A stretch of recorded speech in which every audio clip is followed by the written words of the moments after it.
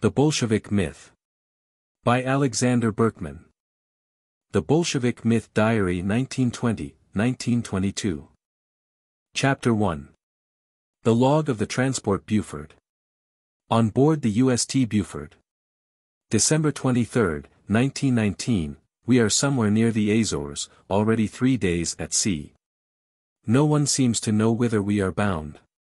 The captain claims he is sailing under sealed orders. The men are nearly crazy with the uncertainty and worry over the women and children left behind. What if we are to be landed on Denikin territory? We were kidnapped, literally kidnapped out of bed in the dead of night.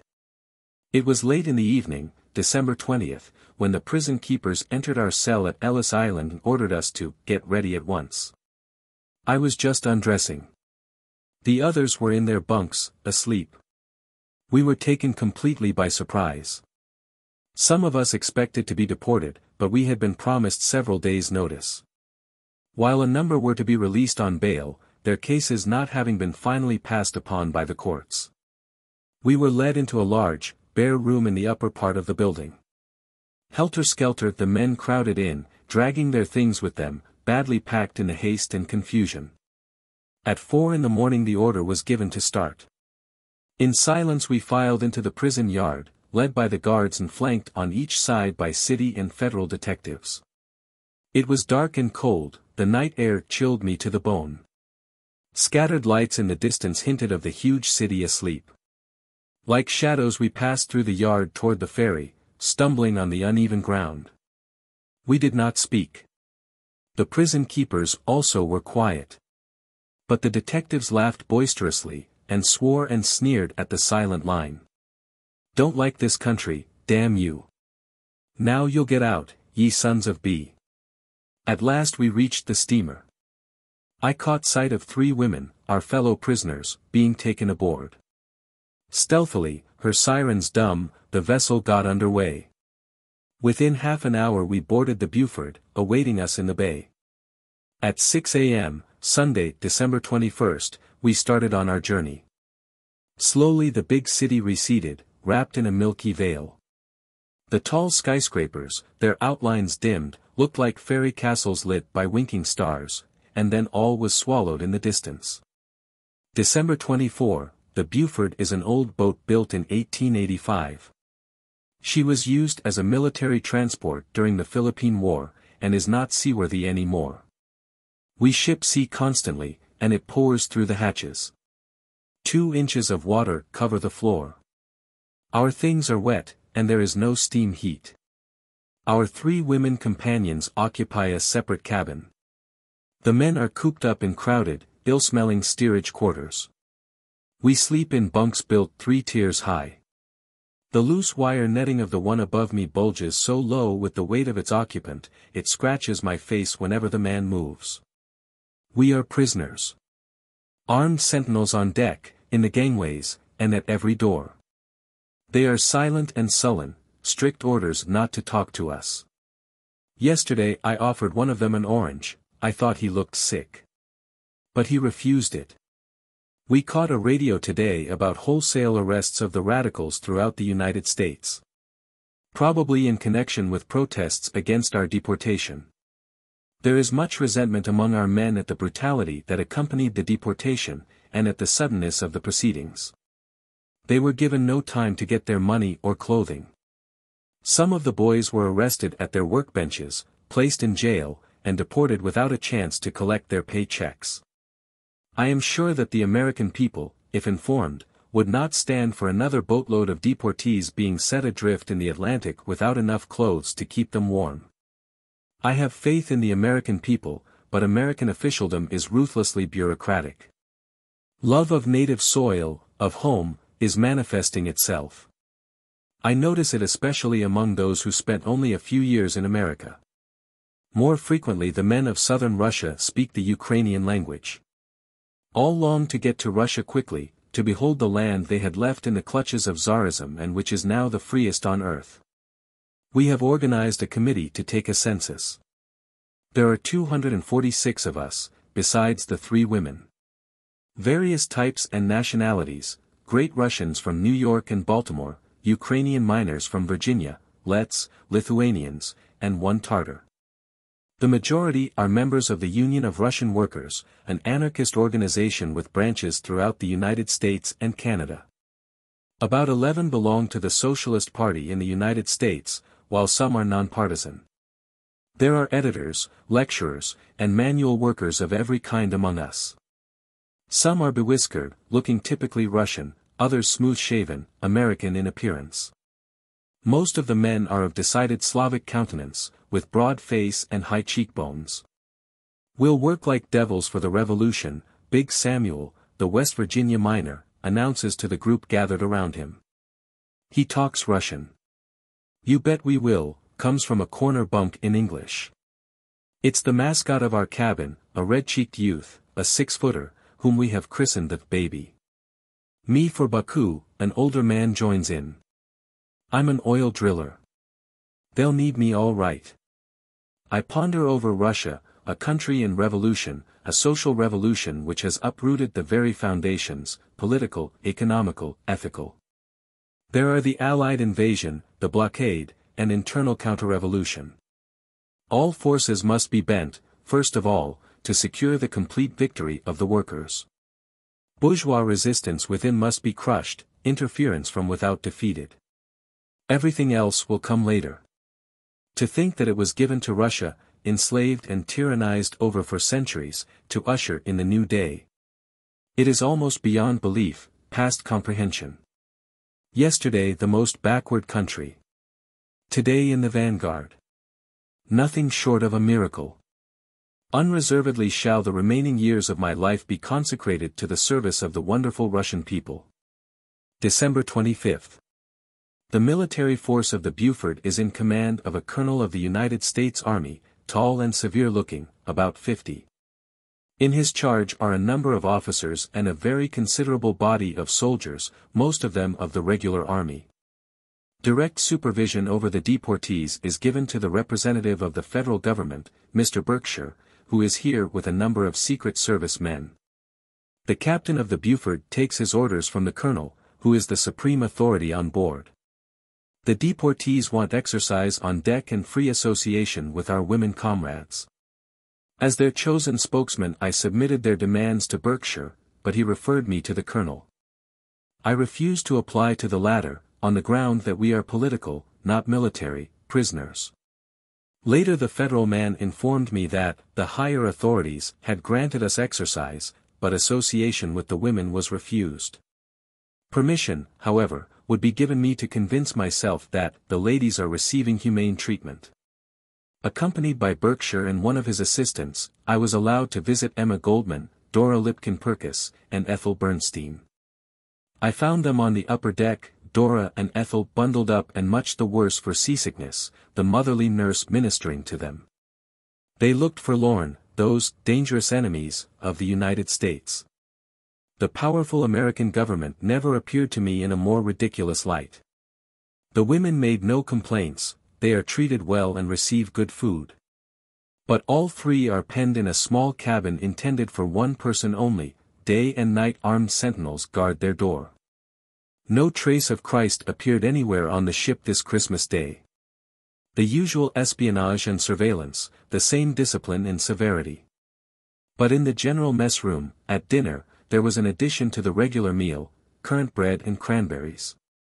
More than half of the tables were vacant, however, most of the men are in their bunks, sick. December 26, rough sea, and more men laid out. The 6-foot baby is the sickest of them all. The hatches have been closed to keep the sea out, and it is suffocating below deck. There are 49 men in our compartment, the rest are in the 2 adjoining ones. The ship physician has asked me to assist him on his daily rounds, as interpreter and nurse. The men suffer mostly from stomach and bowel complaints. But there are also cases of rheumatism, sciatica, and heart disease. The Boris brothers are in a precarious condition, young John Bierk is growing very weak, a number of others are in bad shape. December 27, the Boston deportee, a former sailor, claims the course of the Buford was changed twice during the night. Perhaps making for the Portugal coast, he said. It is rumored we may be turned over to Denikin. The men are much worried. Human psychology everywhere has a basic kinship. Even in prison I found the deepest tragedies lit up by a touch of humor. In spite of the great anxiety regarding our destination, there is much laughter and joking in our cabin. Some wit among the boys has christened the Buford the mystery ship. In the afternoon Berkshire informed me that the colonel wished to see me. His cabin, not large, but light and dry, is quite different from our steerage quarters. The colonel asked me what part of Russia we were expecting to go to. The Soviet part, of course, I said. He began a discussion of the Bolsheviki. The Socialists, he insisted, wanted to take away the hard-earned wealth of the rich and divide it among the lazy and the shiftless. Everyone willing to work could succeed in the world, he assured me. At least America, the freest country on earth, gives all an equal opportunity. I had to explain to him the ABC of social science, pointing out that no wealth can be created except by labor, and that by complex juggling, legal, financial, economic, the producer is robbed of his product. The colonel admitted defects and imperfections in our system, even in the best system of the world, the American. But they are human failings. We need improvement, not revolution, he thought. He listened with unconcealed impatience when I spoke of the crime of punishing men for their opinions and the folly of deporting ideas. He believes the government must protect its people, and that these foreign agitators have no business in America, anyhow. I saw the futility of discussing with a person of such infantile mentality, and closed the argument by inquiring the exact point of our destination. Sailing under sealed orders, was all the information the colonel would vouchsafe. New Year's Day, 1920, we are getting friendly with the soldiers. They are selling us their extra clothing, shoes, and everything else they can lay their hands on. Our boys are discussing war, government, and anarchism with the sentinels. Some of the latter are much interested, and they are noting down addresses in New York where they can get our literature. One of the soldiers, Long Sam, they call him, is especially outspoken against his superiors. He is sore as hell, he says. He was to be married on Christmas, but he got orders to report for duty on the Buford. I'm no damn tin soldier like them nationals, National Guard, he says. I'm 7 years a reg'lar, and them's the thanks I get. 'Stead of bein' with me Goyle I'm in this floatin' dump, between hell and nowhere. We have organized a committee to assess every possessing member of our group for the benefit of the deportees that lack warm clothing. The men from Pittsburgh, Erie, and Madison had been shipped to Ellis Island in their working clothes. Many others had also been given no time to take their trunks along. A large pile of the collected apparel, suits, hats, shoes, winter underwear, hosiery, etc., lies in the center of our cabin, and the committee is distributing the things. There is much shouting, laughing, and joking. It's our first attempt at practical communism. The crowd surrounding the committee passes upon the claims of each applicant and immediately acts upon its verdict. A vital sense of social justice is manifested. January 2, 1920, in Bisay Bay. Rolling badly. The sailors say last night's storm threw us out of our course. Some ship, apparently Japanese, was signaling for help. We ourselves were in such a plight that we could not aid. At noon the captain sent for me. The Buford is not a modern ship, he spoke guardedly, and we are in difficult waters. Bad time of the year, too, storm season. No particular danger, but it is always well to be prepared. He would assign 12 lifeboats in my charge, and I should instruct the men what to do should the contingency arise. I have divided the 246 male deportees into a number of groups, putting at the head of each one of the older comrades. The 3 women are assigned to the sailor's boat. We are to have several trial alarms to teach the men how to handle the life belts, take their place in line, and get without confusion to their respective boats. The first test, this afternoon, was a bit lame. Another trial, by surprise, is to take place soon. January 3, rumors that we are bound for Danzig. It is certain now we are making for the English Channel and expect to reach it tomorrow. We feel greatly relieved. January 4, no channel. No land. Very bad night. The old tub has been dancing up and down like a rubber shoe thrown into the ocean by vacationists at Coney Island. Been busy all night with the sick. Everyone except Bianchi and myself is keeping to his bunk. Some are seriously ill. Bianchi's nephew, the young schoolboy, has lost his hearing. John Bierk is very low. Novikov, former editor of the New York anarchist weekly, Golos Truda, hasn't touched food for days. In Ellis Island he spent most of his time in the hospital. He refused to accept bail as long as the others arrested with him remained in prison. He consented only when almost at the point of death, and then he was dragged to the boat to be deported. It is hard to be torn out of the soil one has rooted in for over 30 years, and to leave the labors of a lifetime behind. Yet I am glad, I face the future, not the past. Already in 1917, at the outbreak of the revolution, I longed to go to Russia. Shatov, my close friend and comrade, was about to leave, and I hoped to join him. But the Mooney case and the needs of the anti-war movement kept me in the United States. Then came my arrest for opposing the world slaughter, and my 2 years' imprisonment in Atlanta. But soon I shall be in Russia. What joy to behold the revolution with my own eyes, to become part of it, to aid the great people that are transforming the world. January 5, pilot boat. Great rejoicing. Sent wire to our friends in New York to allay the anxiety they must feel because of our mysterious disappearance. January 7, we're in the North Sea. Clear, quiet, cool. In the afternoon a bit rolling.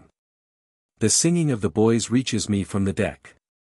I hear the strong baritone of Alyosha, the Zapovalo, who begins every stanza, the whole crowd joining in the chorus. Old Russian folk songs with their mournful refrain, dripping quiet resignation and the suffering of centuries. Songs palpitating with the frank hatred of the bourgeoisie and the militancy of impending struggle. Church hymns with their crescendo recitative, paraphrased by revolutionary words. The soldiers and sailors stand about wrapped in the weird, heart-gripping melodies.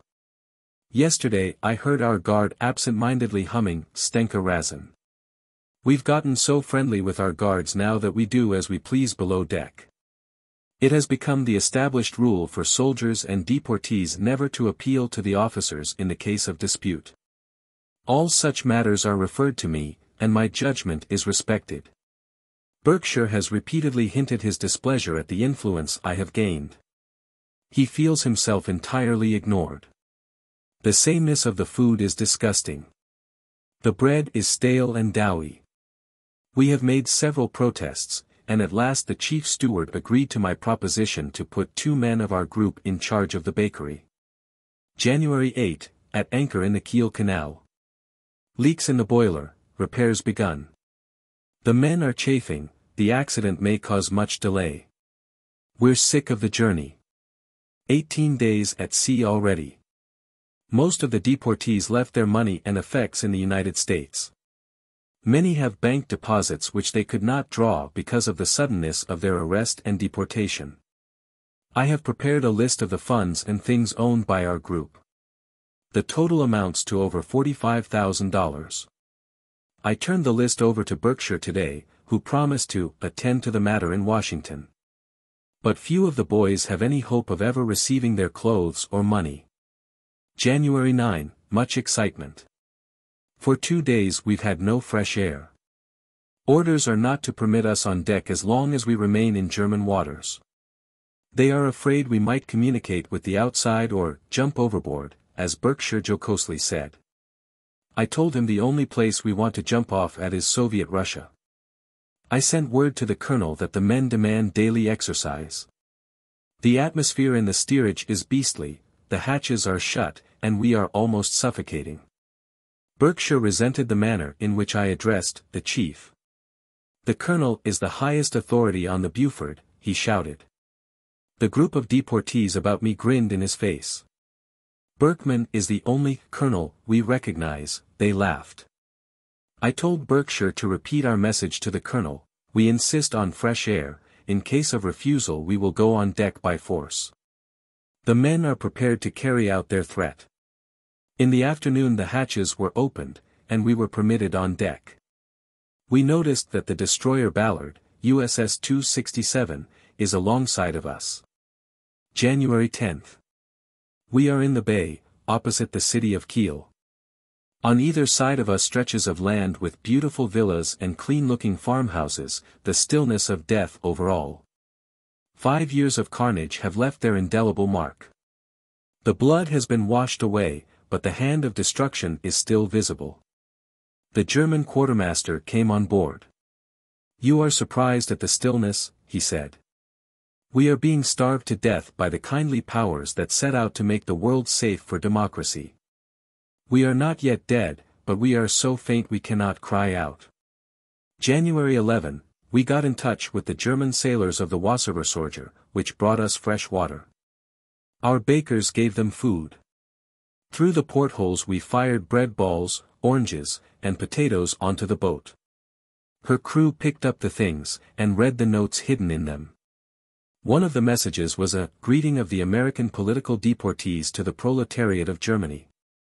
Later, most of the convoy and several officers are drunk. The sailors got schnapps from the Germans and have been selling it on board. Long Sam went gunning for his first lieutenant. Several soldiers called me for a secret confab and proposed that I take charge of the ship. They would arrest their officers, turn the boat over to me, and come with us to Russia. "Damn the United States Army, we're with the Bolsheviks," they shouted.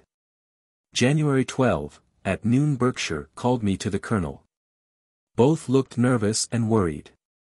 The colonel regarded me with distrust and hatred.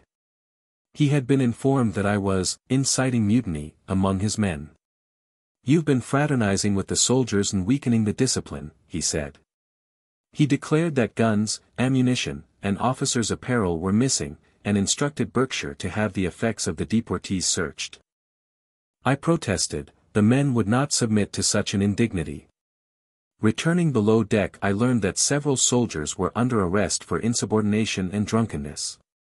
The guards have been doubled at our door, and the convoy officers are much in evidence. We passed the day in anxious suspense, but no attempt to search us was made.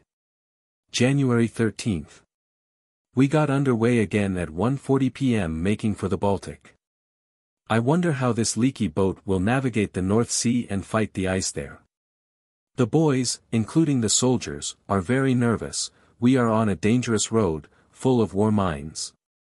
2 of the ship's crew are in the cooler for having overstayed their shore leave. I withdrew our men from the bakery in protest against the arrest of the sailors and soldiers. January 15, the 25th day at sea. We all feel worn out, tired of the long journey. In constant fear lest we strike some mine. Our course has been changed again. Berkshire hinted this morning that conditions at Libau will not permit our going there. I gathered from his talk that the United States government has so far failed to make arrangements for our landing in any country. Sailors have overheard the colonel, the captain, and Berkshire discussing our going to Finland. The scheme is to send me, in company with Berkshire, with a white flag, 70 miles inland, to come to some understanding with the authorities about our landing. If we are successful, I am to remain there, while Berkshire is to return to our people. The deportees are opposed to the plan. Finland is dangerous for us, the Mannheimer reaction is slaughtering the Finnish revolutionists. The men refuse to let me go. We'll all go together, or no one shall, they declare. Evening. This afternoon 2 American press correspondents boarded us, near Hango, and the colonel gave them permission to interview me. American consul from Helsingfors is also on board with his secretary. He is trying to get power of attorney from the deportees to collect their money in the United States. Many of the boys are transferring their bank accounts to relatives. January 16, 4:25 p.m. Reached Hango, Finland. Helsingfors inaccessible, they say. January 17, landed, 2 p.m. Sent radios to Chicherin, Moscow, and Shatov, Petrograd, notifying them of the arrival of the first group of political deportees from America. We are to travel in sealed cars through Finland to the Russian border. The captain of the Buford allowed us 3 days' rations for the journey. The leave-taking of the crew and soldiers touched me deeply. Many of them have become attached to us, and they have treated us white, to use their own expression. They made us promise to write them from Russia. January 18, crossing snow-clad country. Cars cold, unheated. The compartments are locked, with Finnish guards on every platform. Even within are the white soldiers, at every door. Silent, forbidding-looking. They refuse to enter into conversation. 2 p.m., in Viborg. We are practically without food. The Finnish soldiers have stolen most of the products given us by the Buford. Through our car windows we noticed a Finnish worker standing on the platform and surreptitiously signaling us with a miniature red flag. We waved recognition. Half an hour later the doors of our car were unlocked, and the workman entered to fix the lights, as he announced. Fearful reaction here, he whispered, white terror against the workers. We need the help of revolutionary Russia. Wired again today to Chicherin and Shatov, urging haste in sending a committee to meet the deportees on the Russian border. January 19. In Terioki, near the border. No reply from Russia yet. The Finnish military authorities demand we should cross the frontier at once. We have refused because the Russian border guard, not informed of our identity, might regard us as invading Finns and shoot, thus giving Finland a pretext for war. A sort of armed truce exists now between the two countries, and feeling is very tense. Noon, the Finns are worried about our continued presence. We refuse to leave the train. Representatives of the Finnish Foreign Office agreed to permit a committee of the deportees to go to the Russian frontier to explain the situation to the Soviet outpost. Our party selected 3 persons, but the Finnish military would consent only to 1. In company with a Finnish officer, soldier, and interpreter, and trailed by several correspondents, among them, needless to say, an American press man, I advanced to the border. Walking in deep snow through the sparse forest west of the destroyed frontier railroad bridge. Not without trepidation did we trudge through those white woods, fearing possible attack from the one side or the other. After a quarter of an hour we reached the border. Opposite us were drawn up the Bolshevik guards, tall, strapping fellows in strange fur attire, with a black-bearded officer in charge. Tovarish. I shouted in Russian across the frozen creek, permit speech with you. The officer motioned me to step nearer, his soldiers standing back as I approached. In a few words I explained the situation to him and our predicament at Chicherin's failure to reply to our repeated radios. He listened imperturbably, then said, the Soviet committee has just arrived. It was happy news. The Finnish authorities consented to permit the Russian committee to come on Finnish soil as far as the train, to meet the deportees. Zorin and Feinberg, representing the Soviet government, and Madame Andreeva, Gorky's wife, who came with them unofficially, accompanied us to the railroad station. Kolchak has been arrested and his White Army broken up, Zorin announced, and the deportees greeted the news with enthusiastic shouts and hurrahs. Presently arrangements were completed to transport the men and their luggage to the other side, and at last we crossed the border of revolutionary Russia. How do you find this book? Any thoughts about the book or the author? Any suggestion for improvement? Please take a moment to share your thoughts in a comment. If you like it, share it with your friends who might enjoy it as well. Subscribe to keep in touch. Visit CompleteAudiobooks.com for more quality content. Chapter 2.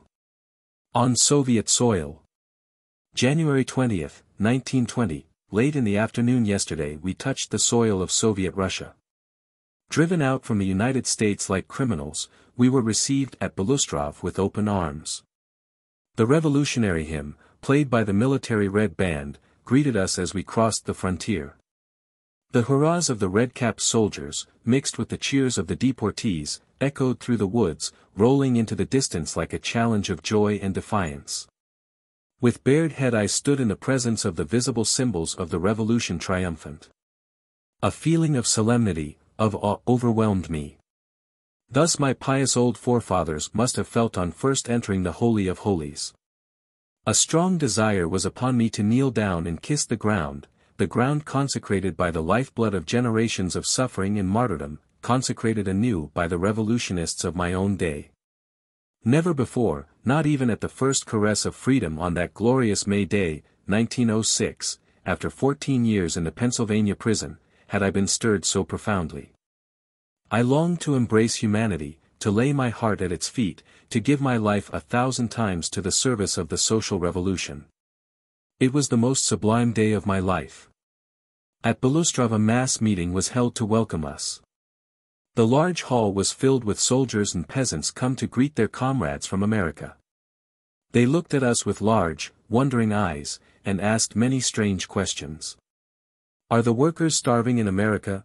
Is the revolution about to break out? How soon shall we get help for Russia? The crowded place was heavy with the human smell and the fumes of tobacco.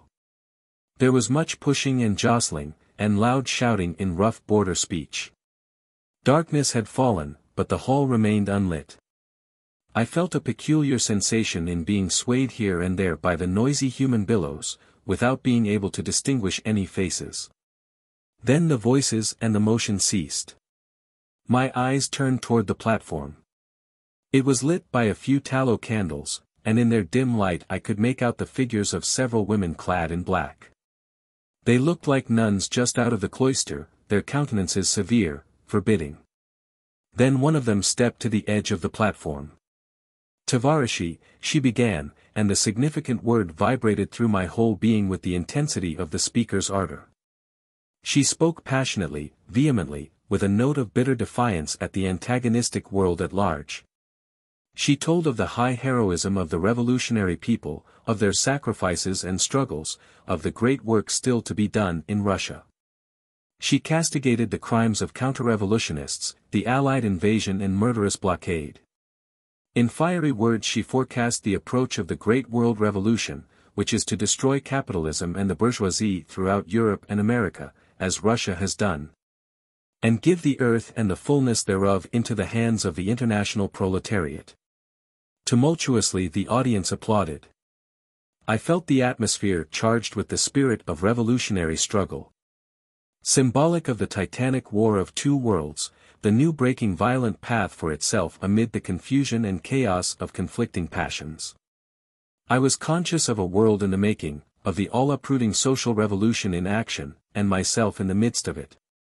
Zorin followed the woman in black, welcoming the arrivals in the name of Soviet Russia, and bespeaking their cooperation in the work of the revolution. Then several of the deportees appeared on the rostrum. They were deeply moved by the wonderful reception, they said, and filled with admiration for the great Russian people. The first to throw off the yoke of capitalism and establish liberty and brotherhood upon the earth. I was stirred to the depths of my being, too profoundly for words. Presently I became aware of people nudging me and whispering, "Speak, Berkman, speak.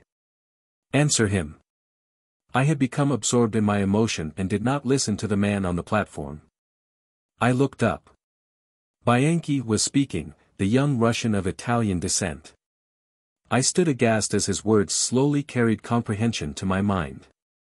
"We anarchists," he was saying, "are willing to work with the Bolsheviki if they will treat us right.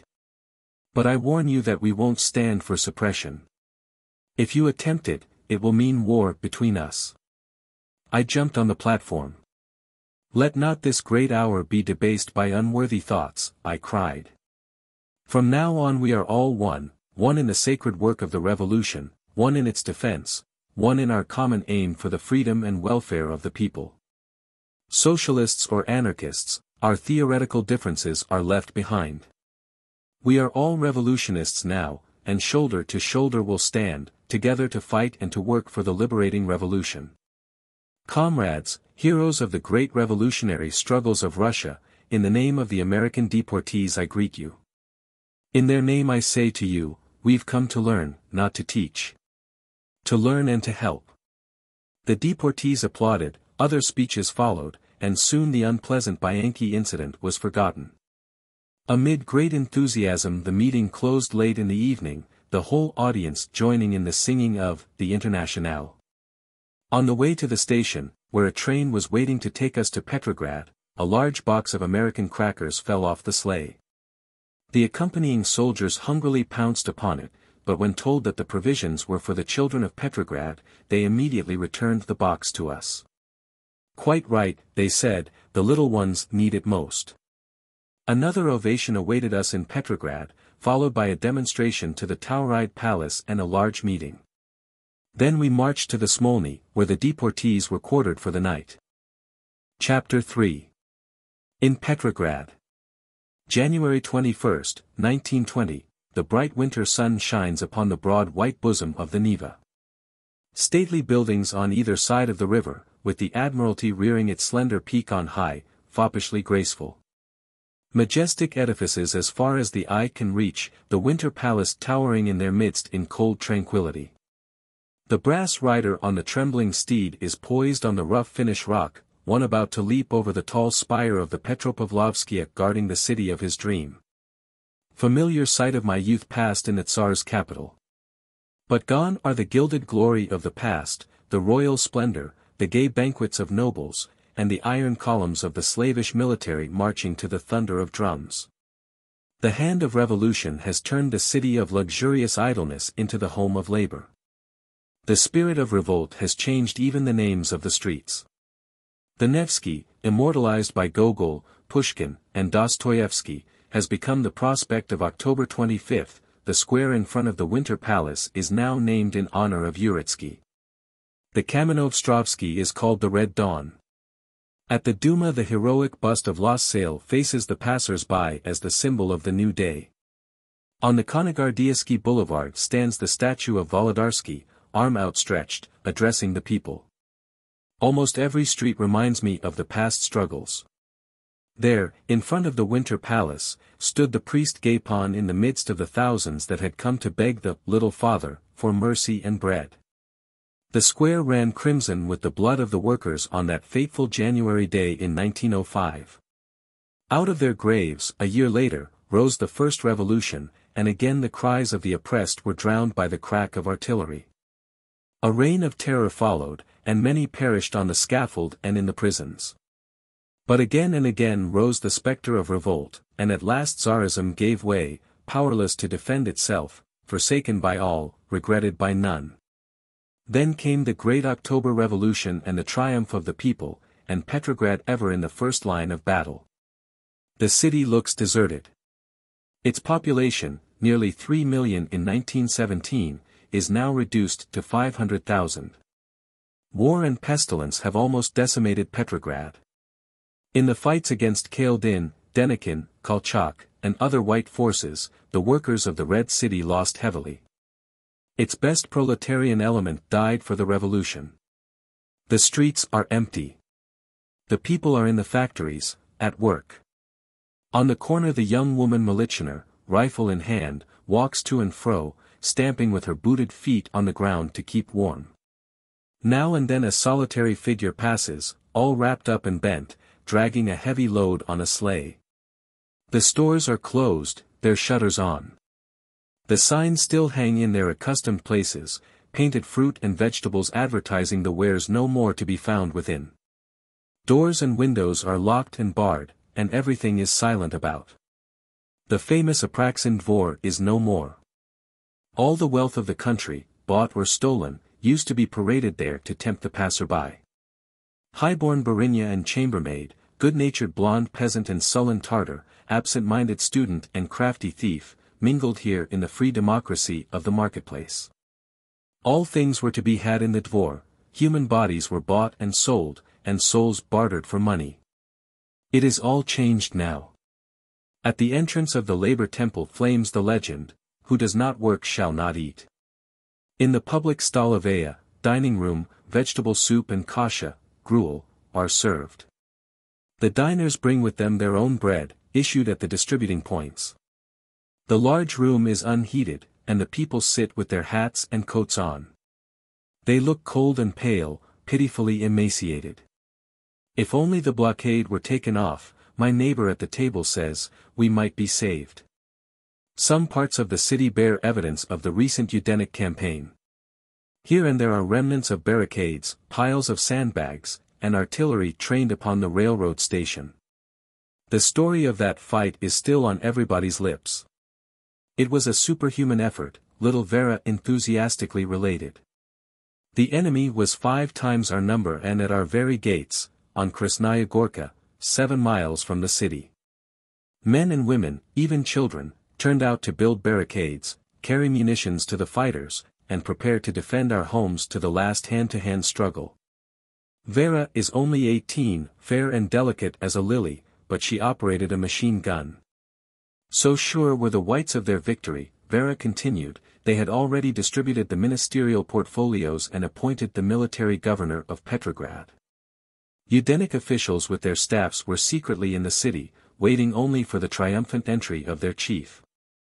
We were in desperate straits, it seemed that all was lost.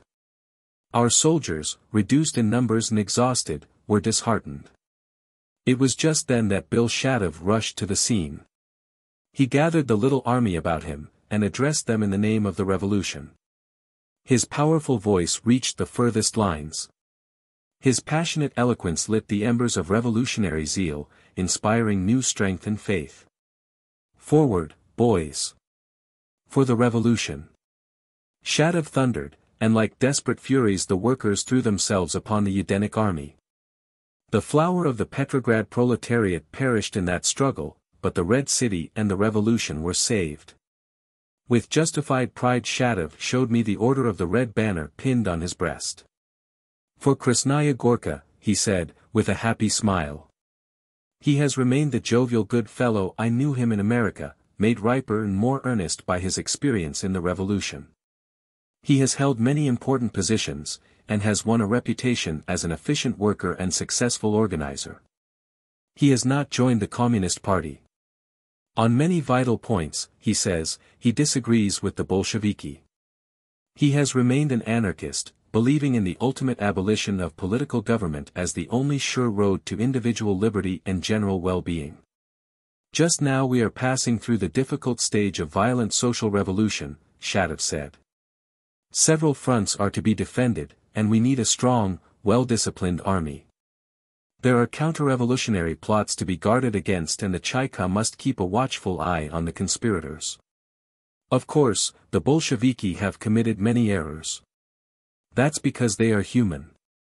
We live in the period of transition, of much confusion, constant danger, and anxiety. It is the hour of travail, and men are needed to help in the work of defense and reconstruction. We anarchists should remain true to our ideals, but we should not criticize at this time. We must work and help to build. The Buford deportees are quartered in the Smolny. By Zorin's invitation I am staying at the Hotel Astoria, now known as the first house of the Soviet. Zorin, who was employed in America as a millman, is now secretary of the Petrograd section of the Communist Party, and the editor of the Krasnaya Gazeta, the official daily of the Soviet. He impresses me as a most devoted communist and indefatigable worker. His wife, Liza, also an American emigrant, is the typical IWW. Though very feminine in figure, she is rough and ready of speech, and an enthusiastic Bolshevik. Together we visited the Smolny. Formerly the exclusive home of highborn young ladies, it is now the busy seat of the Petrograd government. The quarters of the Third International are also located here, and the sanctum of Zinoviev, its secretary, a large chamber sumptuously furnished and decorated with potted flowers and plants. On his desk I noticed a leather portfolio of huge size, the gift of his co-workers. In the Smolny dining room I met a number of prominent communists and Soviet officials. Some were in military uniform, others in corduroys and black student shirts belted at the waist, the tails on the outside. All looked pale, with sunken eyes and high cheekbones, the result of systematic undernourishment, overwork, and worry. The dinner was much superior to the meals served in the public stolovaya. Only the responsible workers, communists holding important positions, dine here, Zorin remarked. There are several gradations of payok, rations, he explained. Soldiers and sailors receive 1.5 pounds of bread per day, also sugar, salt, tobacco, and meat when possible. The factory workers get 1 pound, while the non-producers, most of them intelligentsia, receive half a pound and even less. There is no discrimination about this system, Zorin believes. It is just division, according to the value of one's work. I remember Vera's remark. Russia is very poor, she said, but whatever there is, all should share alike. That would be justice, and no one could complain. In the evening I attended the anniversary celebration of Alexander Herzen. For the first time I found myself within the walls of the Tsar's palace, whose very mention had filled me with awe in my childhood. Never had I dreamed then that the forbidden name of Herzen, the feared nihilist and enemy of the Romanovs, would some day be glorified there. Red flags and bunting decorated the platform. With interest I read the inscriptions. Socialism is the religion of man. A religion not of heaven but of the earth. The reign of the workers and peasants forever. A large crimson banner represented a bell, Kolokol, the name of the famous paper published by Herzen in exile. On its side was stamped, 1870, 1920, and beneath, the words. Not in vain have you died. What you have sown will grow. After the meeting the audience marched to the home of Herzen, still preserved on the Nevsky. The demonstration through the dark streets, lit only by the torches of the participants, the strains of revolutionary music and song. The enthusiasm of the men and women indifferent to the bitter cold, all impressed me deeply. The moving silhouettes seemed the shades of the past come to life, the martyrs of Tsardom risen to avenge the injustice of the ages. How true is the Herzen motto! Not in vain have you died. What you have sown will grow. The assembly hall of the Tauride Palace was filled with Soviet deputies and invited guests. A special session had been called to consider the difficult situation created by the severe winter, and the growing scarcity of food and fuel. Row above row stretched before me, occupied by men and women in grimy working clothes, their faces pale, their bodies emaciated. Here and there were men in peasant garb. They sat quietly, conversing little, as if exhausted by the day's toil. The military band struck up the Internationale, and the audience rose to their feet. Then Zinoviev ascended the platform. The winter had caused much suffering, he said, heavy snowfall impedes railroad traffic, and Petrograd is almost isolated. A further reduction of the payok, ration, has unfortunately become necessary. He expressed confidence that the workers of Petrograd, the most revolutionary, the advance guard of communism, would understand that the government is compelled to take this step. And would approve its action. The measure is temporary, Zinoviev continued. The revolution is achieving success on all fronts, the glorious Red Army is winning great victories, the white forces will soon be entirely defeated, the country will get on its feet economically. And the workers will reap the fruit of their long martyrdom. The imperialists and capitalists of the whole world are against Russia, but the proletariat everywhere is with the revolution. Soon the social revolution will break out in Europe and America, it cannot be far off now, for capitalism is crumbling to earth everywhere. Then there will be an end to war and fratricidal bloodshed, and Russia will receive help from the workers of other countries. Radek, recently returned from Germany where he was a prisoner, followed Zinoviev. He gave an interesting account of his experience, lashing the German social patriots with biting sarcasm. A pseudo-socialist party, he said, now in power, but too cowardly to introduce socialism, traitors to the revolution they are, those Scheidmans, Bernsteins, et al. Bourgeois reformists, agents of allied militarism and international capital. The only hope is in the Communist Party of Germany, which is growing by leaps and bounds, and is supported by the proletariat of Germany. Soon that country will be swept by revolution, not a make-believe social democratic one, but a communist revolution, such as that of Russia. And then the workers of Germany will come to the aid of their brothers in Russia, and the world will learn what the revolutionary proletariat can accomplish. Yossif was the next speaker. Of aristocratic appearance, well-dressed, his beard neatly trimmed, he seemed strangely out of place in the assembly of ill-clad workers. As chairman of the Peace Committee he reported on the conditions of the treaty just concluded with Latvia, receiving the applause of the assembly. The people are evidently eager for peace, whatever the conditions. I had hoped to hear the deputies speak, and to learn the views and sentiments of the masses they represent. But the members of the Soviet took no active part in the proceedings. They listened quietly to the speakers, and voted mechanically on the resolutions presented by the Presidium. There was no discussion, the proceedings lacked vitality. Some friction has developed among the Buford deportees. The anarchists complain of discrimination in favor of the communist members of the group, and I have been repeatedly called to the Smolny to smooth out difficulties. The boys chafe at the delay in assigning them to work. I have prepared the enquêtes of the group, classifying the deportees according to trade and ability, to aid in placing them to best advantage. But 2 weeks have passed, and the men are still haunting the Soviet departments, standing in line by the hour, seeking to be supplied with the necessary propuski and documents admitting them to work. I have pointed out to Zorin what a valuable asset these deportees are to Russia. There are mechanics, miners, printers among them, needed in the present scarcity of skilled labor. Why waste their time and energy?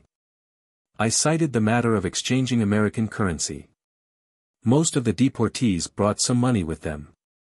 Their payok is insufficient, but certain necessaries can be bought, bread, butter, and tobacco, even meat, are offered on the markets. At least 100 of our boys have exchanged their American cash for Soviet money. Considering that each one had to find out for himself where the exchange could be made, often being directed wrongly, and the time each had to spend in the Soviet financial departments, it can be safely assumed that on the average each man required 3 hours for the transaction. If the deportees had a responsible committee, the whole matter could have been managed in less than a day. Such a committee could attend to all their affairs, and save time, I urged. Zorin agreed with me. It ought to be tried, he said. I proposed to go over to the Smolny, call the men together, explain my proposition to them, and have the committee elected. It would be well to assign a little room as the committee's office, with a telephone to transact business, I suggested. You are very American, Zorin smiled. You want it done on the spot. But that isn't the way, he added dryly. I'll submit your plan to the proper authorities, and then we'll see. At any rate, I said, I hope it can be done soon. And you may always call on me, for I am anxious to help. By the way, Zorin remarked, looking at me quizzically, trading is forbidden. Buying and selling is speculation. Your people should not do such things. He spoke severely. You cannot call buying a pound of bread speculation, I replied. Besides, the difference in the payok encourages trade. The government still issues money, it is legally in circulation. Yes, Zorin said, displeased. But better tell your friends not to speculate any more. Only shkurniki, self-seeking skinners, do that. You are unjust, Zorin. The Buford men have donated the greater part of their money, the provisions and medicines they brought, to the children of Petrograd. They have even deprived themselves of necessities, and the little cash they have kept the government itself has turned into Soviet money for them. Better warn the men, Zorin repeated. Chapter 4. Moscow. February 10, 1920. The opportunity to visit the capital came unexpectedly. Lansbury and Barry, of the London Daily Herald, were in Petrograd, and I was asked to accompany them to Moscow as interpreter. Though not entirely recovered from my recent illness, I accepted the rare chance, travel between Petrograd and Moscow being limited to absolute necessity. The railroad conditions between the two capitals, both cities are so considered, are deplorable. The engines are old and weak, the road in need of repair. Several times we ran short of fuel, and our engineer left the train to go off into the woods for a fresh supply of wood. Some of the passengers accompanied the crew to help with the loading. The cars were crowded with soldiers and Soviet officials. During the night many travelers boarded our train. There was much shouting and cursing, and the plaintive cries of children. Then sudden silence, and an imperious command, "Get off, you devils. You don't belong here." The railroad chaika, the provodnik, car porter, came into the coupe to warn us. "Get your papers ready, Tavarishi." A dark, stocky man entered. My eye caught the gleam of a big Colt in his belt, without holster. Behind him stood two soldiers, with bayonet rifles. "Your papers," he demanded. "English travelers," I explained, showing our documents.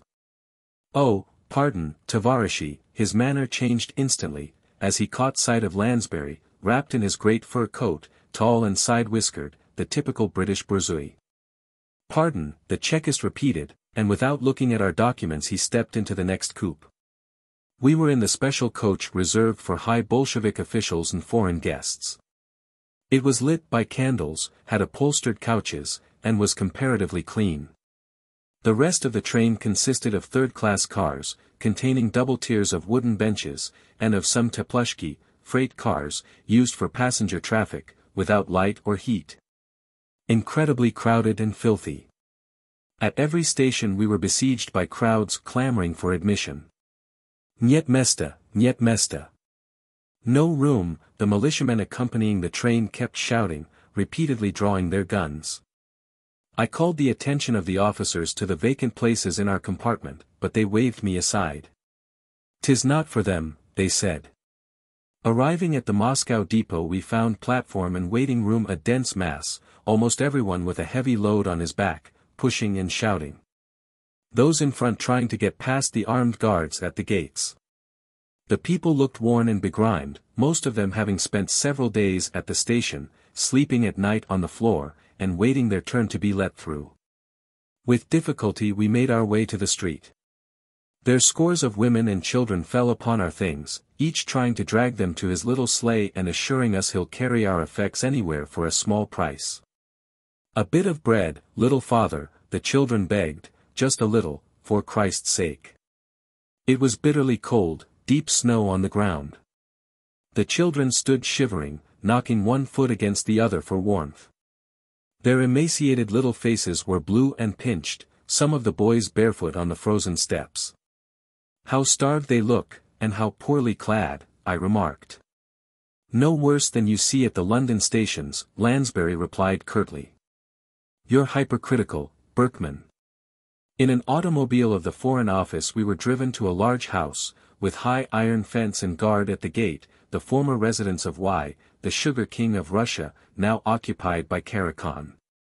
A palatial home, with costly carpets, rare tapestries, and paintings. The young man who met us and who introduced himself as Chicherin's secretary, assigned Lansbury and Berry to the guest wing. "I regret we have no spare room for you," he said to me, "we didn't expect you. But I shall send you to the Karatoninsky."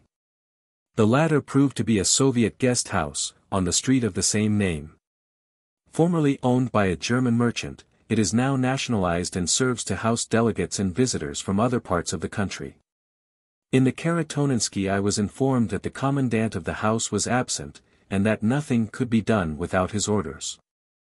I waited 2 hours, and when the commandant finally appeared he said that he had not been notified of my coming, had received no instructions to prepare a room for me, and that, moreover, no rooms were vacant. Here was a dilemma. A stranger in a city without hotels or boarding houses, and no lodgings to be had except by order of one or the other of the Soviet institutions. As I had not been invited or sent to Moscow by any of its government branches, I could not count upon them to secure a room for me. Moscow is fearfully overcrowded, and the multiplying government departments constantly need new quarters. Visitors who cannot find a place often pass the night at the railroad station, the commandant suggested. I was about to take the hint, when we were approached by a man wearing a white fur cap with earpieces reaching to his knees. A Siberian, I thought, from his dress. If the commandant does not object, perhaps you will share my room till another is vacant, he said pleasantly, speaking good English. The commandant, having examined my papers, consented, and presently I was installed in my friend's large and pleasantly warm room. He looked at me carefully, then asked, "Are you from San Francisco?" "Yes, I used to live there." "Why do you ask?" "Is your name Berkman?" "Yes." "Alexander Berkman?" he persisted. "Yes." He embraced me, kissing me thrice in Russian fashion. "Why," he said, "I know you. I used to live in Frisco myself. Saw you many a time, at meetings and lectures. Don't you remember me?" "I'm Sergei. I lived on the Russian hill." "No, of course, you wouldn't remember me," he ran on. "Well, I returned to Russia at the outbreak of the February Revolution, by way of Japan. Been to Siberia, in Sakhalin and the East, and now I have brought our report to the party." "Are you a communist?" I inquired. "A Bolshevik," he smiled, though not a party member. "I used to be a left social revolutionist, but I'm close to the communists now, and have been working with them since the revolution." Again he embraced me. Chapter 5. The Guest House. February 25, life in the Karatoninsky is interesting. It is an osobniak, private house, large and roomy, and contains a number of delegates and guests. At meal time we gather in the common dining room, furnished in the bourgeois taste of the typical German merchant. The house has weathered the revolution without any change. Nothing has been touched in it, even the oil painting of the former owner, life-size, flanked by those of his wife and children, still hangs in its accustomed place. One feels the atmosphere of respectability and correctness. But at meals a different spirit prevails. The head of the table is occupied by V, a Red Army officer in military uniform of English cut. He is the chief of the Ukrainian delegation come for an important conference to the center. A tall, strapping fellow, not over 30, of military bearing and commanding manner. He has been in many fights against Kaledin and Denikin, and was repeatedly wounded. When still an officer in the Tsar's army he became a revolutionist. Later his party, the left social revolutionists of the south, joined the communists of the Ukraine. Next to him sits K, black-haired and black-bearded, member of the Central Rada when it was broken up by Skoropadsky with the aid of German bayonets. To his right is another delegate from the Ukraine, a student with soft black beard, the only one who understands English. The editor of the communist paper of Kiev and two young women are also in this party. One of the foreign visitors is Hermann, a middle-aged German grown grey and old in the revolutionary struggle. He was sent by the minority of the Spartacus party to enlist the moral and financial support of the Bolsheviki, but Radek, he complains, refuses to recognize the rebellious minority. Near Hermann sits young L, an American IWW, who hoboed his way to Russia without pass or money. There are also several correspondents from Sweden, Holland, and Italy, two Japanese, and a Korean communist who was brought a prisoner from Siberia because of some peculiar misunderstanding. The steaming samovar is on the table, and a buxom young woman is serving us. She is red-cheeked and country-like, but her demeanor is free and unforced, and she uses tovarish with an ease indicating a full-grown sense of equality. From snatches of her conversation with the diners I gather that she had been working in a shoe factory till she entered the service of the former owner of the house, before the revolution. And has remained in the osobniak after it was nationalized. She calls herself a Bolshevik, and speaks familiarly about the proceedings at the meetings of the Women Communist Circle, at which she often presides. She seems to personify the great revolutionary upheaval, the master driven from the house, the servant become the equal of the guests, all tovarishi in a common cause. Surrogate tea or coffee is served in the morning, one cannot tell the difference. Breakfast consists of several small slices of black bread, a bit of butter and occasionally an attenuated layer of cheese. At dinner we receive a thin soup of fish or vegetables.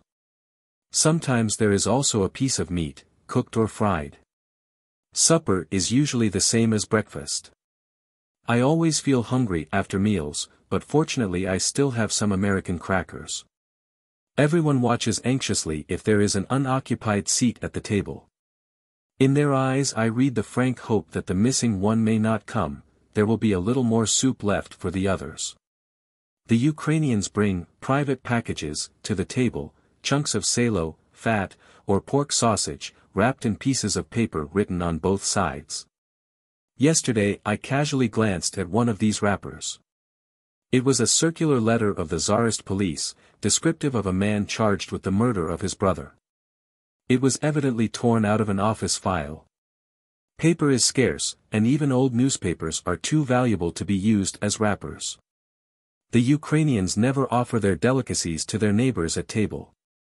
Today at dinner I placed my can of condensed milk before the man at my side, but he needed urging before he dared use some in his coffee. I asked him to pass it around. In consternation he protested, "Tovarish, keep it for yourself, you'll need it." All the others declined at first, but their eyes burned with desire for the American product. The can was emptied quickly amid the general smacking of lips and words of admiration in Slavic superlatives. "Miraculous, worshipful," they cried. I spend considerable time with the Ukrainians, learning much about their country, its history, language, and its long revolutionary struggle. Most of the delegates, though young in years, are old in the revolutionary movement. They worked underground under the Tsar, took part in numerous strikes and uprisings, and fought against the provisional government. Later, about the end of 1917, when the Rada turned reactionary and made common cause with Kaledin and Krasnov, the notorious white generals, these delegates helped the Bolsheviki to fight them. Then came the German invasion and Hetman Skoropadsky. Again these men fought the Directorium and Petlura, its dictator, after the latter had upset the Hetman. Finally they joined the Communist Party in waging war against Denikin and his counter-revolutionary forces. A long and desperate struggle, full of suffering and misery. Most of them have lost near and dear ones at the hands of the whites. The three brothers of the Rada member perished in the various fights. The young wife of the student was outraged and killed by a Denikin officer, while her husband was awaiting execution. Later he succeeded in escaping from prison. He showed me her picture, standing on the desk in his room. A beautiful, radiant creature. His eyes grew moist as he narrated the sad story. Many visitors call on the Ukrainians. There is no propusk system in the Karatoninsky, and people come and go freely. I have made interesting acquaintances, and spent many hours listening to the Ukrainian delegates exchanging experiences with their Russian friends. Some days are like a kaleidoscope of the revolution, every turn tossing up new facets of variegated hue and brilliancy, stirring incidents of struggle and strife. Stories of martyrdom and heroic exploit. They visualize the darkness of the Tsarist dungeons suddenly lit up by the flames of the February Revolution, and the glorious enthusiasm of the liberation. Surpassing joy of freedom, and then the sadness of great hopes unfulfilled, and liberty remaining an empty sound. Again the rising waves of protest, the soldiers fraternizing with the enemy. And then the great October days that sweep capitalism and the bourgeoisie out of Russia, and usher in the new world and the new humanity. These men fill me with wonder and admiration. Common workers and soldiers, but yesterday mute slaves, they are today the masters of their fate, the rulers of Russia. There is dignity in their bearing, self-reliance and determination, the spirit of assurance that comes with struggle and the exercise of initiative. The fires of revolution have forged new men, new personalities. Chapter 6. Chicherin and Karakhan. February 24, it was 3 a.m. In the Foreign Office correspondents were about and visitors come by appointment with Chicherin. The People's Commissar for Foreign Affairs has turned night into day. I found Chicherin at a desk in a large, cold office, an old shawl wrapped around his neck. Almost his first question was how soon the revolution could be expected in the States. When I replied that the American workers were still too much under the influence of the reactionary leaders, he called me pessimistic. In a revolutionary time like the present, he thought, even the Federation of Labor must quickly change to a more radical attitude. He was very hopeful of revolutionary developments in England and America in the near future.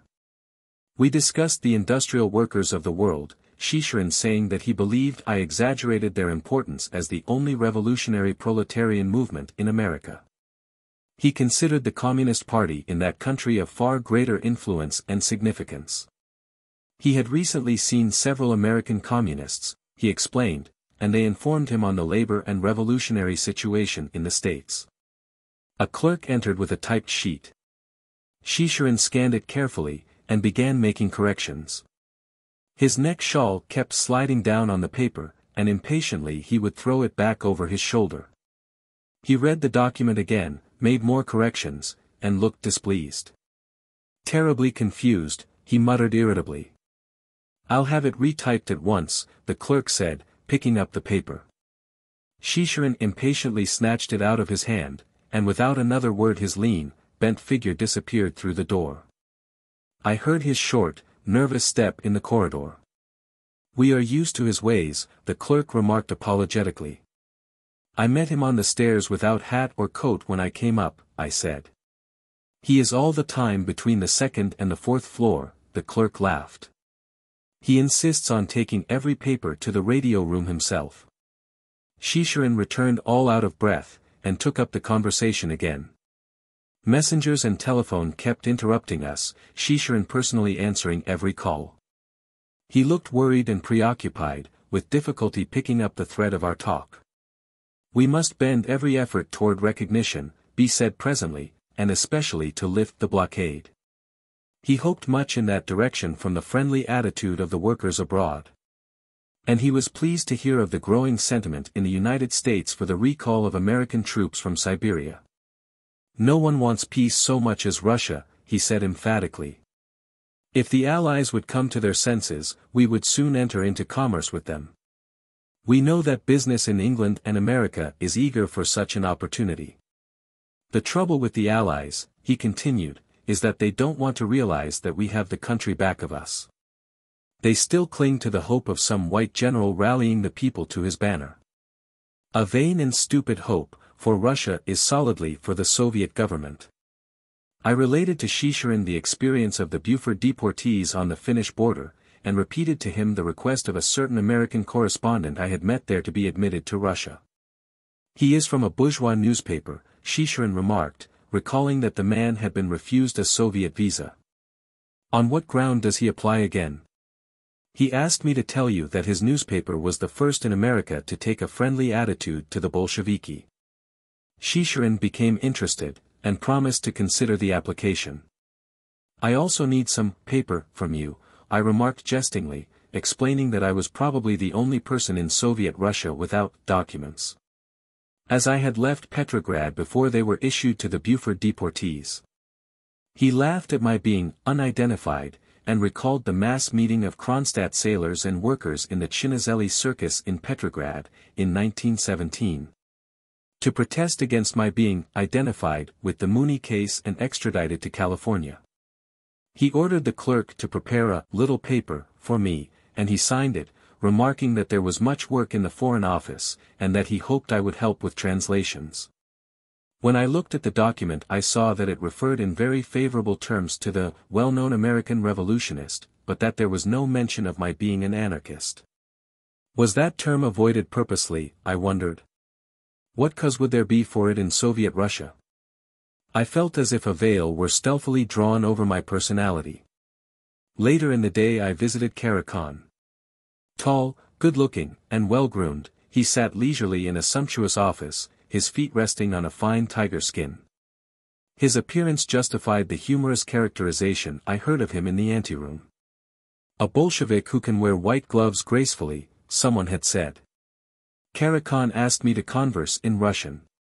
"Nature has given me no talent for languages," he remarked. We discussed the labor situation abroad, and he expressed himself confident of the speedy bankruptcy of international capitalism. He was enthusiastic about the growing influence of the Communist Party in England and America. and seemed much displeased when I pointed out that his optimism was entirely unjustified by the actual state of affairs. He listened with a smile of well-bred incredulity as I spoke of the reaction following the war and the persecution of radicalism, in the States. But the workers of England and America, inspired by the communists, will presently force their governments to lift the blockade, he insisted. I sought to impress him that Russia must make up her mind to rely upon herself for the reconstruction of her economic life. Of course, he assented, but there was no conviction in his tone. Our hope is in the lifting of the blockade, he said again, and then our industries will develop quickly. At present we are handicapped by the lack of machinery and skilled labor. Referring to the peasantry, Karakhan asserted that the farmer profited by the revolution more than any other part of the population. Why, he exclaimed, in the villages you will find upholstered furniture, French mirrors, graphophones, and pianos, all given to them by the city in exchange for food. The luxuries of the mansion have been transferred to the hovel, he laughed, pleased with his bon mot and gracefully stroking his well-trimmed black beard. We have declared war to the palaces, peace to the huts, he continued, and the mujik lives like a baron too now. But the Russian peasant is backward and deeply imbued with the petty bourgeois spirit of ownership. The kulaki III often refuse to contribute of their surplus, but the army and the city proletariat must be fed, of course. We have therefore been compelled to resort to the Razvyorska IV, an unpleasant system, forced upon us by the Allied blockade. The peasants must do their share to sustain the soldiers and the workers who are the vanguard of the revolution, and on the whole they do so. Occasionally the mujiki resist requisition, and in such cases the military is called upon. Unfortunate occurrences, but not very frequent. They usually happen in the Ukraine, our richest wheat and corn region. The peasants are mostly kulaki there. Karakhan lit a cigar and continued, of course, when requisition is made, the government pays. That is, it gives the peasant its written obligation, as proof of its good faith. Those papers will be honored as soon as civil war is over, and our economic life put in order. The conversation turned to the recent arrests in Moscow in connection with a counter-revolutionary conspiracy unearthed by the Cheka. Oh, yes, Karakhan smiled, they are still plotting.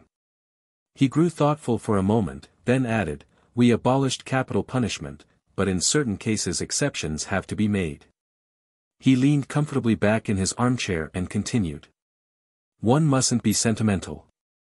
I remember how hard it was for me, way back in 1917, when I myself had to arrest my former college chums. Yes, with my own hands, he held out both hands, white and well cared for, but what will you? The revolution imposes stern duties upon us. We mustn't be sentimental, he repeated. The subject changed to India, Karakhan remarking that a delegate had just arrived from that country. The movement there was revolutionary, though of nationalistic character, he thought, and could be exploited to keep England in check. Learning that while in California I was in touch with Hindu revolutionists and anarchists of the Hindustan Gaidar organization, he suggested the advisability of getting in communication with them. I promised to look after the matter. Chapter 7. The Market. I like the feel of the hard snow singing under my feet. The streets are alive with people, a striking contrast to Petrograd, which gave me the impression of a graveyard. The narrow sidewalks are crooked and slippery, and everybody walks in the middle of the street. Rarely does a streetcar pass, though an auto creaks by occasionally. The people are better dressed than in Petrograd and do not look so pale and exhausted. More soldiers are about and persons clad in leather. Cheka men, I am told. Almost everybody carries a bundle on his back or pulls a little sleigh loaded with a bag of potatoes dripping a blackish fluid. They walk with a preoccupied air and roughly push their way ahead. Turning the corner into the Myasnitskaya street, I noticed a large yellow poster on the wall. My eye caught the word prikaz in big red letters. Prikaz, order, instinctively the expression associated itself in my mind with the old regime. The poster was couched in the familiar style, I command, I order, repeating themselves with the frequency usual in the old police proclamations. "I command the citizens of Moscow," I read. Citizens. I sought the date. It was marked January 15, 1920, and was signed by the Commissar of Militia. The prikaz vividly recalled the gendarmes and the Cossack order of things, and I resented it. The revolution should find another language, I thought. I passed the red square where the heroes of the revolution are buried along the Kremlin wall. Thousands of others, as devoted and heroic, lie in unknown graves throughout the country and on the fronts. A new world is not born without pain. Much hunger and misery. Russia is suffering still, the heritage of the past which the revolution has come to abolish forever. On the wall of the old Duma, near the Tverskaya gate, I read the legend cut into the stone, "Religion is opium for the people." But in the chapel nearby services were being held and the place was crowded. The cassocked priest, long hair down his back, was musically reciting the Greek Catholic litany. The worshippers, mostly women, knelt on the cold floor, continuously crossing themselves. Several men, shabbily dressed and carrying portfolios, came in quietly, bowed low and crossed themselves reverently. A little further I came upon a marketplace, the historic Okhotny Ryad, opposite the Hotel National. Rows of little stalls on one side, the more pretentious stores on the other, the sidewalk between them, it has all remained as in the time past. Fish and butter were offered, bread and eggs, meat, candy, and cosmetics, a living page from the life the revolution has abolished. An old lady with finely chiseled features, in a threadbare coat, stood quietly holding a Japanese vase. Near her was another woman, younger and intellectual-looking, with a basket containing crystal wine glasses of rare workmanship. On the corner little boys and girls were selling cigarettes and lepiashki, a kind of potato pancake, and further I saw a crowd surrounding an old woman busily dishing out chichi, cabbage soup. "A fiver," she cried in a hoarse, cracked voice. "Delicious chichi, only 5 kopecks." The steaming pot breathed an appetizing odor. "Give me a plate," I said, handing the woman a ruble. "God be with you, little uncle," she eyed me suspiciously, "a fiver it costs, 5 kopecks. "Here's a whole ruble," I replied. The crowd laughed good-humoredly. "She means 5 rubles," someone explained, "a ruble is only a kopeck." "It ain't worth that, either," a little urchin chimed in. The hot liquid sent a pleasing warmth through my body, but the taste of voblia, fish, was insufferable. I made a motion to return the dish. "Please permit me," a man at my elbow addressed me. He was of middle age, evidently of the intelligentsia, and spoke in accents of the cultured Russian. His shiny dark eyes lit up features of a sickly pallor. "Your permission," he repeated, indicating the dish. I handed him the plate. Avidly, like a starved man, he swallowed the hot chichi, gleaning the last shred of cabbage. Then he thanked me profusely. I noticed a thick volume under his arm. "Bought it here?" I asked. "Ah, no, how is it possible? I have been trying to sell it since morning. I'm a civil engineer, and this is one of my last," he patted the book affectionately. "But excuse me, I must hurry to the store before it is too late. They haven't given any bread out for 2 days. Extremely obliged to you." I felt a tug at my elbow. "Buy some cigarettes, little uncle," a young girl, extremely emaciated, held her hand out to me. Her fingers, stiff with cold, were insecurely clutching the cigarettes lying loose in her palm. She was without hat or coat, an old shawl wrapped tightly about her slender form. "Buy, Baron," she pleaded in a thin voice. "What Baron?" a girl nearby resented. "No more Baron, 5 were all Tavarishi now. Don't you know," she gently chided. She was comely, not over 17, her red lips strongly contrasting with the paleness of her face. Her voice was soft and musical, her speech pleasing. For a moment her eyes were full upon me, then she motioned me aside. "Buy me a little white bread," she said modestly, yet not in the least shamefaced, "for my sick mother." You don't work? I asked. Don't work, she exclaimed, with a touch of resentment. I'm typing in the Sovnarkaz, but we get only 1/2 pound of bread now, and little of anything else. Oblava, 6 militionary. There were loud cries and shouts, and I heard the clanking of sabers. The market was surrounded by armed men. The people were terror-stricken. Some sought to escape, but the military circle was complete. No one was permitted to leave without showing his papers. The soldiers were gruff and imperious, swearing coarse oaths and treating the crowd with roughness. A militianer had kicked over the pot, and was dragging the old woman by the arm. Let me get my pot, little father, my pot, she pleaded. We'll show you pots, you cursed speculator, the man threatened, pulling her along. Don't maltreat the woman, I protested. Who are you? How dare you interfere, a man in a leather cap shouted at me. Your papers. I produced my identification document. The Chekist glanced at it, and his eye quickly caught the stamp of the Foreign Office and Chicherin's signature. His manner changed. Pardon me, he said. Pass the foreign tovarish, he ordered the soldiers. On the street the militiarii were leading off their prisoners.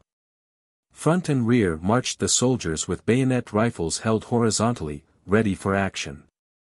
On either flank were Chaika men, their revolvers pointed at the backs of the prisoners. I caught sight of the Chichi woman and the tall engineer, the thick volume still under his arm. I saw the aristocratic old lady in the rear, the 2 girls I had spoken to, and several boys, some of them barefoot. I turned toward the market. Broken china and torn lace littered the ground.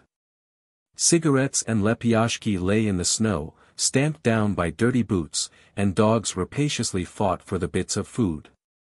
Children and women cowered in the doorways on the opposite side, their eyes following the soldiers left on guard at the market.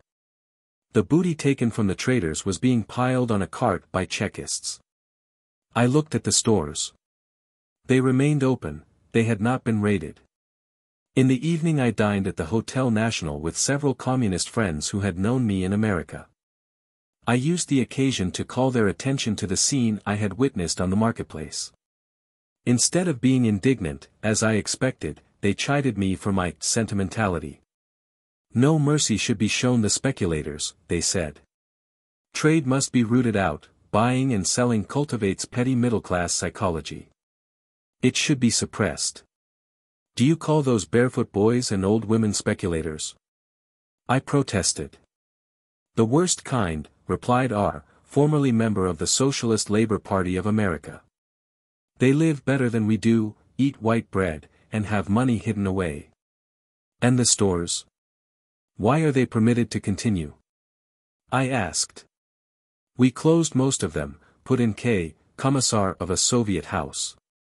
Soon there will not be any of them left open. Listen, Berkman, said D., an influential leader of the labor unions, in a leather coat, you don't know those, poor old men and women, as you call them. By day they sell lepiashki, but at night they deal in diamonds and valuta. Every time their homes are searched we find valuables and money. Believe me, I know what I'm talking about. I have had charge of such searching parties myself. He looked severely at me, then continued, I tell you, those people are inveterate speculators, and there is no way of stopping them. The best thing is to put them to the wall, Rastroliat, shoot them, he raised his voice in growing irritation. Not seriously? I protested. No. He shouted in a rage. We're doing it every day. But capital punishment is abolished. It's rarely resorted to now, tried to smooth matters, and that only in the military zone. The labor Chekist eyed me with cold, inimical gaze, defending speculation is counter-revolutionary, he said, leaving the table. Chapter 8. In the Moskkommune. The commissar of our Osobniak, having to lay in provisions, invited me to accompany him to the Moskkommune. It is the great food supply center, a tremendous organization that feeds Moscow and its environs. Its trains have the right-of-way on all lines and carry food from parts as distant as Siberia and Turkestan. Not a pound of flour can be issued by any of the stores, the distributing points scattered throughout the city, without a written order signed and countersigned by the various bureaus of the commune. From this center each distributor receives the amount necessary to supply the demands of the given district, according to the norm allowed on the bread and other cards. The Moskkommune is the most popular and active institution. It is a beehive swarming with thousands of employees, busy determining the different categories of payok and issuing authorizations. Besides the bread rations, sugar, tea, etc., given to the citizen by the store of his district, he also receives his ration in the institution that employs him. The payok differs according to the quality of the citizen and the position he occupies. At present soldiers and sailors receive 2.5 pounds of bread per day, Soviet employees 3 pounds every 2 days. Those not working, because of age, sickness or disability other than military, receive 3/4 pound. There are special categories of preferred payok. The academical for old scientists and professors whose merits are recognized by the state, and also for old revolutionists not actively opposed to the communists. There are preferred payoks in important institutions, such as the Comintern, the Third International, the Narkomonadel, Foreign Office, Narkomput, Commissariat of Railways, Sovnarkaz, Soviet of Public Economy, and others. Members of the Communist Party have the opportunity of receiving extra rations through their communist organizations, and preference is given them in the departments issuing clothing. There is also a Sovnarkom payok, the best to be had, for important communist officials, commissars, their first assistants, and other high-placed functionaries. The Soviet houses, where foreign visitors and influential delegates are quartered, such as Karakhan's Osobnyak and the Hotel Lux, receive special food supplies. These include fats and starches, butter, cheese, meat, sugar, candy, etc., of which the average citizen receives very little. I discussed the matter with our House Commissar, who is a devoted party man. The essence of communism is equality, I said. There should be only one kind of payok, so that all will share equally. The RSFSR decided the matter long ago, and it is right so, he replied. But how can it be right? I protested. One person receives a generous payok, more than enough to live on. Another gets less than enough, a third almost nothing. You have endless categories. Well, he said, the Red Army men at the front must get more than the city man, they do the hardest fighting. The soldier at home also must be encouraged, as well as the sailor, they are the backbone of the revolution. Then the responsible officers deserve a little better food. Look how they work, 16 hours a day and more, giving all their time and energy to the cause. The employees of such important institutions as Narkomput and Narkomonadel must be shown some preference. Besides, a great deal depends on how well a certain institution is organized. Many of the big ones procure most of their supplies directly from the peasantry, through special representatives and the cooperatives. If anyone is to receive preference, I think it should be the workers, I replied. But they get almost the worst payok. What can we do, Tovarish? If it were not for the cursed Allies and the blockade, we'd have food enough for all, he said sadly. But it won't last long now. Did you read in the Izvestia that a revolution is to break out soon in Germany and Italy? The proletariat of Europe will then come to our aid. I doubt it, but let's hope so. In the meantime we can't be sitting and waiting for revolutions to happen somewhere. We must exert our own efforts to put the country on its feet. The commissar's turn in line came, and he was called into an inner office. We had been waiting several hours in the corridors of the various bureaus. It seemed that almost every door had to be entered before a sufficient number of resolutii, endorsements, were secured, and the final order for supplies obtained. There was a continuous movement of applicants and clerks from office to office, everyone scolding and pushing toward the head of the line. The waiting men watched closely that no one got ahead of his proper place. Frequently someone would march straight to the office door and try to enter, ignoring the cue. Into the line, the cry would be raised at once. The sly one. Here we've been standing for hours, and he's just come and wants to enter already. I'm VIII, not to wait in line, the man would answer disdainfully. Show your authorization. One after another came these men and women VIII, with slips of paper securing immediate admission, while the tail was steadily growing longer. I'm standing 3 hours already, an old man complained, in my bureau people are waiting for me on important business. Learn patience, little father, a workman replied good-humoredly. Look at me, I've been in line all day yesterday since early morning, and all the time these VIII kept coming, and it was 2 p.m. when I got through the door. But the chief there, he looks at the clock and says to me, says he, no more today, no orders issued after 2 p.m. Come tomorrow. Have mercy, dear one, I plead. I live 7 versts away and I got up at 5 this morning to come here. Do me the favor, Golubchik, just a stroke of your pen and it's done. Go now, the cruel one says, I haven't time. Come tomorrow, and he pushed me out of the room. True, a woman back of him corroborated, I was right behind you, and he wouldn't let me in either, the hard-hearted one. The commissar came out of the office. Ready? I asked. No, not yet, he smiled wearily. But you'd better go home, or you'll lose your dinner. In the Karatoninsky Sergei was waiting for me. Berkman, he said, as I entered, will you let me share your room with you? What do you mean? I've been ordered to vacate. My time's up, they say. But I have nowhere to go. I'll look in the morning for another place, but meantime. You'll stay with me. But if the house commissar should object? Are you to be driven into the street in this frost? Remain on my responsibility. Chapter 9. The Club on the Tverskaya. In the Universalist Club on Tverskaya Street I was surprised to meet a number of the Buford deportees. They had grown tired waiting to be assigned to work in Petrograd, they said, and had decided to come to Moscow. They are quartered in the 3rd Soviet House, where they receive less than a pound of bread and a plate of soup as their daily ration. Their American money is spent. The Petrograd authorities had paid them 18 rubles for the dollar, but in Moscow they learned that the rate is 500. Robbed by the great revolutionary government, Alyosha, the ship Zapovalo, commented bitterly. We are selling our last American things, Vladimir remarked. It's lucky some markets are open yet.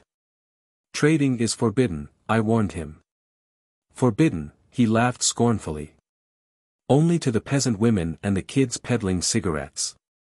But look at the stores, if they pay enough graft they can keep open all they want. You've never seen such corruption, America ain't in it. Most of the Chekists are from the old police and gendarmerie, and they graft to the limit. The militiamen are thieves and highwaymen that escaped being shot by joining the new police force. I had a few dollars when I came to Moscow, a Chekist changed them for me. People of every revolutionary tendency gather in the club, moderate left social revolutionists and the more extreme adherents of Spiridonova. Maximalists, individualists, and anarchists of various factions. There are old Katerzane among them who had passed years in prison and in Siberia under the old regime. Liberated by the February Revolution, they have since participated in all the great struggles. One of the most prominent is Barmash, who had been sentenced to death by the Tsar, somehow escaped execution, and later played a prominent role in the events of February and October, 1917. Askarev, for many years active in the anarchist movement abroad, is now a member of the Moscow Soviet.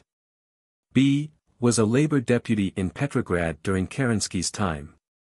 Many others I have met at the Universalist headquarters, men and women grown grey and old in the revolutionary struggle. There is great divergency of opinion in the club about the character and role of the Bolsheviki. Some defend the communist regime as an inevitable stage of the transitional period. Proletarian dictatorship is necessary to secure the complete triumph of the revolution. The Bolsheviki were compelled to resort to the razvyorska and confiscation, because the peasants refused to support the Red Army and the workers. The Chaika is needed to suppress speculation and counter-revolution.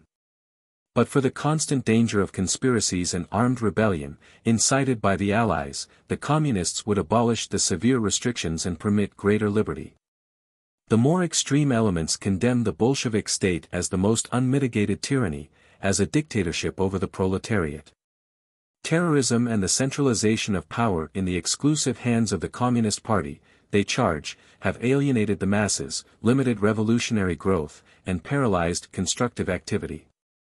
They denounce the Chaika as counter-revolutionary, and call the Razvyorska downright robbery, responsible for the multiplying peasant insurrections. Bolshevik policies and methods are the inexhaustible subjects of discussion at the club. Little groups stand about in animated conversation, and K., the well-known former Schlüsselburg XVIII, is haranguing some workers and soldiers in the corner. The safety of the revolution is in the masses being vitally interested in it, he is saying. There was no counter-revolution when we had free Soviets. Every man stood on guard of the revolution then, and we needed no Chaika. Its terrorism has cowed the workers, and driven the peasantry to revolt. But if the peasants refuse to give us food, how are we going to live, a soldier demands. The peasants never refused as long as their Soviets could deal directly with the soldiers and workers, K. replies. But the Bolsheviki have taken the power away from the Soviets, and of course the peasants don't want their food to go to the commissars or to the markets where no worker can afford to buy it. The commissars are fat, but the workers starve, the peasants say. The peasants are up in rebellion in our parts, a tall man in fur cap puts in. I'm from the Ural. The Razvyorska has taken everything from the farmers there.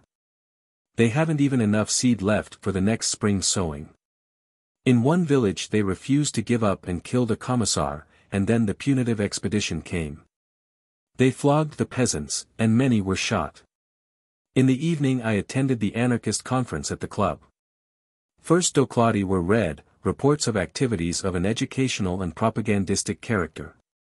Then speeches were delivered by anarchists of various schools, all critical of the existing regime.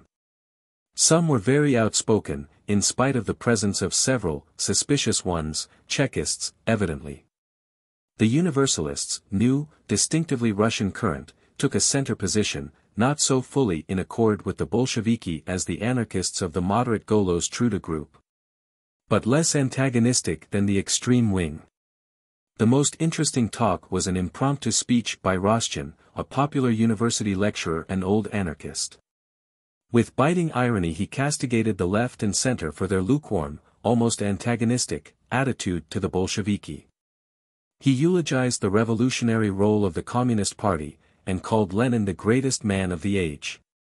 He dwelt on the historic mission of the Bolsheviki, and asserted that they are directing the revolution toward the anarchist society, which will secure full individual liberty and social well-being.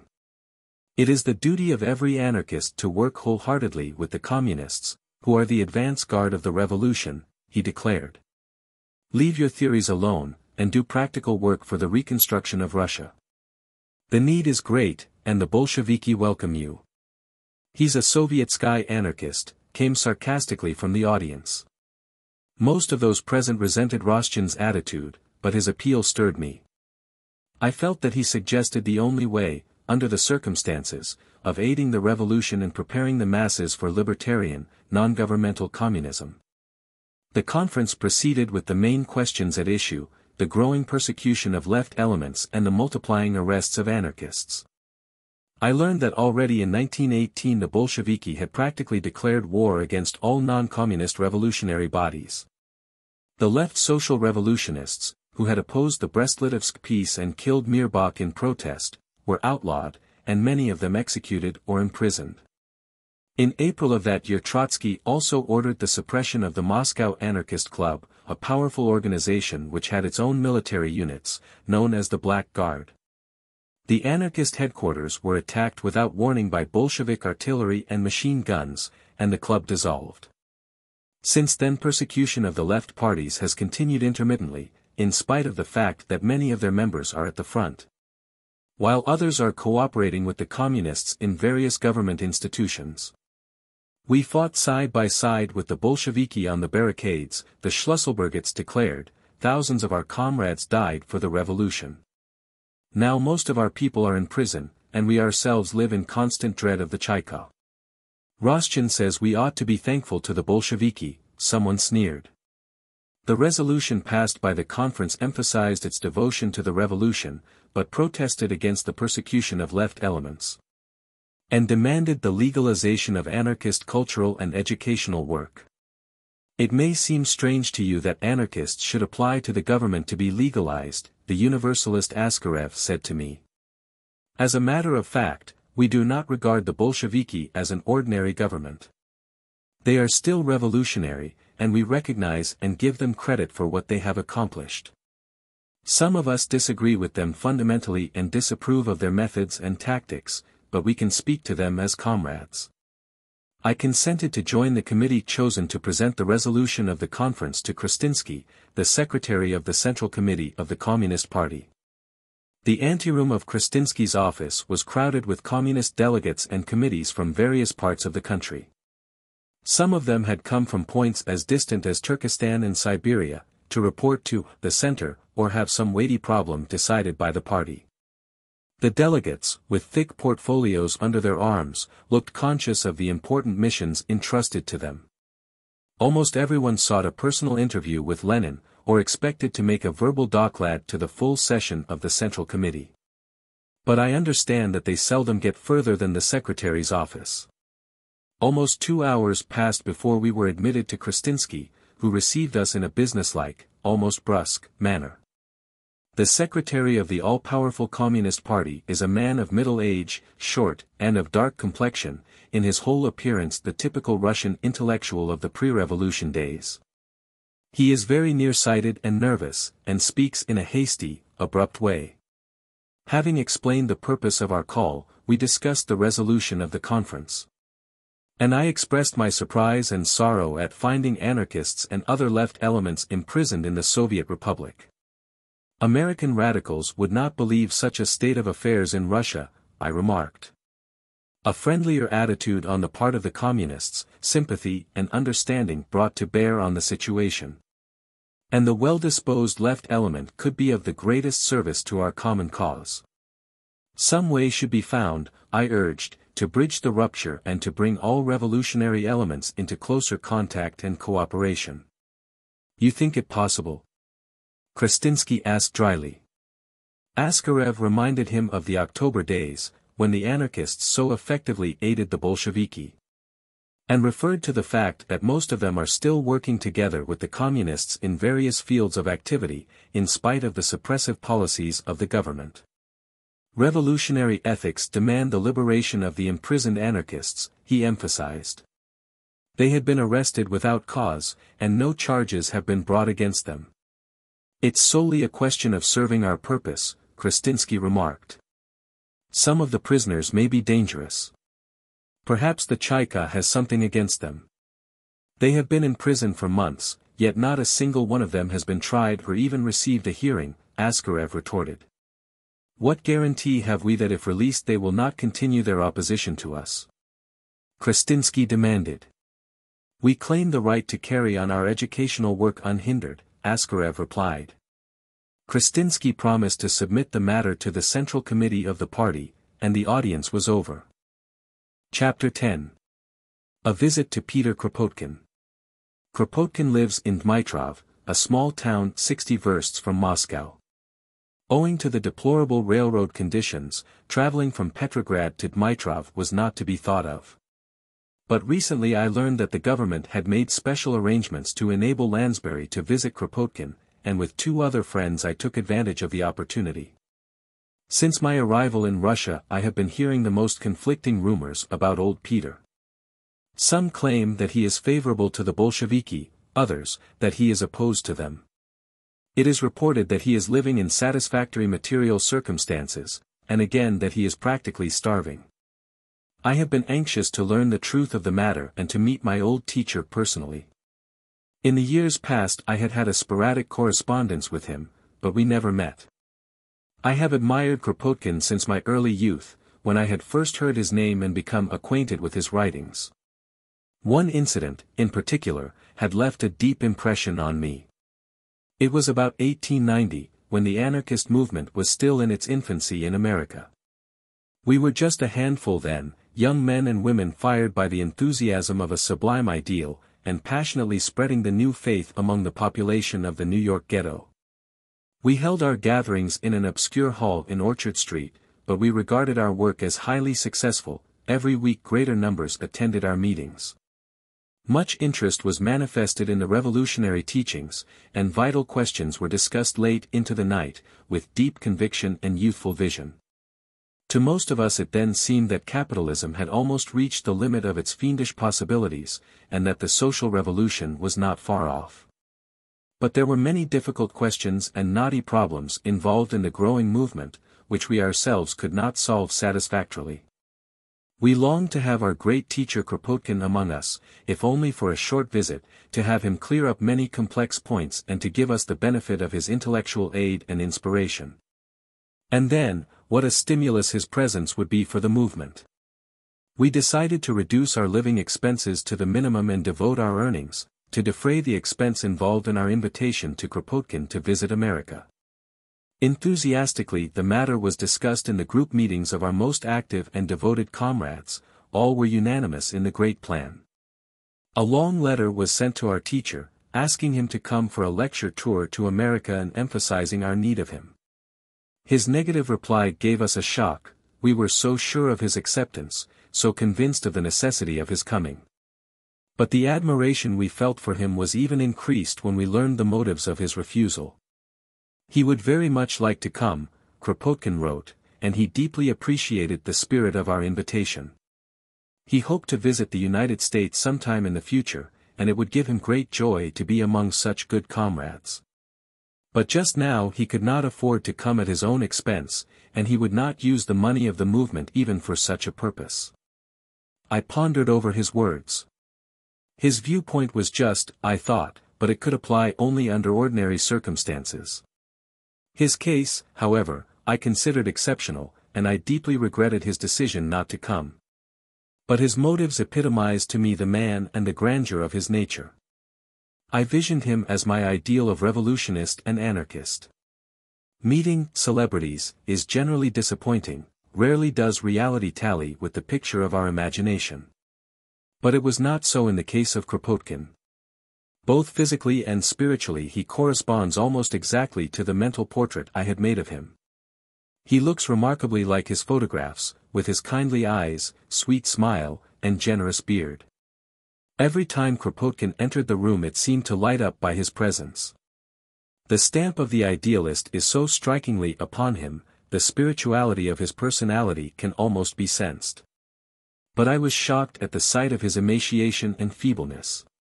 Kropotkin receives the academic payok, which is considerably better than the ration issued to the ordinary citizen. But it is far from sufficient to support life, and it has been a struggle to keep the wolf from the door. The question of fuel and lighting is also a matter of constant worry.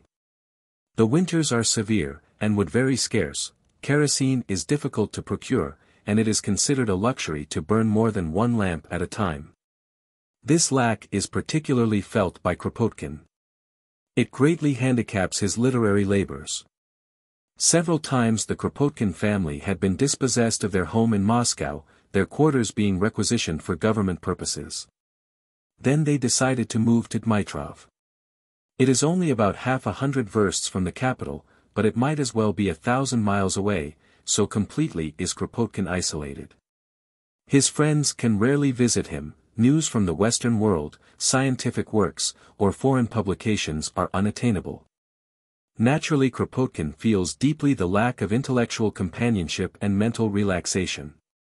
I was eager to learn his views on the situation in Russia, but I soon realized that Peter did not feel free to express himself in the presence of the English visitors. The conversation was therefore of a general character. But one of his remarks was very significant, and gave me the key to his attitude. They have shown, he said, referring to the Bolsheviki, how the revolution is not to be made. I knew, of course, that as an anarchist Kropotkin would not accept any government position, but I wanted to learn why he is not participating in the economic upbuilding of Russia. Though old and physically weak, his advice and suggestions would be most valuable to the revolution, and his influence of great advantage and encouragement to the anarchist movement. Above all, I was interested to hear his positive ideas on the conduct of the revolution. What I have heard so far from the revolutionary opposition is mostly critical, lacking helpful constructiveness.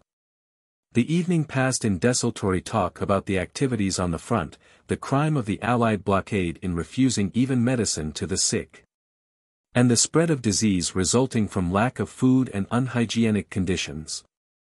Kropotkin looked tired, apparently exhausted by the mere presence of visitors.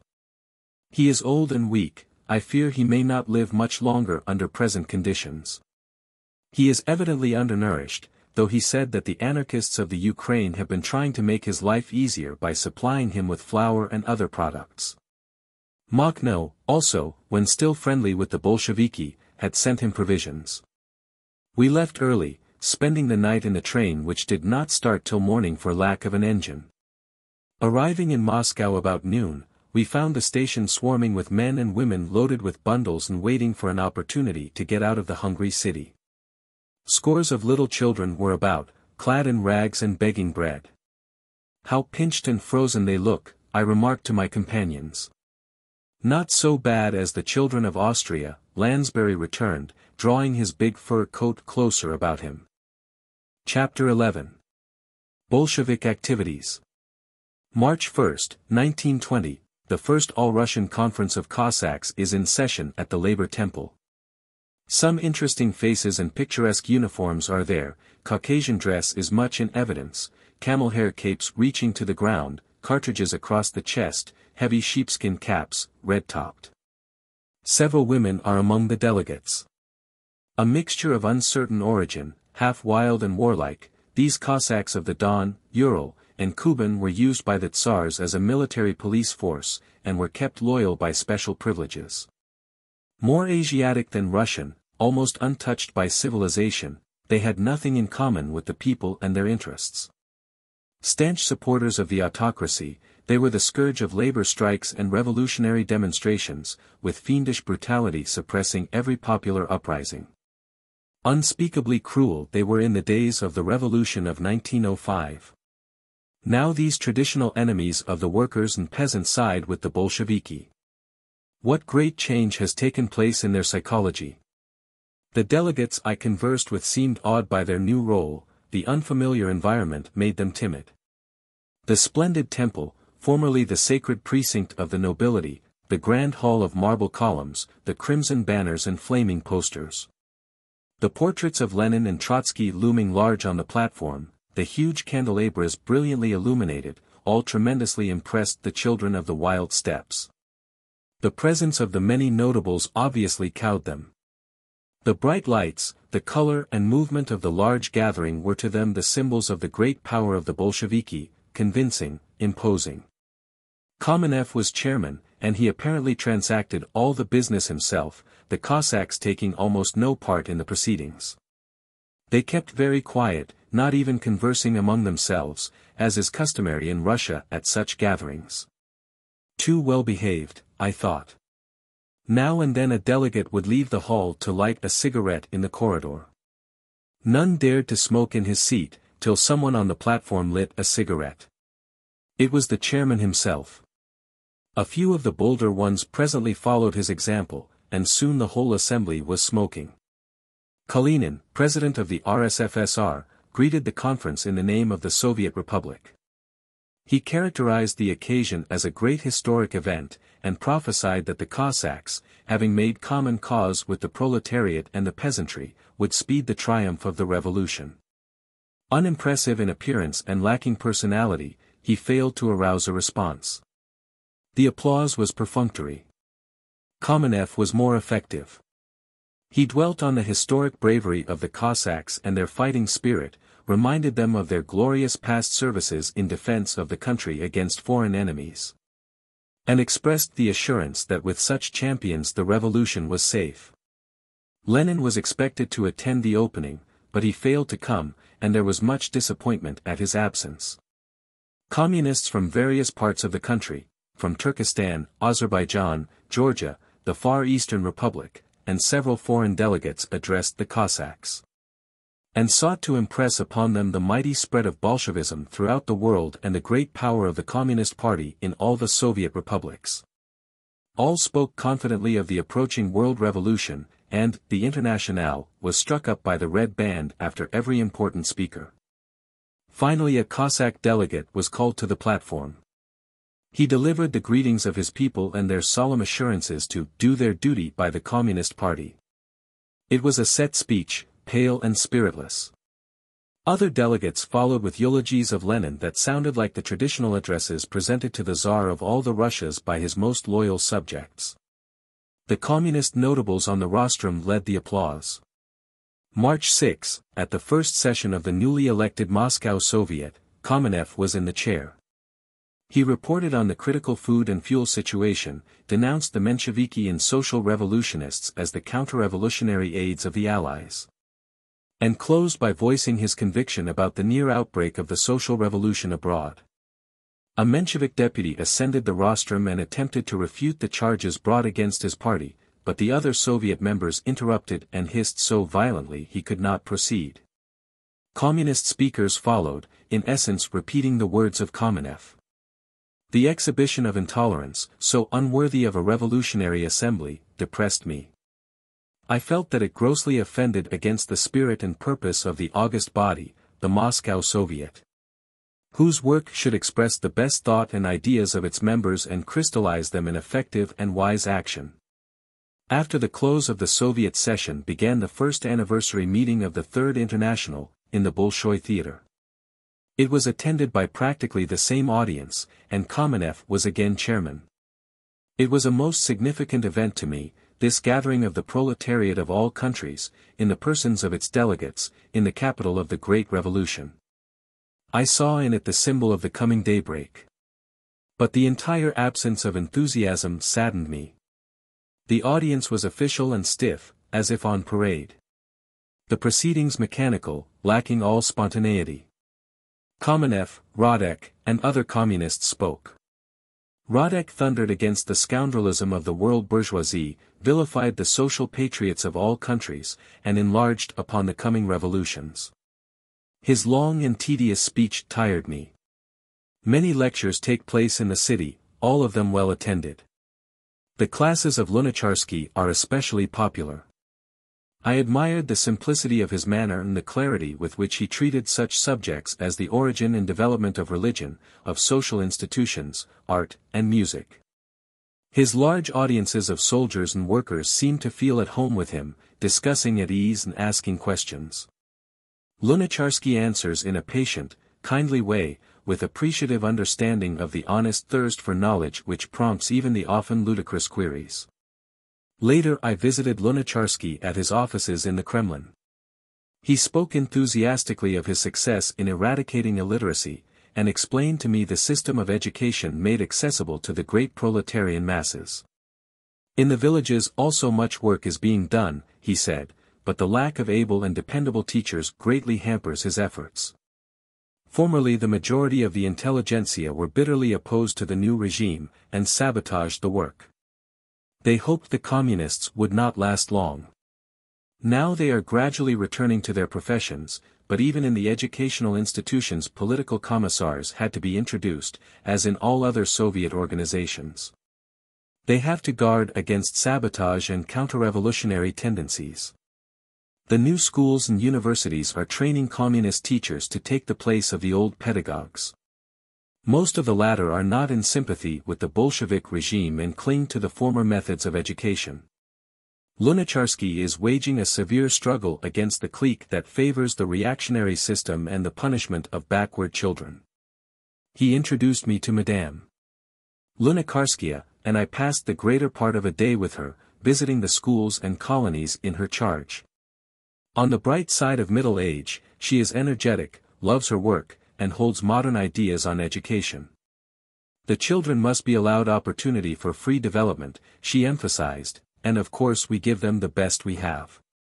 The several schools we visited were clean and warm, though I found very few children in them, mostly boys and girls under 12 years of age. They danced and sang for us, and showed their pen and ink sketches, some of them very creditable. The children were warmly dressed and looked clean and well fed. Our main handicap is lack of the right teachers, Madame Lunacharskia said. There is also great scarcity of paper, pencils, and other school necessaries. The blockade prevents our getting books and materials from abroad. In one school we found a dozen children at dinner, and we were invited to partake of the meal. It consisted of very palatable kasha and chicken. It is much worse in some other schools, Madame Lunacharskia remarked, noticing my surprise at seeing fowls served. They lack fuel and food. Our school is better off in this regard. But much depends on the management. There is bad economy and even stealing in some institutions. I have seen children begging and peddling, I observed. A very unfortunate situation, and a difficult one. Many youngsters refuse to go to school or run away from it. I can't imagine any child running away from your school to go begging in this cold, I said.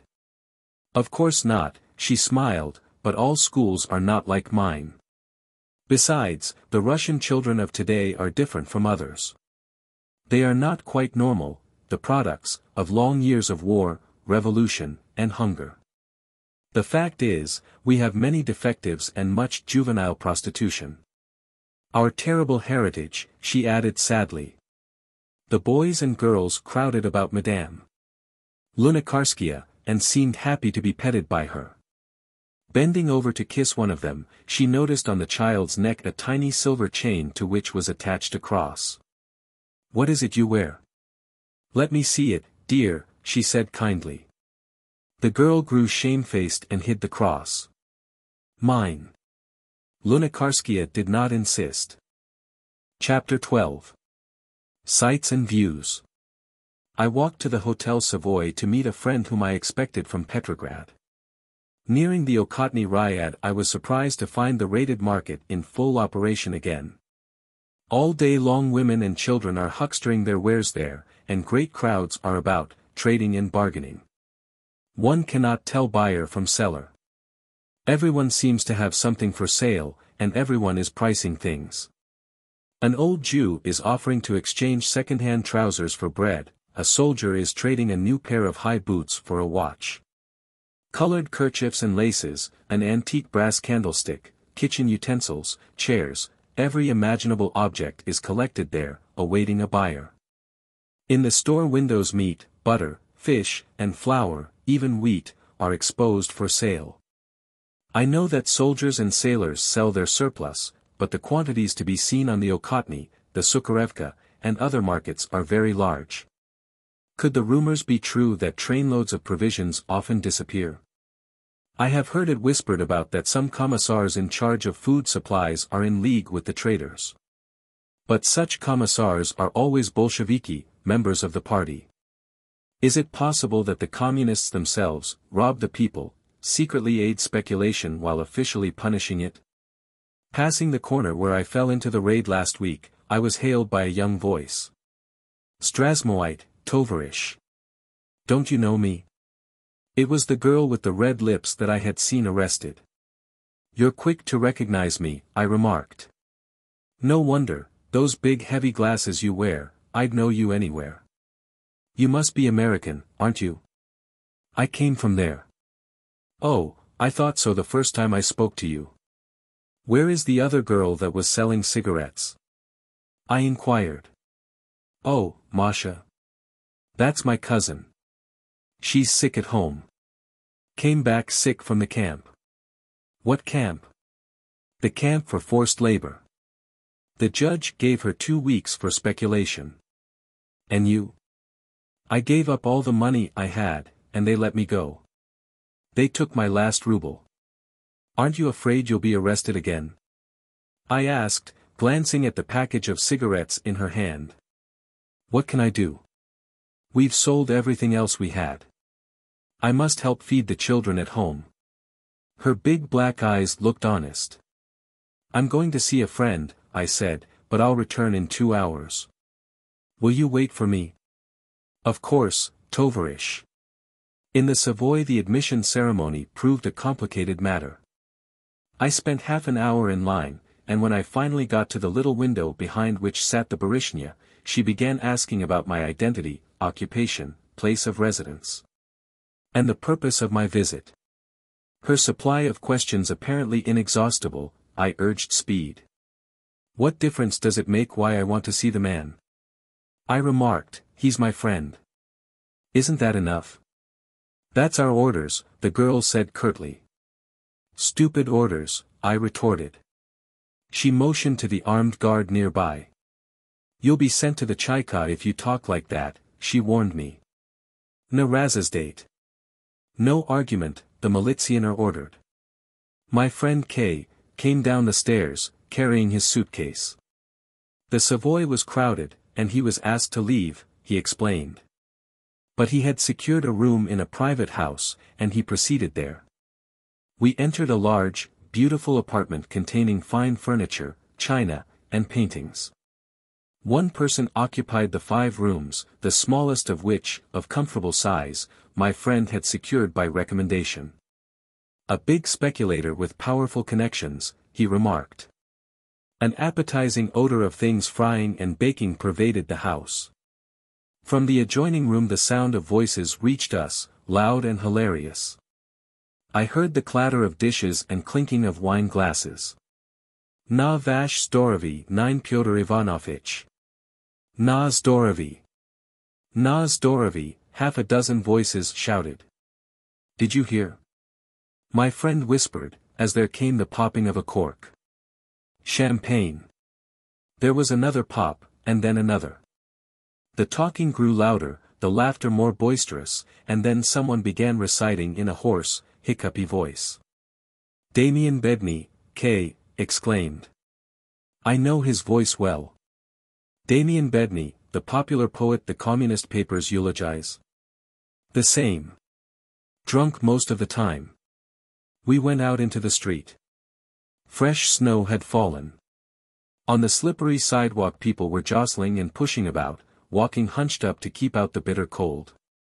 At the Theatralnia Square, near the railway ticket office, dark shadows stood in a long queue, some leaning against the wall, as if asleep.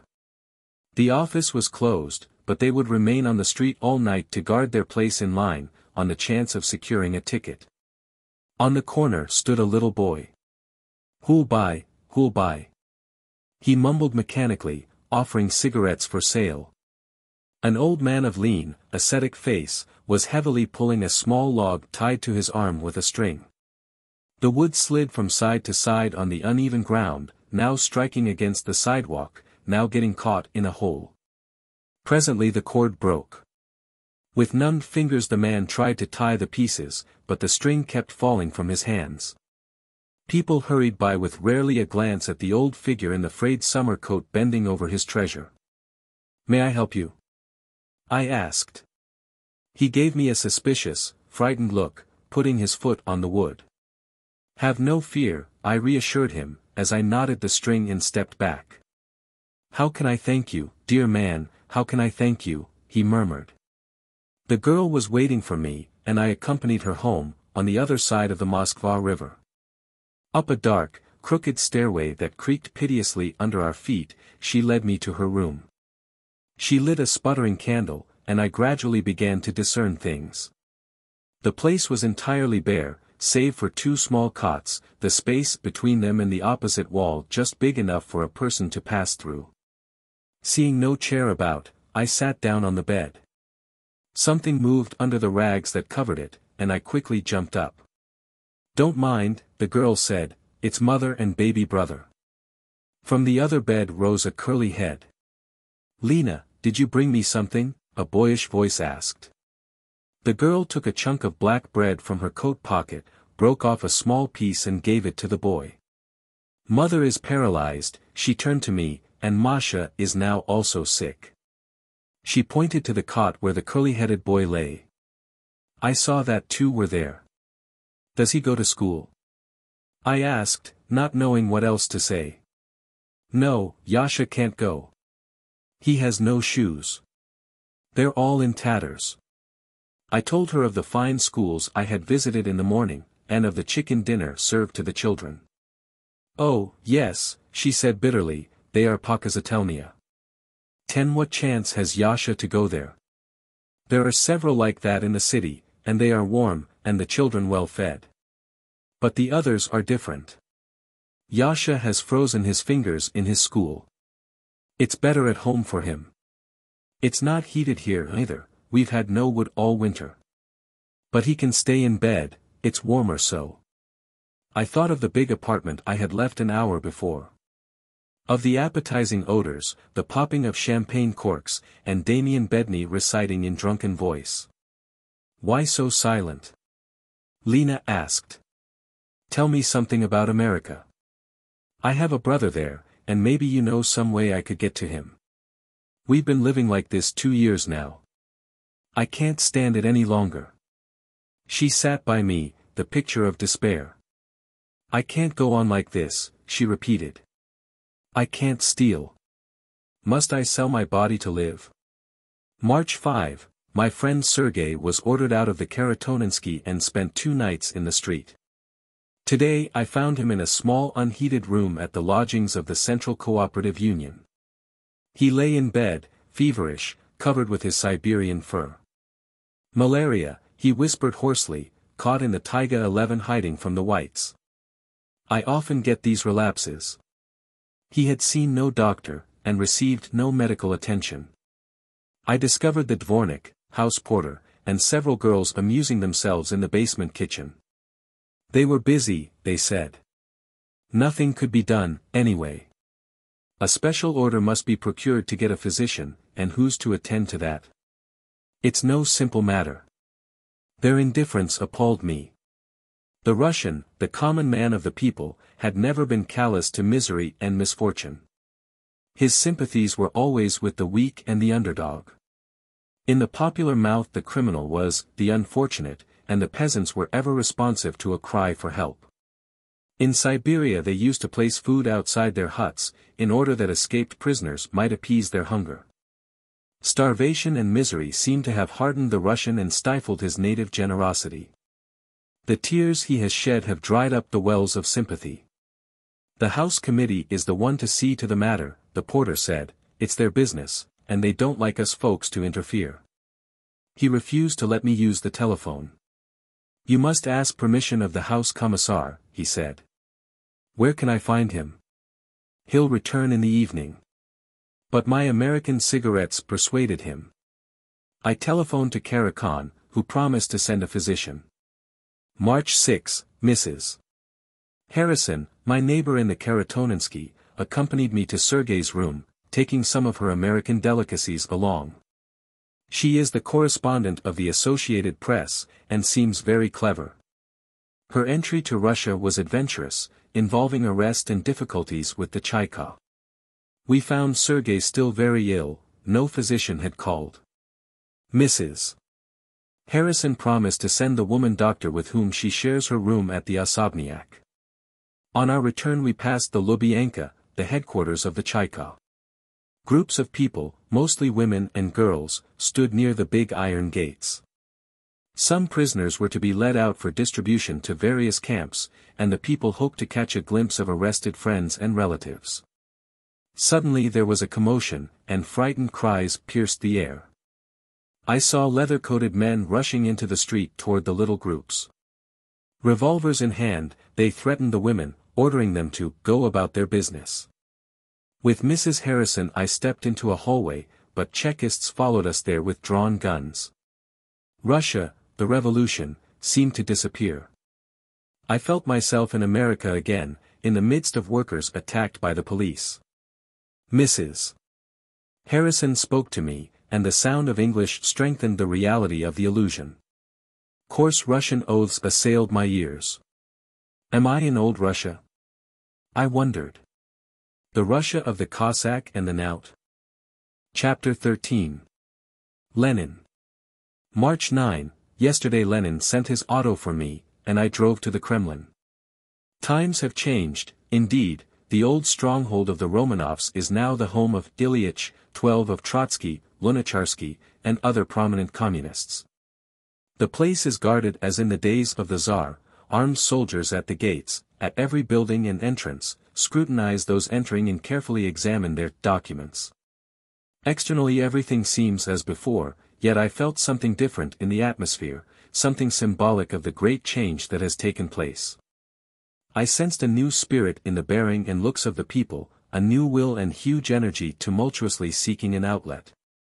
Yet ineffectively exhausting themselves in a chaotic struggle against multiplying barriers. Like the living sentinels about me, thoughts crowded my mind as the machine sped toward the quarters of the great man of Russia. In bold relief stood out my experiences in the country of the revolution. I saw much that was wrong and evil, the dangerous tendency to bureaucracy, the inequality and injustice. But Russia, I am convinced, would outgrow these evils with the return of a more ordered life, if the Allies would cease their interference and lift the blockade. The important thing is, the revolution has not been merely political, but deeply social and economical. Some private ownership still exists, it is true, but its extent is insignificant. As a system, capitalism has been uprooted, that is the great achievement of the revolution. But Russia must learn to work, to apply her energies, to be effective. She should not wait for miraculous aid from beyond, for revolutions in the West. With her own strength she must organize her resources, increase production, and satisfy the fundamental needs of her people. Above all, opportunity to exercise popular initiative and creativeness will be vitally stimulating. Lenin greeted me warmly. He is below medium height and bald. His narrow blue eyes have a steady look, a sly twinkle in their corners. Typically the great Russian in appearance, he speaks with a peculiar, almost Jewish, accent. We talked in Russian, Lenin asserting that he could read but not speak English, though I had heard that he conversed with American delegates without an interpreter. I liked his face, it is open and honest, and there is not the least pose about him. His manner is free and confident. He gave me the impression of a man so convinced of the justice of his cause that doubt can find no place in his reactions. If there is any trace of Hamlet in him, it is reduced to passivity by logic and cold reasoning. Lenin's strength is intellectual, that of the profound conviction of an unimaginative nature. Trotsky is different. I remember our first meeting in America, it was in New York, in the days of the Kerensky regime. He impressed me as a character strong by nature rather than by conviction, one who could remain unbending even if he felt himself in the wrong. The dictatorship of the proletariat is vital, Lenin emphasized. It is the sine qua non of the revolutionary period, and must be furthered by all and every means. To my contention that popular initiative and active interest are essential to the success of the revolution. He replied that only the Communist Party could lead Russia out of the chaos of conflicting tendencies and interests. Liberty, he said, is a luxury not to be permitted at the present stage of development. When the revolution is out of danger, external and domestic, then free speech might be indulged in. The current conception of liberty is a bourgeois prejudice, to say the least. Petty middle-class ideology confuses revolution with liberty. In reality, the revolution is a matter of securing the supremacy of the proletariat. Its enemies must be crushed, and all power centralized in the communist state. In this process the government is often compelled to resort to unpleasant means, but that is the imperative of the situation, from which there can be no shrinking. In the course of time these methods will be abolished, when they have become unnecessary. The peasant doesn't like us, Lenin chuckled, as if at some pleasantry. They are backward and strongly imbued with the sense of private ownership. That spirit must be discouraged and eradicated. Besides, the great majority are illiterate, though we have been making educational progress in the village. They don't understand us. When we shall be able to satisfy their demands for farm implements, salt, nails, and other necessaries, then they will be on our side. More work and greater production, that's our pressing need. Referring to the resolution of the Moscow anarchists, Lenin said that the executive committee had discussed the matter, and would soon take action upon it. We do not persecute anarchists of ideas, he emphasized, but we will not tolerate armed resistance or agitation of that character. I suggested the organization of a bureau for the reception, classification, and distribution of political exiles expected from America. And Lenin approved my plan and welcomed my services in the work. Emma Goldman had proposed the founding of a League of Russian Friends of American Freedom to aid the revolutionary movement in America, and thus repay the debt Russia owed to the American Friends of Russian Freedom, which in years past had given great moral and material support to the Russian revolutionary cause. Lenin said that such a society in Russia should work under the auspices of the Third International. The total impression I carried away was that of a man of clarity of view and set purpose. Not necessarily a big man, but one of strong mind and unbending will. An unemotional logician, intellectually flexible and courageous enough to mold his methods to the requirements of the moment, but always keeping his final objective in clear sight.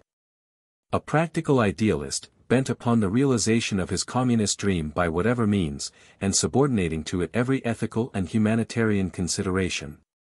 A man sincerely convinced that evil methods may serve a good purpose and be justified by it. A Jesuit of the Revolution who would force mankind to become free in accordance with his interpretation of Marx. In short, a thoroughgoing revolutionist in the sense of Nechayev, one who would sacrifice the greater part of mankind, if need be, to secure the triumph of the social revolution. A fanatic? Most certainly. What is a fanatic but a man whose faith is impregnable to doubt? It is the faith that moves mountains, the faith that accomplishes. Revolutions are not made by Hamlets. The traditional, great man, the big personality, of current conception, may give to the world new thoughts, noble vision, inspiration. But the man that sees every side, cannot lead, cannot control. He is too conscious of the fallibility of all theories, even of thought itself, to be a fighter in any cause. Lenin is a fighter, revolutionary leaders must be such. In this sense Lenin is great, in his oneness with himself, in his single-mindedness. In his psychic positiveness that is as self-sacrificial as it is ruthless to others, in the full assurance that only his plan can save mankind. Chapter 14. On the Latvian Border. Chapter 1. Petrograd, March 15. I received a message from Chicherin, informing me that 1,000 American deportees had arrived in Libau and were to reach Russia on March 22. A committee was to be formed, and arrangements made for their reception. I had long ago suggested the necessity of a permanent organization for this purpose, because exiles were expected from different countries. So far nothing had been done, but now instructions from Moscow hasten matters. Madame Ravitch, Commissar of Public Safety in the Petrograd district, called a conference at which a deportees commission was decided upon. I was appointed chairman of the reception committee, and on March 19 we left Petrograd for the Lettish frontier. Sanitary train number 81, splendidly equipped, was placed at my disposal. 2 more trains were to follow in case the deportees group proved larger than expected.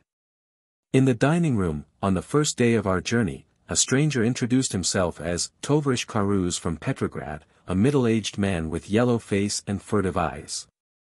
Presently another man joined us, younger and sociable. My name is Pashkovich, the young man announced. Tovarishi from America, he continued in an official tone. I greet you on this mission in the name of the Ispolkom. I am the representative of the Executive Committee of the Petrograd Soviet. May our mission be successful, and the American deportees prove of service to the revolution. He looked around to observe the effect of his words. His eyes rested on me as if expecting a reply. I presented the other members of our committee, Novikov and Miss Ethel Bernstein, the Ispolkom man acknowledging the introduction with an expansive etching rad, very pleased. While Karuz clicked his heels under the table in military fashion. And the other Tovarish? Novikov asked, looking at the silent Karuz. Just an observer, the latter replied.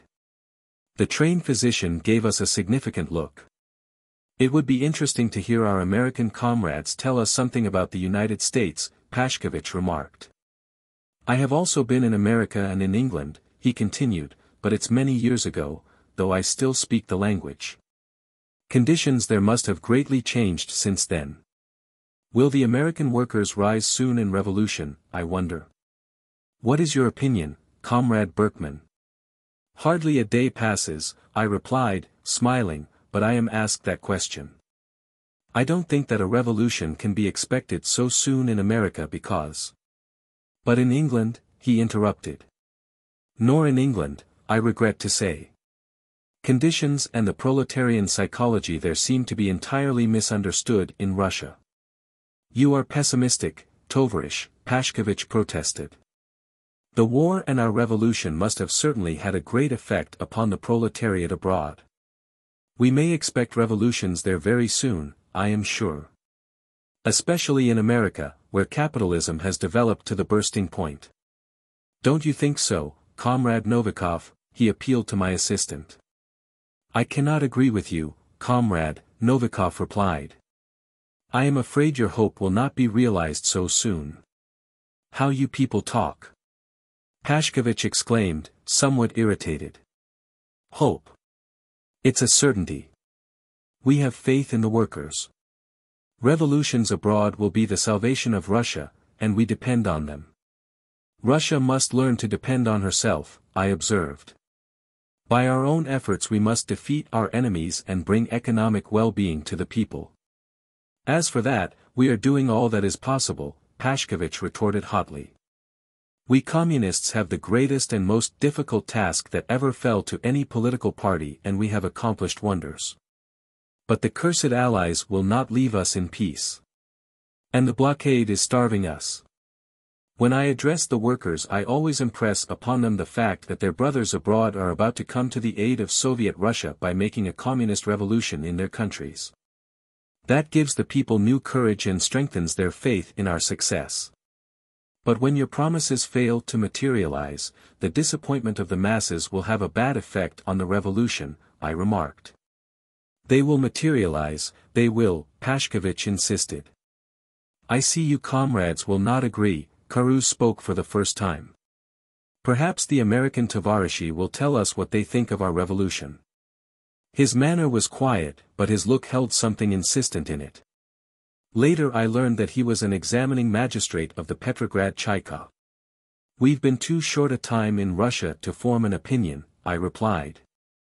But you must have received some impressions, Karuz persisted. We have received many impressions. But we have not had time to organize them, so to speak, to clarify them into a definite view. Is it not also your feeling in the matter? I asked, turning to the other members of the committee. They agreed with me, and Karuz did not pursue the subject. The country we traveled through was flat and swampy, with scattered villages in the distance, but no sign of life about. Flocks of crows hovered over our train, their shrill cawing echoing through the woods. We proceeded at a snail's pace, the road was badly out of repair, our engine old and weak. Every few miles we stopped for wood and water, the logs being passed by the living chain stretching from woodpile to caboose. At the stations we were met by women and children selling milk, cheese, and butter at prices 1/3 lower than those in Moscow and Petrograd. But they refused to accept Soviet rubles or Kerensky money. Whole Izba 13 plastered with them, an old woman said scornfully, just colored paper, what good is it? Give us salt, little uncle, we can't live without salt. We offered soap, a rare luxury in the cities, to a girl selling rye bread, but she disdainfully declined it. Can I eat it, what? She demanded. You can wash yourself with it. There's plenty of snow for that. But in the summer? I'll scrub the dirt off with sand. Ain't got no use for soap at any time.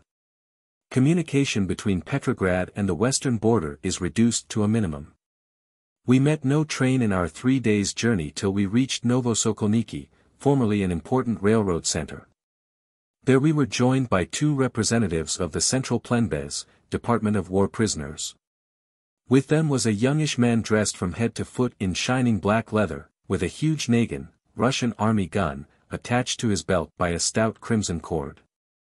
He introduced himself as Tovarish Drozdov of the VIII, informing us that he was to examine and photograph the deportees and to detain such of them as may appear suspicious. The train crew regarded the Chekist with unfriendly eyes. From the center, I heard them whisper, distrust and antagonism in their manner. "You will pardon a small but necessary preliminary," I said to Drozdov. "As the Predsedatel 14 of the Commission I am compelled to fulfill a certain formality and must trouble you for your identification papers." I showed him my credentials, issued by the Executive Department of the Petro-Soviet, whereupon he handed me his documents. They were stamped and signed by the All-Russian Commission waging war against counter-revolution and speculation, the VIII, and vested its bearer with exceptional powers. During the journey I became better acquainted with the young Chekist. He proved of pleasant disposition, very sociable and an inveterate talker. But coolness developed between him and Karuz. The latter also evinced much antagonism toward the Jewish boys of the Plenbez, never missing an opportunity to sneer at their organization and even threatening to arrest them for sabotage. But whenever Karuz was not about, the dining room of our car was filled with the strong young voice of Drozdov. His stories dealt mostly with the activities of the Chaika, sudden raids, arrests and executions. He impressed me as a convinced and sincere communist, ready to lay down his life for the revolution. But he thought of the latter as a simple matter of extermination, with the Chaika as the ruthless sword. He had no conception of revolutionary ethics or spiritual values. Force and violence were to him the acme of revolutionary activity, the alpha and omega of the proletarian dictatorship. Revolution is a prize fight, he would say, either we win or lose. We must destroy every enemy, root every counter-revolutionist out of his lair. Sentimentalism, bosh. Every means and method is good to accomplish our purpose. What's the use of having a revolution unless you use your best effort to make a success of it? The revolution would be dead long ago if not for us. The Chaika is the very soul of the revolution. He loved to talk of the methods the Chaika employs to unearth counter-revolutionary plots. And he would grow eloquent about the cleverness of some agents, entrapping speculators and forcing them to reveal the hiding places of their diamonds and gold. Promising them immunity for confessing, and then leading them to execution in the company of a betrayed wife or brother. With admiration he spoke of the ingenuity of the Chaika in collaring the bourgeois, tricking them into voicing anti-Bolshevik sentiments, and then sending them to their death. His favorite expression was rastreliat, to shoot summarily. It repeated itself in every story and was the refrain of every experience. The non-communist intelligentsia was especially hateful to him. Sabotazniki and counter-revolutionists, all of them, he insisted, they are a menace, and it is a waste of food to feed them. They should be shot. You don't realize what you are saying, I would protest. The stories you tell are enormous, impossible. You're just romancing. My dear Tovarish, he would reply condescendingly, you may be old in the movement, but you are young in Russia. You speak of atrocity, of brutality. Why, man, you don't know what a vile enemy we have to deal with. Those counter-revolutionists would cut our throats, they'd flood the streets of Moscow with our blood, if they once got the upper hand. And as for romancing, why, I haven't told you half the story yet. There may be some individuals in the Chaika guilty of the acts you relate. But I hope such methods are not part of the system. There is a left element among us that favors even more drastic methods, Drozdov laughed. What methods? Torture to extort confessions. You must be crazy, Drozdov. He laughed boyishly. It's true, though, he kept repeating. Chapter 2. In Sebez our train was held up. We could not proceed further, the authorities informed us, because of military activities on the border, about 25 versts distant. It was the 22nd of March, the day the American deportees were to reach the frontier. Fortunately a supply train was leaving for Rosanovskaya, the Russian border town, and several members of our group succeeded in catching a teplushka, an old cattle car. We were congratulating ourselves on our good fortune, when suddenly the train began to slow up and soon came to a halt. It was too dangerous to advance, the conductor announced. The train could go no further, but he had no objections to our risking our lives, if we could induce the engineer to take us to the frontier in the tender.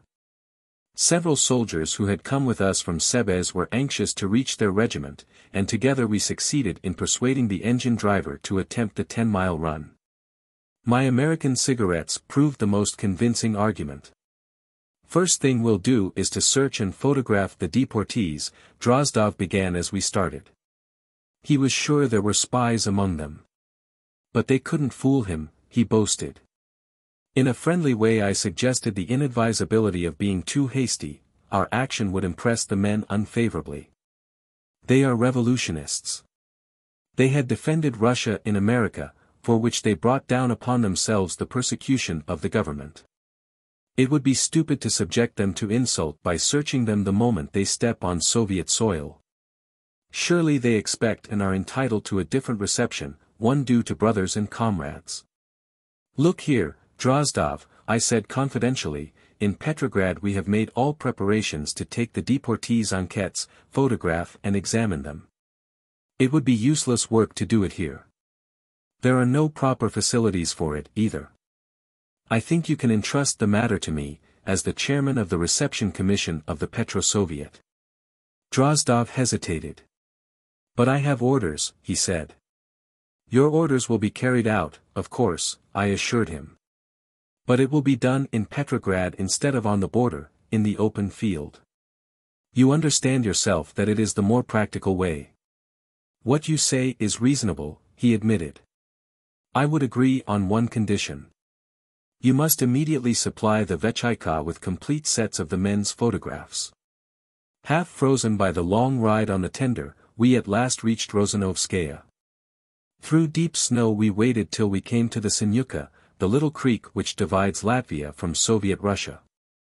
Groups of soldiers stood on either side of the border, and I saw a big crowd of men in civilian dress crossing the ice toward us. I rejoiced that we arrived just in time to meet the deportees. Hello, comrades. I greeted them in English. Welcome to Soviet Russia. There was no response. How do you do, comrades? I called louder. To my unspeakable astonishment the men remained silent. The arrivals proved to be Russian soldiers taken prisoners by Germany on the Polish front in 1916. Badly treated and insufficiently fed, they had escaped to Denmark, where they were interned until arrangements were made for their return home.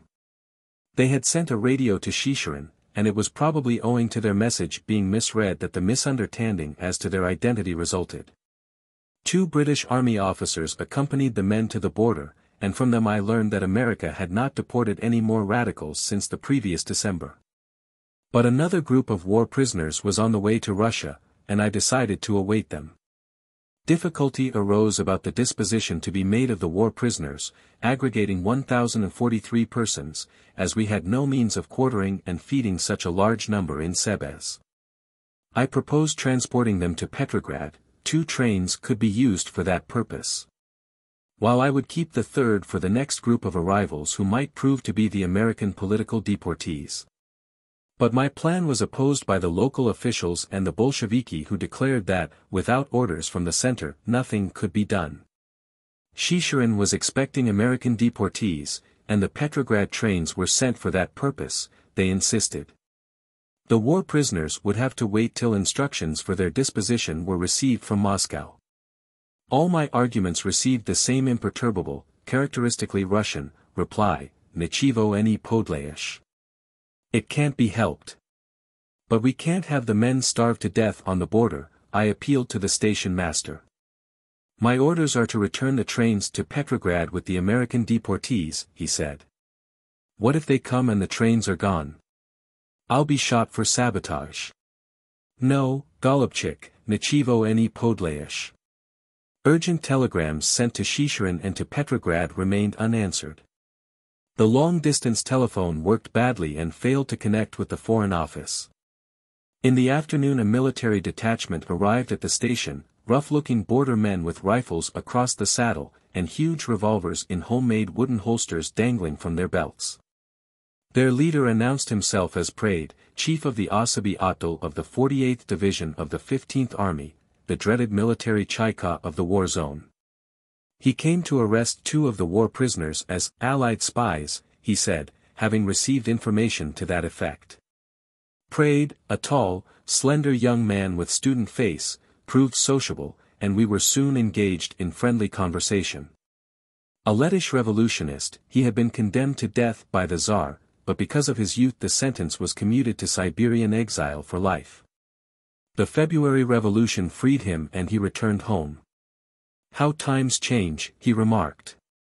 "It's only a few years ago that I was opposed to capital punishment, and now I myself carry out death sentences. Nichivo ani podlaysh," he sighed, "we must stand on guard of the revolution. There are those 2 men, for instance. Allied spies, and they must be shot." "Are you sure they are spies?" I asked. "Quite sure. A friendly Let soldier on the other side denounced them to me." He gave a little chuckle. "I handed that fellow 1,000 Tsarsky rubles for a fine new Browning," he continued. "I could have gotten a gun cheaper, but I had to reciprocate the favor, you know." "Have you any proof that the men are spies?" "Proof," he repeated sternly, "they have been denounced to me. We are in the war zone and we can't take any chances on innocence." With a deprecating gesture he added, "Of course, I'll examine their documents first." He was much interested in America, where his brother lives, and he eagerly listened to my description of conditions in the States. His face bore the stolid expression of his race, but his intelligent eyes blazed with indignation at the story of the persecution of Russians in America since the Bolshevik Revolution. "They'll soon learn differently," he kept repeating. As head of the Osoby Atol, Prade's authority is absolute in the district under his charge, covering 108 versts of the border. Life and death are in his hands, and there is no appeal from his judgment. With his aid I finally persuaded the railroad authorities to comply with my directions, and the war prisoners were sent in 2 trains to Petrograd. I then wired to Moscow about the disposition made of the returned soldiers, adding that I shall remain on the border and hold sanitary train No. 81 ready for the possible arrival of American deportees.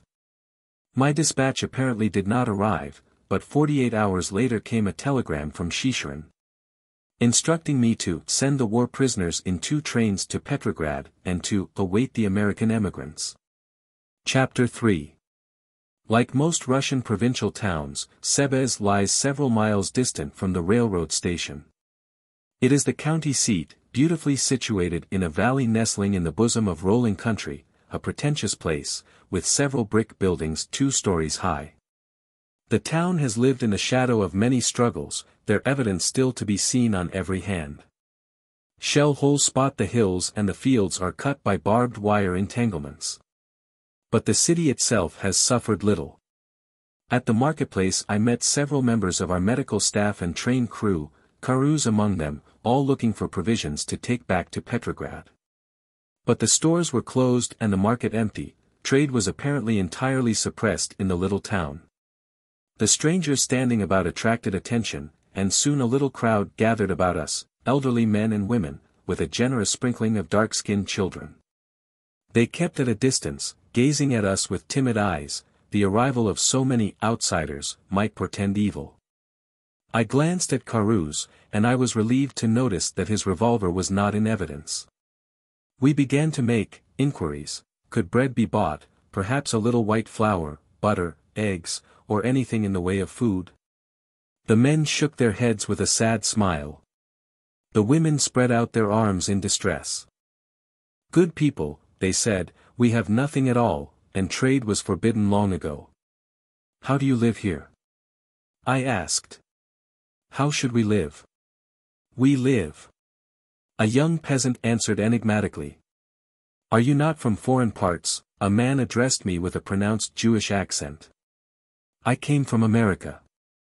"Oh, from America." Wonderment and wistfulness were in his voice. "Listen, children," he turned to the people nearby. "This man came all the way from America. Eager faces were about me. How is it in America? Do they live well there? Maybe you know my brother. All spoke at once, each trying to secure my attention.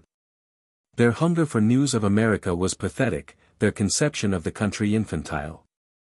Surprise and incredulousness were in their eyes on hearing that I had not met their folks in New York.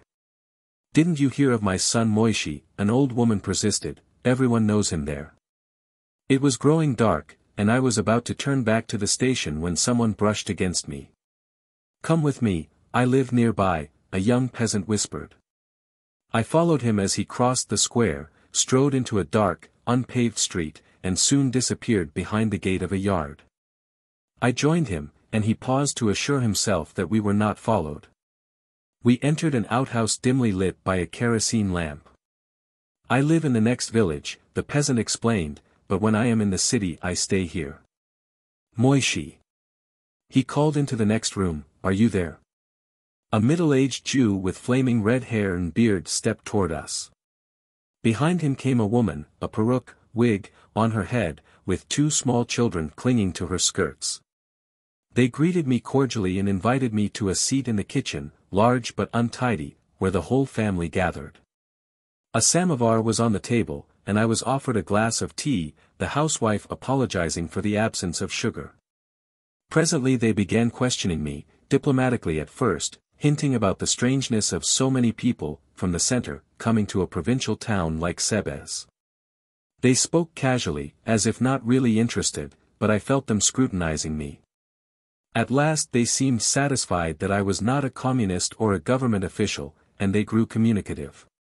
My hostess was frankly critical, referring to the Bolsheviki as those madmen. She bitterly resented the quartering of soldiers in her house. Her oldest boy had to share his bed with one of the Goyim, Gentiles. They made all her dishes treif, unclean, and she was being crowded out of her own home. How could she live and feed her family? It was actual starvation, the evil ones had taken away everything. Look at this, she said, pointing to a vacant place on the wall, my fine large mirror was there, and they robbed me even of that. The red-bearded Jew sat in silence, with gentle motion lulling one of the children to sleep in his lap. The young peasant complained of the Razviorska, which had taken everything from his village. His last horse was gone. Spring was at the door, and how should he plow or sow with no cattle in the whole place? His 3 brothers were drafted, and he remained alone, a widower, with 2 small children to feed. But for the kindness of his neighbor's wife, the little ones would have perished long ago. There's much injustice in the world, he sighed, and peasants are treated badly. What can they do? They have no control of the village Soviet, the Commune 15 carries on with a merciless hand, and the common mujik is afraid to speak his mind. For he'd be reported by some communist and dragged off to prison. Seeing you are not a communist, I can tell you how we suffer, he continued. The peasants are worse off now than before. They live in constant dread lest a communist come and take away their last loaf. Chekists of the Osoby Otto enter a house and order the women to put everything on the table, and then they ride away with it. They don't care if the children go hungry. Who would plant under such masters? But the peasant has learned something, he must bury in the ground what he wants to save from the robbers. Several peasants entered. They looked at Moishe in silence, and he nodded reassuringly. From scraps of their conversation I learned that they supplied the Jew with products, he acting as middleman in the trade. One must be careful not to deal indiscriminately with strangers, Moishe remarked, some of those he saw in the market looked suspicious. But he would supply me with provisions, and he named prices much below those of the Moscow market, herrings, which cost 1,000 rubles in the capital, at 400, a pound of beans or peas at 120. Flour, half wheat, at 250, eggs at 60 rubles apiece. The peasants agreed with Moishe that the times are worse than under the Tsar. The communists are just robbers, and there is no justice to be had nowadays. They fear the commissars more than the old chinovniki. They resented my question whether they would prefer the monarchy. No, they do not want the pomeshchiki landlords, again, nor the Tsar, but they don't want the Bolsheviki, either. We were treated like cattle before, said a flaxen-haired peasant with blue eyes, and it was in the name of the Little Father. Now they speak to us in the name of the party in the proletariat, but we are treated like cattle, the same as before. Lenin is a good man, one of the peasants put in. We say nothing against him, another remarked, but his commissars, they are hard and cruel. God is high above and Ilich 16 far away, the blue-eyed peasant said, paraphrasing a popular old saying. But the Bolsheviki gave you the land, I remonstrated. He slowly scratched his head and a sly smile came into his eyes. No, Golubchik, he replied, the land we took ourselves. Isn't it so, little brothers? He turned to the others. He speaks the truth, they assented. Will it go on like this much longer? They asked, as I was departing. Maybe something will change. Returning to the station I met the members of our train crew straggling up the hill, weighted down with sacks of provisions. The young student of our medical staff carried a squealing hog. How happy little old mother will be, he said, this porker will keep the family alive for a long time. If they hide it well enough, someone suggested. A soldier drove by, and we asked for a ride to the station. Without answering he passed on. Presently another cart overtook us. We repeated our request. Why not?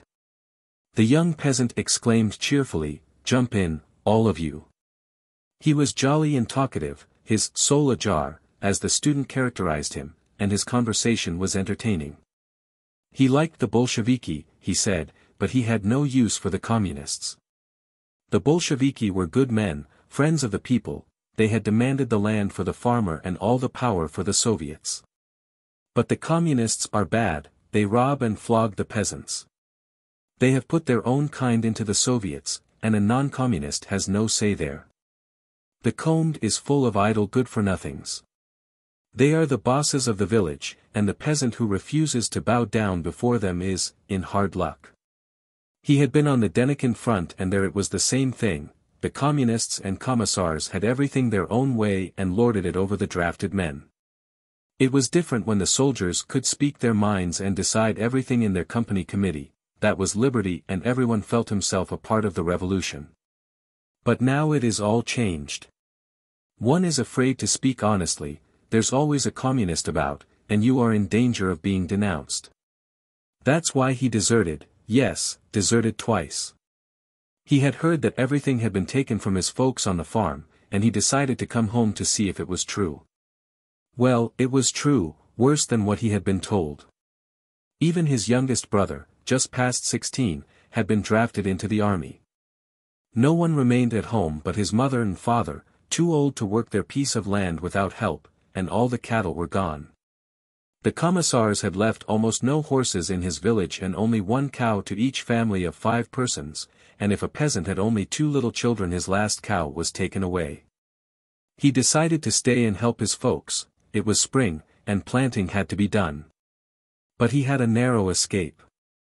One day the whole village was surrounded by the commissar and his men. He ran out of his hut and made for the woods. Bad luck, he was still in his soldier uniform, and they shot at him from all sides. He succeeded in reaching the nearest bushes, but he was exhausted and fell, rolling down the hill into a hollow. His pursuers must have thought him dead. Late in the night he stole back to the village, but he did not go to his people, a friendly neighbor hid him in his house. The next day he put on peasant clothes, and all spring and summer he helped his old man in the fields. Then he went back to the army of his own accord, he wanted to serve the revolution as long as the folks at home did not need him.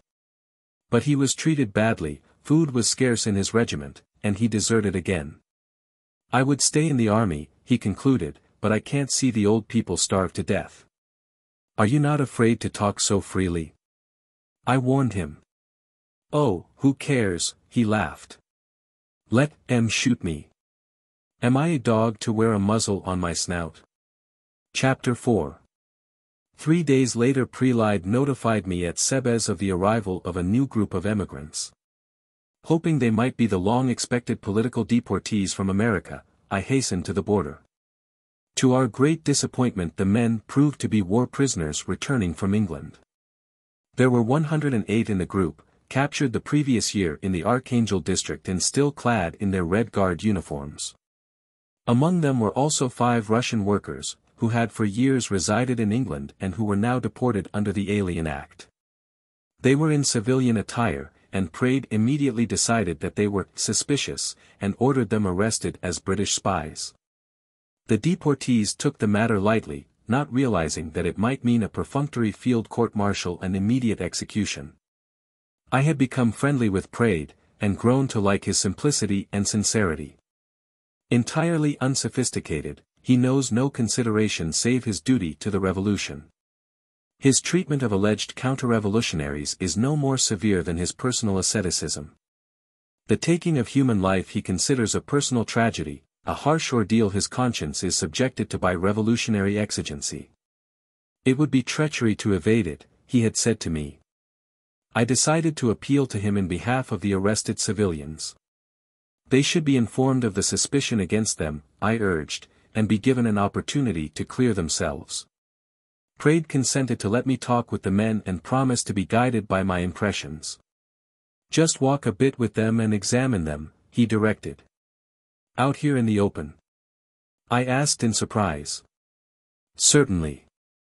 If they attempt to run, they are guilty. I'm a dead shot.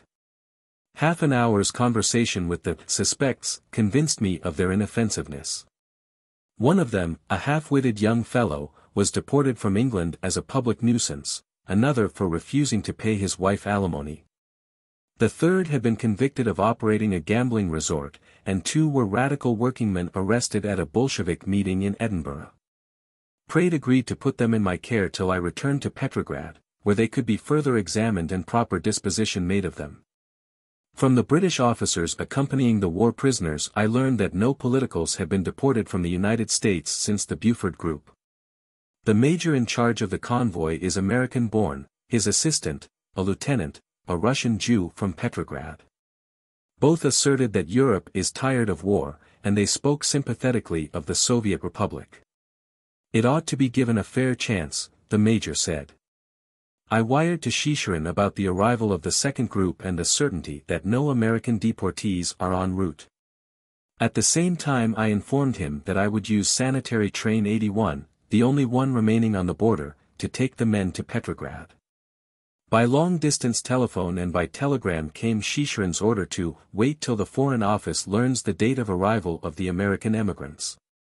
We had already spent over a week on the border, and our provisions were running low, Petrograd having supplied us with only 3 days' rations. What was to be done with over 100 men, some of them ill?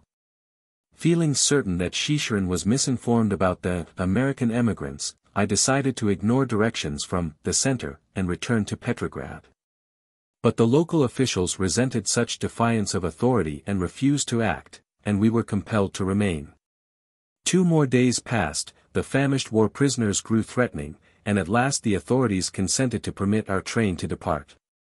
Returning with Karuz and Ethel that evening from the village to make final preparations for leaving, we were surprised not to find our train at the station. For hours we searched in every direction till a passing soldier informed us that heavy firing had been heard on the border, and as a precaution our white-painted train was moved out of range. The night was pitch black. Leaving Ethel on the station platform I walked along the railroad track till I stumbled against a wall of cars. Someone hailed me and I recognized the voice of Karuz. He lit his portable lamp and we tried to enter a car, but the doors were locked and sealed. Suddenly we felt the air hissing, and bullets began to pelt about us. "They are shooting at my light," Karuz cried, throwing his lamp down. We slowly followed the tracks till we came to a car emitting sounds of snoring, and we entered. The smell of unclean human bodies hung heavily in the heated air, assailing us with suffocating force. We felt our way in the darkness along the aisle between double rows of booted feet when a gruff voice shouted, "Dies Herney, 17 who's there?" From one of the benches a soldier rose, fully clad and with gun in hand. "Who goes there?" he challenged sleepily. "How dare you let anyone into this car, you scoundrel, you," another shouted. "They just came in, Tovarish. You're a liar, you've been sleeping on duty." A string of curses poured forth upon the soldier, involving his mother and her alleged lovers in the picturesque vocabulary of the Russian oath. The cursing voice sounded near. I saw a huge red star, 5-pointed, with hammer and sickle in the center, pinned on the man's breast. "Get out of here, you devils," the man shouted, "or I'll fill you full of lead." "Easy, Tovarish," Karuz warned him, "and be a bit more polite." "Get out," the commissar roared. "You don't know to whom you're talking. We're the Boyevaya 18 Chaika." "There may be others such," Karuz replied significantly. "We can't find our car and we'd like to pass the night here." "But you can't remain here," the man remonstrated in a quieter tone, "we may be called for action any moment." "My Tovarish is from the Petro-Soviet," Karuz declared, indicating me. "We can't remain in the open." "Well, stay then." The commissar yawned and stretched himself on the bench. I called Ethel into the car. She looked cold and tired, and hardly able to stand. In the dark I felt for a vacant place, but everywhere my hands touched human bodies. The men snored to various tunes, some cursing in their sleep. I heard Karuz climb up to the second tier and a woman's angry voice, "Quit your pushing, devil. Make room, you heifer," came from Karuz, "fine fighting men these, with a car full of whores." In a corner we found a bench piled with rifles, dishes, and old clothes. No sooner did we sit down than we became conscious of vermin crawling upon us. "I hope we don't catch typhus," Ethel whispered fearfully. In the distance guns were being fired, now and then shots sounded nearby. Outside on the tracks 2 men were quarreling. "You leave my woman be," a drunken voice threatened. "Your woman," the other sneered. "Why not mine?" "I'll show you, you bastard son of your mother's lovers." There came a dull thud, and all was quiet again. Ethel shuddered. "If it were only daylight," she murmured. Her head fell heavily on my shoulder and she slept. March 27th. Arrived in Petrograd today. To my consternation I found the returned war prisoners still at the railroad station. No steps had been taken to quarter and feed them because they were not expected, and no orders had yet come from Moscow. Chapter 15. Back in Petrograd. April 2, 1920, I found Zinoviev very ill. His condition, it is rumored, is due to mistreatment at the hands of workers. The story goes that several factories had passed resolutions criticizing the administration for corruption and inefficiency, and that subsequently some of the men were arrested. When Zinoviev later visited the mill, he was assaulted. Nothing of such matters is to be found in the Pravda or Krasnaya Gazeta, the official dailies. They contain little news of any kind. Being almost exclusively devoted to agitation and to appeals to the people to stand by the government and the Communist Party in saving the country from counter-revolution and economic ruin. Bill Shatov is expected back from Siberia. His wife Nunya is in the hospital, at the point of death, it is feared, and Bill has been wired for. With surprise I have learned that Shatov failed to reply to our radios or to meet the Buford group at the border because he was forbidden to do so by higher authorities. It also explains why Zorin pretended that Shatov had gone east when as a matter of fact he was still in Petrograd. It appears that Bill, in spite of his great services to the revolution, had fallen into disfavor, grave charges were made against him, and he was even in danger of his life. Lenin saved Shatov because he was a good organizer and could still be useful. Bill was virtually exiled to Siberia, and it is believed that he will not be permitted to return to Petrograd to see his dying wife. Most of the Buford deportees are still idle. The data I prepared for Zorin, and the plans I worked out for the employment of the men, have not been acted upon. The former enthusiasm of the boys has turned to discouragement. Bolshevik red tape, remarked to me, is wasting our time and energies. I've worn out my last pair of shoes running about trying to get work. They discriminate against the non-communists. The Bolsheviki claim they need good workers, but if you are not a communist they don't want you. We've been called counter-revolutionists, and the chief of the Cheka has even threatened to send us to prison. At the home of my friend M, on the Vasilevsky Ostrov, I met several men and women, sitting in their overcoats around the burzwika. The little iron stove which they kept feeding with old newspapers and magazines. Doesn't it seem incredible, the host was saying, that Petrograd, with great forests in its vicinity, should freeze for lack of fuel. We'd get the wood if they'd only let us. You remember those barges on the Neva? They had been neglected, and they were falling to pieces. The workers of the N factory wanted to take them apart and use the lumber for fuel. But the government refused. We'll attend to it ourselves, they said. Well, what happened? Nothing was done, of course, and the tide didn't wait for official routine. The barges were swept out to sea and lost. The communists won't stand for independent initiative, one of the women remarked, it's dangerous for their regime. No, my friends, it's no use deluding yourselves, a tall, bearded man retorted. Russia is not ripe for communism. Social revolution is possible only in a country with the highest industrial development. It was the greatest crime of the Bolsheviki that they forcibly suspended the Constituent Assembly. They usurped governmental power, but the whole country is against them. What can you expect under such circumstances? They have to resort to terror to force the people to do their bidding, and of course everything goes to ruin. That's a good Marxist talking, a left socialist revolutionist rejoined, good-humoredly, but you forget that Russia is an agrarian, not an industrial country, and will always remain such. You social democrats don't understand the peasant, the Bolsheviki distrust him and discriminate against him. Their proletarian dictatorship is an insult and an injury to the peasantry. Dictatorship must be that of toil, to be exercised by the peasants and the workers together. Without the cooperation of the peasantry the country is doomed. As long as you'll have dictatorship, you'll have present conditions, the anarchist host replied. The centralized state, that is the great evil. It does not permit the creative impulses of the people to express themselves.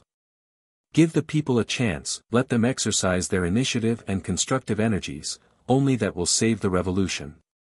You fellows don't realize the great role the Bolsheviki have played, a slender, nervous man spoke up.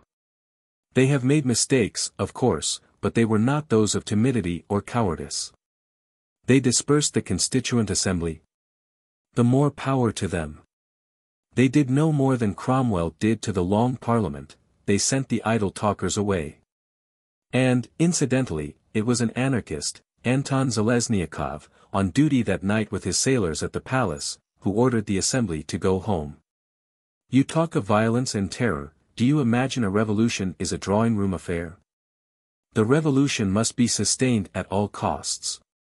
The more drastic the measures, the more humanitarian in the long run. The Bolsheviki are statists, extreme governmentalists, and their ruthless centralization holds danger. But a revolutionary period, such as we are going through, is not possible without dictatorship. It is a necessary evil that will be outlived only with the full victory of the revolution. If the left political opponents would join hands with the Bolsheviki and help in the great work, the evils of the present regime would be mitigated and constructive effort hastened. You're a Sovietsky anarchist, the others teased him. Almost every Advetvany, responsible, communist is gone to Moscow to attend the 9th Congress of the party. Grave questions are at issue, and Lenin and Trotsky have sounded the keynote, militarization of labor. The papers are filled with the discussion of the proposed introduction of Jednolichai, one-man industrial management, to take the place of the present collegiate form. We must learn from the bourgeoisie, Lenin says, and use them for our purposes. Among the labor elements there is strong opposition to the new plan. But Trotsky contends that the unions have failed in the management of industry. The proposed system is to organize production more efficiently. The labor men, on the contrary, say that the workers had not been given the opportunity, extreme state centralization having taken over the functions of the unions. Jednolichai, they claim, means complete charge of factory and shop by one man, the so-called specialists, to the exclusion of the workers from management. Step by step we are losing everything we've gained by the revolution, a shop committeeman said to me. The new plan means the return of the former master. The Spets is the old bourgeoisie, and now he is coming back to whip us to work again. But last year Lenin himself denounced the plan as counter-revolutionary, when the Mensheviki advocated it. They are still in prison for it. Others are less outspoken. This morning I met N. of the Buford group, a man of intellectual attainment and much political acumen. What do you think of it? I asked, anxious to know his view of the proposed changes. I can't afford the luxury of expressing an opinion, he replied with a sad smile. I have been promised a place on a commission to be sent to Europe. It's my only chance of joining my wife and children. April 4, a beautiful, bright Sunday. In the morning I attended the burial of Semyon Voskov, a prominent communist agitator killed on the front by typhus.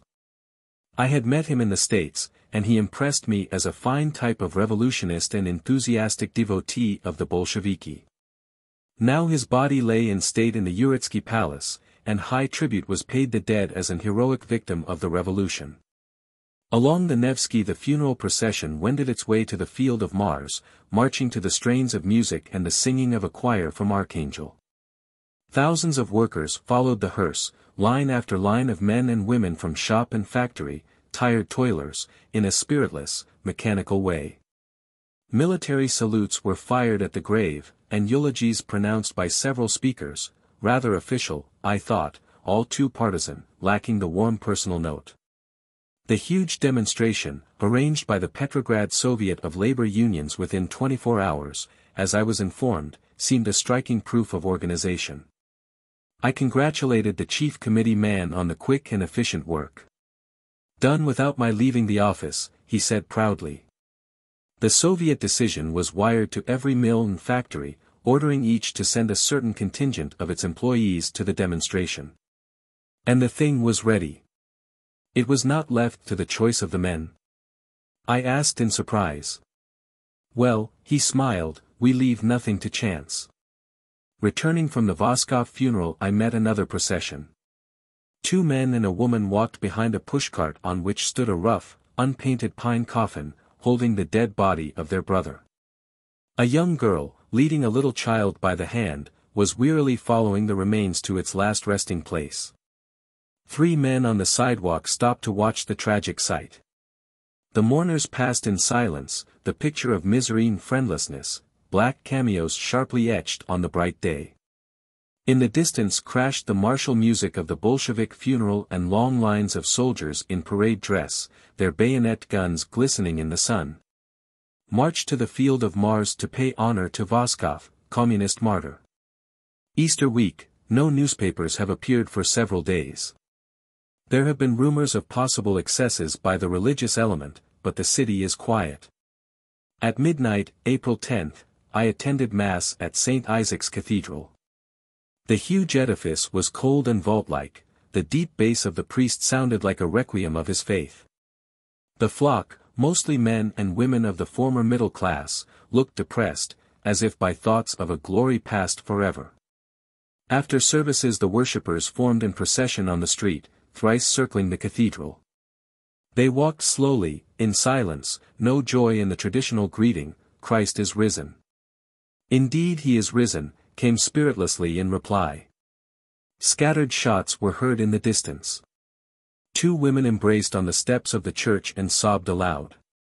In the Kazan Cathedral the attendance was predominantly proletarian. I felt the same suppressed atmosphere, as if some vague fear possessed the people. The procession in the dark streets was mournful, funereal. The little wax candles resembled will-o'-the-wisps blown about by the breeze, their unsteady flicker faintly suggesting the icons and banners fluttering above the heads of the worshippers. Faith is still alive, but the power of the church is broken. Beeland arrived from America bringing the first direct news I have had from the States. Reaction is rampant, he relates. 100% Americanism is celebrating its bloody victory. The wartime laws passed as measures of temporary necessity remain in operation and are applied with greater severity than before. The prisons are filled with politicals, most of the active IWW are in jail, and draft evaders and conscientious objectors are still being arrested. Radicalism is outlawed. Independent opinion a crime. The militaristic humanitarianism of Wilson has become a war against progress. The heritage of war against war is more deadly than the slaughter itself. Bill Haywood, released on bail, has again been arrested. Rose Pastor Stokes was extradited to Illinois for a speech that displeased some officials. Larkin is about to be put on trial, and Gitlow was condemned to 15 years. A similar spirit of reaction is manifest all through Europe. White terror is in the saddle. Jack Reed has been arrested in Finland en route to America. Only here we can breathe freely, Beeland remarked fervently. I did not gainsay it. Notwithstanding all the faults and shortcomings of the Bolsheviki, I feel that Russia is still the hearth of the revolution. It is the torch whose light is visible throughout the world, and proletarian hearts in every land are warmed by its glow. April 12, a gloomy day. Cloudy, with slight rain, very oppressive after the spring-like weather we have been having. It remains light now till 10 p.m. The clocks had been turned back 2 hours and recently again another hour. Liza Zorin was taken to the hospital today, suffering much pain. Her child is expected in a few days. Liza refused a private room, even objecting to being treated by a doctor instead of a midwife, like any other proletarian mother. Of delicate physique and suffering from a weak heart, she is strong in spirit, a true communist who refuses to accept special privileges. She has nothing for her baby, but other mothers have no more, and why should I, she says. Moscow has refused Bill Shatov permission to leave Siberia to visit his sick wife. Though Commissar of Railroads in the Far Eastern Republic, Bill is virtually in exile. Disclosures in the Pravda about the Petrograd reformatories for children have stirred the city. A committee of the communist youth had been investigating the institutions, and now its report has uncovered a most deplorable state of affairs. The reformatories are charged with being veritable prisons in which the young inmates are regarded as criminals. Defective children are subject to severe punishment, and boyish pranks are treated as serious offenses. The general management has been found permeated with bureaucracy and corruption. A favorite mode of punishment is to deprive the children of their meals, and the food thus saved is appropriated by the managers of the institution. By corrupt methods the commissars procure supplies on padded lists for purposes of speculation. Nepotism prevails, the number of employees often equaling that of the children. I had been considering for some time taking up educational work, and I used the opportunity to discuss the matter with Zorin. He was greatly displeased at the revelations and inclined to consider the school situation exaggerated by the youthful investigators. He insisted that existing evils are due chiefly to the lack of Bolshevik teachers. Only communists can be trusted in responsible positions, he asserted. Where nonpartisans hold high office, it has become necessary to put a politkom, political commissar, at the head of the institution to guard against sabotage. This system, though uneconomical, is imperative in view of the scarcity of communist organizers and workers. Evils and abuses in Soviet institutions are almost wholly due to this situation, Zorin claims. The average man is a Philistin, whose sole thought is to exploit every opportunity to secure greater advantages for himself, his family, and friends. It is bourgeois human nature, niche of any podlayish. It is true, of course, that most Soviet employees steal and speculate. But the government is fighting these evils with merciless hand. Such men are often shot as guilty of crime against the revolution.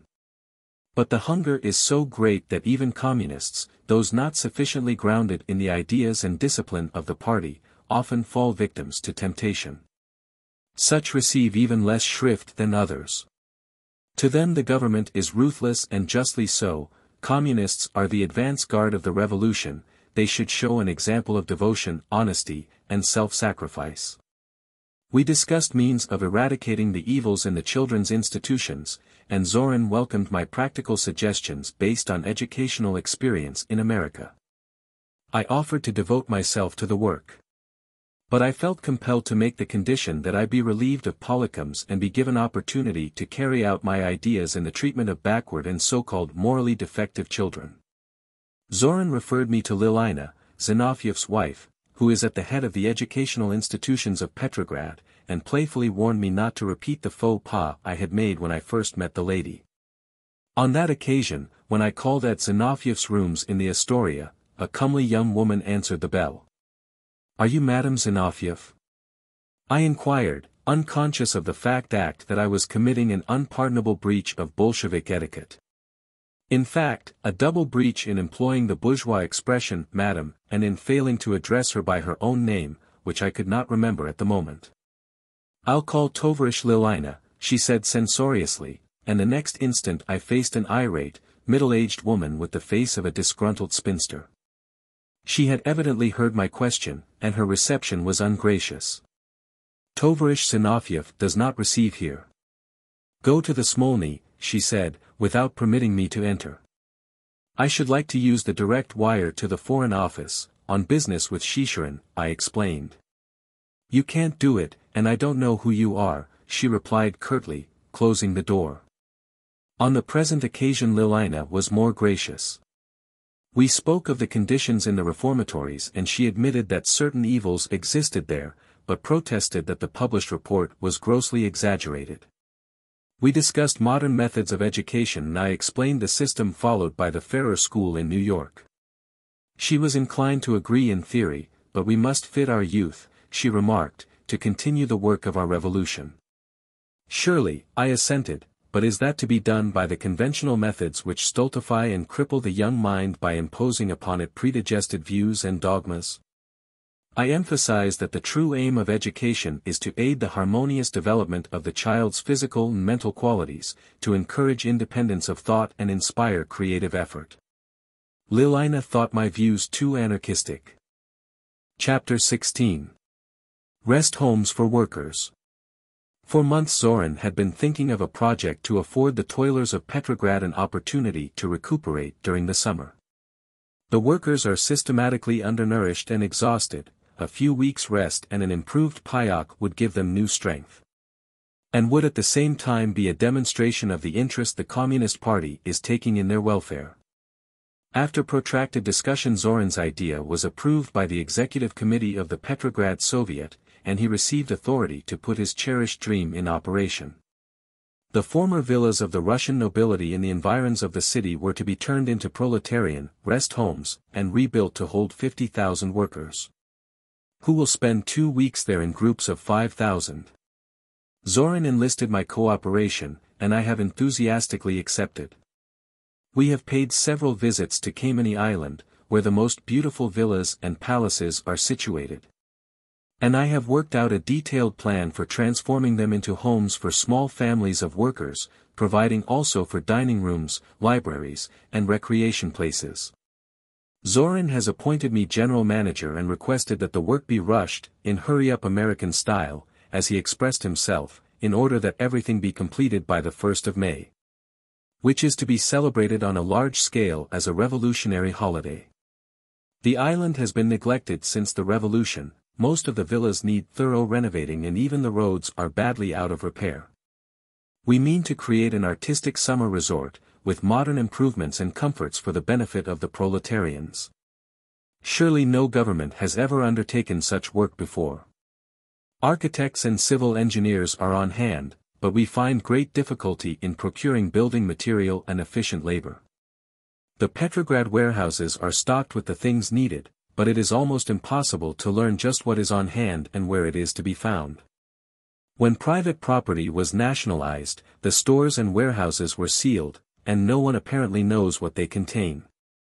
Our architects, engineers, and workers fly about the city, wasting their time in a vain effort to secure the required material. For days they crowd the various bureaus to procure authorized orders for a few spades or lengths of water pipe, and when these are finally secured, We are balked by the general ignorance as to where the object sought can be found. In this situation, the only economic and efficient mode of procedure would be to have our own committee overhaul the warehouses and take an inventory of the stock on hand. But my proposition to this effect has impugned upon the thick wall of the prevailing bureaucratic system. The commissars of the various departments, all communists, are inclined to take offense at such apparent ignoring of their authority. Established modes of procedure have to be followed. Moreover, the stores and warehouses had been sealed by the Cheka. Without its permission in each particular case the locks cannot be touched. The Cheka frowns upon my suggestion, coming from a non-member of the party, at that. Nichoveni podlayish, Zorin says. I find the new Soviet bureaucracy, its inefficiency and indifference, the greatest handicap in the work.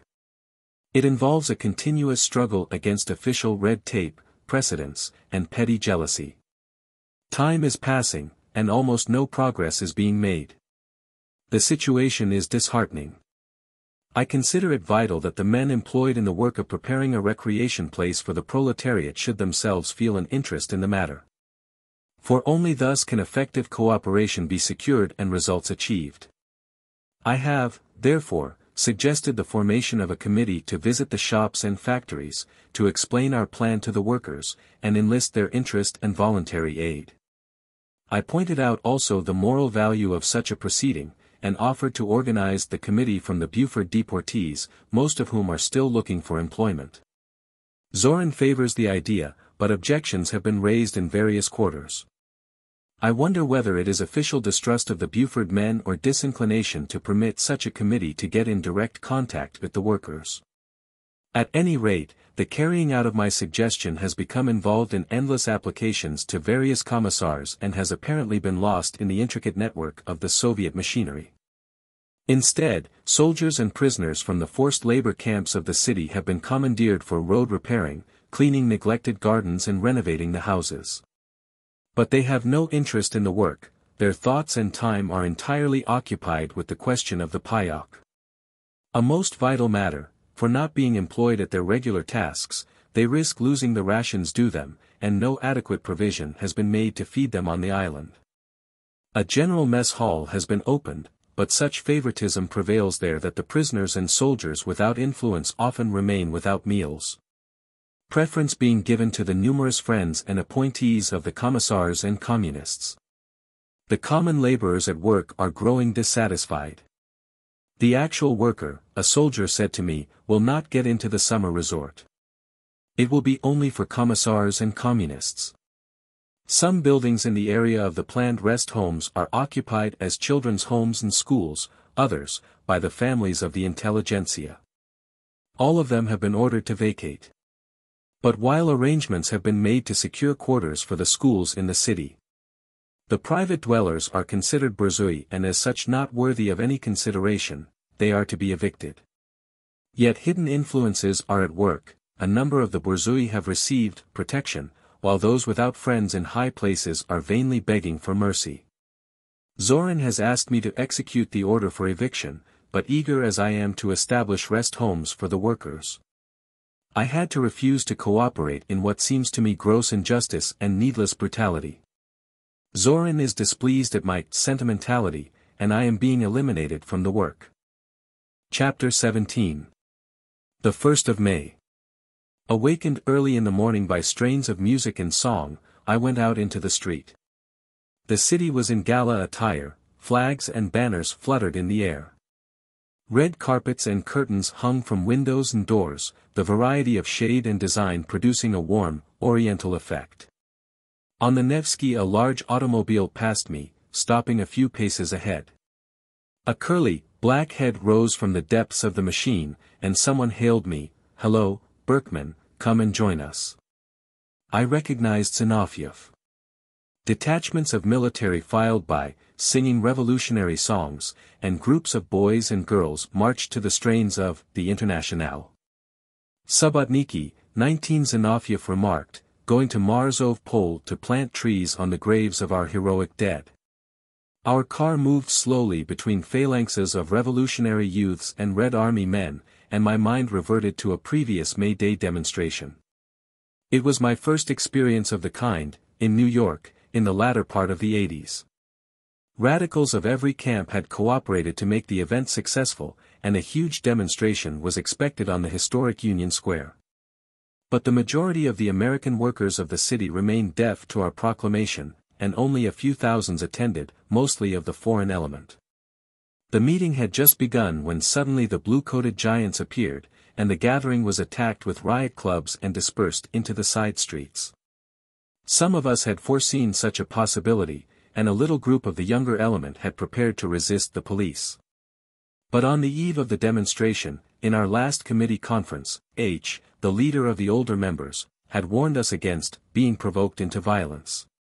And well I remember how passionately I resented the arguments of the pusillanimous Social Democrat. We are the teachers of the people, he had said, and we must lead them to greater class consciousness. But we are few and it were folly to sacrifice ourselves unnecessarily.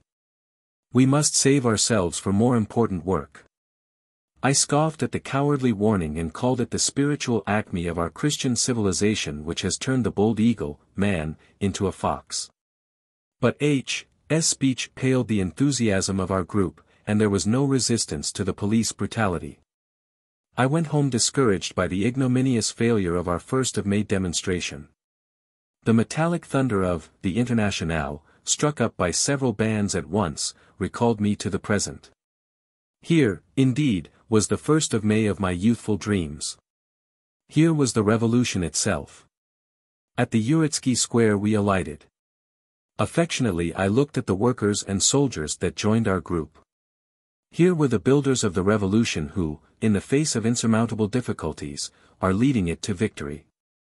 I glanced at Zinoviev. He looked weary, overworked, heavy rings under his eyes, the communist look I had become familiar with. The procession formed. Zinoviev put his arm through mine, and someone pushed us into the front rank. Holding hands, the lines marched toward the field of Mars, Zorin carrying the huge red banner. His slender figure staggered beneath its weight, and willing hands stretched out to relieve him. But Zorin would not be deprived of the precious burden. The field of Mars was dotted with bending figures busily at work, the subotniki decorating the graves of the revolutionary martyrs. They labored joyfully, snatches of their song reaching us between the pauses of the brass bands in our rear. I stood with Zinoviev on the reviewing stand, interpreting his answers to the American correspondent whom Chicherin finally admitted into Russia. As far as the eye could reach, soldiers and workers filled the huge square and adjoining streets. Proletarians from the factories marched by, each group with its crimson banner inscribed with revolutionary mottos.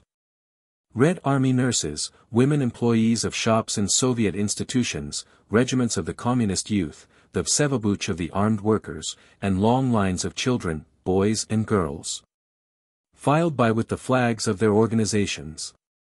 It was the most imposing demonstration of revolutionary consciousness I had ever seen, and I felt inspired by it. But the appearance of the marchers was depressing. They were undernourished, exhausted, poorly clad, and I noticed many children walking barefoot. It was probably due to their physical weakness, I thought, that the paraders showed so little enthusiasm. They barely responded to the greetings of the communists on the reviewing stand. And the frequent, hurrah, hurrah, Tavarishi, shouted by Lashevich and Anselovich, Zinoviev's lieutenants, found but a weak, spiritless echo in the ranks of the passing demonstrators. The festivities closed in the evening with an open-air mass spectacle, illustrating the triumph of the revolution. It was a powerful portrayal of the age-long slavery of the people, of their suffering and misery, and the underground revolutionary activities of the pioneers of liberty. The best artists of the city participated in the portrayal of the great Russian drama and gave an intense and moving presentation. I was spellbound by the horrors of the Tsar's tyranny. The clanking of the slaves' chains echoed in my consciousness, and I heard the muttering of approaching storm from the depths. Then sudden thunder of cannon, groans of the wounded and dying in the world slaughter, followed by the lightning of rebellion and the triumph of the revolution. I lived through the whole gamut of the great struggle within the 2 hours of the performance, and I was profoundly stirred. But the huge audience remained silent, not a sign of approval was manifested. Was it the apathy of the northern temperament, I wondered, when I heard a young workman nearby saying, "What's the use of it all? I'd like to know what we have gained." Chapter 18. The British Labour Mission. May, 1920, new life has come to Petrograd with the arrival of the British mission. Many meetings, banquets, and festivities are taking place in its honor. I believe the communists are inclined to exaggerate the importance of the visit and its probable results. Some even think the coming of the Englishman augurs the political recognition of Russia in the near future. Soviet newspapers and communist speeches have created the impression that the mission represents the sentiment of the whole British proletariat, and that the latter is about to come to the aid of Russia. I heard the subject discussed by a group of workers and soldiers at the meeting in the Labour Temple. I had been asked to render into English the resolutions to be presented, and a small table was assigned to me. People crowded about me to get a better look at the delegates on the platform. The full glare of the electric lights shone upon Ben Turner, the chairman of the mission, short, stocky, and well-fed. "There, look at him!" A worker behind me exclaimed, "You can tell he's from abroad. Our people are not so fat." "What wonder," a soldier replied, "it isn't Russia, England isn't, and people don't go hungry there." "The workers starve everywhere," a hoarse voice said. "These are not workers," the first man corrected. "They are delegates." "Of course, delegates, but proletarian delegates," the hoarse voice insisted. "The English working class sent them to see what help we need." "You think they will help?" the soldier asked hopefully. "That's what they are here for. They'll go back home and tell the proletariat there how we suffer, and they'll have the blockade taken off." God be willing," the worker sighed fervently. A man passed by, energetically pushing his way through the crowd, and ascended the platform. His prosperous appearance, well-fitting clothes, and ruddy face were in striking contrast with the people about. "Look at that fat delegate. They ain't starving in England," the soldier whispered to his neighbor. Something familiar about the stout delegate fastened my attention. His eye fell upon me and he smiled recognition. It was Melnichansky, the chairman of the Moscow Soviet of Labor Unions. Considerable disappointment is felt in communist circles regarding the mission. The military displays have failed to impress them, the visits to mills and factories have produced no enthusiasm among the cold-blooded Britishers. They seem purposely to avoid a definite expression of opinion regarding aid that might be expected from their country or the nature of their report to the workers of England. Certain remarks by individual delegates have caused uneasiness. Some communists think it poor taste to honor a labor mission with military demonstrations, some of whose members are outspoken pacifists. A revolutionary country like Russia, they say, should lay more stress on the proletarian consciousness of the people as the true symbol of its character and the best guarantee of its peaceful intentions. The visits to the industrial establishments, it is claimed, could impress only with their lack of productive results and the fact that the factories and mills had been primed for the delegates. It is even whispered about that the Britishers sense in the official atmosphere with which they are surrounded a sort of surveillance very irksome to them. The men sent from Moscow to welcome the mission, Radek, Melnichansky, and Petrovsky, believe that every effort must be made to create a good impression on the delegates, in the hope of securing their favorable report in England and correspondent action there in behalf of Russia. Radek and Petrovsky are strong defenders of diplomacy. Petrovsky, especially, who apparently enjoys considerable influence in the councils of the party, though his allegiance to Bolshevism is of very recent origin. I knew him in America as Dr. Goldfarb, labor editor of the New York Jewish Forward, and a very fanatical social democrat, a Menshevik, in the Russian terminology. His conversion to Bolshevism was rather sudden, and I am surprised to learn that he holds the important position of Commissar of Military Education. Angelika Balabanova, an old revolutionist and very lovable personality, who is on the reception committee, agrees with me that the best policy is to enable the mission to learn the whole truth concerning Russia. and to enlist their friendship and cooperation in the work of upbuilding the country by their adequate understanding of its needs, rather than by the lack of it. But the other members of the Committee of Welcome hold a different view. Overzealous and anxious, they exaggerate the truth and minimize or entirely deny the weak points.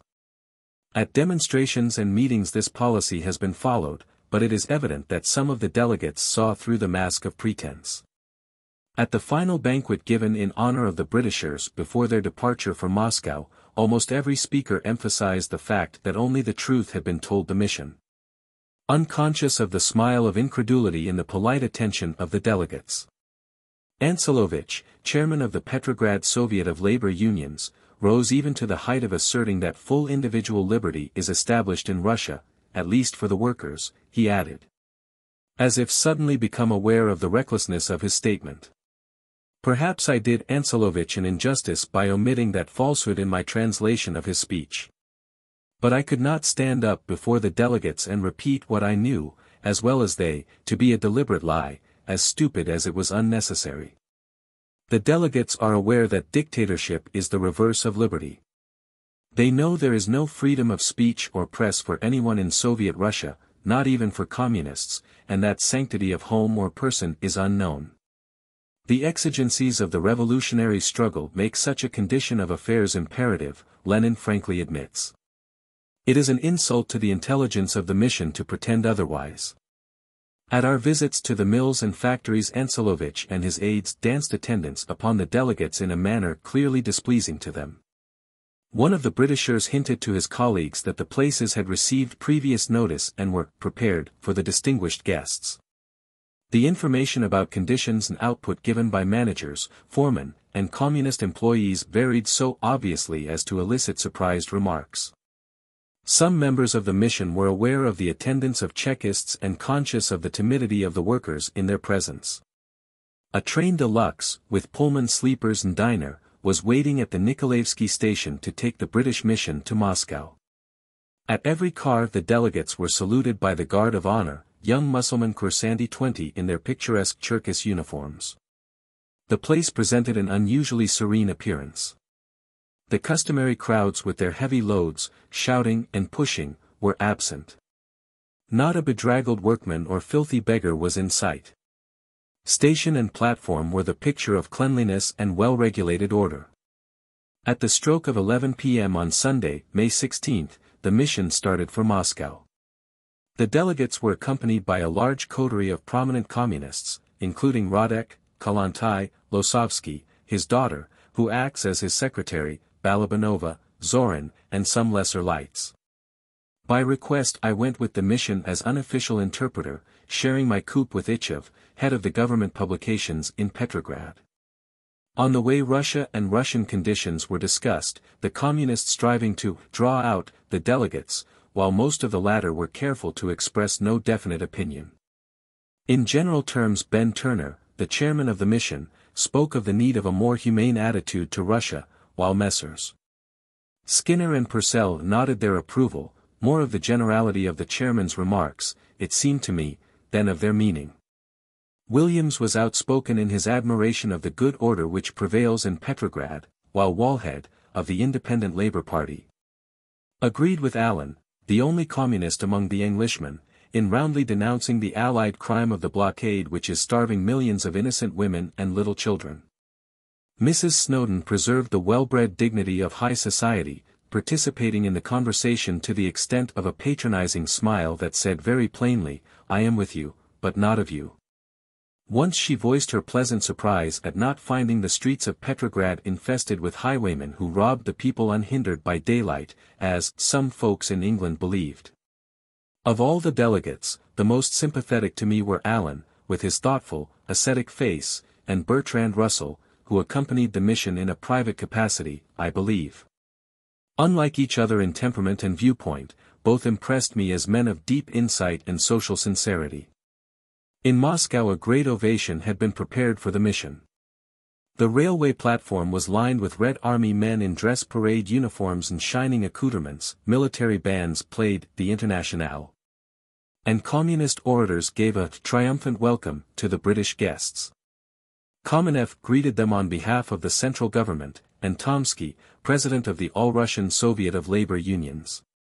In a long speech addressed the representatives of the British workers in the name of their Russian brothers. All the speakers characterized the happy occasion as the symbol of the common cause of the toilers of the two countries and voiced the conviction that the English proletariat is about to come to the aid of the revolution. For almost 2 hours the delegates were kept standing on the platform listening to speeches in a language unintelligible to them. But at last the ceremony was over, and the visitors were seated in automobiles and driven to the Soviet hotel, assigned as their quarters. In the great crowding the Englishmen became separated, some of them almost submerged by the surging waves of humanity. Gradually the soldiers filed out, the crowd thinned, and at last I was able to make my way to the street. The government machines had already left, and I looked about for an izvoshchik cab, when I noticed Bertrand Russell struggling out of the station. He stood bewildered on the steps, not knowing where to turn, forgotten amidst the excited people shouting a strange jargon. An auto drove up at that moment, and I recognized Karakhan. "I am a little late," he said. "Are all the delegates gone?" "Bertrand Russell is here yet," I replied. "Russell? Who is he?" I explained.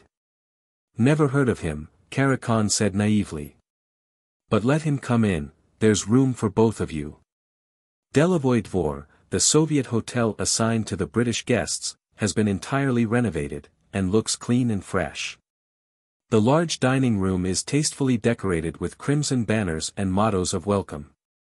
Socialist legends of the solidarity of the workers of the world and the triumph of the revolution through the dictatorship of the proletariat speak from the walls in various tongues. Potted plants lend the spacious room warmth and color. Covers were set for a large number, including the delegates, the official representatives of the Soviet government, some members of the Third International, and the invited spokesman of labor. Russian caviar, soup, white bread, 2 kinds of meat and a variety of vegetables were on the menu. When fried chicken was served, I saw some of the Britishers exchange wondering glances. "A jolly good meal for starving Russia," a delegate at my side remarked to his neighbor in the lull of clattering dishes and laughter. "Rather. Natty wench," the other replied with a suggestive wink at the winsome young waitress serving him. "Thought the Bolsheviks had done away with servants." Angelika Balabanova, sitting opposite me, looked perturbed. On May 18, the day following its arrival in Moscow, the mission was honored with a great demonstration. It was a splendid military display, all branches of the Red Army participating. No workers marched in the parade. The continuous round of festivities, special theatrical performances, and visits to factories, are apparently palling upon the delegates. A feeling of dissatisfaction is noticeable among them, a sense of resentment at the apparent surveillance to which they feel themselves subjected. Several have complained of inability to see their callers. The propusk system introduced in the Delavoye Dvor since the arrival of the mission practically excluding visitors considered persona non grata by the Chicherin agent at the clerk's desk. The delegates are becoming aware of the subtle curtailment of their liberty, conscious of their every step and word being spied upon. They resent the prison atmosphere, as a member of the mission characterized the environment. "We are friendly disposed," he said to me, "and there is no sense in such tactics." He was not content with seeing only things officially shown to the mission, he said. He was anxious to look deeper, and he complained of being compelled to resort to stratagems in order to come in contact with persons whose views he wanted to learn. "The Russian Revolution is the greatest event in all history," one of the delegates remarked to me. "Petty consideration should have no place in it. A new world is in the making. To minimize the terrific travail of such a birth is worse than folly." The Bolsheviki, in the vanguard of the revolutionary masses, are playing a part in the process whose significance history will not fail to estimate.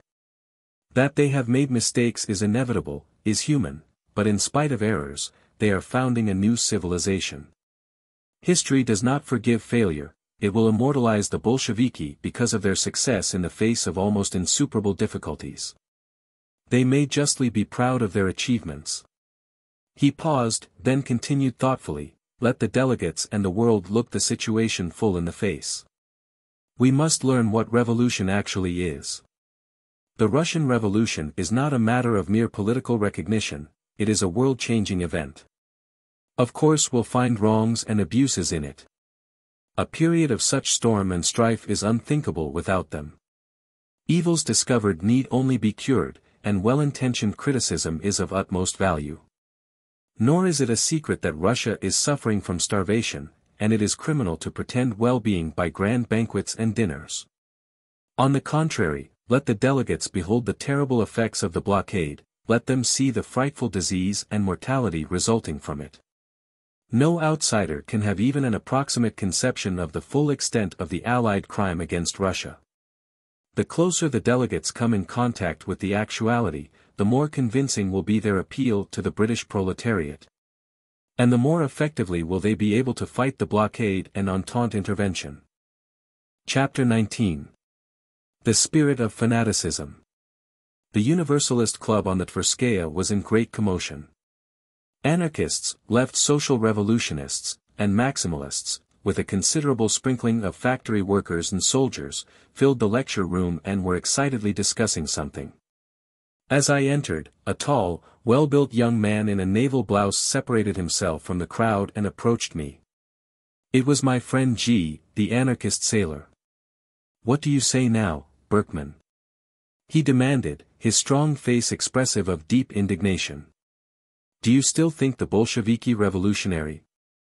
I learned that 45 anarchists in the Butyrki prison, Moscow, had been subjected to such unbearable conditions of existence that they at last resorted to the desperate protest of a hunger strike. All of them have been in prison for many months, ever since the Leontьevsky affair, 21 without charges being preferred against them. They are kept under a most rigid regime, deprived of exercise and visitors, and the food served them is so insufficient and unwholesome that almost all of the prisoners are ill with scurvy. The hunger strikers demand to be tried or released, and their action is considered so justifiable by the other prisoners that the entire Butyrki population of over 1,500 have joined the strikers. They have sent a collective protest to the Central Executive of the Communist Party, copies of which have also been forwarded to Lenin, the Moscow Soviet, the labor unions, and other official bodies. In view of the urgency of the situation, the Universalists have elected a committee to call on the Secretary of the Communist Party, and it has been suggested that I also join the committee. "Will you help?" my sailor friend asked, "or have you entirely deserted us?" "Perhaps you'll soon be in the party," another remarked bitterly, "you're a Bolshevik now, a Sovietsky anarchist." In the hope that a rapprochement may still be established between the communists and the left elements, I consented. Returning home that evening, I reflected on the failure of my previous efforts to bring about a better understanding between the warring revolutionary factions. I recalled my visits to Lenin and Kristinsky, my talks with Zinoviev, Chicherin, and other leading Bolsheviki. Lenin had promised to have the Central Committee consider the matter, but his reply, in the form of a resolution of the party, merely repeated that Idini anarchists 22 are not persecuted, but emphasized that agitation against the Soviet government cannot be tolerated. The question of legalizing anarchist educational work, which I discussed with Kristinsky several weeks ago, has not been acted upon and has evidently been ignored. Persecution of the left elements continues, and the prisons are filled with revolutionists. Many of them have been outlawed and compelled to go underground.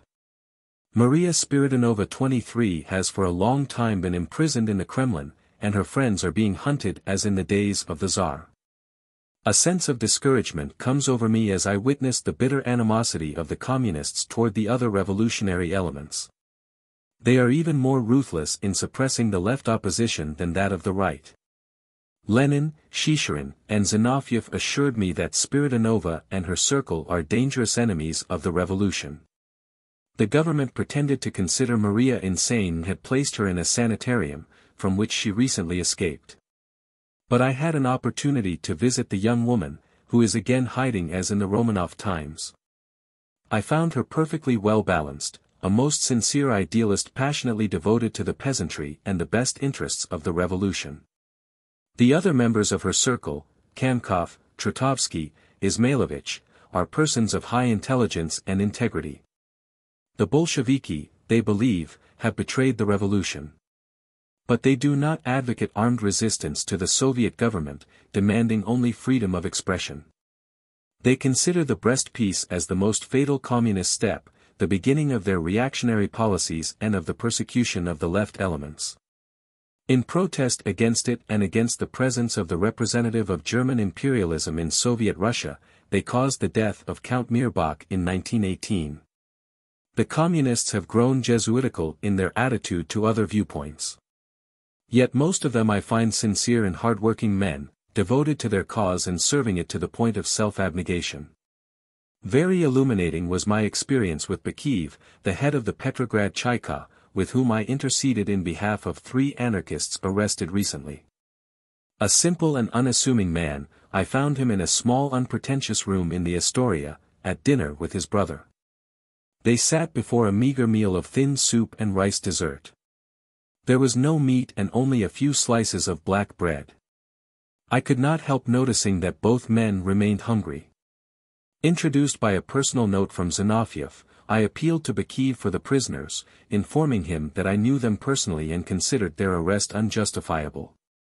They are true revolutionists, I urged. Why do you keep them in prison? In the room of TCH, Bakiyev replied, we found certain apparatus. TCH is a chemist, I explained.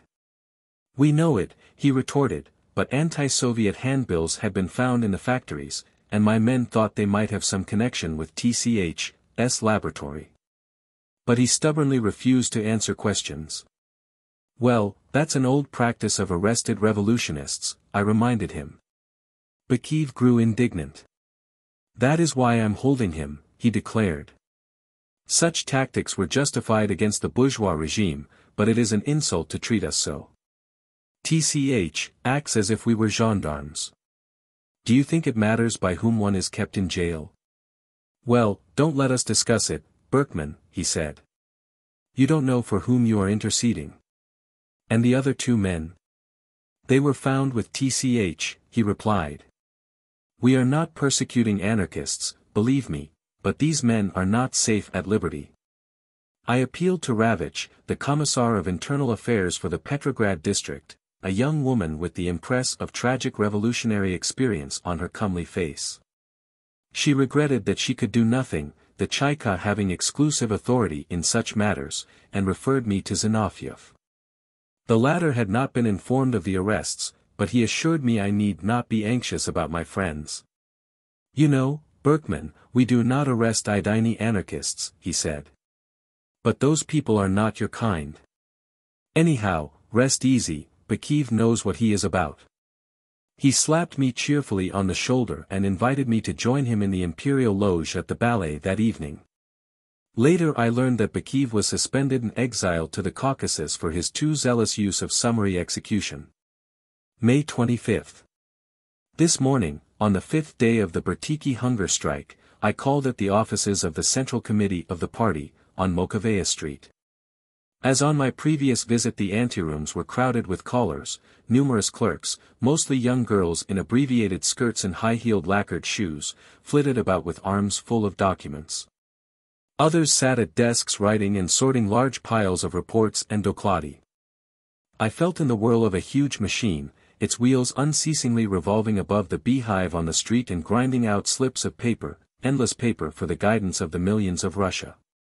Preobrazhensky, formerly Commissar of Finance and now in Kristinsky's place, received me somewhat coldly. He had read the protest of the hunger strikers, he said, but what of it? What is it you come for, he demanded. I stated my mission. The politicals have been kept in prison for 9 months, some of them even for 2 years, without trial or charges, and now they demand some action in their cases. They are within their rights, Preobrazhensky replied, but if your friends think they can influence us by a hunger strike, they are mistaken. They may starve as long as they want. He paused and a hard expression came into his eyes. If they die, he added thoughtfully, perhaps it would be best. I have come to you as a comrade, I said indignantly, but if you take such an attitude. I have no time to discuss it, he interrupted. The matter will be considered this evening by the Central Committee. Later in the day I learned that 10 of the imprisoned anarchists, including Gordon, the founder of the Universalist group, were released by order of the Cheka, in the hope of breaking the hunger strike. This development was independent of any action of the Central Committee. It also became known that some of the Butyrki politicals were condemned to 5 years' prison, without having received hearing or trial, while others were sentenced to concentration camps, till the end of civil war. I was in a room in the Hotel National translating for the British Labour Mission various resolutions, articles, and Losovsky's brochure on the history of Russian Unionism, when I received a message from Radek asking me to call on a matter of great urgency. Wondering, I entered the automobile he had sent for me and was driven at a fast clip through the city till we reached the former quarters of the German legation, now occupied by the Third International. The elegant reception hall was filled with callers and foreign delegates, some of whom were curiously examining the bullet marks in the mosaic floor and walls, reminders of the violent death Mirbach had met in this room at the hands of left social revolutionists opposed to the Brest peace. I was conscious of the disapproving looks directed at me when, out of my turn, I was requested to follow the attendant to the private office of the Secretary of the Communist International. Radek received me very cordially, inquired about my health, and thanked me for so promptly responding to his call. Then, handing me a thick manuscript, he said, "Ilyich 24 has just finished this work and he is anxious to have you render it into English for the British mission. You will do us a great service." It was the manuscript of the infantile sickness of leftism. I had already heard about the forthcoming work and knew it to be an attack on the left revolutionary tendencies critical of Leninism. I turned over some pages, with their profusely underscored lines corrected in Lenin's small but legible handwriting. "Petty bourgeois ideology of anarchism," I read. "The infantile stupidity of leftism, the ultra-revolutionists suffocating in the fervor of their childish enthusiasm." The pale faces of the Butyrki hunger strikers rose before me. I saw their burning eyes peering accusingly at me through the iron bars. "Have you forsaken us?" I heard them whisper. "We are in a great hurry about this translation," Radek was saying, and I felt impatience in his voice. "We want it done within 3 days." "It will require at least a week," I replied. "Besides, I have other work on hand, already promised." "I know, Losovsky's," he remarked with a disparaging tilt of the head, "that's all right. Lenin's takes precedence. You can drop everything else, on my responsibility. I will undertake it if I may add a preface. This is no joking matter, Berkman." Radek was frankly displeased. "I speak seriously. This pamphlet misrepresents and besmirches all my ideals. I cannot agree to translate it without adding a few words in defense." "Otherwise you decline?" "I do." Radek's manner lacked warmth as I took my departure. A subtle change has taken place in the attitude of the communists toward me. I notice coldness in their greeting, a touch of resentment even. My refusal to translate Lenin's brochure has become known, and I am made to feel guilty of lèse-majesté. I have been accompanying the British mission on its visits to mills, theatres, and schools. And everywhere I was aware of the scrutinizing gaze of the Chekamen attending the delegates as guides and interpreters. In the Delevoid where the clerk has suddenly begun to demand my propusk and to ask my business, though he knows that I live there and am helping the delegates with translations. I have decided to give up my room in the Dvor and to accept the hospitality of a friend in the National. It is contrary to the rules of the Soviet houses, no visitor being permitted to remain after midnight. At that hour the day's propuski, with the names of the callers and the persons visited, are turned over to the Cheka. Not being an official guest of the hotel, I am not entitled to meals and am compelled to commit another breach of communist order by resorting to the markets. Officially abolished but practically in operation. The situation is growing intolerable, and I am preparing to leave for Petrograd. You have become persona non grata, Augustine Sauchi, the delegate of the German Syndicalist Union. Remarked as we were sitting in the Delevoye translating the resolutions submitted by Losovsky to the labor representatives of Sweden, Norway, and Germany. In both camps, I laughed. My friends of the left call me a Bolshevik, while the communists look askance at me. Many of us are in the same boat, Souchy replied. Bertrand Russell passed by and called me aside. I think nothing will come of our proposed visit to Peter Kropotkin, he said. For 5 days they have been promising a machine. It's always, in a moment it will be here, and the days pass in vain waiting. A curly-headed little communist, one of the English-speaking guides assigned to the mission, sauntered by, as if inadvertently. Is the machine ready? Russell asked. It was to be here at 10 this morning, it's 2 p.m. now. The commissar just told me that the machine unfortunately got out of order, the guide replied. Russell smiled. They are sabotaging our visit, he said, we'll have to drop it.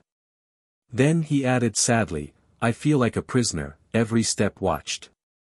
Already in Petrograd I became aware of this annoying surveillance. It's rather stupid of them. I listened to some of the British delegates discussing the printers' meeting from which they had just returned. Melnichansky and other Bolsheviki had addressed the gathering, eulogizing the Soviet regime and the communist dictatorship. Suddenly a man wearing a long black beard appeared on the platform. Before anyone realized his identity, he launched an attack on the Bolsheviki. He branded them as the corruptors of the revolution and denounced their tyranny as worse than the Tsar's. His fiery oratory kept the audience spellbound. Then someone shouted, Who are you? Your name? I am Chernov, Viktor Chernov, the man replied in bold, defiant voice. The Bolsheviki on the platform jumped to their feet in rage. Hurrah! Long live Chernov, brave Chernov! The audience shouted, and a wild ovation was tendered the social revolutionary leader and former president of the Constituent Assembly. Arrest him! Hold the traitor, came from the communists. There was a rush to the platform, but Chernov had disappeared. Some of the Britishers expressed admiration for the daring of the man whom the Chaika has been so assiduously searching for a long time. It was rather exciting, someone remarked. I shudder to think what will happen to him if he's caught, said another. Deucedly clever, his escape. The printers will pay for it. I hear the leaders of the Third Soviet Bakery are under arrest and the men locked out for demanding more bread. It's different at home, a delegate sighed. But I believe we all agree that the blockade must be raised. Chapter 20. Other people. June, winter has released its icy grip, and the sun shines brightly. In the parks the benches are filling with people. Our Buford mascot, the baby, passed me and I hailed him. The color has faded from his face, and he looks yellow and weary. No, most of our boys are not working yet, he said, and we're sick of the red tape. They always tell you they need workers, but nobody really wants us. Of course, the communists of our group have all gotten good berths. Have you heard about Bianchi? You remember how he roasted them at that meeting in Belustrov? How he joined the party and got a responsible job? The Boston sailor, remember him? Well, I met him walking on the street the other day, all dressed up in a leather suit, with a gun as big as your arm. In the Chaika. His old business. Did you know he was a detective in Boston? I thought he was a sailor.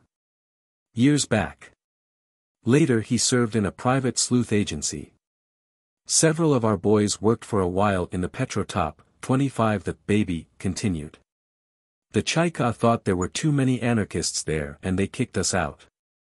Dzerzhinsky 26 says the Petrograd is an anarchist nest. But everyone knows the city would have frozen to death last winter if it wasn't for Kolobushkin. He is an anarchist and the whole brains of that place, but they talk of arresting him. An old Schlüsselburg man at that, spent 10 years in the dungeons there. With primitive unconcern of those about her, an old peasant woman has bared the back of a young girl at her side and is closely scrutinizing her garments. With deliberate movement her thumb and forefinger come together, she withdraws her hand, straightens herself, and releases her captive on the ground. Her neighbor draws nervously aside.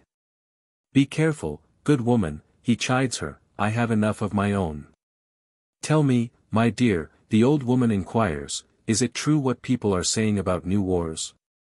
"Yes." "With whom, then?" "With the Poles." "Oh, God be merciful. And why must they always be fighting, little uncle?" The man is silent. The girl lifts her face from the woman's lap. "It's chilly, aunt. Are you done now? You're full of child."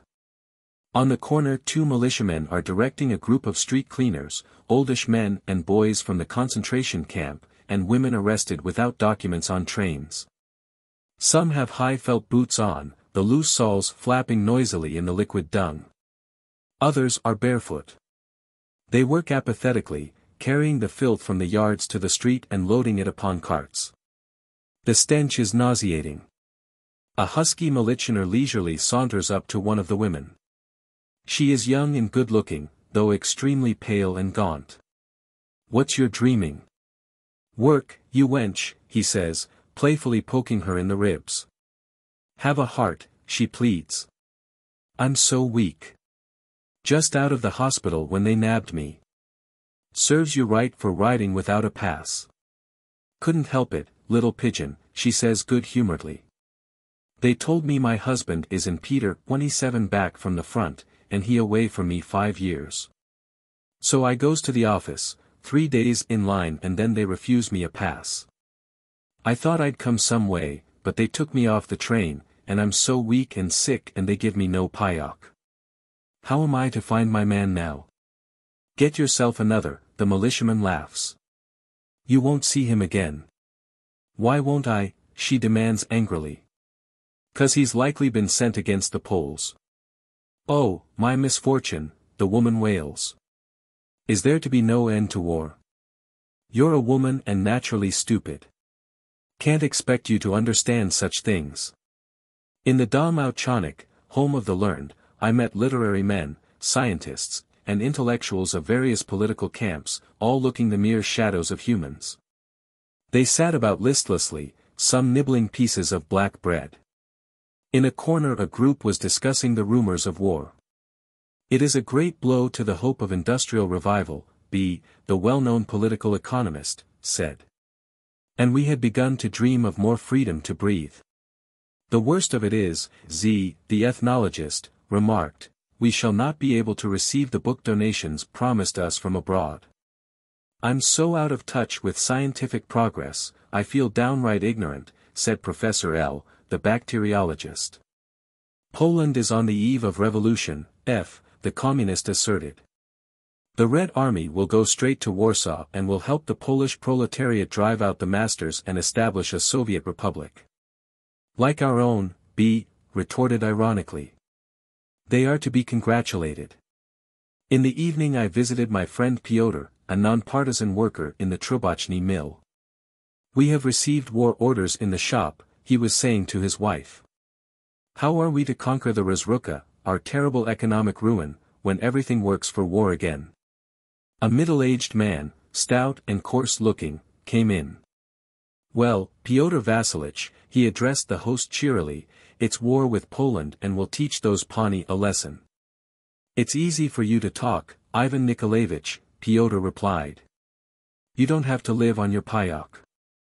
He supplies lumber to the government," he explained, turning to me, "and he don't starve, he don't." "We must defend our country against the Poles," the contractor replied sententiously. "Will they take Vanya?" the housewife asked tearfully. "He is not 17 yet." "I don't mind going to the front," came from the boy lying on the stove. "They get a good payok in the army, and I may advance to commander like cousin Vaska did."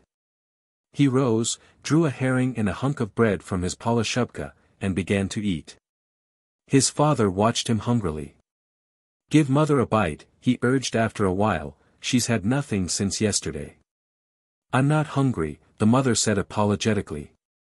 "Yes, my friends," the contractor spoke again as if remembering an unfinished thought, "the Poles must be taught a lesson, and we must all defend the revolution." "What are we to defend?" Pyotr demanded bitterly. The fat commissars and the Chaika with its shooting, that's what we defend. We haven't got anything else. You talk like a counter-revolutionist, Vanya shouted, jumping off the stove. We haven't even our children, his father continued. That boy has become a hoodlum since he joined the Komsomol. 28 He learns there to hate his parents. Vanya pushed his fur cap over his ears and stepped toward the door. Take care I don't tell on you, he said, slamming it behind him. The Italian Socialist mission, headed by Cerati, is in the city, and the occasion is celebrated with the usual military parades, demonstrations, and meetings. But the show has lost interest for me. I have looked back of the curtain. The performances lack sincerity, political intrigue is the mainspring of the spectacles. The workers have no part in them except for mechanical obedience to orders, hypocrisy conducts the delegates through the factories.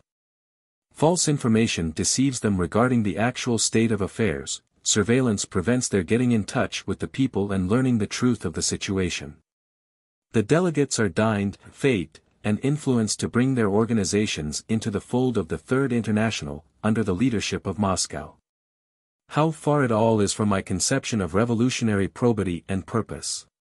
The communist leaders have become involved in schemes of political recognition and are wasting the energies of the revolution to create an appearance of military strength and industrial health. They have lost sight of the real values underlying the great change. The people sense the false tendencies of the new regime and helplessly see it return to old practices. The proletariat is growing disillusioned.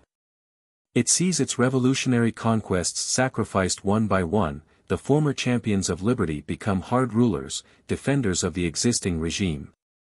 And the revolutionary slogans and hopes turn to dying embers. An atmosphere of embittered helplessness pervades the circles of the intelligentsia, a paralyzing sense of their lack of cohesion and energizing purpose. They are exhausted by years of starvation. Their mental bases are weakened, the spiritual bonds with the people severed.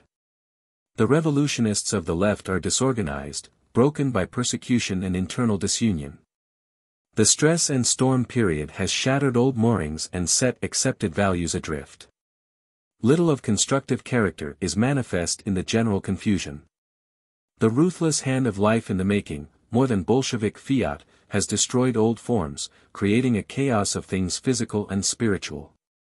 Institutions and ideas, thrown into a common heap, rage in primitive passion and wildly seek to disentangle themselves, desperately clutching at each other in the attempt to rise to the surface. And above the shouts and din of the struggling mass, drowning all other cries, sounds the desperate, ceaseless plea, bread. Bread. Moscow is eaten with bureaucracy, Petrograd is a dying city. Not here is the revolution. Out in the country, among the common people, one must see new Russia and live its life in the making. I have been requested to join the expedition planned by the Museum of the Revolution.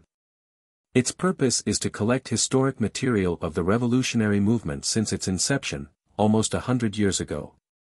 I had hoped to participate in more constructive labors, but circumstances and the growing coldness of the communist attitude exclude me from more vital work. The mission of the expedition is non-political, and I have decided to accept the offer. Chapter 21. En route to the Ukraine. July, 1920, turbulent mobs besiege our train at every station. Soldiers and workers, peasants, women, and children, loaded with heavy bags, frantically fight for admission. Yelling and cursing, they force their way toward the cars. They climb through the broken windows, board the bumpers, and crowd upon the steps, recklessly clinging to door handles and clutching at each other for support. Like maddened ants they cover every inch of space, in momentary danger of limb and life. It is a dense, surging human sea moved by the one passion of securing a foothold on the already moving train. Even the roofs are crowded, the women and children lying flat, the men kneeling or standing up. Frequently at night, the train passing under a bridge or trestle, scores of them are swept to their death. At the stations the railroad militia await us. They surround a car, drive the passengers off roof and steps, and proceed to another coach. But the next instant there is a rush and struggle, and the cleared car is again covered with the human swarm. Often the militiae resort to arms, firing salvos over the train. But the people are desperate. They had spent days, even weeks, in procuring traveling papers. They are in search of food or returning with filled bags to their hungry families. Death from a bullet is no more terrible to them than starvation. With sickening regularity these scenes repeat themselves at every stopping place. It is becoming a torture to travel in comparative comfort in our conspicuous-looking car, recently renovated and painted a bright red, and bearing the inscription, Extraordinary Commission of the Museum of the Revolution. The expedition consists of 6 persons, comprising the secretary, Miss A. Shackle, the treasurer, Emma Goldman, the historical expert, Yakovlev, and his wife. A young communist, a student of the Petrograd University, and myself as chairman.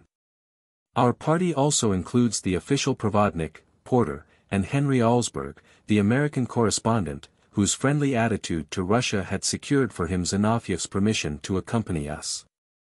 Our coach is divided into several coupes, an office, dining room, and a kitchen furnished with the linen and silverware of the Winter Palace, now the headquarters of the museum. In the daytime the people remain at a respectful distance, the inscription on our car evidently creating the impression that it is occupied by the Chaika, the most dreaded institution in Russia. But at night, the stations in semi-darkness, we are besieged by throngs clamoring for accommodation. It is contrary to our instructions to admit anyone, because of the danger of having our material stolen, as well as for fear of disease. The people are vermin-infected. Almost everyone traveling in the Ukraine is afflicted with sypnyak, a form of typhus that often results fatally. Our historian lives in mortal dread of it, and vehemently protests against receiving outsiders. We compromise by permitting several old women and cripples to ride on the platform, and stealthily we feed them from the supplies of our commune. The population of the districts we are passing through is in a state of disquiet and alarm. At every station we are warned not to proceed further. The Whites, robber bands, Makhno, and Wrangel are within gunshot, we are assured. The atmosphere thickens with fear, inspiring rumors as we advance southward. A cauldron of seething emotions, life in the south contrasts strikingly with that of the north. By comparison Moscow and Petrograd appear quiet and orderly. Here all is unformed, grotesque, chaotic. Frequent changes of government, with their accompaniment of civil war and destruction, have produced a mental and physical condition unknown in other parts of the country. They have created an atmosphere of uncertainty, of life lacking roots, of constant anxiety. Some parts of the Ukraine have experienced 14 different regimes within the period of 1917-1920, each involving violent disturbance of normal existence, disorganizing and tearing life from its foundations. The whole gamut of revolutionary and counter-revolutionary passions has been played on this territory. Here the nationalistic Rada had fought the local organs of the Kerensky government till the Brest Treaty opened southern Russia to German occupation. Prussian bayonets dissolved the Rada, and Hetman Skoropadsky, by grace of the Kaiser, lorded it over the country in the name of an independent and self-determining people. Disaster on the Western Front and revolution in their own country compelled the Germans to withdraw, the new state of affairs giving Petlura victory over the Hetman. Kaleidoscopically changed the governments. Dictator Petlura and his Directorium were driven out by the rebel peasantry and the Red Army, the latter in turn giving way to Denikin. Subsequently the Bolsheviki became the masters of the Ukraine, soon to be forced back by the Poles, and then again the Communists took possession. The long-continued military and civil struggles have deranged the entire life of the South.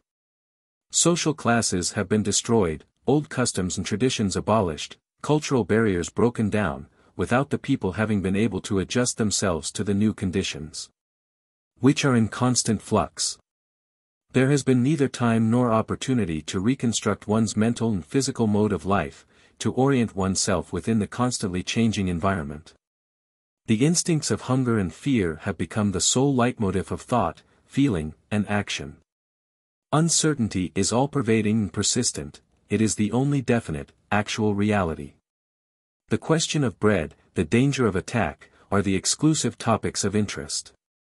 You hear stories of armed forces sacking the environs of the city, and fanciful speculation about the character of the marauders, whom some claim as whites, others as greens, 29 or pogrom bandits. The legendary figures of Makhno, Marussia, and Stkus loom large in the atmosphere of panic created by the horrors lived through and the still more fearful apprehension of the unknown. Alarm and dread punctuate the life and thought of the people. They permeate the entire consciousness of being. Characteristic of it, as of the general chaos of the situation, is the reply one receives on inquiring the time of day. It is indicative of the degree of the informant's Bolshevik or opposition sentiments when one is told, 3 o'clock by the old, 5 by the new, or 6 by the latest.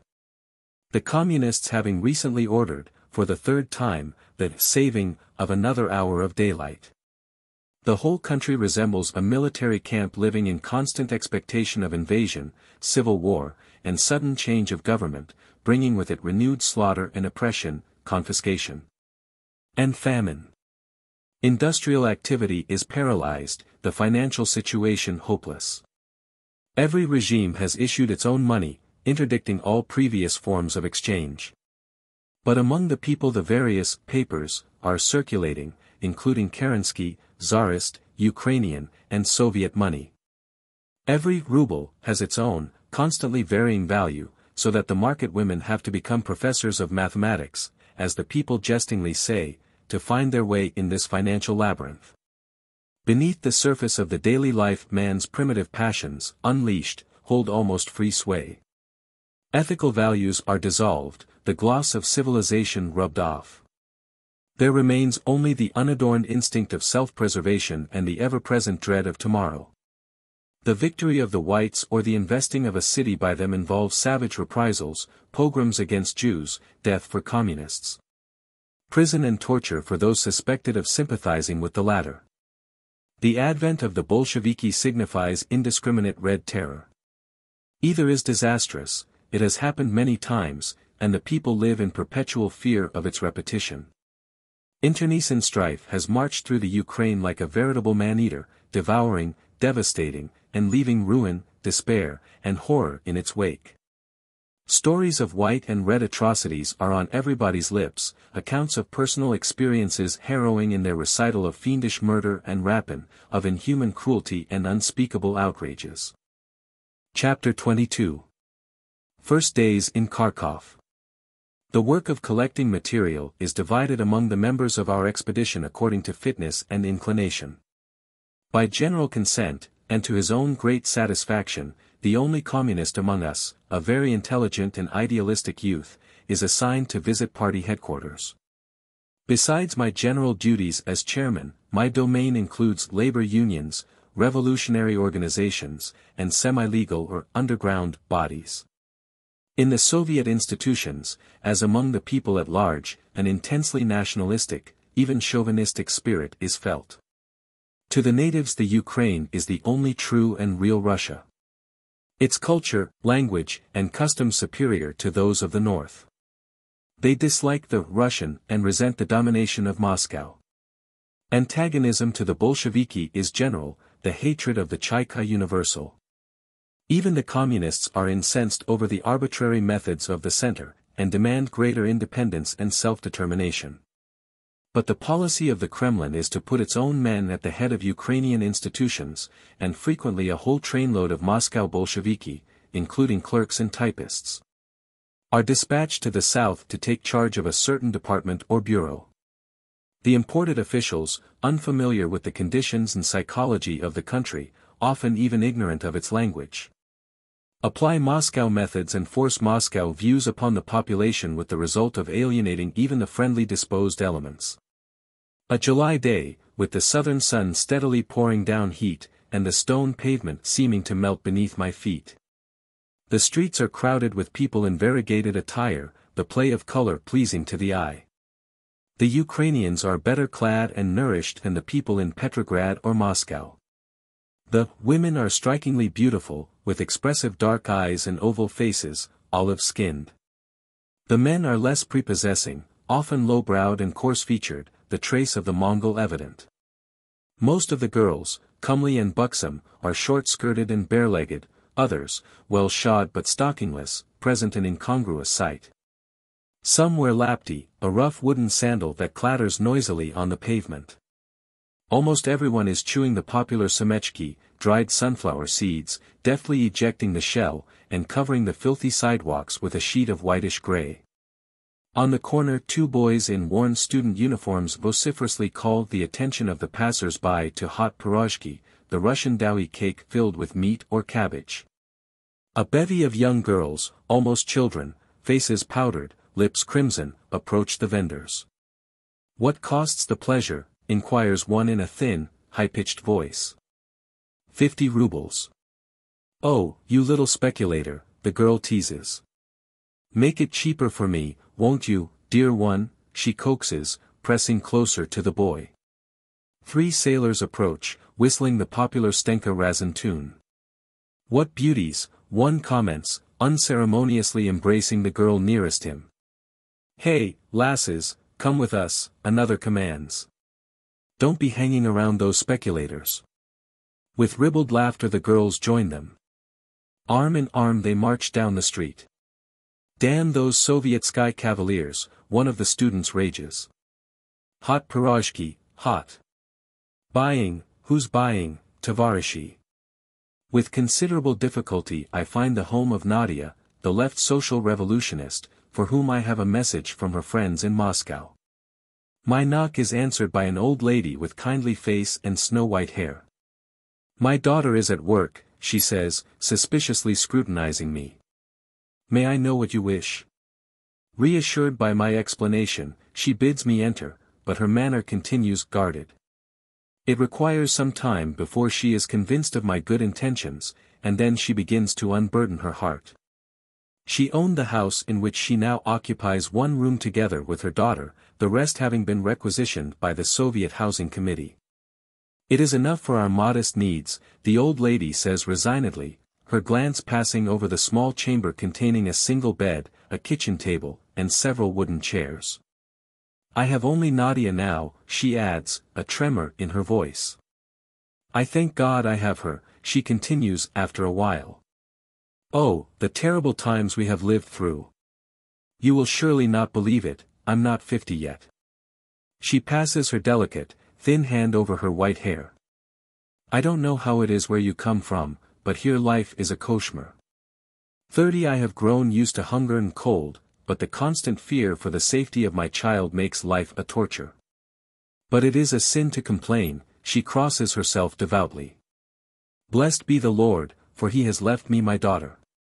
In the course of the conversation I learn that her eldest son was killed by Denikin men. The youngest, Volodya, a boy of 20, was shot by the Bolsheviki. She could never find out the reason. "The terrible Chaika," she sighs, with tears in her eyes. "But the Predsedatel 31 was a kind man," she continues presently, "it was he who saved my little Nadia. She had also been doomed to die. Once they took her to the cellar, stark naked, may God forgive them. They forced her to the floor, face downward. Then a shot was fired over her head. Oh, the horror of it! She was told to confess and her life would be saved. But what could the poor child confess? She had nothing to tell. Indeed, she wouldn't if she could, for Nadenka is like steel. Then she was sent back to her cell, and every night she expected to be taken out and shot, and when she heard a footstep, she would think they were coming for her. What torture the child lived through! But it was always someone else they took, and those never returned. Then one day the Predsedatel sent for her and told her he did not want her shot, and that she was free to go home. Before that the Chaika had assured me that my daughter had been sent to Moscow for trial. And there she stood before me, so pale and wan, more like a ghost of herself. Glory to the Lord for his goodness, she sobs quietly. The door opens and a girl steps in, carrying a bag slung across her shoulders. She is young and attractive, not over 20, with her face lit up by black, shining eyes. She stops affrighted as her glance falls upon me. A friend, I hastened to reassure her, delivering the message entrusted to me in Moscow. She brightens at once, puts the bag on the table, and kisses her mother.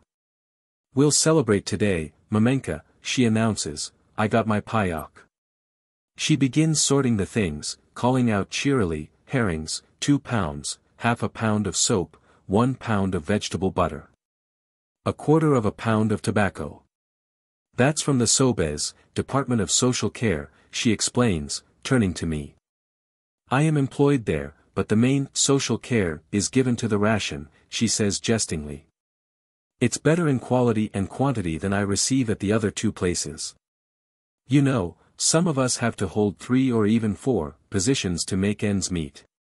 Mother and I together receive 1 3/4 pounds of bread per day, and with this monthly payok and what I get from my other positions, we manage to live.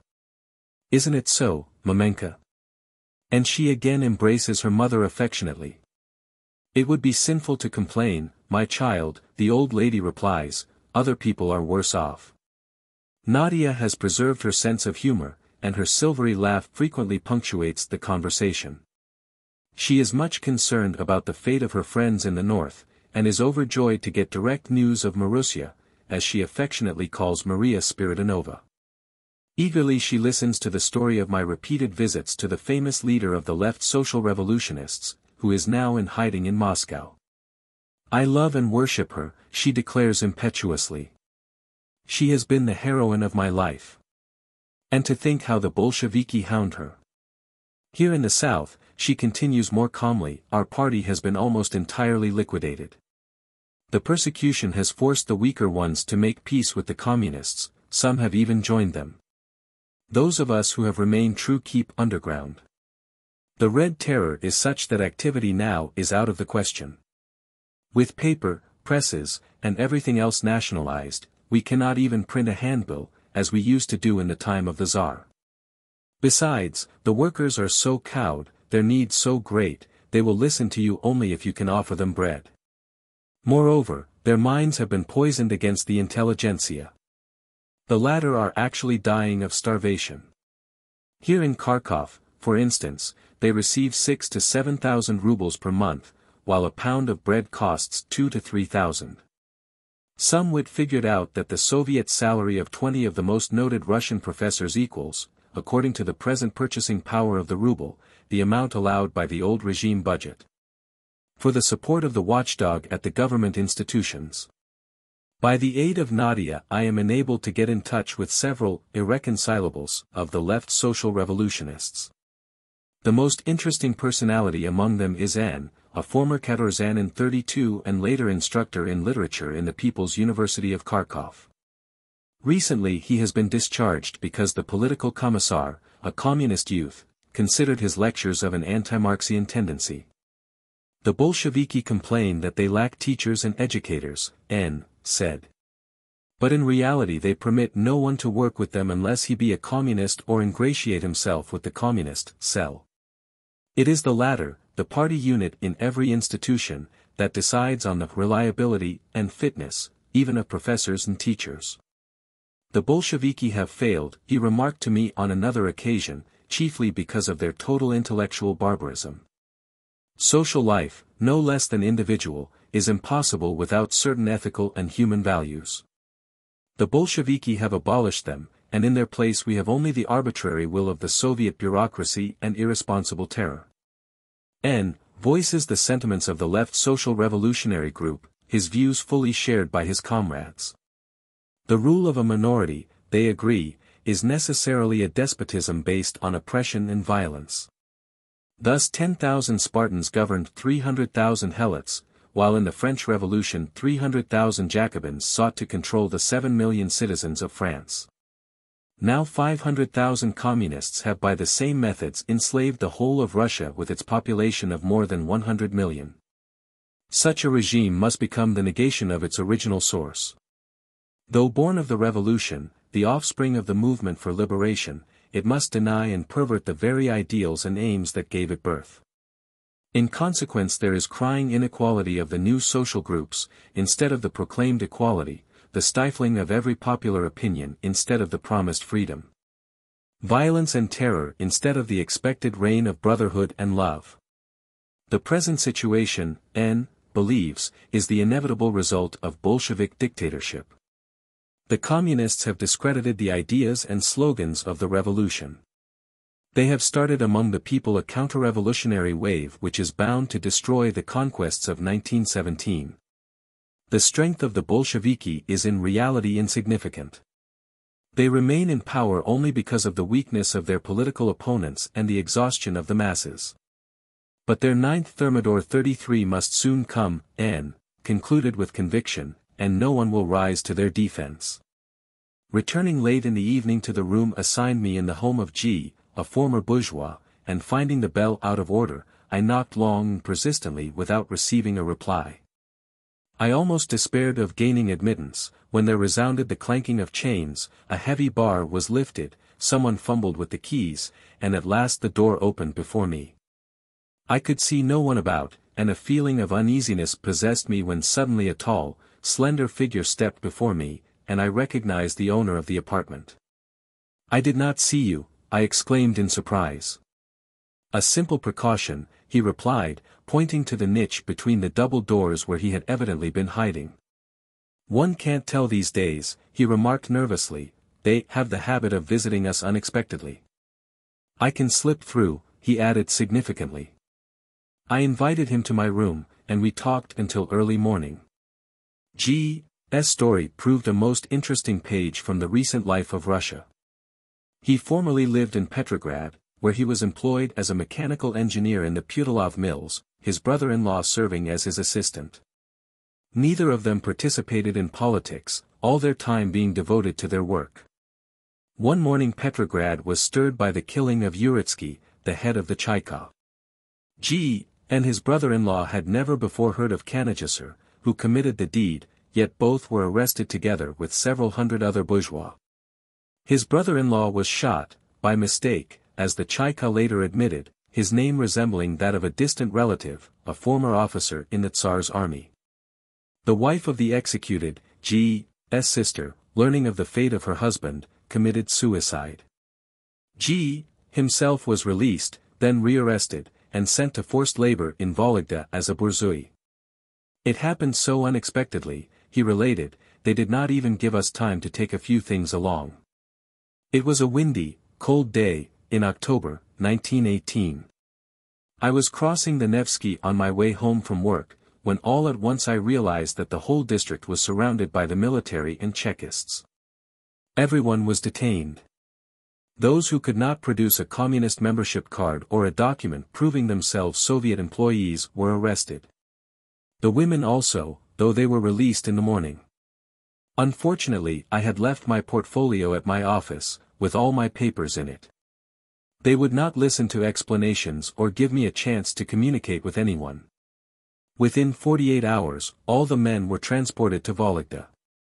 My family, my dear wife and 3 children, remained in complete ignorance of my fate." G. paused.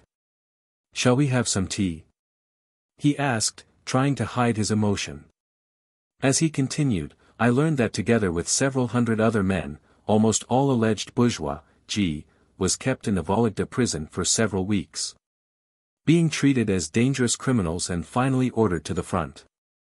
There they were divided into working parties of 10, on the principle of collective responsibility. Should one member of the party escape, the other 9 would forfeit their lives. The prisoners had to dig trenches, build barracks for the soldiers, and lay roads.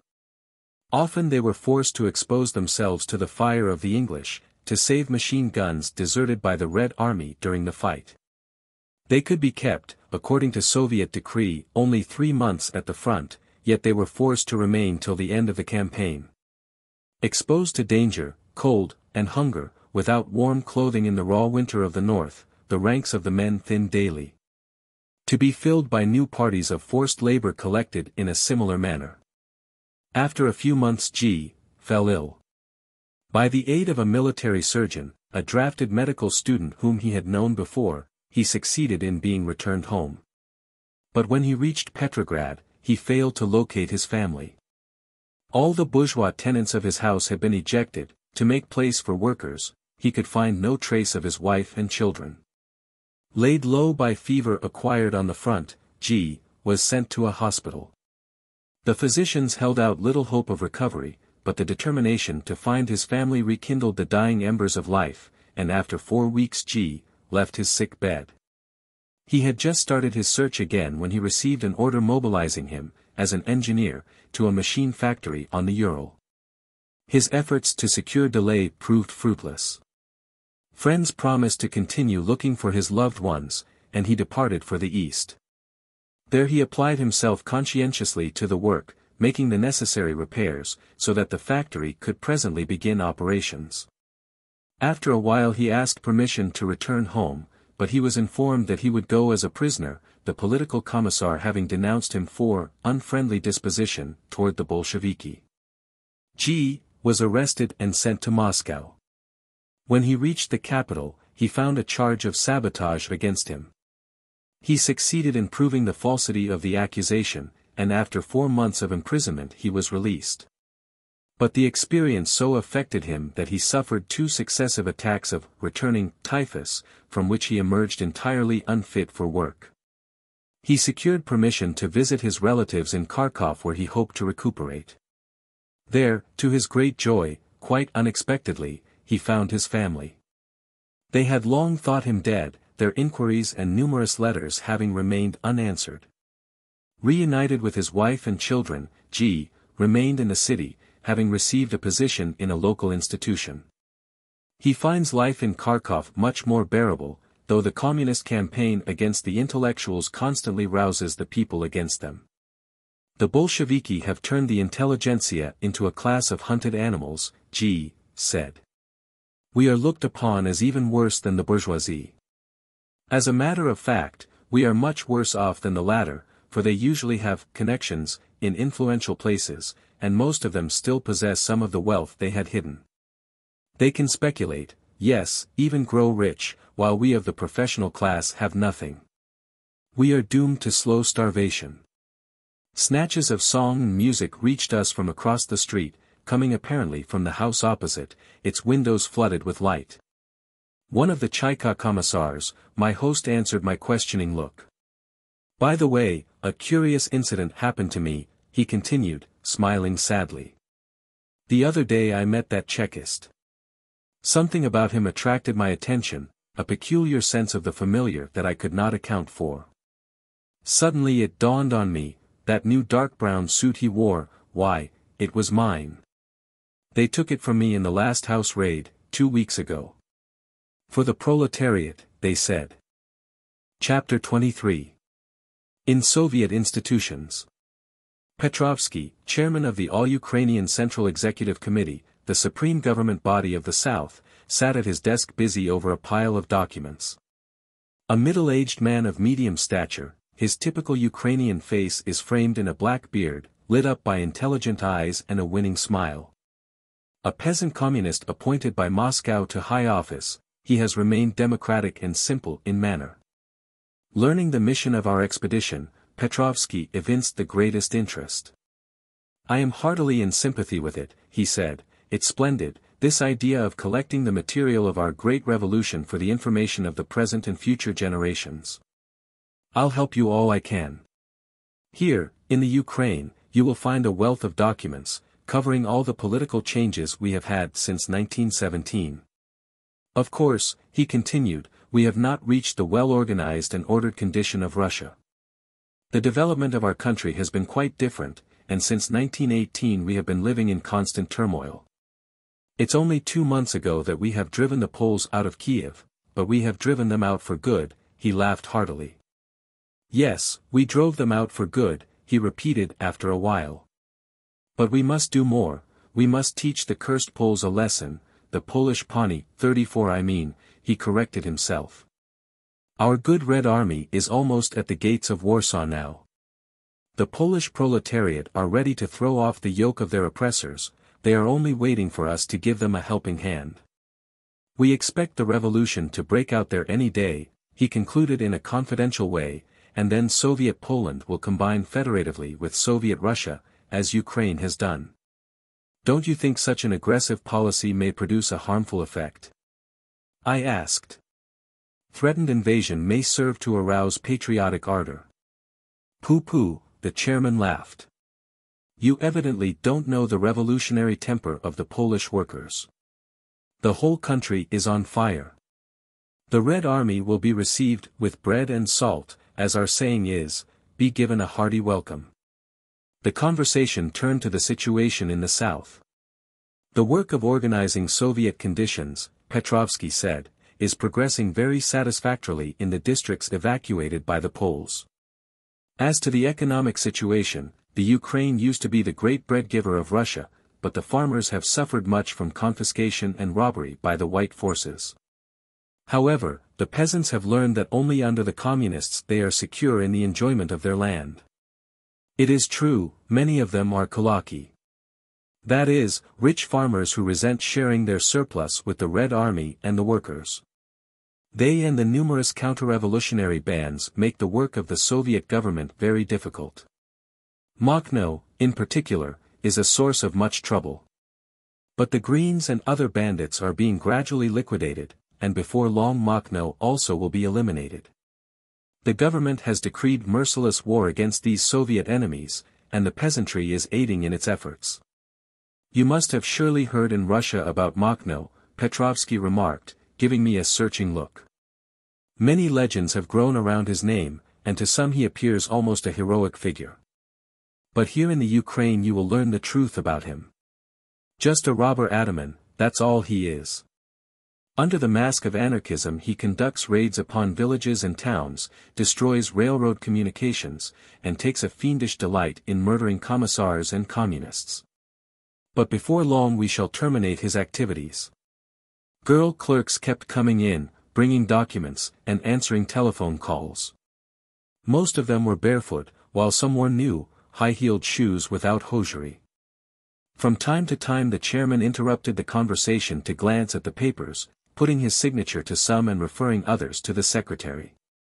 But he seemed eager to continue our talk, dwelling on the difficult problems presented by the Ukraine, the steps taken to assure greater production of coal, the reorganization of the railways, and the clearing of the labor unions of anti-Soviet influences. He spoke unaffectedly, in the language of the working man whose native intelligence has been sharpened by experience in the school of life. His conception of communism is a simple matter of a strong government and determination to execute its will. It is not a question of experimentation or idealistic possibilities.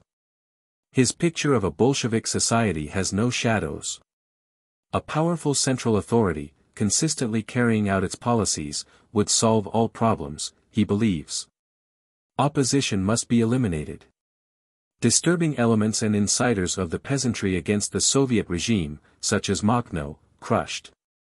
At the same time the work of the Politprosvet, political education, should be broadened. The youth, especially, must be trained to regard the Bolsheviki as the revolutionary advance guard of humanity. On the whole, communism is a problem of right bookkeeping, as Lenin had truly said. Of taking an invoice of the country's wealth, actual and potential, and arranging for its equalized distribution. The subject of peasant dissatisfaction kept returning in our conversation. The povstancy, armed rebel peasantry, Petrovsky admitted, had played a vital part in the revolution. They repeatedly saved the Ukraine, and even Russia, at most critical moments. By guerrilla warfare they disorganized and demoralized the Austro-German forces, and prevented their marching on Moscow and suppressing the Soviet regime. They defeated the interventionist attack in the south. By resisting and routing the French and Italian divisions that were landed by the Allies in Odessa with the intention of supporting the nationalistic Directorium in Kiev. They fought Denikin and other white generals, and were largely instrumental in making the victories of the Red Army possible. But some povstancy elements have now joined the Green and other bands operating against the Communists.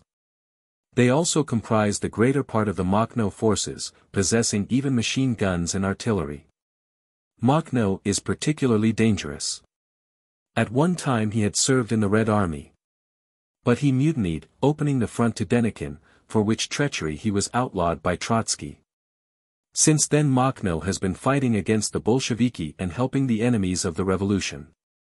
From the adjoining office, occupied by Petrovsky's secretary, loud talking and a woman's hysterical voice kept disturbing our conversation. "What is going on there, I wonder?" the chairman exclaimed at last, stepping to the door. As he opened it, a young peasant woman rushed toward him, throwing herself at his feet. "Save us, little father," she cried. "Have mercy." Petrovsky helped her up. "What is the matter?" he asked kindly. Amid sobs she related that her husband, home on furlough from the army, had gone to Kharkov to visit his sick mother. There he was arrested in a street raid as a labor deserter. He could not prove his identity, because he had been robbed on his way to the city, all his documents and money were gone.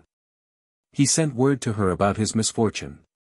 But by the time she reached the city she learned that her husband had been taken away with a party of other prisoners. Since then she failed to find out anything more about him. "Oh, little father, they've sure shot him," she wailed, "and he a Red Army man who fought Denikin." Petrovsky sought to calm the distracted woman. "Nothing will happen to your husband," he assured her, "if he can prove himself a soldier." "But they've already taken him away somewhere," she moaned, "and they shoot deserters." "Oh, good Lord, have mercy on me." The chairman questioned the woman, and then, apparently convinced of the truth of her story, he ordered the secretary to supply her with a paper to aid in her search. She grew quieter, and then impulsively kissed Petrovsky's hand, calling upon the saints to bless the kind commissar. At labor union headquarters I found a flow of humanity surging through the corridors. Men, women, and children crowded the offices and filled the hallways with shouting and tobacco smoke. A bedraggled assembly it was, poorly nourished and clad, calico kerchiefs worn by the women, the men in thick-soled wooden lapti, the children mostly barefoot. For hours they stood in line, discussing their troubles. Their wages, they complained, though continuously increased, do not keep step with the rising price of food. A week's labor is not enough to purchase 2 pounds of bread. Moreover, 3 months' pay is due them. The government has failed to supply enough money. The Soviet distributing centers are short of provisions, one has to look out for himself, or starve. Some have come to ask for a 10 days release from work and permission to visit their folks in the country. There they would get a few pounds of flour or a sack of potatoes to tide the family over for a little while. But it is difficult to secure such a privilege. The new decrees bind the worker to the factory, as in the days of old the peasants were chained to the soil. Yet the village is their only hope. Others have come to enlist the help of their labor organization in locating lost brothers, fathers, husbands. Suddenly disappeared, no doubt taken in the frequent raids as military or labor deserters. They had vainly sought information at the various bureaus. Maybe the union will help. After long waiting I gained admission to the secretary of the Soviet of Labor Unions. He proved to be a young man not over 23, with quick, intelligent eyes and nervous manner. The chairman had been called away to a special conference, the secretary informed me, but he would aid our mission as far as possible. He doubted, however, that we would find much valuable material in the city. Most of it had been neglected or destroyed. There had been no time to think of such matters in the intense revolutionary days Kharkov had passed through. But whatever records could be found, he would order them turned over to me. Better yet, he would supply me with a circular letter to the secretaries of the local unions, and I could personally select the material I needed, leaving copies of the same in the archives. The secretary himself could give me little information about labor conditions in the city and province, as he had only recently assumed charge of his office. "I am not a local man," he said. "I was sent from Moscow only a few weeks ago." "You see, comrade," he explained, evidently assuming my membership in the Communist Party, it became necessary to liquidate the whole management of the Soviet and of most of the unions. At their heads were Mensheviki. They conducted the organization on the principle of alleged protection of the workers' interests. Protection against whom? He raged. You understand how counter-revolutionary such a conception is. Just a Menshevik cloak to further their opposition to us. Under capitalism, the union is destructive of bourgeois interests. But with us, it is constructive. The labor bodies must work hand in hand with the government, in fact, they are the actual government, or one of its vital parts. They must serve as schools of communism and at the same time carry out in industry the will of the proletariat as expressed by the Soviet government. This is our policy, and we shall eliminate every opposition. A dark, heavy-set man of medium stature walked quickly into the office, casting a questioning look at me. A comrade from the center, the secretary introduced me, sent to collect data on the revolution. This is our Predsedatel, he explained. The chairman of the Labor Soviet shook hands with me hastily. You will excuse me, he said, we are just swamped with work. I had to leave the session of the Wage Commission before it closed, because I have been phoned to attend an important conference of our party committee. The Mensheviki have declared a hunger strike in prison, and we are to take action on the matter. As we stepped out of the office, the chairman was beset by a clamoring crowd. Dear Tovarish, just a minute please, an old worker pleaded, my brother is down with typhus, and I can't get any medicine for him. When will we be paid? 3 months is due us, another urged. Go to your own union, the Predsedatel advised him. But I've just come from there. I haven't time, Tovarish, I haven't time now, the chairman kept repeating to the right and left, gently forcing his way through the crowd. Oh, little father, a woman screamed, grabbing him by the arm. It was the young peasant I had met in Petrovsky's office. Has my husband been shot? The chairman looked bewildered. Who is your husband? He demanded. A Red Army man, Tovarish. Taken in a street raid for a labor deserter. A deserter. That's bad. Reaching the street, and waving his hand to me, the Predsedatel jumped into his waiting automobile, and was driven away. Chapter 24. Yossif the Emigrant. A short, slender man of 30, with lustrous dark eyes set wide apart, and a face of peculiar sadness. The expression of his eyes still haunts me, now mournful, now irate, they reflect all the tragedy of his Jewish descent. His smile speaks the kindliness of a heart that has suffered and learned to understand. The thought kept running through my mind, as he was relating his experiences in the revolution, that it was his patient, winsome smile which had conquered the brutality of his persecutors.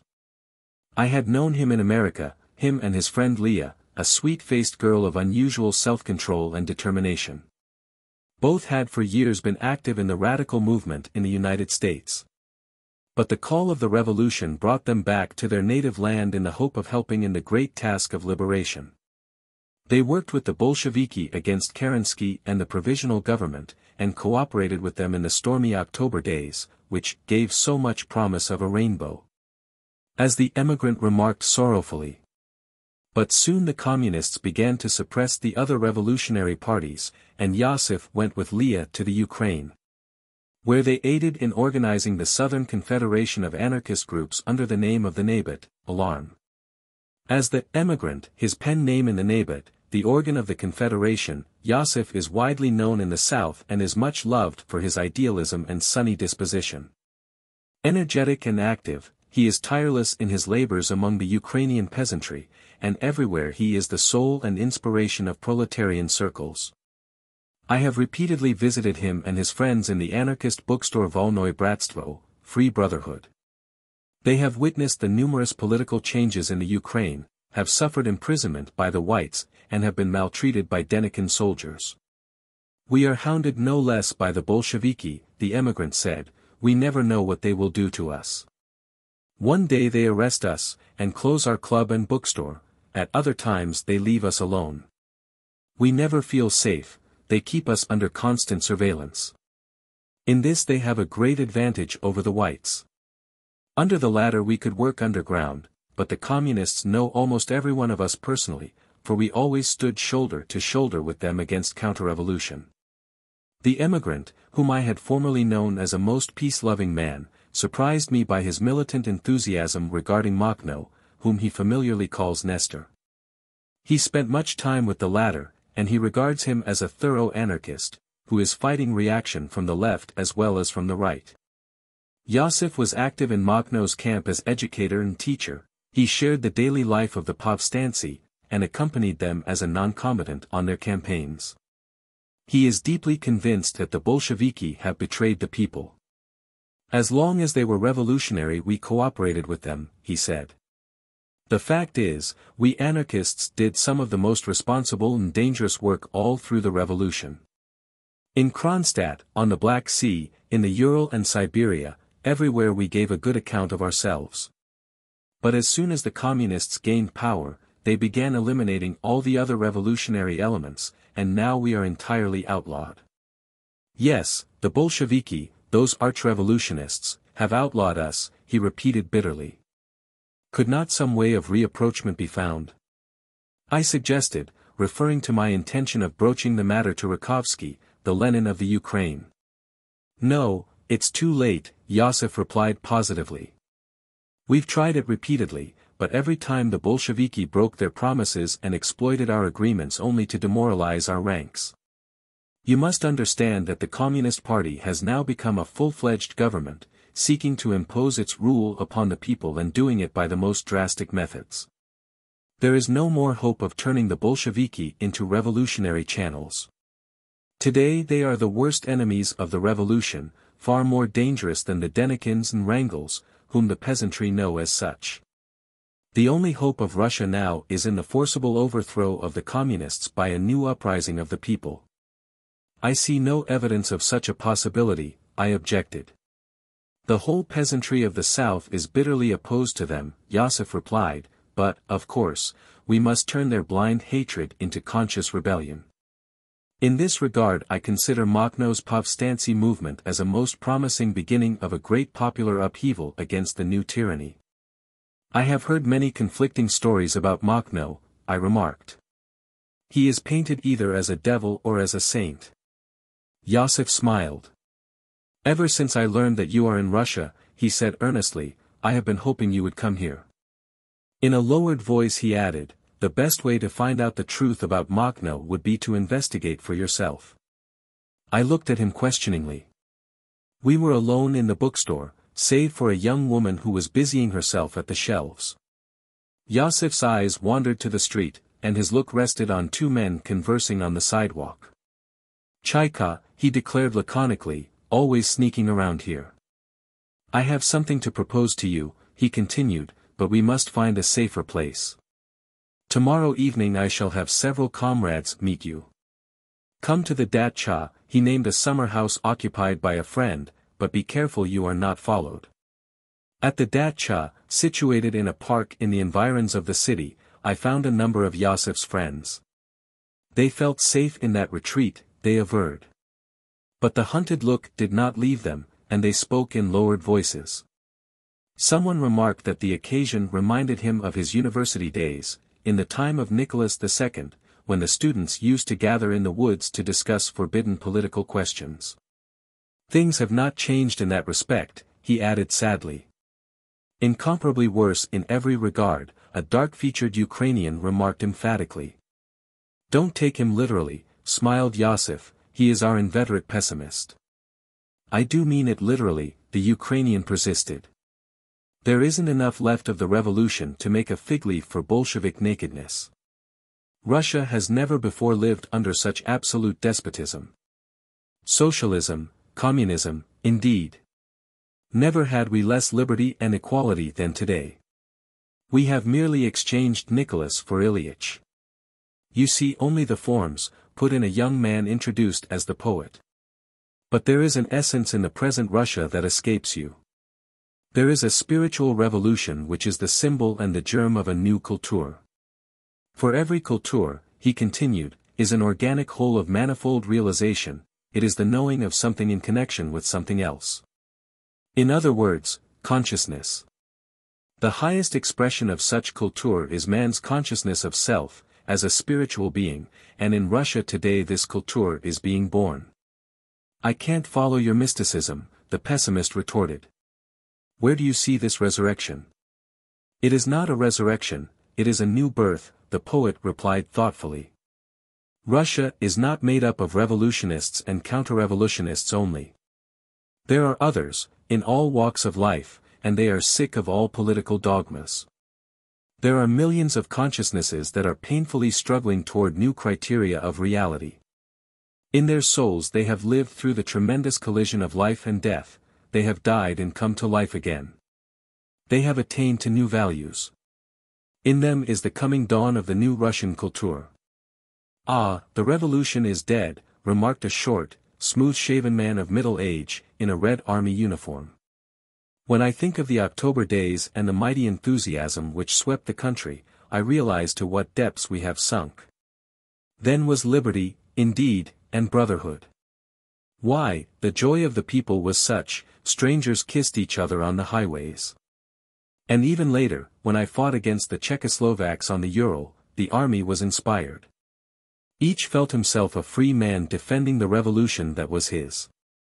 But when we returned from the front, we found the Bolsheviki proclaimed themselves dictators over us, in the name of their party. "It's dead, our revolution," he concluded, with a deep sigh. "You are wrong, my friend," Yossif protested. "The Bolsheviki have indeed retarded the progress of the revolution and they are trying to destroy it altogether, to secure their political power. But the spirit of the revolution lives, in spite of them." March, 1917, was only the revolutionary honeymoon, the lisping of lovers. It was clean and pure, but it was inarticulate, impotent. The real passion was yet to come. October sprang from the womb of Russia itself. True, the Bolsheviki have turned Jesuits, but the revolution has accomplished much. It has destroyed capitalism and undermined the principles of private ownership. In its concrete expression today, Bolshevism is a system of the most ruthless despotism. It has organized a socialistic slavery. Yet, notwithstanding, I declare that the Russian Revolution lives. For the leaders and the present forms of Bolshevism are a temporary element. They are a morbid spasm in the general process. The paroxysm will pass, the healthy revolutionary essence will remain. Everything that is good and valuable in human history was always born and developed in the atmosphere of evil and corruption, mixing and interweaving with it. That is the fate of every struggle for liberty. It also applies to Russia today, and it is our mission to give aid and strength to the fine and the true, the permanent, in that struggle. "I suppose that's why you are so partial to Makhno," put in the Red Army man. "Makhno represents the real spirit of October," Yossif replied with warmth. "In the revolutionary povstancy, whom he leads, is the sole hope of the country. The Ukrainian peasant is an instinctive anarchist, and his experience has taught him that all governments are essentially alike, taking everything from him and giving nothing in return. He wants to be rid of them, to be left alone to arrange his own life and affairs. He will fight the new tyranny." "They are cocky with petty bourgeois ideas of property," retorted the pessimist. "There is such an element," Yossif admitted, "but the great majority are not of that type. As to the Makhno movement, it offers the greatest field for propaganda. Nestor, himself an anarchist, affords us the fullest opportunity to work in his army. Even to the extent of supplying us with printed material and machinery for the publication of our newspapers and leaflets.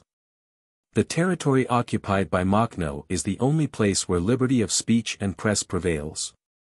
"But not for communists," retorted the soldier. "Makhno justly considers the communists as much counter-revolutionary as the whites," replied Yossif. "But for the revolutionists, for anarchists, maximalists, and left social revolutionists, there is full liberty of action in the povstancy districts." "Makhno may call himself an anarchist," spoke up an individualist anarchist, "but I disagree entirely with Yossif about the significance of his movement. I consider his army merely an enlarged band of rebel peasants without revolutionary purpose or consciousness." "They have been guilty of brutality and pogroms," added the pessimist. "There have been excesses," Yossif replied, "just as they happen in every army, the communist not excepted. But Nestor is merciless toward those guilty of Jew-baiting. Most of you have read his numerous proclamations against pogroms, and you know how severely he punishes such things. I remember, for instance, the incident at Verkhny Takmar. It was characteristic. It happened about a year ago, on the 4th or 5th of May, 1919. Makhno, accompanied by several members of his military staff, was on his way from the front to Gulyaipol, his headquarters, for a conference with the special Soviet emissaries sent from Kharkov. At the station of Verkhny Takmar, Nestor noticed a large poster reading, "Kill the Jews. Save Russia. Long live Makhno." Nestor sent for the station master. "Who put up that poster?" he demanded. "I did," replied the official, a peasant who had been in fights against Denikin. Without another word Makhno shot him. "That's the way Nestor treats Jew baiters," Yossif concluded. "I have heard many stories of atrocities and pogroms committed by Makhno units," I remarked. "They are lies willfully spread by the Bolsheviki," Yossif asserted. "They hate Nestor worse than they do Wrangel. Trotsky once said that it were better the Ukraine were taken by Denikin than to allow Makhno to continue there. With reason, for the savage rule of the Tsarist generals would soon turn the peasantry against them and thus enable the Bolsheviki to defeat them, while the spread of Makhnovщина. As the Makhno movement is known, with its anarchist ideas threatens the whole Bolshevik system.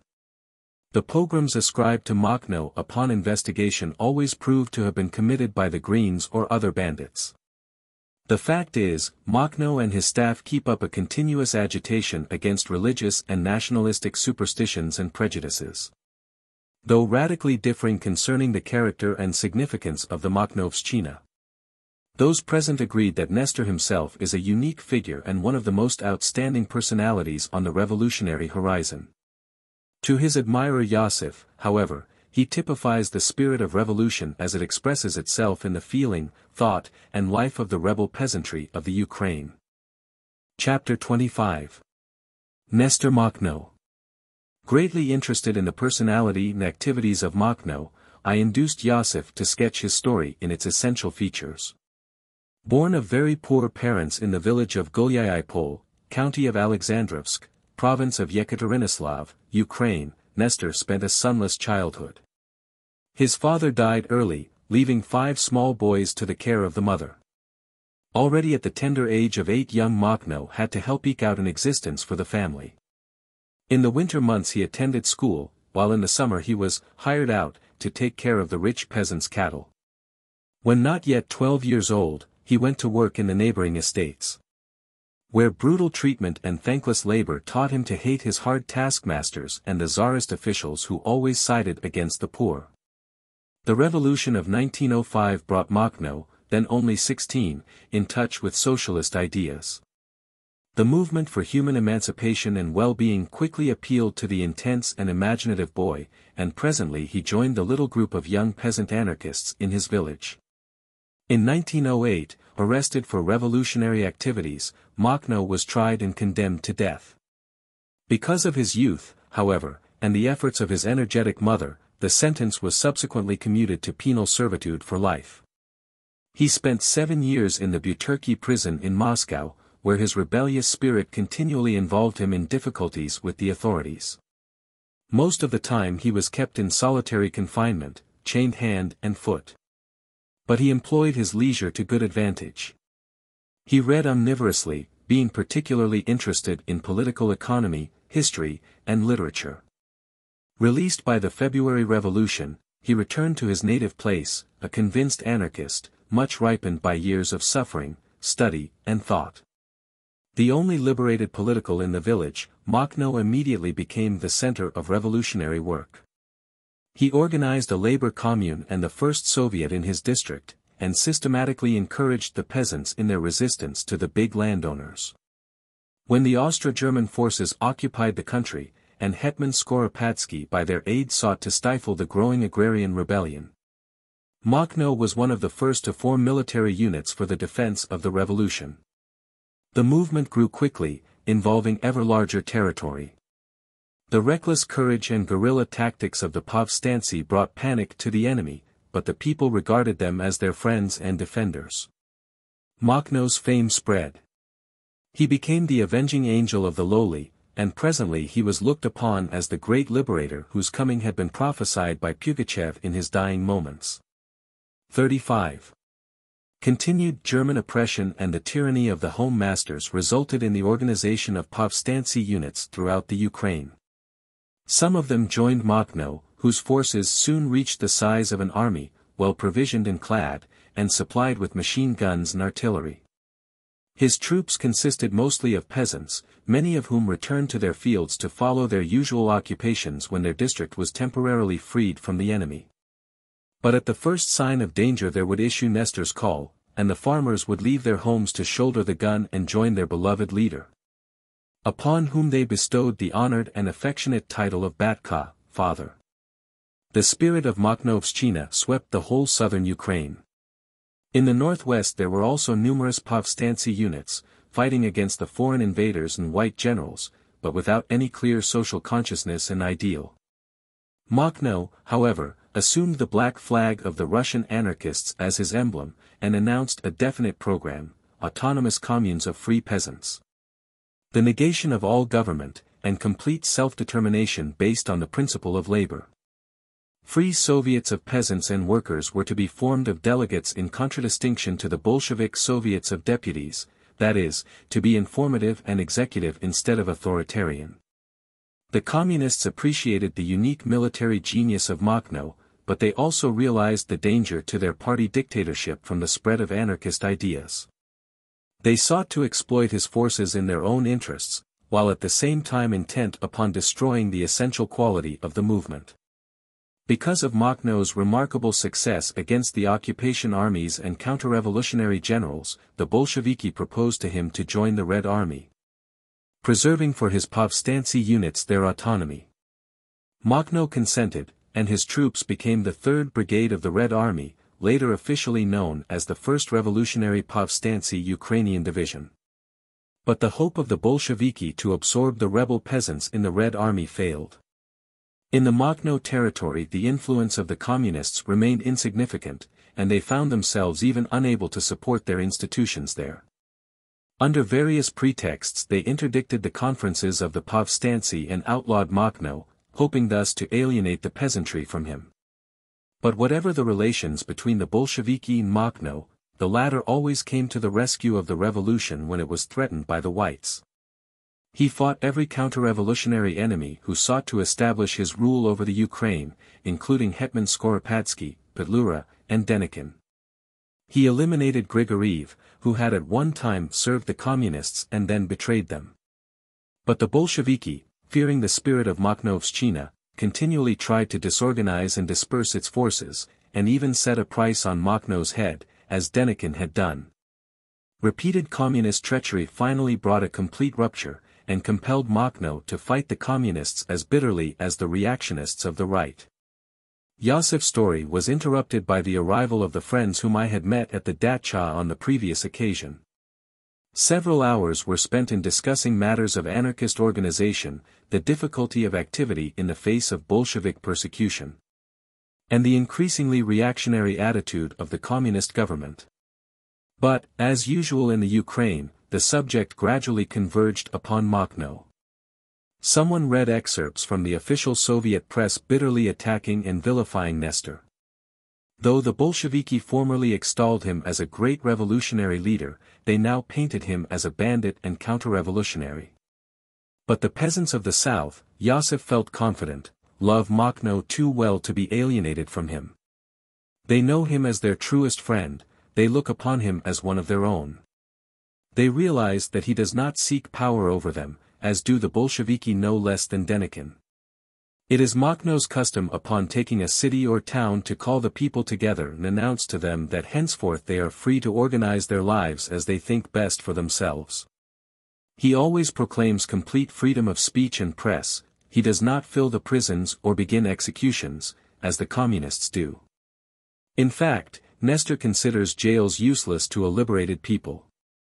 It is difficult to say who is right or wrong in this conflict between the Bolsheviki and Makhno, remarked the Red Army man. Trotsky charges Makhno with having willfully opened the front to Denikin, while Makhno claims that his retreat was caused by Trotsky purposely failing to supply his division with ammunition at a critical period.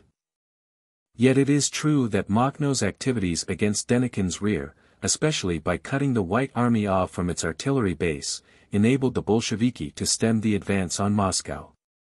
But Makhno refused to join the campaign against the Poles, the pessimist objected. Rightly so, Yossif replied. Trotsky's order sending Makhno's forces to the Polish front was meant only to eliminate Nestor from his own district and then bring the latter under the control of the Commissars. In the absence of its defenders, Makhno saw through the scheme and protested against it. The fact is, the pessimist persisted, that the Communists and the Makhnovtsi are doing their best to exterminate each other. Both sides are guilty of the greatest brutalities and atrocities. It seems to me Makhno has no object save Bolshevik killing. You are pitifully blind, retorted Yasha, an anarchist holding a high position in a Soviet institution, if you can't see the great revolutionary meaning of the Makhnovщина. It is the most significant expression of the whole revolution. The Communist Party is only a political body, attempting, successfully indeed, to create a new master class over the producers, a socialist rulership. But the Makhno movement is the expression of the toilers themselves. It's the first great mass movement that by its own efforts seeks to free itself from government and establish economic self-determination. In that sense it is thoroughly anarchistic. But anarchism cannot be established by military force, I remarked. Of course not, Yossif admitted. Nor does Nestor pretend to do so. I'm just clearing the field, that's what he always tells the comrades visiting him.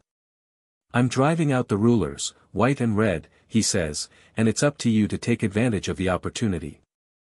Agitate, propagate your ideals. Help to release and to apply the creative forces of the revolution. That is Nestor's view of the situation. It is a great mistake that most of our people stay away from Makhno, Yasha declared. They remain in Moscow or Petrograd, and what are they accomplishing? They can do nothing but fill Bolshevik prisons.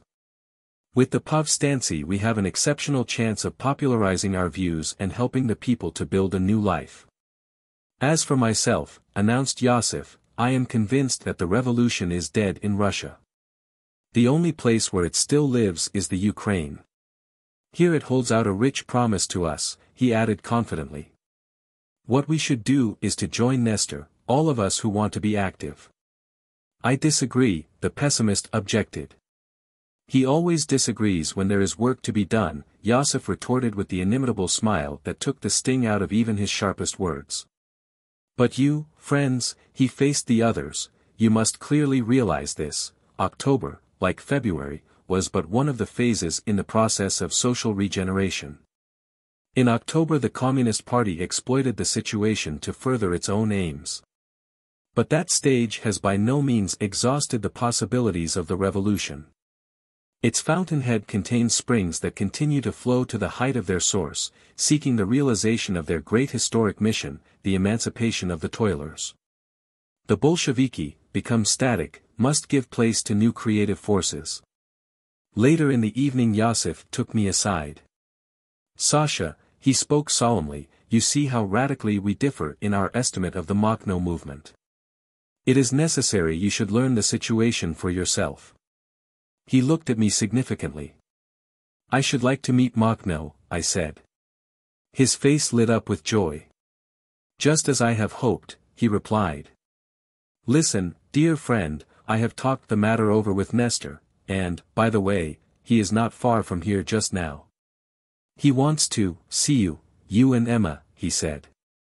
Of course, you can't go to him, Yossif smiled at the question he read in my eyes, but Nestor will arrange to take any place where your museum car may happen to be on a date agreed upon.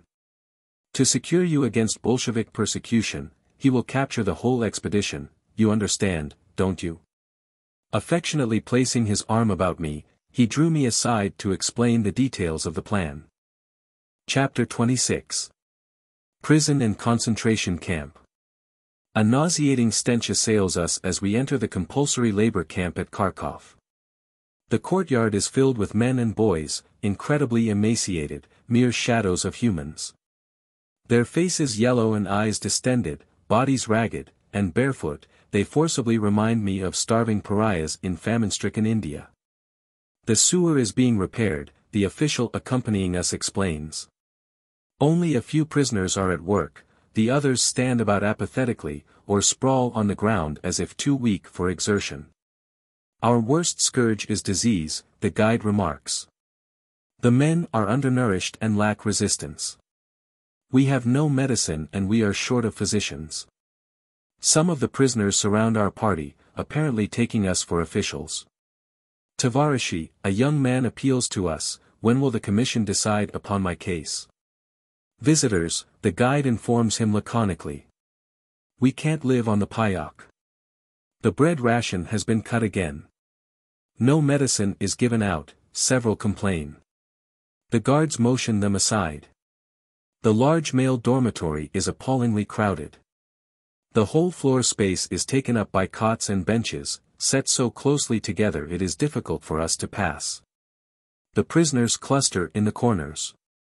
Some, naked to the hips, are engaged in picking lice off their garments, others sit listlessly, gazing vacantly about them.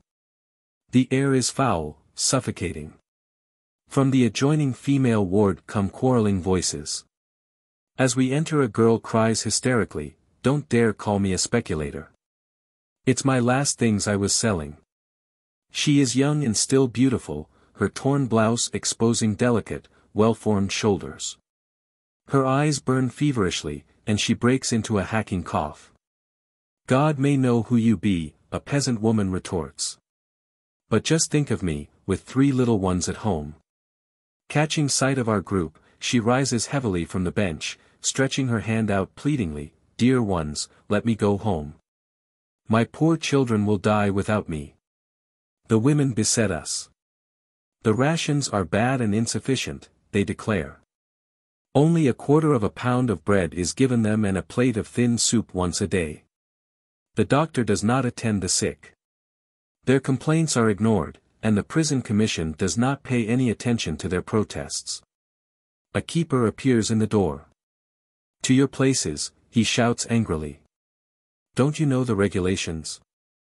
Send your petitions in writing to the commission."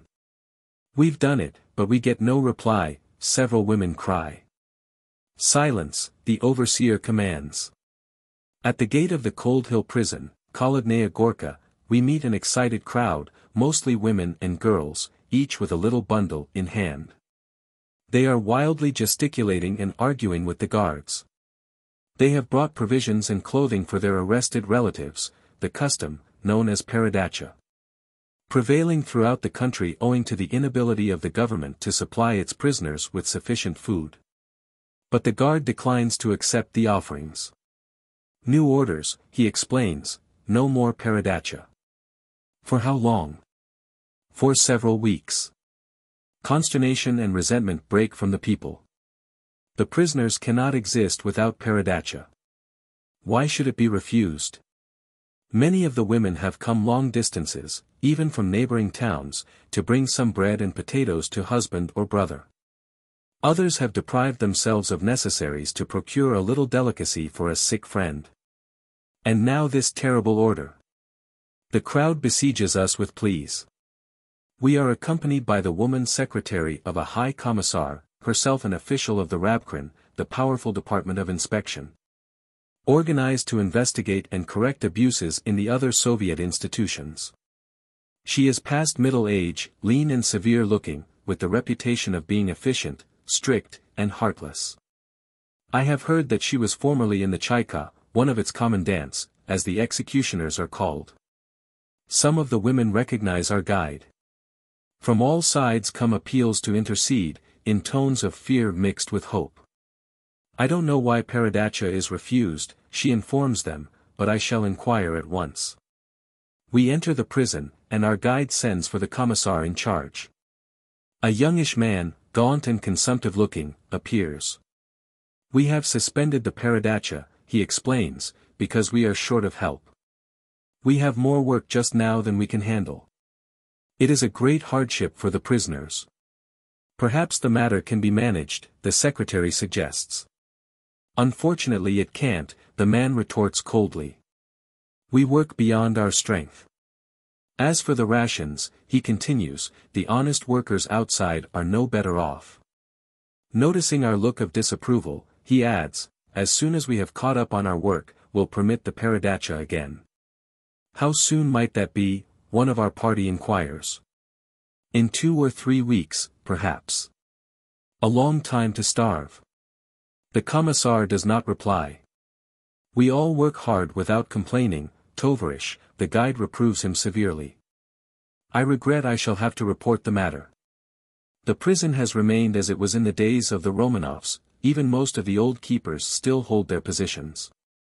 But it is much more crowded now. Sanitary arrangements are neglected and medical treatment is almost entirely absent. Yet a certain indefinable new spirit is felt in the atmosphere. The Commissar and keepers are informally addressed as Tovarish, and the prisoners, even the non-politicals, have acquired a freer, more independent manner. But the discipline is severe, the old custom of collective protest is sternly suppressed, and repeatedly the politicals have been driven to the extreme method of self-defense, a hunger strike. In the corridors the inmates walk about without guards, but our guide frowns down their attempts to approach us by a curt, not officials, Tovarishi. She seems not quite at ease, and discourages conversation. Some prisoners trail behind us, occasionally a more daring one appeals to have his case looked into. Send in your petition in writing, the woman admonishes him, whereupon there comes the retort, I did, long ago, but nothing has been done. The large cells are crowded, but the doors are open, and the men pass freely in and out. A dark-haired youth, with sharp black eyes, unobservedly joins our party. I'm in for 5 years, he whispers to me. I'm a communist, and it was revenge on the part of a crooked commissar whom I threatened to expose. Walking through the corridors I recognize Chernenko, whose description was given me by Kharkov friends. He was arrested by the Chaika to prevent being seated in the Soviet, to which he was elected by his fellow workers in the factory. By the help of a friendly soldier he succeeded in escaping from the concentration camp, but was rearrested and sent to the Cold Hill prison. I slow down my pace, and Chernenko falls into the rear of our party. More politicals than common criminals here, he says, pretending to speak to the prisoner at his side. Anarchists, left social revolutionists, and Mensheviki. Treated worse than the others. Only a few whites and one American from the Kolchak front. Speculators and counter-revolutionists can buy their way out. Proletarians and revolutionists remain. The Revision Commission. I whisper in an aside. A fake. They pay no attention to our petitions. What charge against you? None. Neither charge nor trial. The usual sentence, till the end of civil war. The guide turns into a long, dark passage, and the prisoners fall back.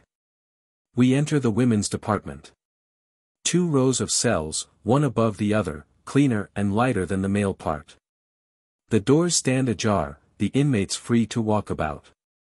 One of our party, Emma Goldman, asks permission to see a political whose name she had secured from friends in the city. The guide hesitates, then consents, and presently a young girl appears. She is neat and comely, with an earnest, sad face. Our treatment, she repeats the question addressed to her. Why, at first they kept us in solitary. They would not let us communicate with our male comrades, and all our protests were ignored. We had to resort to the methods we used under the old regime. Be careful what you say, the guide admonishes her. I'm speaking the truth, the prisoner retorts unabashed. We employed obstruction tactics, we smashed everything in our cells and we defied the keepers. They threatened us with violence, and we all declared a hunger strike. On the 7th day they consented to leave our doors open. Now we can breathe the corridor air at least. That is enough, the guide interrupts. If we are deprived of the Peredacha we'll start a hunger strike again, the girl declares as she is led away. In the death house the cell doors are closed and locked. The occupants are invisible, and an oppressive silence is felt in the living tomb. From somewhere a short, hacking cough strikes upon the ear like ominous croaking. Slow, measured steps resound painfully through the narrow corridor. A foreboding of evil hangs in the air. My mind reverts to a similar experience long buried in the recesses of my memory. The condemned gallery of the Pittsburgh jail rises before me. The guard accompanying us lifts the lid of the observation eye out into the door, and I look into the death cell. A tall man stands motionless in the corner. His face, framed in a thick black beard, is ashen gray. His eyes are fastened on the circular opening, the expression of terror in them so overwhelming that I involuntarily step back. "Have mercy, Tovarish," his voice comes as from a grave, "oh, let me live." He appropriated Soviet funds, the woman guide comments unemotionally. "It was only a small sum," the man pleads. "I'll make it good, I swear it. I am young, let me live." The guide shuts the opening. For days his face haunts me. Never had I seen such a look in a human before. Primitive fear stamped upon it in such relief, it communicated itself lingeringly to me. Terror so absolute, it turned the big, powerful man into a single, all-absorbing emotion, the mortal dread of the sudden call to face his executioner. As I note down these experiences in my diary, there come to me the words of Zorin. "The death penalty is abolished, our prisons empty," he had said to me soon after my arrival in Russia. It seemed natural, self-evident. Have not revolutionists always opposed such barbarous methods? Was not much of Bolshevik popularity due to their condemnation of Kerensky for restoring capital punishment at the front, in 1917? My first impressions in Petrograd seemed to bear out Zorin's statement. Once, strolling along the river Moika, there came to my view the big prison demolished at the outbreak of the revolution. Hardly a stone was left in place, cells, floors, ceilings, all were a mass of debris, the iron doors and steel window bars a heap of twisted junk. There lay what had once been a dreaded dungeon, now eloquent of the people's wrath, blindly destructive, yet wise in its instinctive discrimination. Only part of the outer walls of the building remained, inside everything had been utterly wrecked by the fury of age-long suffering and the leveling hand of dynamite. The sight of the destroyed prison seemed an inspiration, a symbol of the coming day of liberty, prisonless, crimeless. And now, in the Cold Hill Death House. Chapter 27. Further South. August 7, 1920. Slowly our train creeps through the country, evidence of devastation on every hand reminding us of the long years of war, revolution, and civil strife. The towns and cities on our route look poverty-stricken, the stores are closed, the streets deserted. By degrees Soviet conditions are being established, the process progressing more rapidly in some places than in others. In Poltava we find neither Soviet nor Ispolkom, the usual form of Bolshevik government. Instead, the city is ruled by the more primitive Revkom, the self-appointed revolutionary committee, active underground during white regimes, and taking charge whenever the Red Army occupies a district. Kremenchuk and Znamenka present the familiar picture of the small southern town, with the little marketplace, still suffered by the Bolsheviki, the center of its commercial and social life. In uneven rows the peasant women sprawl on sacks of potatoes, or squat on their haunches, exchanging flour, rice, and beans for tobacco, soap, and salt. Soviet money is scorned, hardly anyone accepting it, though Tverskaya are in demand and occasionally Karenki are favored. The entire older population of the city seems to be in the market, everyone bargaining, selling, or buying. Soviet militiae, guns slung across the shoulder, circulate among the people, and here and there a man in leather coat and cap is conspicuous in the crowd, a communist or a Chekist. The people seem to shun them, and conversation is subdued in their presence. Political questions are avoided, but lamentation over the terrible situation is universal, everyone complaining about the insufficiency of the payok, the irregularity of its issue, and the general condition of starvation and misery. More frequently we meet men and women of Jewish type, the look of the hunted in their eyes, and more dreadful become the stories of pogroms that had taken place in the neighborhood. Few young persons are visible, these are in the Soviet institutions, working as the employees of the government. The young women we meet occasionally have a startled, frightened look, and many men bear ugly scars on their faces, as if from a saber or sword cut. In Znamenka, Henry Alsberg, the American correspondent accompanying our expedition, discovers the loss of his purse, containing a considerable amount of foreign money. Inquiries of the peasant women in the marketplace elicit only a shrewdly naive smile, with the resentful exclamation, "How'd I know?"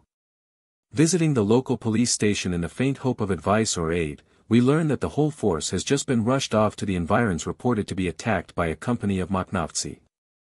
Despairing of recovering our loss, we return to the railroad station. To our astonishment, the museum car is nowhere to be seen.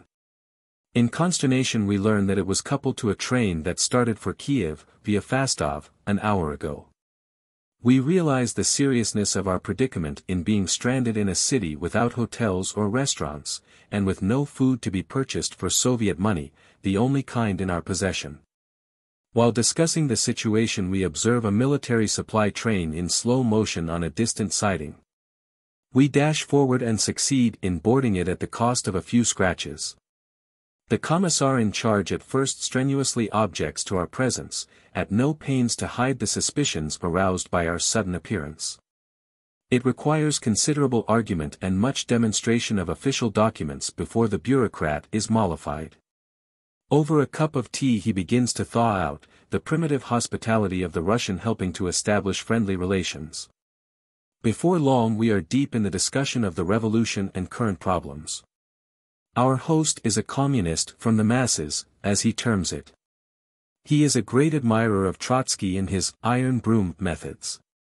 Revolution can conquer only by the generous use of the sword, he believes. Morality and sentiment are bourgeois superstitions. His conception of socialism is puerile, his information about the world at large of the scantiest. His arguments echo the familiar editorials of the official press.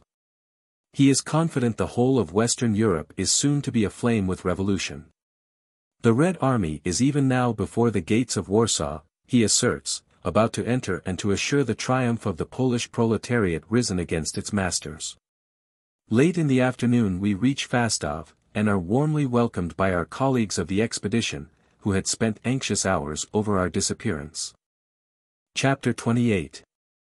Fastov the Pogromed. August 12, 1920. Our little company slowly trudges along the unpaved, dusty road that runs almost in a straight line to the marketplace in the center of the city. The place seems deserted. The houses stand vacant, most of them windowless, their doors broken in and ajar, an oppressive sight of destruction and desolation. All is silent about us, we feel as in a graveyard. Approaching the marketplace are group separates, each of us going his own way to learn for himself. A woman passes by, hesitates, and stops. She pushes the kerchief back from her forehead, and looks at me with wonderment in her sad old eyes. "Good morning," I address her in Jewish. "You are a stranger here," she says kindly. "You don't look like our folks." "Yes," I reply, "I am not long from America." "Ah, from Amerika," she sighs wistfully. "I have a son there." "And do you know what is happening to us?" "Not very much, but I'd like to find out." "Oh, only the good God knows what we have gone through." Her voice breaks. "Excuse me, I can't help it," she wipes the tears off her wrinkled face. "They killed my husband before my eyes. I had to look on, helpless. I can't talk about it." She stands dejectedly before me, bent more by grief than age, like a symbol of abject tragedy. Recovering a little, she says, "Come with me, if you want to learn. Come to Reb Moishi, he can tell you everything." We are in the market. A double row of open stalls, no more than a dozen in all, dilapidated and forlorn-looking, almost barren of wares. A handful of large-grained, coarse salt, some loaves of black bread thickly dotted with yellow specks of straw, a little loose tobacco, that is all the stock on hand. Almost no money is passing in payment. The few customers are trading by exchange, about 10 pounds of bread for a pound of salt, a few pipefuls of tobacco for an onion. At the counters stand oldish men and women, a few girls among them. I see no young men. These, like most of the able-bodied men and women, I am informed, had stealthily left the town long ago, for fear of more pogroms. They went on foot, some to Kiev, others to Kharkov, in the hope of finding safety in a livelihood in the larger city. Most of them never reached their destination. Food was scarce, they had gone without provisions, and most of them died on the way from exposure and starvation. The old traders surround me. They whisper to the old woman, "Who is this?" From Amerik, she replies, a ray of hopefulness in her voice, to learn about the pogroms. "We are going to Reb Moishi." From Amerik? Amerik? Amazement, bewilderment is in their tones. Did he come so far to find us? Will they help us? Oh, good God in heaven, may it be true. Several voices speak at once, all astir with the suppressed excitement of sudden hope, of renewed faith. More people crowd about us, business has stopped. I notice similar groups surrounding my friends nearby. Shah, good people, my guide admonishes them, not everybody at once. We are going to see Reb Moishi, he'll tell him everything. Oh, 1 minute, just 1 minute, respected man, a pale young woman desperately clutches me by the arm. My husband is there, in Amerik. Do you know him? Rabinovich, Yankel Rabinovich. He is well known there, surely you must have heard of him. How is he, tell me, please. In what city is he? In New York, but I haven't had any letter from him since the war. My son-in-law Chaim is in Amerik, a woman, her hair all white, interrupts, maybe you saw him, what? She is very old and bent, and evidently hard of hearing. She places her hand back of her ear to catch my reply, while her wizened, lemon-like face is turned up to me in anxious expectation. Where is your son-in-law? What does he say? I don't understand, she wails. The bystanders shout in her ear, he asks where Chaim, your son-in-law, is. In Amerik, she replies. In Amerik, a man near me repeats. America is a big country. In what city is Chaim? I inquire. She looks bewildered, then stammers, I don't know, I don't recollect just now, I. Bobe, 36 you have his letter at home, a small boy shouts in her ear. He wrote you before the fighting started, don't you remember? Yes. Will you wait, Güdinker, 37 the old woman begs. I'm going right away to fetch the letter. Maybe you know my Chaim. She moves heavily away. The others ply me with questions, about their relatives, friends, brothers, husbands. Almost every one of them has someone in that far-off America, which is like a fabled land to these simple folk, the land of promise, peace, and wealth, the happy place from which but few return. Maybe you will take a letter to my husband, a pale young woman asks. All at once a dozen persons begin to clamor for permission to write and send their letters through me to their beloved ones, there in Amerik. I promise to take their mail, and the crowd slowly melts away, with a pleading admonition to wait for them. Only a few words, we'll be right back. Let us go to Reb Moishi, my guide reminds me. They know, she adds, with a wave at the others, they'll bring their letters there. As we start on our way a tall man with jet-black beard and burning eyes detains me. Be so good, 1 minute. He speaks quietly, but with a strong effort to restrain his emotion. I have no one in America, he says, I have no one anywhere. You see this house? There is a nervous tremor in his voice, but he steadies himself. There, across the way, with the broken windows, paper-covered, pasted over. My old father, the Almighty bless his memory, and my 2 young brothers were killed there. Cut to pieces with sabers. The old man had his pies 38 cut off, together with his ears, and his belly ripped open. I ran away with my daughter, to save her. Look, there she is, at the third stall on the right. His eyes stream with tears as he points towards a girl standing a few feet away.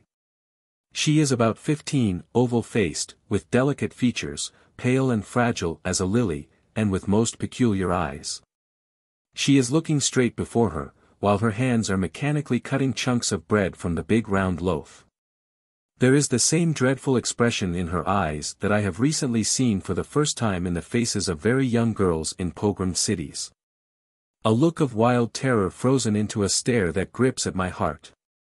Yet, not realizing the truth, I whisper to her father, "Blind?" "No, not blind," he cries out. "Wish to God, no, much worse. She has been looking like that ever since the night when I ran away from our house with her. It was a fearful night. Like wild beasts they cut and slashed and raved. I hid with my Rosile in the cellar, but we were not safe there, so we ran to the woods nearby. They caught us on the way. They took her from me and left me for dead. Look," he takes off his hat and I see a long sword cut, only partly healed, scarring the side of his head. "They left me for dead," he repeats. When the murderers had gone, 3 days later, she was found in the field and she has been like that, with that look in her eyes. She hasn't talked since. "Oh, my God, why dost thou punish me so? Dear Reb Sholem, do not blaspheme," my woman guide admonishes him. "Are you the only one to suffer? You know my great loss.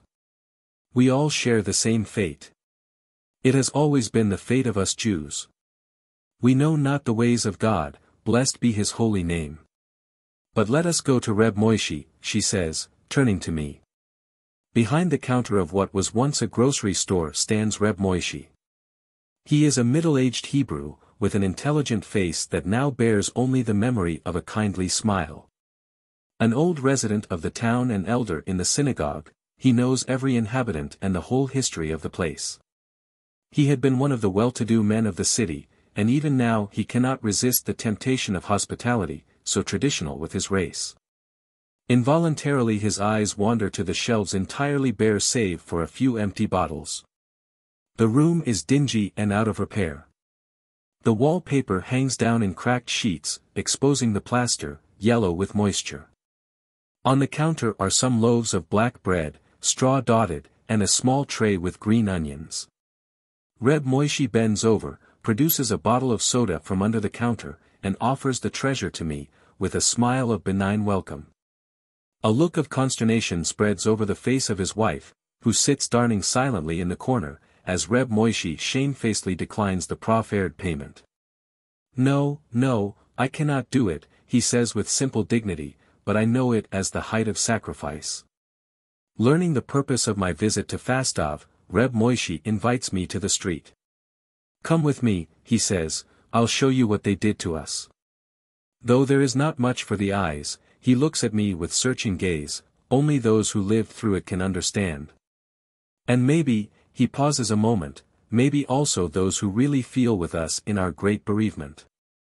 We step out of the store. Across is a large vacant space, its center littered with old boards and broken bricks. "That was our schoolhouse," Reb Moishi comments. "This is all that's left of it. That house on your left, with the shutters closed, it was Zalman's, our schoolteacher's. They killed 6 there, father, mother, and 4 children. We found them all with their heads broken by the butts of guns. There, around the corner, the whole street, you see, every house pogromed. We have many such streets." After a while he continues, "In this house, with the green roof, the whole family was wiped out, 9 persons. The murderers set fire to it, too, you can see through the broken doors, the inside is all burned and charred." "Who did it?" He repeats my question in a tone of hopelessness. "Better ask who did not. Pedlura came first, then Denikin, and then the Poles, and just bands of every kind, may the black years know them.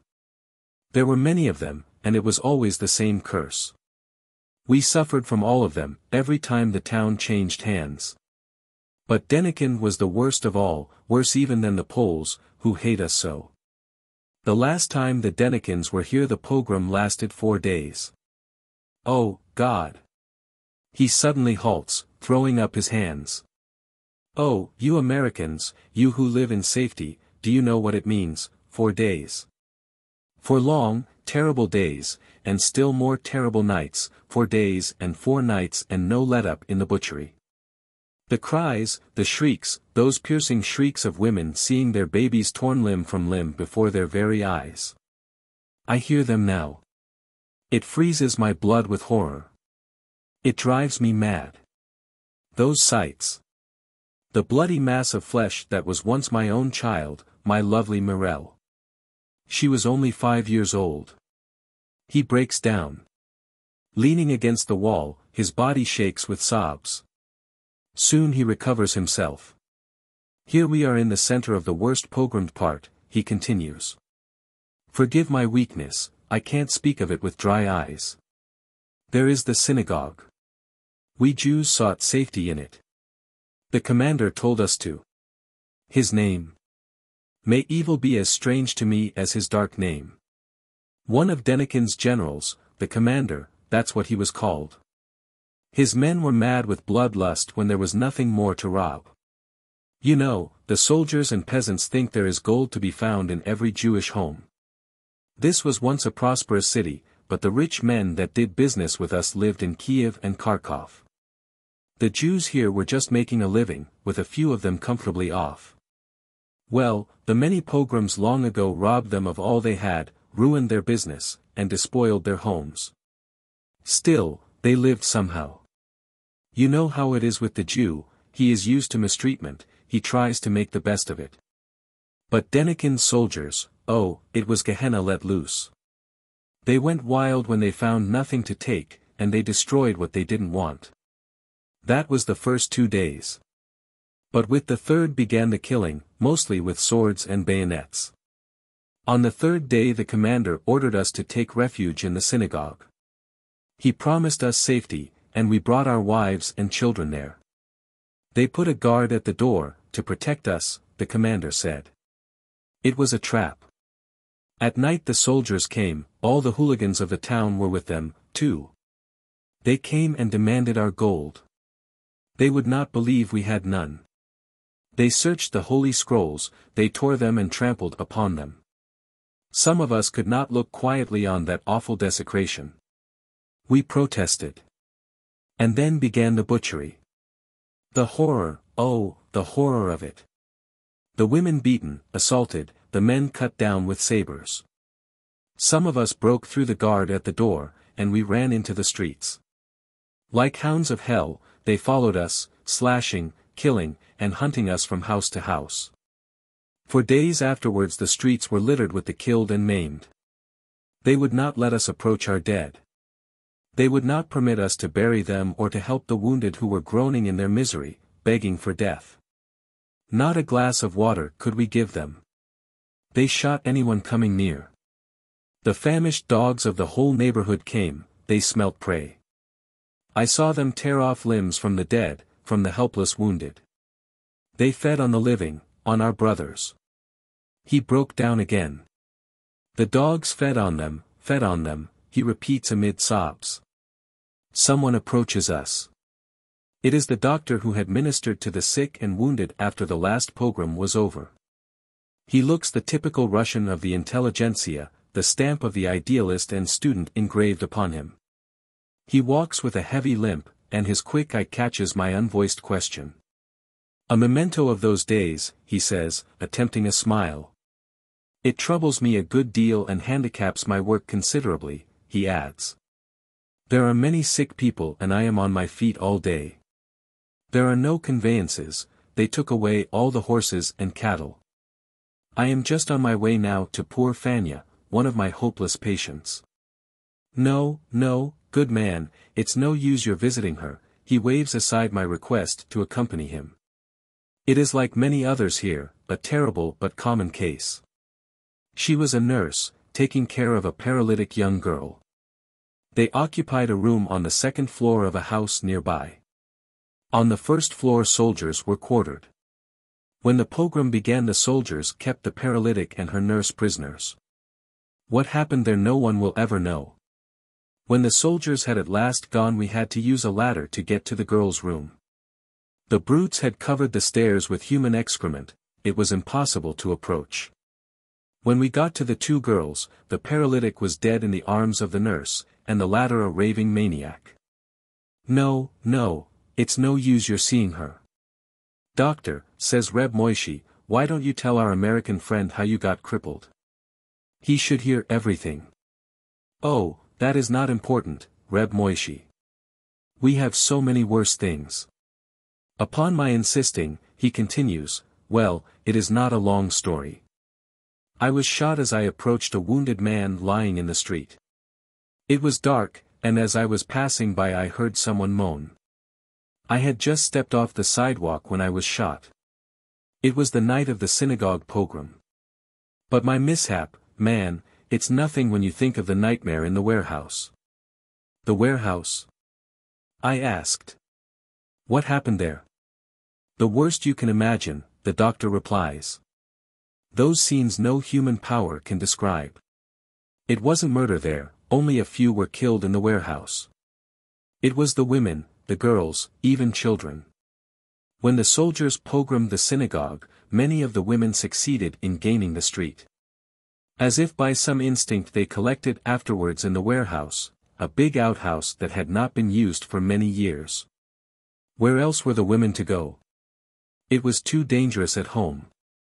The mob was searching for the men who had escaped from the synagogue and was slaughtering them on the street, in their homes, wherever found. So the women and girls gathered in the warehouse. It was late at night and the place was dark and still.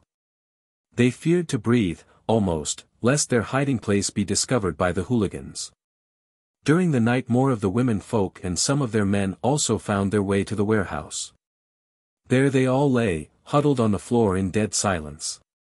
The cries and shrieks from the street reached them, but they were helpless and every moment they feared discovery. How it happened we don't know, but some soldiers did find them. There was no pogrom there, in the ordinary sense. There was worse. The commander himself gave orders that a cordon of soldiers be stationed at the warehouse, that no pogrom was to be made, and that no one be permitted to leave without his permission. At first we did not understand the meaning of it, but the terrible truth soon dawned on us. On the second night several officers arrived, accompanied by a strong detachment, all mounted and carrying lanterns. By their light they peered into the faces of the women.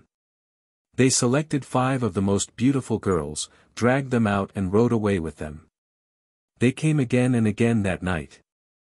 They came every night, always with their lanterns. First the youngest were taken, girls of 15 and 12, even as young as 8. Then they took the older ones and the married women. Only the very old were left. There were over 400 women and girls in the warehouse, and most of them were taken away. Some of them never returned alive, many were later found dead on the roads. Others were abandoned along the route of the withdrawing army, they returned days, weeks later, sick, tortured, every one of them infected with terrible diseases. The doctor pauses, then takes me aside. "Can an outsider realize the whole depth of our misfortune?" he asks. "How many pogroms we have suffered. The last one, by Denikin, continued 8 days. Think of it, 8 days. Over 10,000 of our people were slaughtered, 3,000 died from exposure and wounds." Glancing toward Reb Moishi, he adds in a hoarse whisper, "There is not a woman or girl above the age of 10 in our city who has not been outraged. Some of them 4, 5, as high as 14 times. You said you were about to go to Kiev. In the city hospital there you will find 7 children, girls under 13, that we succeeded in placing there for medical treatment, mostly surgical. Every one of those girls has been outraged 6 and more times. Tell America about it, will it still remain silent?" Chapter 29. Kiev. The Khreshchatyk, Kiev's main thoroughfare, pulsates with intense life. Straight as an arrow it lies before me, a magnificent broad avenue stretching far into the distance and finally disappearing in the superb Kupechesky Park, formerly the pride of the city. Ancient, the storms of time and human strife defying, Kiev stands picturesquely beautiful, a radiant mosaic of iridescent foliage, golden cathedrals and monasteries of exotic architecture. And green-clad mountains towering on the banks of the Dnieper flowing majestically below. Recent days revived the bloody scenes the old city had witnessed in the centuries past, when Mongol and Tartar, Cossack, Pole, and fierce native tribes had fought for its possession. But more sanguinary and ferocious have been the struggles of yesterday. Foreign armies of occupation, German, Magyar, and Austrian, native Gaidamaki, Poles, Russians, each turned the ancient city into a shamble. Skoropadsky, Podlura, Denikin, like the savage Atamans of Gogol's tales, have vied with each other in filling the streams that crimson the Dnieper in these the darkest days of Russia. Incredible vitality of man. Exasperating, yet blessed brevity of human memory. Today the city looks bright and peaceful, forgotten is the slaughter, forgotten the sacrifices of yesterday. The streets, full of movement and color, contrast strikingly with the sickly exhaustion of northern cities. Stores and restaurants are open, and the bakeries display appetizing pirozhny, the sweets so dear to the Russian heart. Most of the business signs are still in their accustomed places, some in Russian, others in the Ukrainian language. The latter predominating since the famous decree of Skoropadsky when overnight all shingles had to be Ukrainianized.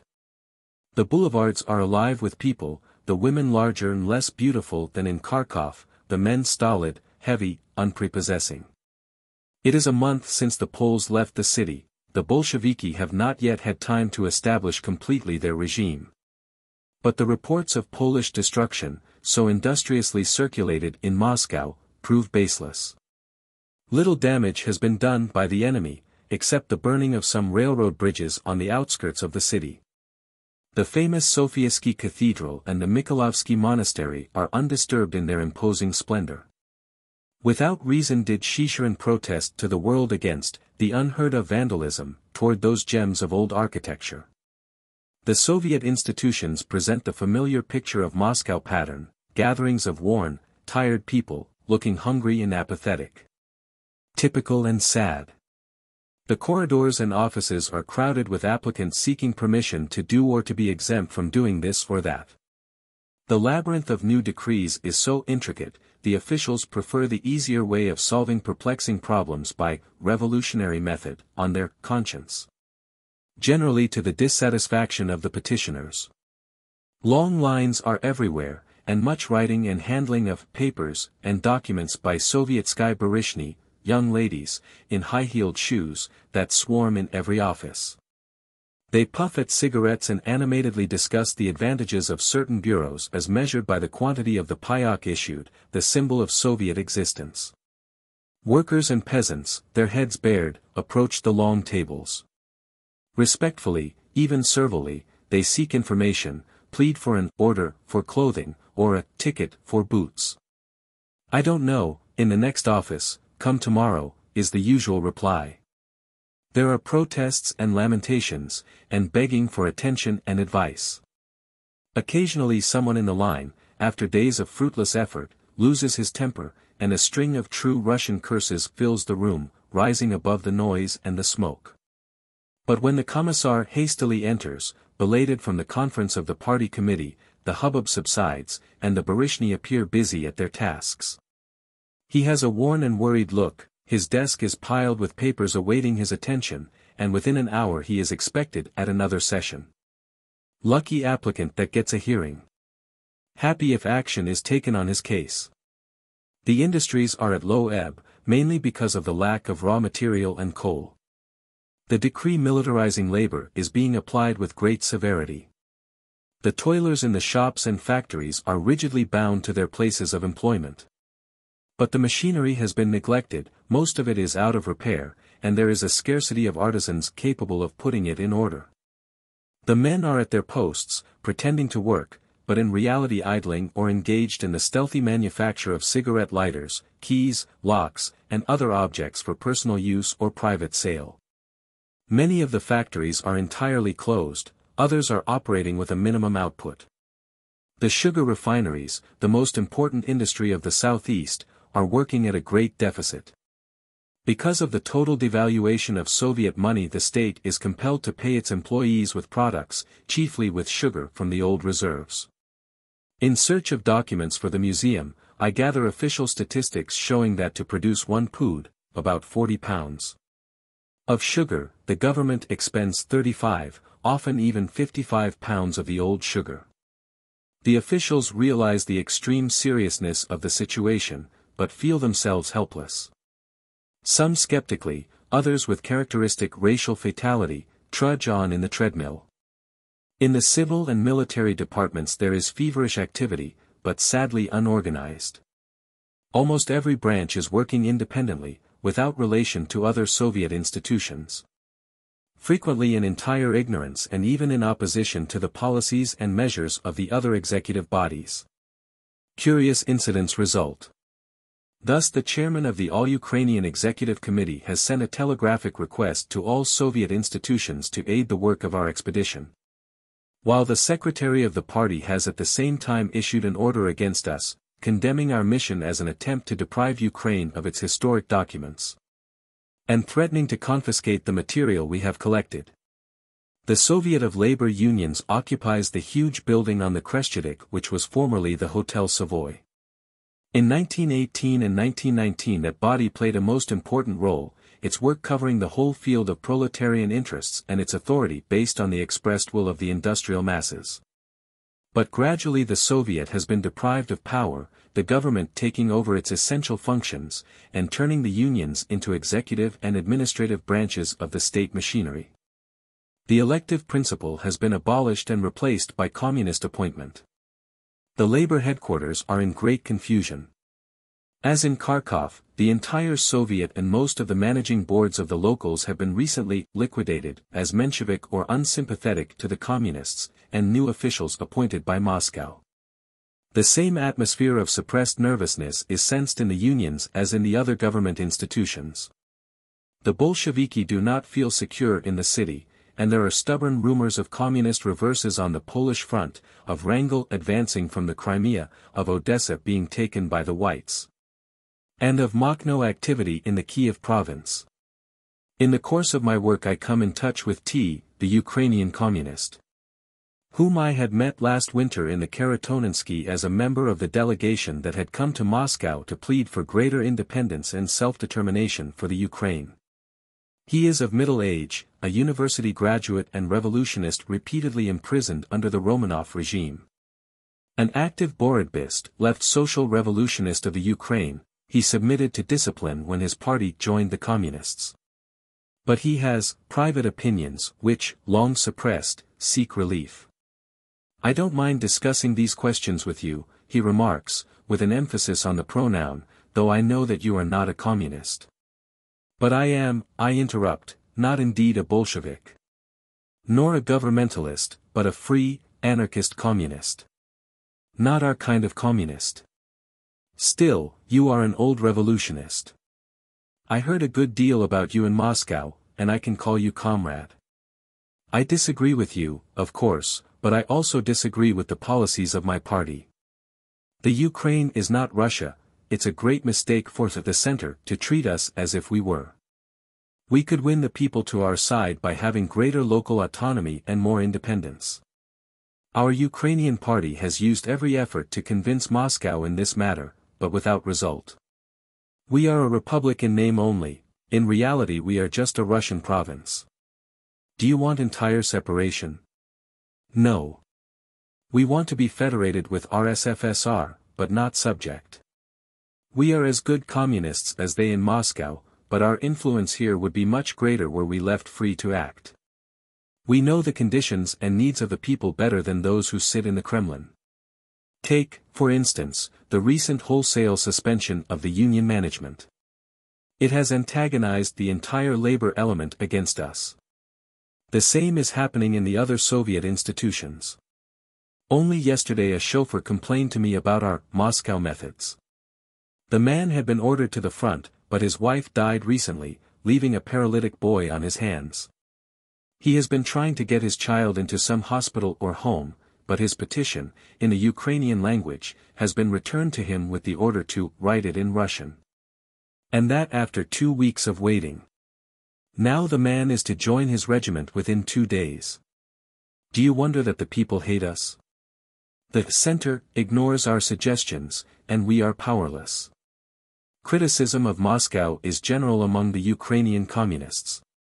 Often, to my surprise and consternation, I detect obvious anti-Semitism in their resentment of Kremlin domination.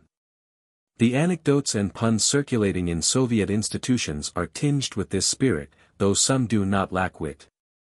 Among the people at large, hatred of the Jew is intense, though its active expression is held in abeyance. Yet not unfrequent are incidents such as happened this morning in the Podol, the proletarian district of the city, where a man ran amok in the market, knife in hand, shouting, "Kill the Jews! Save Russia!" He stabbed several persons before he was overpowered. It is said that the man was crazed by hunger and illness, but his sentiments are unfortunately too popular to require such an explanation. Kiev, in the heart of the former ghetto, has lately still more increased its Hebrew population. Come to the larger city in the hope of finding comparative safety from the continual wave of pogroms which swept the province since 1917. Whoever the changing political masters, with the sole exception of the Bolsheviki, the Jew was always the first victim, the eternal martyr. It is the concurrence of opinion that Denikin and the Poles were the most brutal and ruthless. Under the latter even Kiev was not free from anti-Semitic excesses, and in the Podol pogroms took place repeatedly. In the city library, in a recent publication by a man of great literary and intellectual attainments, I read, "Pogroms are sad, but if that is the only way to get rid of the Bolsheviki, then we must have pogroms." Chapter 30. In various walks. By the aid of R., the secretary of an important labor union, I have gathered much valuable material for the expedition. R. is a Menshevik who has in some unexplained manner escaped the recent cleaning process. His known popularity among the workers, he believes, has saved him. The Bolsheviki are keeping an eye on me, but they have left me alone so far, he said significantly. Familiar with the city, its museums, libraries, and archives, R. has been a great help in my quest for data and documents. Much that is valuable has been lost, and still more has been destroyed by the workers themselves, in the interests of their safety, at the time of German occupation and White Terror. But a considerable part of the labor archives has been preserved. Sufficient to reconstruct the history of the heroic struggle of the unions since their inception and throughout the stormy days of revolution and civil war. All through the Mensheviki played the role of the intellectual leaders, with the Bolsheviki and anarchists as the revolutionary inspiration of the workers. The headquarters of the Labor Soviet have somehow become the depository of a strange documentary mixture. Police and gendarme records, the minutes of Duma sessions, and financial statistics have found their way there, only to be forgotten. By a curious chance the first Universal of Pedlura, a rare document containing the original declaration of principles and aims by the Ukrainian national democracy, has been discovered by me in a neglected drawer. A communist official claims it as his personal possession, with which, however, he is willing to part for a consideration. In view of the large price demanded, the matter has now become a subject of correspondence with the museum. In Menshevik circles feeling against the Bolsheviki is very bitter. It is the general sentiment among them that the communists, formerly Social Democrats, have betrayed Marx and discredited socialism. Asiatic revolutionists, R. calls them. There is no difference between Trotsky and the hangman Stolypin, he asserts, their methods are identical. Indeed, there was more political life under Nicholas II than there is today. The Bolsheviki, alleged Marxists, think by decrees and terror to alter the immutable law of social evolution, to skip several steps at once, as it were, on the ladder of progress. The February Revolution was essentially bourgeois, but Lenin attempted to turn it by the violence of an insignificant minority into a social revolution. The complete debacle of all hopes is the result. The communists, R. believes, cannot last much longer. Russia is on the verge of utter economic collapse. The old food reserves are exhausted. Production has almost ceased. Militarization of toil has failed. Trotsky's calculations of the progressive increase of the output on the labor front have been exploded like Bolshevik prophecies of world revolution. The factory is not a battlefield. Converting the country into a camp of forced labor is not conducive to creative effort. It has divided the people into slaves and slave drivers, and created a powerful class of Soviet bureaucrats. Most significant of all, it has turned even the more advanced workers against the communists. Now the Bolsheviki can count neither on the peasant nor on the proletariat. The whole country is against them. But for the stupid policy of the Allies, they would have been swept away long ago. The blockade and invasions have played into their hands. The Bolsheviki need war to keep them in power. The present Polish campaign suits them splendidly.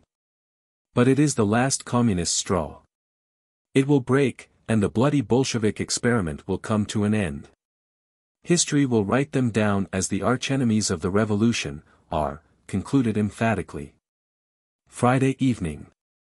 On the dining table at the home of Reb Zacher, the old Zionist, burn 3 candles orthodoxically blessed by the housewife. The whole family are gathered for the festive occasion. But the traditional soup and meat are absent, herring and kasha are being served, and small chunks of challah, the Sabbath bread, now only partly of wheat. Besides the parents, 2 daughters and a son of 18 are present. The oldest boy, Yankel was his name, Reb Zacher says with a heavy sigh. He'd now be 23, his memory be blessed, was killed in the pogrom the Denikin men had made just before they finally evacuated the city. He sought to defend his sister, the youngest, then only 15. Together they were visiting a friend in the Podol when the mob broke into the street, sacking every house, pillaging, and murdering. The old lady sits in the corner crying quietly. The look of frozen terror, which I have seen often lately, is in the eyes of the girls.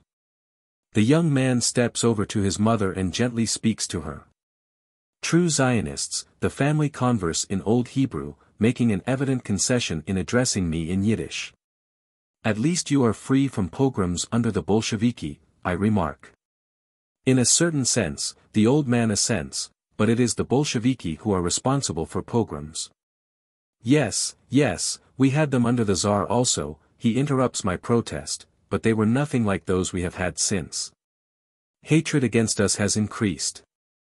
To the Gentiles a Bolshevik now means a Jew, a commissar is a Zid, 39 and every Hebrew is held responsible for the murders of the Chaika. I have lived all my life in the ghetto, and I have seen pogroms in the years past, but never such terrible things as since the Bolsheviki got into Moscow. But they have made no pogroms, I insist. They also hate the Jew. We are always the victims. Under the communists we have no violent mob pogroms, at least I have not heard of any. But we have the quiet pogroms, the systematic destruction of all that is dearest to us, of our traditions, customs, and culture. They are killing us as a nation. I don't know but what that is the worst pogrom, he adds bitterly. After a while he takes up the subject again. Some foolish Jews are proud that our people are in the government, and that Trotsky is war minister. As if Trotsky and such others are Jews. What good is it all, I ask, when our nation must suffer as before, and more? The Jews have been made the political and social equals of Gentiles, I suggest. Equals in what? In misery and corruption. But even there we are not equal. The Jew has more to bear than the others. We are not fit for the factory, we were always businessmen, traders, and now we have been ruined entirely. They have sown corruption in our youth who now think only of power. Or to join the Chaika for gain. That was never before. They are destroying the dream of Palestine, our true home.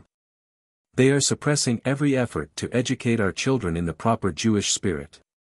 In the Kulturliga gather Hebrew writers, poets, and teachers, most of them members of the Volkspartei when that political party was represented in the Rada by its Minister of Jewish Affairs. Formerly the League was a powerful organization, with 230 branches throughout the South, doing cultural work among its coreligionists.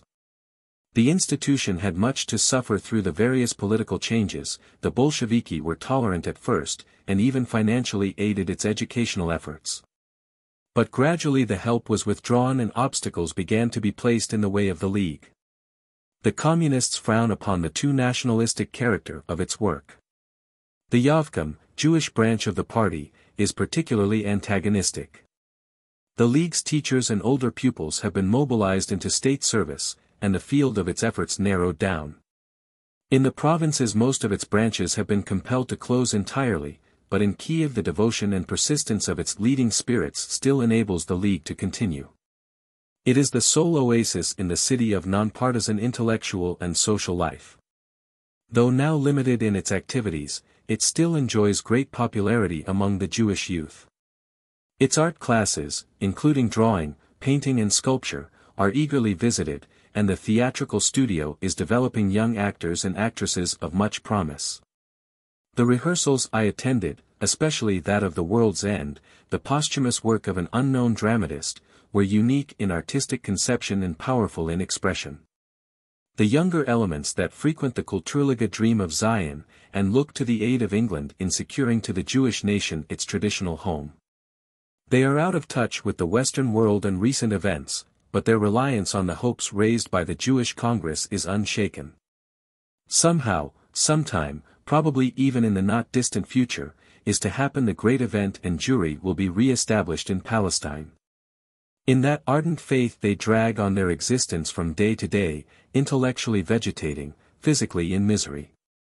Their former sources of support are abolished, the government having supplied them with a bread card of the fourth category. The latter is the Bolshevik label of the bourgeoisie, the intelligentsia now being denounced as such, though in reality the rich middle class has sought safety at the outbreak of the revolution. Hatred of the bourgeoisie has been transferred to the intellectuals, official agitation cultivating and intensifying this spirit. They are represented as the enemies of the proletariat, traitors to the revolution, at best speculators, if not active counter-revolutionists. There is no stemming the fearful tide sweeping against them. Nor is it the spontaneous unfettering of popular sentiment. The flames are fanned by Moscow. Bolshevik agents from the center, sent as chiefs and instructors, systematically roused the basest instincts. Zinoviev himself severely upbraided the local communists and his brother proletarians for leniency to the bourgeoisie. They still walk your streets, he exclaimed at a public meeting, clad in the best finery, while you go about in rags. They live in the luxurious homes, while you grovel in cellars. You must not permit such things any longer. Visits of communist leaders are always followed by renewed requisitions from the bourgeoisie. The method is simple. The house porter is instructed to compile a list of holders of cards of the fourth category. In most cases they are intellectual proletarians, teachers, writers, scientists. But the possession of the fourth category card is their doom, they are legitimate victims of requisition. Clothing, underwear, household goods, everything is confiscated as alleged izlishki, superfluities. The most tragic part of it, said C., the well-known Yiddish writer, is that the izlishki rarely reach their proletarian destination.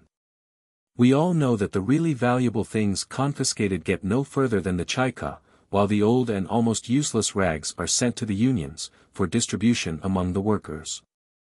Often one does not even know who is requisitioning, remarked a member of the League, sometimes it is done by Chekists on their own account.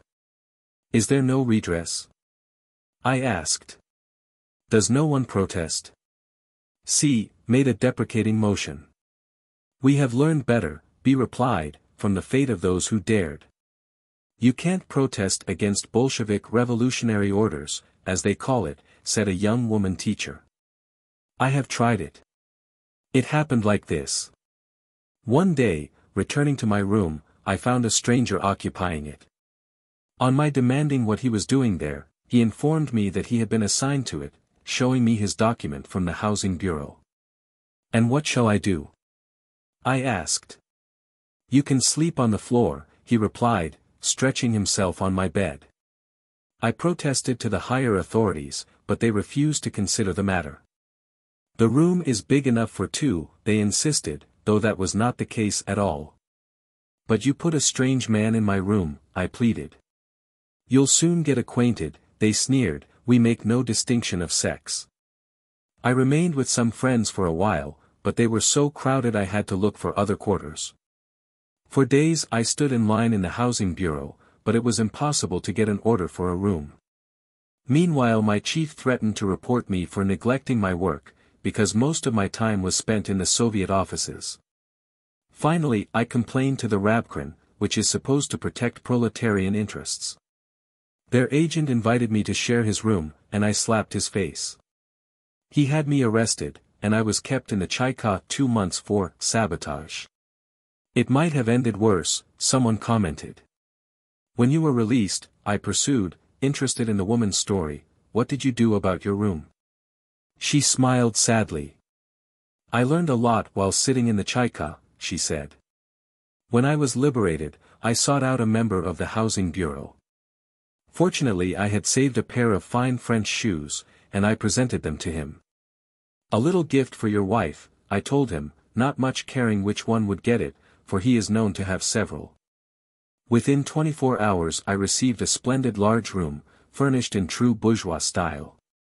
The sun has set, the streets are dark, the infrequent lights flicker dimly in the foggy air. Turning the corner of the Kronstadt, on my way to the Espolkam, I find myself in the midst of an excited crowd, surrounded by soldiers and militia. It is an oblava looking for labor deserters. Men and women are detained within the military circle, to be taken to the station for examination. Only a communist card secures immediate release. Arrest means detention for days, even weeks, and I have an urgent appointment at communist headquarters. But in vain I explain to the militianary that Tovarish Vitishkin is expecting me. Even the name of the powerful head of the executive committee does not impress them. The Committee of Labor and Defense is now supreme. Its orders are to detain everyone for investigation regarding his employment. The arrested men and women plead, argue, and produce documents, but the soldiers remain stolid, commanding everyone to line up. I demand to see the officer in charge, but the militianer remains at my side, ignoring my protests. Suddenly the crowd in front begins jostling and pushing, a fight has started on the corner. My guard rushes forward and, taking advantage of the situation, I cross the street and step into the Espolkam building. Yetishkin's secretary meets me on the stairs. Excusing my tardiness by the Oblava incident, I suggest the desirability of better system and judgment in the organization of such matters.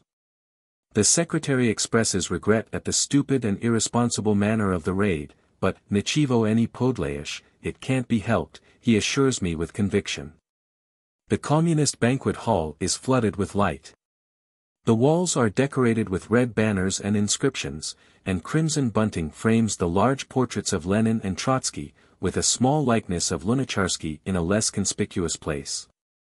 The long dining table is laden with a variety of fruit and wine, and a choice meal is served the guests invited to honor the French and Italian delegates visiting the city.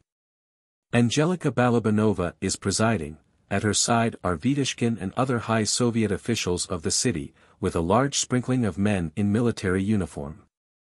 It is an official assembly of the communist aristocracy, with Emma Goldman and myself as the only non-Bolsheviki present by special invitation of our mutual friend Angelica.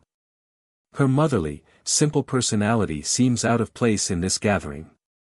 There is deep sadness in her look, a suggestion of disapproval of all the finery and style put on for the occasion. Her attention is engaged by the local men at her side, who exert themselves to please the important personage from the center.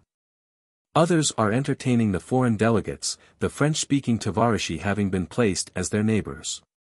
The wine is good and unstinted, the food delicious. By degrees the atmosphere loses its stiff formality, and a freer spirit descends upon the banquet table. With coffee begin the speeches. The Russian proletariat, with the Communist Party as its advance guard, is extolled as the banner-bearer of social revolution. And the firm conviction of the speedy breakdown of capitalism throughout the world is expressed. But for the cursed allies starving the country and supporting armed counter-revolution, Russia, it is claimed, would be a workers' paradise with full liberty and welfare for all. The Mensheviki and the social revolutionists, traitors to the revolution, have been silenced within the country, but abroad these lackeys of capitalism, the Kautskys, Lafargues, et al., still continue their poisonous work, maligning the communists and defaming the revolution. It is, therefore, doubly to be welcomed that the foreign delegates have come to Russia to acquaint themselves with the real situation, and that they are visiting the Ukraine where they can with their own eyes witness the great work the communists have accomplished. I glance at the delegates. They sit unmoved during the long speeches in the strange language, but even Angelica's masterful rendering into French, enriched by her personality and impassioned oratory, does not seem to impress them. I detect disappointment in their faces. Perhaps they had hoped for a less official, more intimate discussion of the revolutionary problems. They have undoubtedly heard of the numerous peasant uprisings and the punitive expeditions, the frequent strikes, the Makhno movement, and the general opposition to the communists. But these matters have been carefully avoided by the speakers, who have sought to present a picture of a unified people cooperating in the proletarian dictatorship and enthusiastically supporting its advance guard, the Communist Party. Late at night, accompanying the foreign delegates to the railroad station, I have opportunity to learn their sentiments. The observations we have made while in Russia and the material we have collected, one of them remarks, entirely disprove Bolshevik claims. We feel it our duty to tell the whole truth to our people at home. Next morning in the passage, where provisions are purchased to fill out the scanty payok, I meet little knots of people lamenting and crying.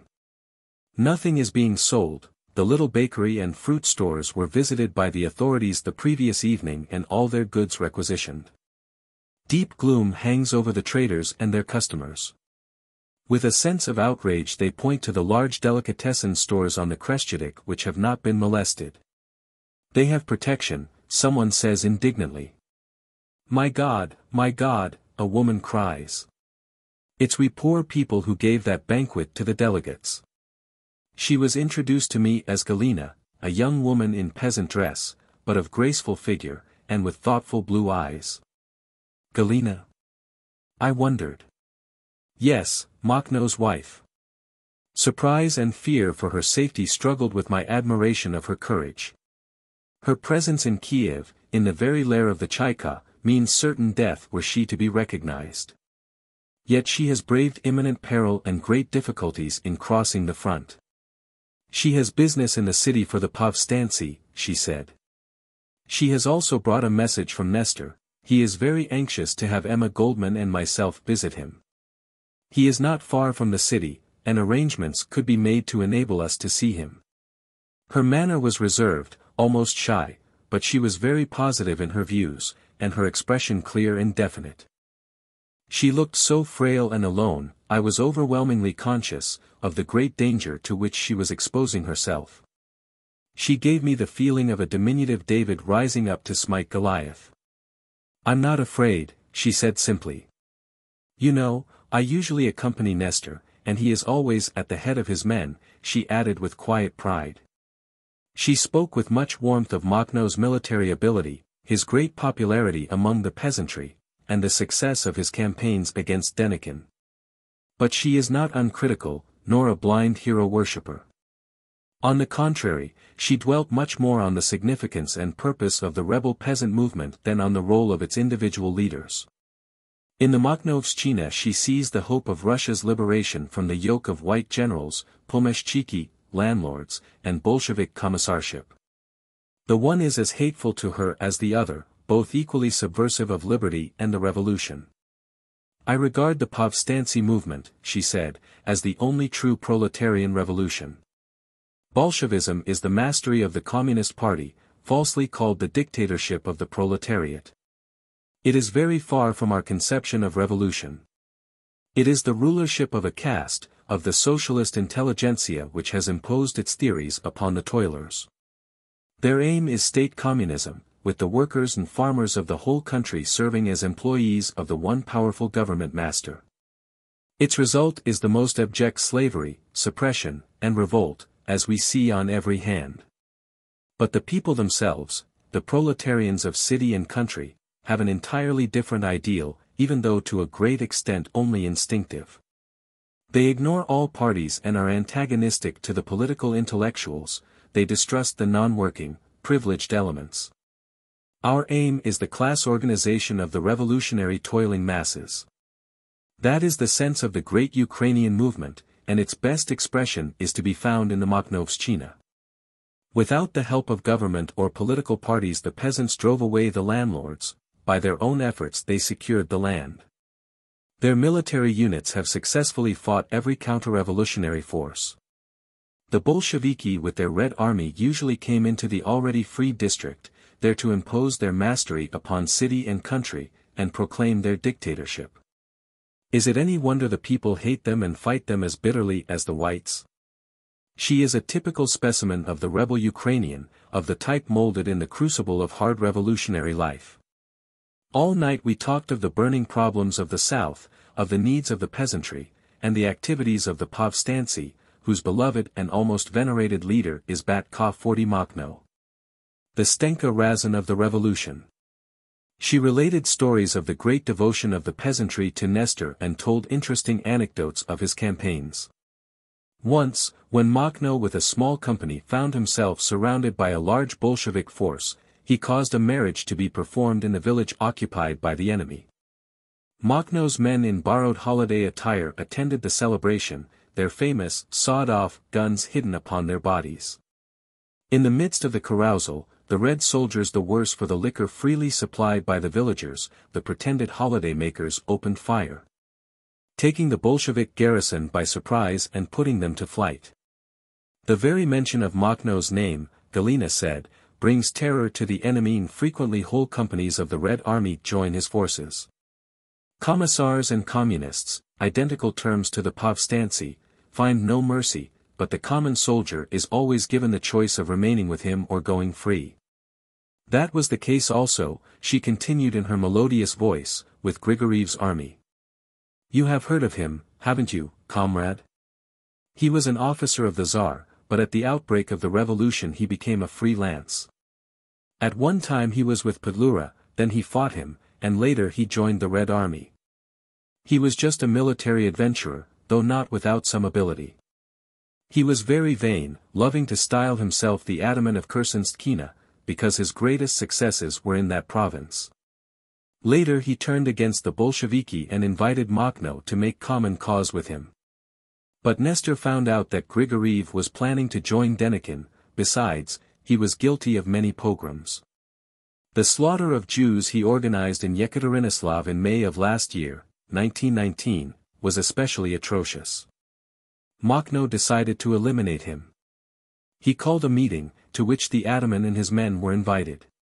It was a large gathering at which 20,000 peasants and Povstanci were present. 41 Nestor publicly accused Grigoriev of counter-revolutionary designs, charged him with pogroms and denounced him as an enemy of the people. The Ataman and his staff were executed on the spot. Almost his whole force joined our Povstanci. Galina spoke of executions in an even, ordinary tone, as of matters of common occurrence.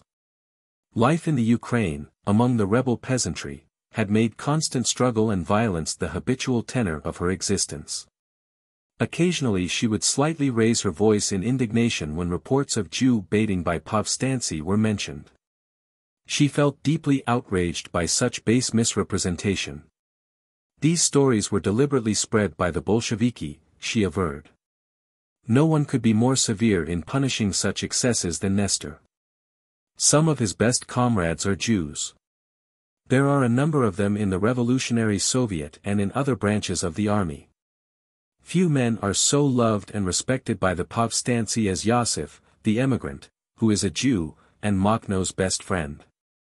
We are not such barbarians as we are painted, she said with a charming smile. But you will learn more about us when you visit us, which will not be far off, I hope.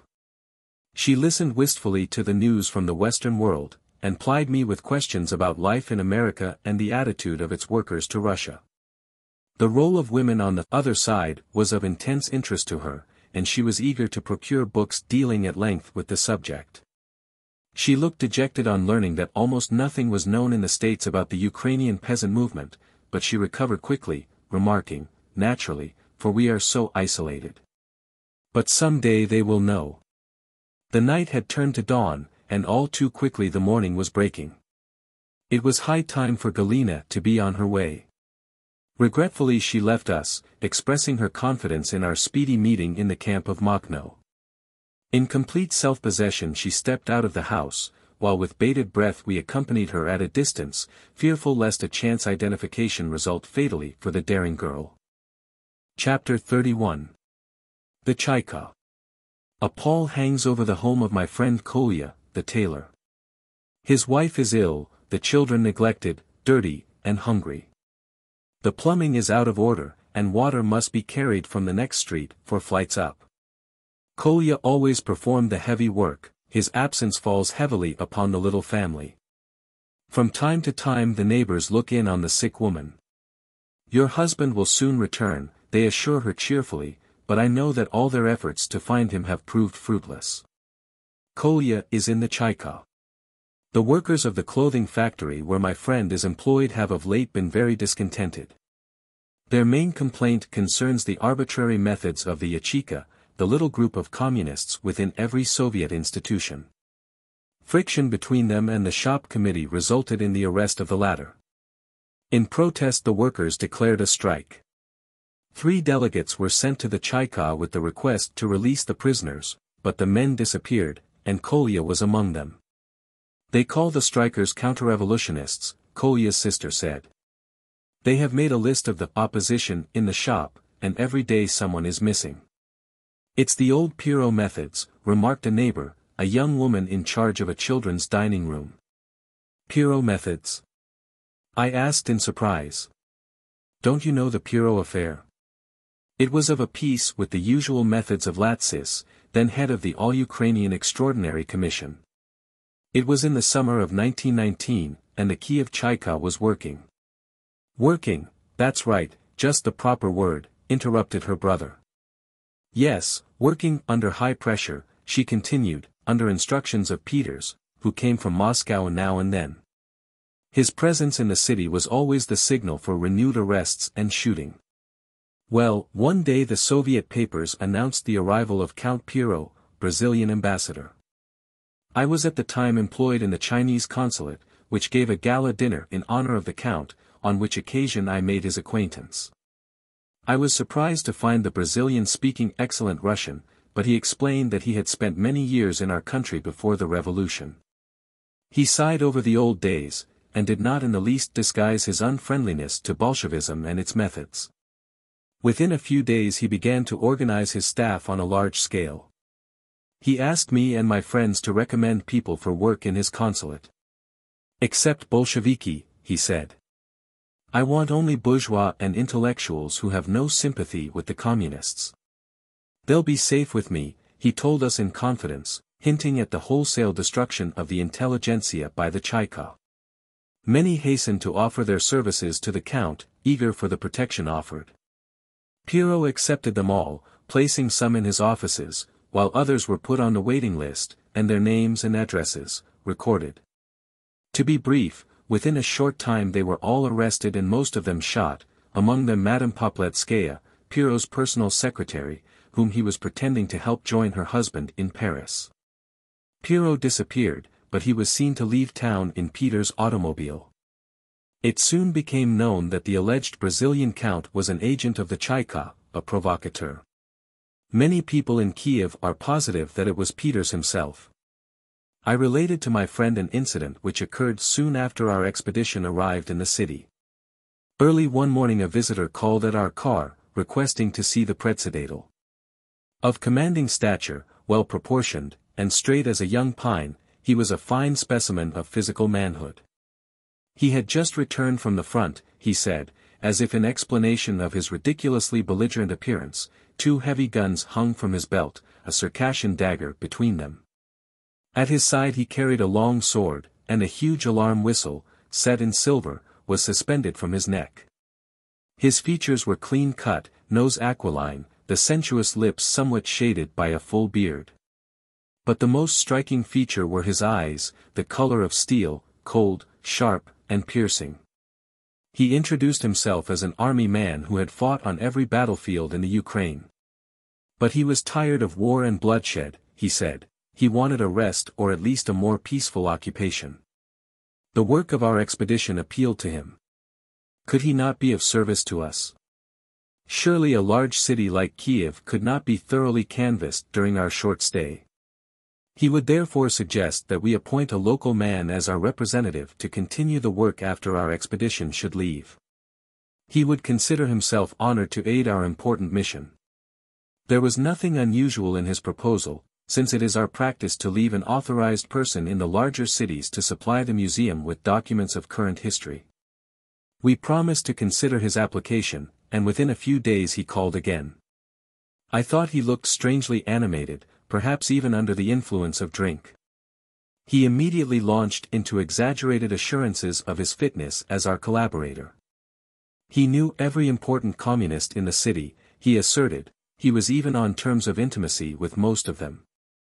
The previous night, he declared, he had spent in the company of high-placed commissars, among whom was also the chief of the Chaika. With that he began a recital of its activities, relating revolting details of torture and execution. He spoke with increasing fervor, and growing excitement. At last he announced himself a commandant. He had shot many counter-revolutionists, he boasted, and he had never felt any qualms about his work. His eyes gleamed with a fierce, savage fire, and suddenly he drew the dagger from his belt. Leaning over close to me and wildly waving the weapon, he cried, "Look at it, it's bloody to the hilt."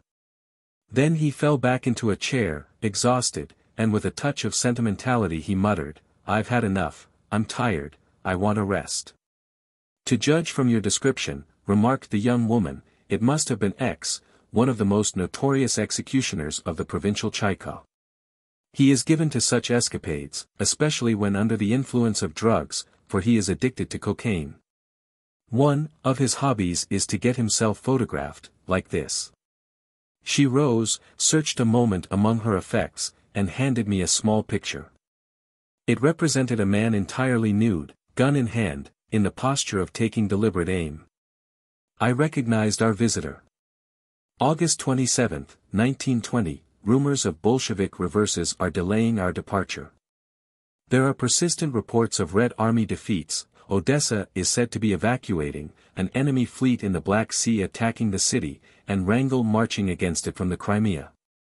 Nothing definite is to be ascertained in the general confusion, but from authoritative circles we have learned that Red forces are being concentrated in the vicinity. The new developments, Yossif has informed me, compelled Makhno to retire from the province. To my great regret our plan of meeting the Povstancy leader becomes impracticable for the present. With much anxiety I think of Galina and her safety in the new turn of affairs. Our expedition faces the alternative of returning to Moscow or proceeding further south.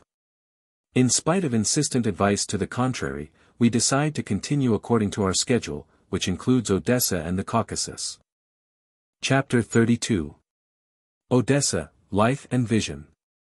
September 2, 1920, late yesterday afternoon we reached Odessa, our little commune greatly disturbed over the fate of Augsburg.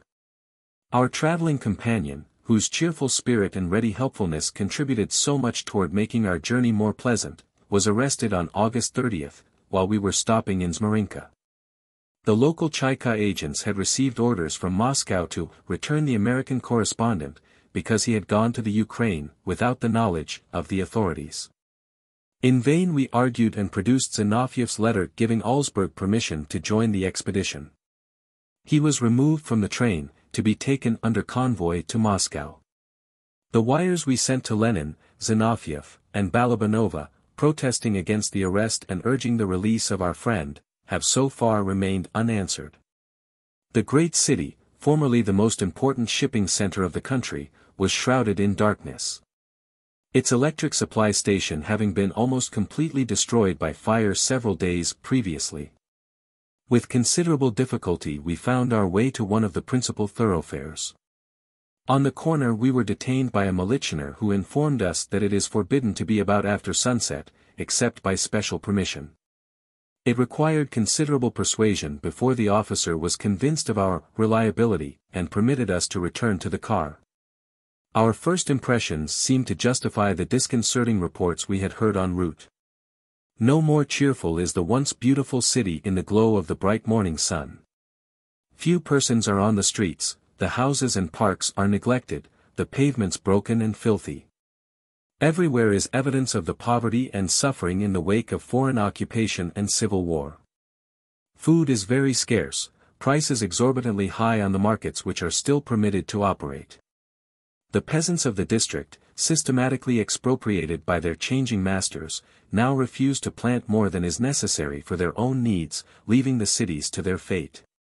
Externally Odessa is quiet, and there is no sign of enemy warships in the harbor. But an atmosphere of anxious suspense is felt everywhere. Bands of Green and Makhno forces are said to be in the neighborhood, and Wrangel is reported to have taken some villages northeast. In the vicinity of Rostov. A spirit of Kharkov pervades the Soviet bureaus, everyone wearing a preoccupied air as if listening for the first note of alarm and ready to take flight. Much disorganization prevails in the unions. The new communist management has not yet gained full control over the liquidated Menshevik and anarchist leadership. Many of the latter are still at the head of labor affairs, persistently elected by the workers in open defiance of communist orders. Among the opposition Shakvarostov, an anarchist of militant type, has such a strong following that the Bolsheviki have not dared to remove him. Due to his friendly efforts, the Soviet of Unions has decided to call a meeting of secretaries, whom I am to address in the interest of the museum. The non-partisan proletarians, who constitute the great body of labor, look with scorn at the readiness of the communists to flee should an enemy appear. Particularly the sailors of the destroyed Black Sea Fleet, many of whom are in the city, resent the situation. The masses cannot evacuate, they say. The workers are doomed to remain, whoever comes, and to fight it out as best they can. Have not the unions, aided by the peasantry, waged successful guerrilla warfare against the Greek and Italian forces and the white generals? Then there was no distinction of political party, all revolutionists fought side by side. But every time the enemy is driven out, the communists institute their dictatorship, seek to dominate the revolutionary committee in charge of the safety of the city, and eliminate the old and tried fighters. The masses know how to protect themselves against invaders, but they resent the domination of a political party that seeks to monopolize the revolution. Semyon Petrovich, at whose home I spend considerable time, is an intelligent nonpartisan of independent views. An able statistician, he has been permitted by the Bolsheviki to remain in the Department of Economy, where he had served under previous regimes. Semyon is convinced that the Soviet government will find itself compelled to change its methods and practices. The ravager cannot long remain in the country he has ravaged, he likes to repeat the alleged saying of Denikin. But the ire of the gods, he asserts, pursues the Bolsheviki, even their best intentions serve in practice to confound them. They have closed the stores and abolished private trade, Semyon Petrovich repeats, they have nationalized, registered, and taken an invoice of everything under the sun. One would think that complete order should reign. Indeed, you cannot transfer a bed mattress from one apartment into another without special permission of the proper authorities. If you want to ride to the next station, you must get an order. If you need a sheet of paper, you have to fill several sheets with applications. Every detail of our existence has become subject to Bolshevist regulation. In short, you will find the situation in Odessa about the same as in the rest of Russia, Semyon assured me. But life passes by the Soviet apparatus, because life is incomparably stronger than any attempts at doctrinaire regulation. As in other Soviet cities, the population is supplied with a bread and products card. But except communists, very few receive enough bread to exist. On the bourgeois categories none has been issued for months, in fact, since the Bolsheviki took Odessa in January. Occasionally a little salt, sugar, and matches are rationed out. Fortunately the markets are still permitted to exist, Semyon explained. The government cannot press out enough bread of the farmers to feed the cities. The Payok is mostly a vision. That reminds me of a certain commissar in our department, a rare type of communist, for he has a sense of humor. Once I asked him why the Bolsheviki nationalized everything except the izvostchiki. 42. His reply was characteristic. You see, he said, we found that if you don't feed human beings, they continue to live somehow. But if you don't feed horses, the stupid beasts die. That's why we don't nationalize the cabmen. Life is indeed stronger than decrees, it sprouts through every crevice of the socialist armor. When private trade was forbidden and only the cooperatives were permitted to continue, all business places suddenly became inspired by feelings of altruism. And every store was decorated with the sign of the EPO, cooperative. Later, when the cooperatives were also closed and only Kosternoi, small-scale, production remained legal, all the little stores began manufacturing cigarette lighters and rubber soles from stolen automobile tires. Subsequently new decrees were issued permitting trade only in articles of food. Then in every store window there appeared bread and tea surrogates, while other wares were sold in the rear rooms. Finally all food stores were closed, now the illicit trade is transferred to the storekeeper's home, and business is done on the back stairs. The Bolsheviki want to abolish private trade and destroy speculation, Semyon remarked, they want everyone to live exclusively by his labor. Yet in no place in the world is there so much speculation as in Russia, the whole country is swept by its fever. Nationalization of trade means that the whole nation is in trade, our wits say. The truth is, we have all become speculators, he continued sadly. Every family now depends more on the sale of its table and bed linen than on the salaries paid by the Soviet government. The shopkeepers, having lost their shops, still remain traders, and they are now joined by those who formerly were workers, physical as well as intellectual. Necessity is stronger than laws, my dear friend. The real factory proletarians have become declassified, they have ceased to exist, as a class, because most of the factories and mills are not working. The workers flee into the country or become Meshichniki. 43 The communist dictatorship has destroyed, but it cannot build up. At the house of Dr. L. almost nightly gather little groups of the local intelligentsia. A man of broad culture and tolerance, L.'s home is neutral ground for the most diverse political tendencies. His private sanatorium, beautifully situated on an embankment washed by the Black Sea, was formerly famed as one of the best in Odessa. It has been nationalized, but the physician and his staff are exempt from professional mobilization and remain in charge. Dr. L. is still permitted to receive a certain number of private patients, which privilege enables him to support himself and family in comparative comfort. In return he is obliged to treat without remuneration the sick assigned to the sanatorium by the authorities. L. and his wife, herself a graduate physician, are hospitable in the best Russian spirit. Though their present mode of living is far below that of former days. Every comer finds a warm welcome which includes an invitation to the dining room, a custom now almost entirely fallen into disuse in Russia. With charming smile and graceful gesture Madame L. passes around tea, little lumps of yellow candy, homemade from beet sugar, and sandwiches.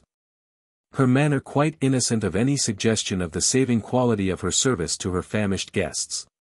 The sanatorium was requisitioned for the benefit of the proletariat, the doctor informs me with a humorous twinkle in his eyes. But it is occupied exclusively by high communist officials and several members of the Chaika. Among the latter is also a commissar, who has repeatedly taken treatment in the institution.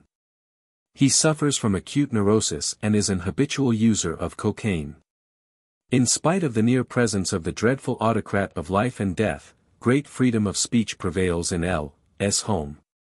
It is the tacit understanding among his guests that the place is a free forum, a sanctuary for the crime of thought. Yet I notice that when a communist happens to be present, expression is less spontaneous, more controlled. I recall the arrest of the frequenters of a similar oasis in Moscow, betrayed by a member of the family, a Bolshevik. Might not such a misfortune also happen here? Yet Dr. G, the Menshevik colleague of the host, is most outspoken against the Bolsheviki whom he holds up to ridicule, as counterfeit Marxists.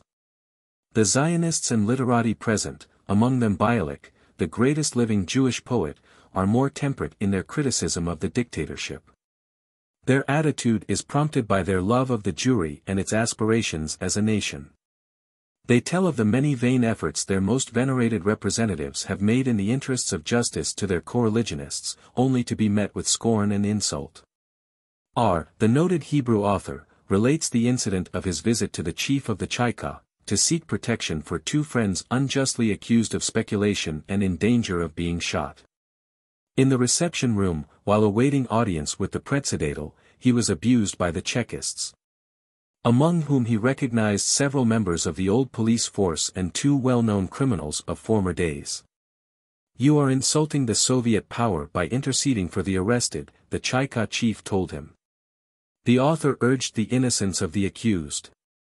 "If you plead for speculators, you are no better than they," the chief retorted. Both men were executed without trial. Through an open window I look out upon the broad expanse of the Black Sea below. It is a quiet moonlit night. The low murmur of the waters pleasantly strikes upon the ear, as the white-capped waves with musical regularity reach the shore, softly splash against the rocks, and silently recede. They return to caress the sentinel wall that seems to draw closer toward them as if yearning for their embrace. A gentle breeze floats into the room. Angry voices recall me to the company. The young Bundist 44D, is involved in a virulent dispute with his former comrade turned communist. D charges the Bolsheviki with having stooped to a partnership with the notorious Odessa criminals who were organized into regiments and possessed weapons and machine guns. They had first helped Adam and Grigoriev to take the city, and were later used by the communists for the same purpose. Indebted to the thieves, the Bolsheviki did not molest them in the first days of their Odessa regime, and the professional union was permitted to work the city. Subsequently, the Soviet government declared war upon them, but the leading spirits saved their lives by joining the Chayka. The communist vehemently denies that any agreement had existed between his party and the criminals, though he admits that in some instances the thieves' union aided the work of the Bolsheviki. The argument is becoming dangerously heated. Madam I, grown apprehensive, holds up a warning hand. "Friends, Tavarishi," she cautions them, "please not so loud. Do not worry," the host laughs, "it's the usual thing when these two come together. They are old friends, relatives, at that, for the ex-Bundist married the Bundist sister." It is an open question, observes Z, the literary investigator, whether the Bolsheviki had a formal agreement with the thieves. But that they cooperated at one time is known to all of us. Well, they were also proletarians, he adds sarcastically. Later, of course, the communists turned against them. But a similar fate has befallen most of us. The left SR. The Maximalists, the anarchists, did they not all fight together with the communists against the whites? And where are they now? Those who did not die on the fronts have been shot or imprisoned by the red dictators, unless they have been bribed or cowed into serving the Chayka. Only weaklings would save their lives thus, the hostess protests. Few can be brave with a loaded gun pointed at their temple, the doctor remarks with a sigh. It is a cold, chilly day as I turn my steps toward Sadovia Street. There, at a secret session, is to take place a Menshevik Kostnaya Gazeta, oral newspaper, and I am to meet prominent members of the party. The oral newspaper is the modern Russian surrogate for a free press.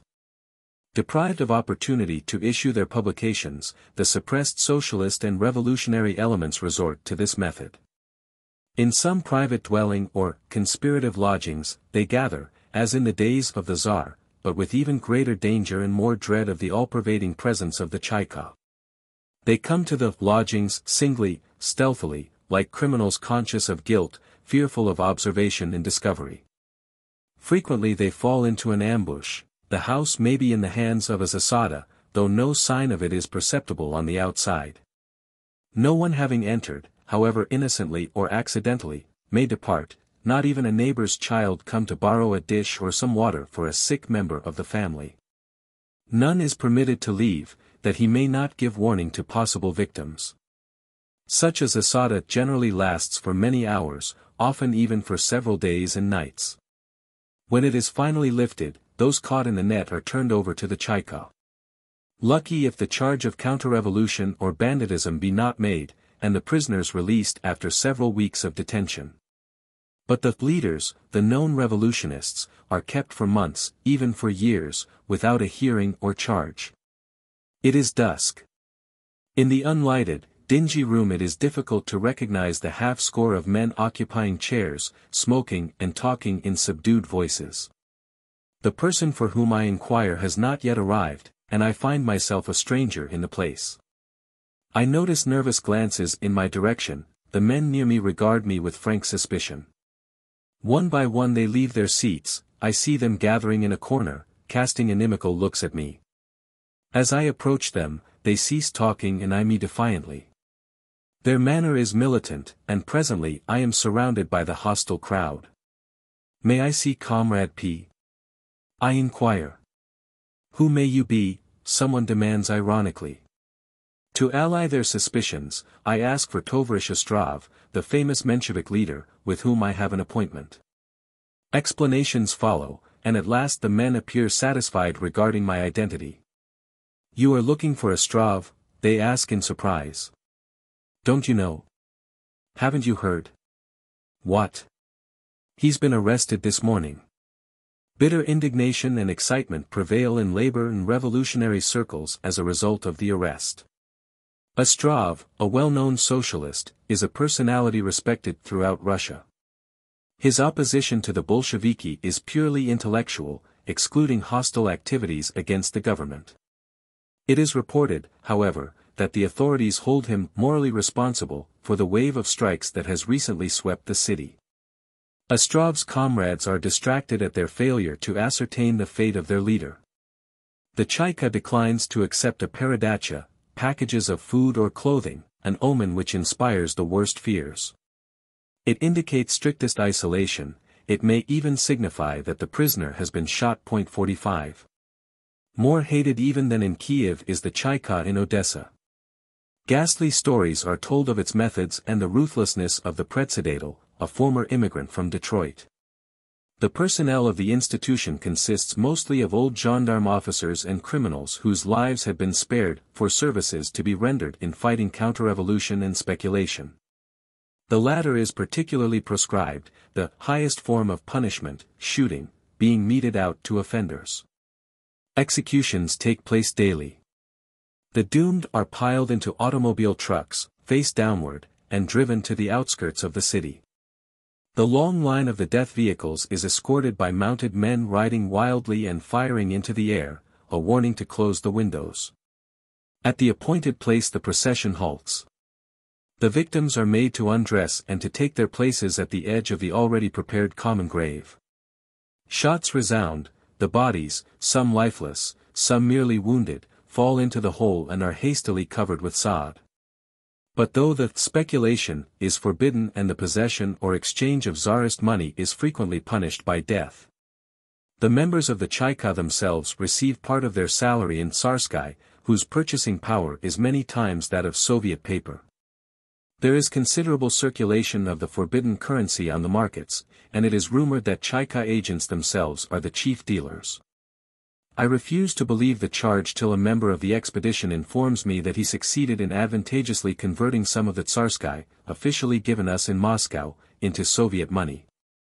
You are taking a great risk in exchanging, I warn him. No risk at all, he replied gleefully. Do you think I am tired of life that I would sell on the open market? I traded it through an old friend, and it was the good man N. himself who did the little business for me. N. is a high-placed magistrate of the Chayka. With Emma Goldman I attend a gathering of local anarchists come to meet the comrades from America. The large room is filled with a mixed company, students and workers, Soviet employees, soldiers, and some sailors. Every non-governmental tendency is represented, there are followers of Kropotkin and of Stirner, adherents of positivism and immediate actionists, with a number of Sovietskaya anarchists. So called because of their friendly attitude to the Bolsheviki. It is an informal assembly of the widest divergence of opinion. Some denounce the communists as reactionary, others believe in their revolutionary motives, but entirely disapprove of their methods. Several consider the present stage as a transitory but inevitable phase of the revolution. But the majority deny the historic existence of such a period. Progress, they claim, is a continuous process, every step foreshadowing and shaping the next. Long-continued despotism and terror destroy the possibilities of future liberty and brotherhood. The most animated discussion revolves about the proletarian dictatorship. It is the basic problem, determined by one's conception of revolution and in turn determining one's attitude to the Bolsheviki. The younger element unreservedly condemn the party dictatorship with its violence and bloodshed, its punitive measures, and general counter-revolutionary effects. The Sovietskaya anarchists, though regretting the ruthlessness of communist practice, consider dictatorship inevitable at certain stages of the revolution. The discussion is drawn out for hours, and the vital question is obscured by theoretic assertions. I feel that the years of storm and stress have entirely uprooted the old values without having clarified new concepts of reality and vision. Can you suggest something definite in place of the dictatorship? I ask at last. The situation demands a unified purpose. What we have is a dictatorship over the proletariat, retorts an enthusiastic Kropotkinist. That is begging the question. Not the faults and shortcomings of the Bolsheviki are at issue, but the dictatorship itself. Does not the success of the revolution presuppose the forcible abolition of the bourgeoisie and the imposing of the proletarian will upon society? In short, a dictatorship? Assuredly, assents the young woman at my side, a left social revolutionist, but not the dictatorship of the proletariat only. Rather the dictatorship of the toilers, including the peasantry as well as the city workers. If the communists would not persecute the anarchists, I'd be with them, remarks an individualist anarchist. The others scorn his narrow partisanship, but the Kropotkinists refuse to accept dictatorship. There may be times during a revolutionary period where violence, even organized force, becomes necessary, they admit. But these matters must rest in the hands of the workers themselves and not be institutionalized in such bodies as the Chicherin, whose work is detrimental and fosters a counter-revolutionary spirit among the violated masses. The discussion gives no promise of reaching a basis for common work with the Bolsheviki. Most of those present have for years consecrated themselves to their ideal, have suffered persecution and imprisonment till at last the revolution triumphed. Now they find themselves outlawed even by the communists. They are deeply outraged by the advance guard of the proletariat, turning executioners of the best revolutionary elements. The abyss is too wide to be bridged.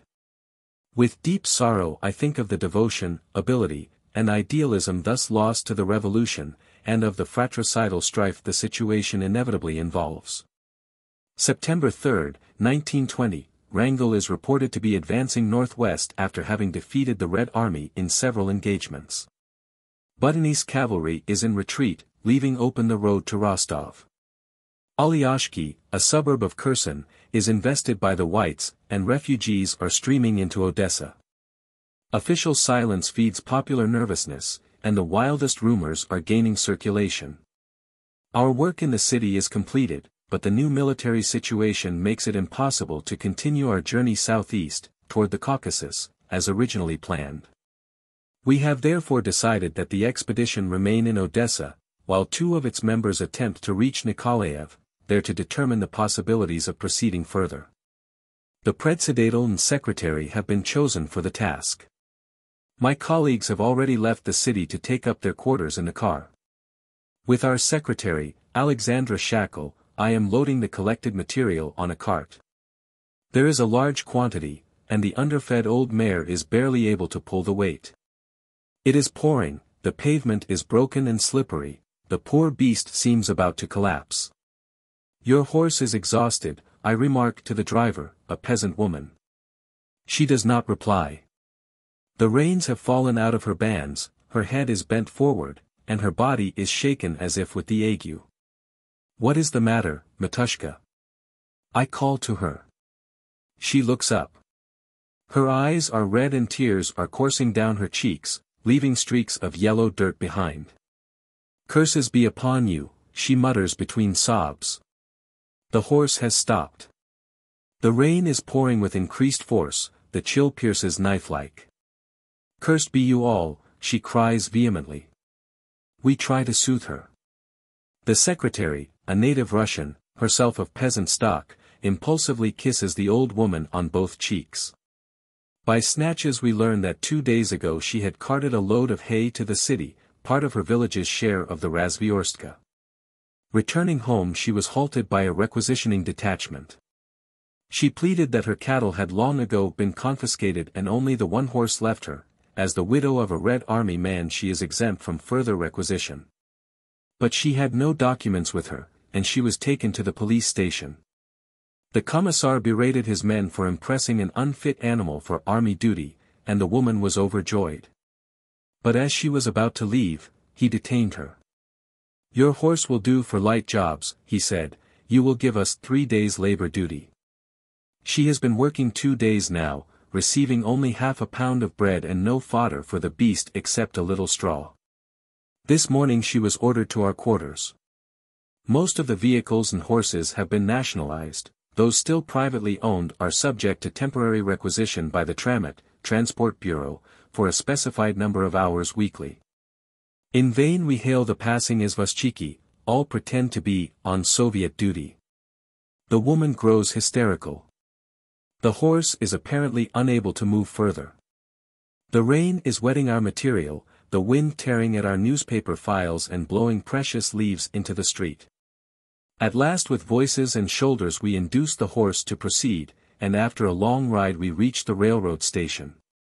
There we hastily write a receipt testifying that the requisitioned peasant and horse have fulfilled their labor duty, give the woman a chunk of bread and a few tidbits for her children. And send her home bowing and repeating, bless you, good Baron, 46 God bless you. Chapter 33. Dark People. Railroad communication between Odessa and Nikolaev is suspended. But we have been informed that a motor truck belonging to the Maritime Osoby Atol, Chaika, is to leave for that city at midnight on September 6. Accompanied by the secretary, I proceeded early in the evening to the place of departure. For hours, we tramped unfamiliar streets and tortuous alleys without finding the appointed place. Fearfully my companion clung to me, Odessa's reputation for lawlessness and the brutality of its bandit element filling us with alarm. In the darkness we lost our bearings and kept circling within the crooked alleys near the docks, when suddenly there came the command, who goes there, and we faced guards pointing guns at us. Fortunately we had secured the military password. To Latar.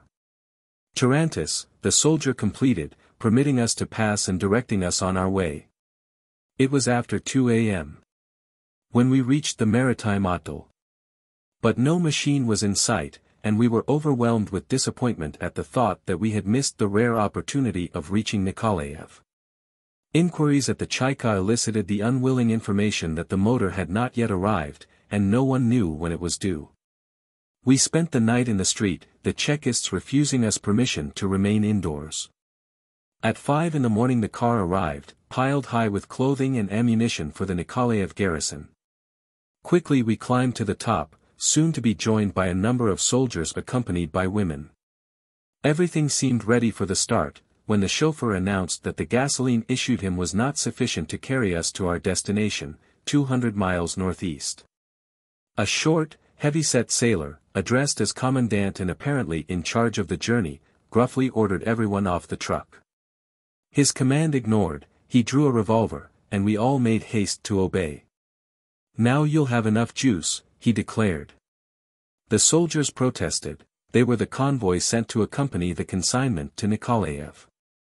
Swearing and cursing, the drunken sailor consented to their riding, and they climbed back pulling several girls up after them. No heifers. The sailor shouted, but the women, stretching themselves on top of the load, paid no attention. The commandant got into a violent altercation with the chauffeur, accusing him of delaying the departure and threatening to arrest him. The driver pleaded that the truck had not been loaded on time. Its belated arrival was not his fault. The Chekist cursed and swore in a manner that surpassed anything I had ever before heard in Russia, the variegated complexity of his oaths defying even approximate rendering into English. Meanwhile the number of passengers had increased. The sailor grew furious, and again displaying his Colt, he forced everyone to climb down. 3 times the process was repeated, no one daring to resist the drunken commandant. We stood in the driving rain, the uncovered clothing on the truck getting soaked, while the chauffeur was pretending to be busy with the machine, yet stealthily watching the Chekist. Presently the latter walked out of the yard, whereupon the driver also disappeared. After an hour he returned carrying a large can and followed by half a score of men and women. He announced that all was in readiness, and there began a scramble of the new arrivals for a place. At last the huge machine got into motion, the living mass on top desperately clinging for support as we gradually gained speed. "You'll never make half the way with that load," the commandant shouted, rushing out into the street and threateningly waving his gun. Over hills, down valleys, and across fields the auto sped. The chauffeur driving recklessly and every moment endangering our lives as the machine tore its way over large holes in the ground or wildly rushed down steep inclines. Our route lay along the sea and over waste land still bearing evidence of past military activities. The large estate of Sukhomlinov, the great Russian magnate, stretched for miles before us entirely deserted, the celebrated cattle appropriated by the villagers, the place now uncultivated. "No seed," laconically commented one of the peasants. "What would be the use?" another replied. Long lines of wagons drawn by oxen and loaded with flour and potatoes crawled in the distance, the proceeds of the Razvyorska being delivered to Odessa. The sailors, talkative and jolly, passed their time railing at the 3 peasants, typical Ukrainians. The latter took their banter in good humor, somewhat odd and not always comprehending the full drift of the slangy Russian. They were much friendlier with the soldiers, themselves Ukrainians, and presently they began exchanging experiences. They hailed from Krasnoye Selo. The Razvyorska tax upon their village was very heavy, and the local Soviet had sent them to Odessa to secure a reduction of the assessment. But they received no satisfaction in the big city. They spent days in line at the various bureaus without accomplishing anything. Most of the officials just laughed at them, others ignored them. One commissar even threatened to arrest them. "Life has become harder than ever before," they complained. Under the Tsar they had been serfs, the white generals robbed them of their sons and cattle. They had set great hopes upon the Bolsheviki. "But it is the same whoever comes," the peasants sighed, "for us poor people it's always the same." 2 of the soldiers had participated in the campaign against Makhno, and they were exchanging experiences. They spoke freely of his exploits, of the original methods that enabled him to defeat greatly superior forces, and of the numerous times he had been surrounded by white or red armies. Yet always escaping, often in a most miraculous manner. They admired the clever ruse by which Makhno took Yekaterinoslav, then in the hands of Petlura.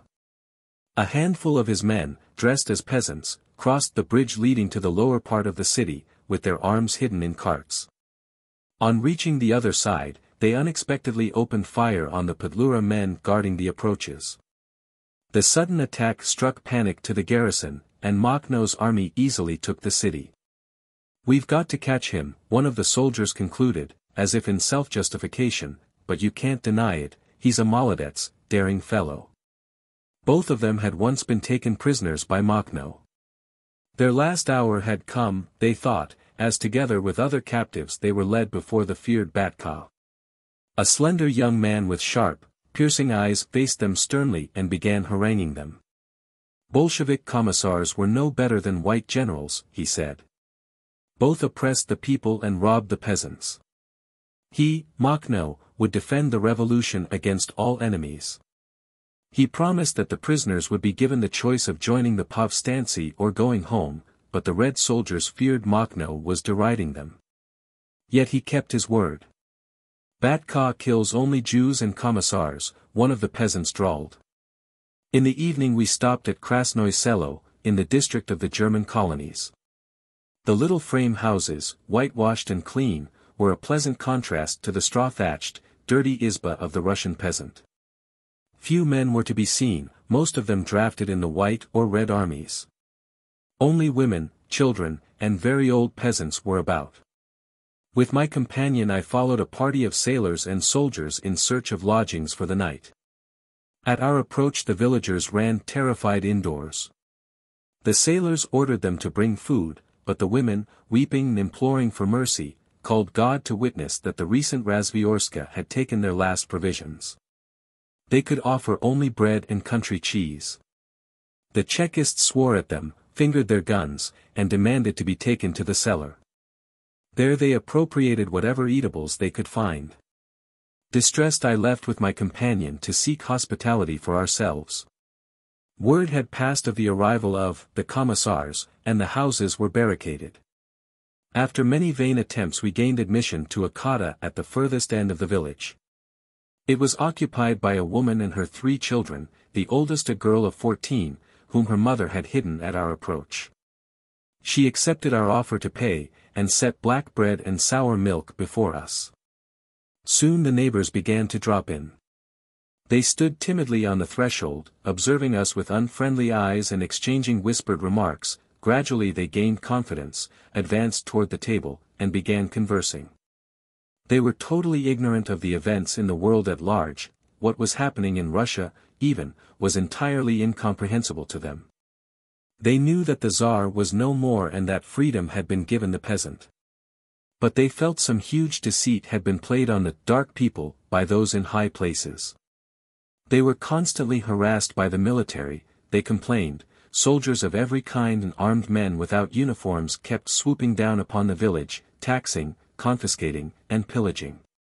One by one their male folks had been drafted, often not even knowing into what army, and then the boys began to be taken, as young as 16.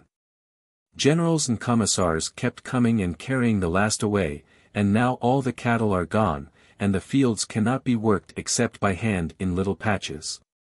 And even the smallest children must help. Frequently the older girls are dragged away by officers and soldiers, returning later hurt and sick. In a neighboring village the punitive expedition whipped old peasants on the public square. In a place 30 versts from Krasnoye 18 peasants hanged themselves after the commissars had left. Is it as bad in other parts? My hostess asked. How is it in Germany? My people come from there. Germany has also had a revolution, I informed her. The Kaiser is gone. Revolution, she repeated in utter incomprehension. Did Germany have war? I spent the night on a straw heap in the outhouse, joining our party early in the morning. The scenes of the previous day repeated themselves all along our route. A very old city and once an important shipbuilding center, Nikolaev has played a prominent part in the labor and socialist history of Russia.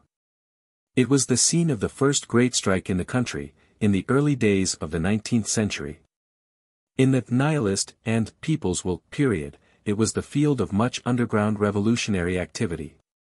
In later years Nikolaev was the home of the South Russian Union, one of the first social democratic groups in Lower Ukraine, with Trotsky as its intellectual leader. Among the old archives we came upon documents relating to the case of Nechayev, which in some strange manner found their way there, though that famous terrorist had never been arrested in this city. We also discovered police search orders issued against Lopudin, Bakunin, and other celebrated revolutionists of that period.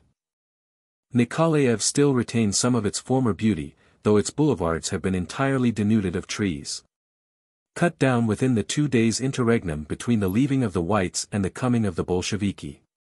The streets are oppressively quiet, the city is in direct line of Wrangel's advance.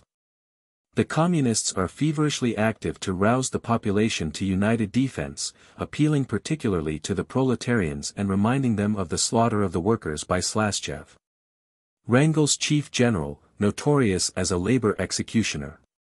47. The attitude of the surrounding districts is causing the Bolsheviki much anxiety. The peasantry has been in continual rebellion against the Soviet regime, and the arbitrary methods of labor mobilization have alienated the workers. The documents I have examined at the unions and the statistics concerning the distribution of labor power, rapsal, and desertion show that almost every village in the provinces of Kherson and Nikolaev has offered armed resistance. Yet the peasants have no sympathy with the monarchism of Wrangel. His victory may deprive them of the land they have taken from the large estates.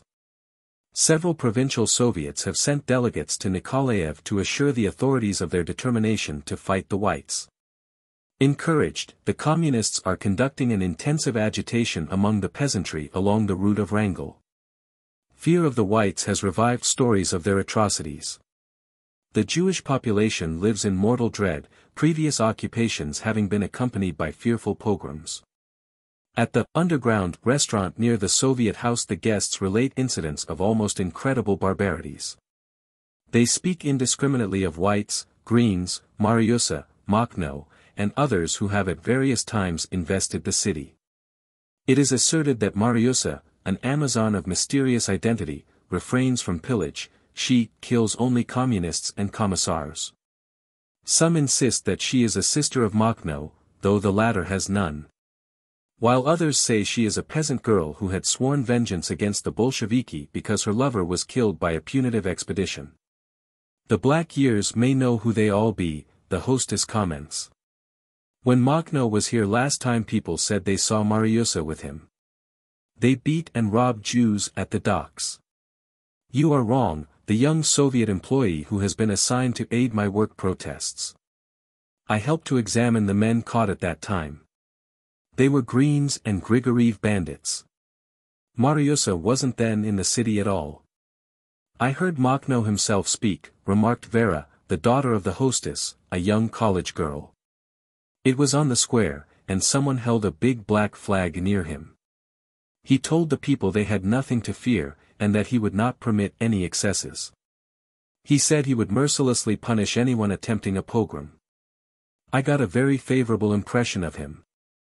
Whoever it is that makes pogroms, her mother retorted, we Jews are always the first victims. Jews and commissars, the youth corrects. You are both, you'd better look out, a guest teased him. Better take off that kurtka, leather jacket, another warns. Chapter 34. A Bolshevik Trial. Having learned that old police records are in possession of the Extraordinary Commission, I visited Burov, the Predsedatel of the Chaika. Very tall and broad, of coarse features and curt demeanor, he gave me the impression of a gendarme of the Romanov regime. He spoke in an abrupt, commanding tone, avoided my look, and seemed more interested in the large Siberian dog at his side than in my mission. He declined to permit me to examine the archives of the Third Department, but promised to select some material the museum might be interested in, and asked me to call the next day. His manner was not convincing, and I felt little faith in his assurances to aid my efforts.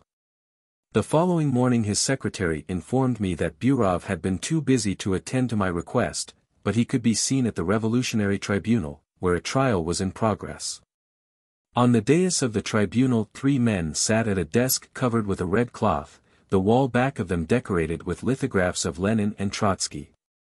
At a small table below the dais was the defendant, a slender young man with a diminutive mustache, and near him an older man, his attorney. Burov, with the huge dog at his feet, was acting as the government prosecutor. The benches were occupied by witnesses, and soldiers were stationed in the aisles to preserve order. The prisoner was charged with counter-revolutionary activities, the accusation brought by a young woman on the ground that he had denounced her as a communist to the Whites. The witnesses were questioned first by the defense, then by the prosecutor and the judges. It appeared from their testimony that the prisoner and his accuser had for years lived in the same house and were known to be intimate. The proceedings dragged in a sleepy, uninteresting way until the attorney for the defense attempted to establish the fact that the woman, now a member of the Chaika, had formerly led a disreputable life. Burov slowly rose in his seat and pointing his finger at the lawyer, demanded, "Do you dare to attack the reputation of the Extraordinary Commission?" The attorney timidly appealed to the court for protection. The presiding judge, in high boots and corduroy jacket, looking very tired and sipping cold coffee, expressed his revolutionary sympathy with the social victims of the abolished capitalist order and berated the attorney for persisting in bourgeois prejudices. Burov examined the defense witnesses regarding their past mode of life and present political adherence. He referred to the prisoner as that scoundrelly counter-revolutionist and succeeded in eliciting affirmative replies to questions previously negated by the same witnesses. One of the latter, a young woman, testified to the good reputation of the defendant and his political nonpartisanship. She looked frightened as Burov towered above her. He plied her with questions, and she became confused. Under the spell of the Chekist's commanding voice she finally admitted that the accused was her brother. A burst of indignation broke from the audience. On the bench in front of me an old man excitedly shouted, "You've terrorized her. She is no kin of his, she's my daughter." The presiding judge shouted, "Silence," and ordered the arrest of the interrupter for behavior insulting to the high tribunal. During the noon recess I found an opportunity to speak to Burov. I called his attention to the character of the testimony. It was valueless, I pointed out, the witnesses were intimidated. Burov was much pleased. "There is no fooling with us, and they know it," he said, indicating that all non-communists are to be regarded as the natural enemies of the Bolshevik regime. "The evidence is questionable," I pursued. "Will the prisoner be convicted?" "I'll demand the highest measure of punishment," he replied, employing the official term for the death sentence. "But the man may be innocent," I protested. "How can you speak so, Tovarish?" he upbraided me. "You talk of evidence. Why, the uncle of this fellow was a rank bourgeois, a big banker. He escaped with the whites, and his whole family are counter-revolutionists. The best thing to do with such fellows is to razmenyat them, to change the expression used in the South for summary execution." Leaving the courtroom, I inadvertently stepped into a small chamber where two women sat on a bench.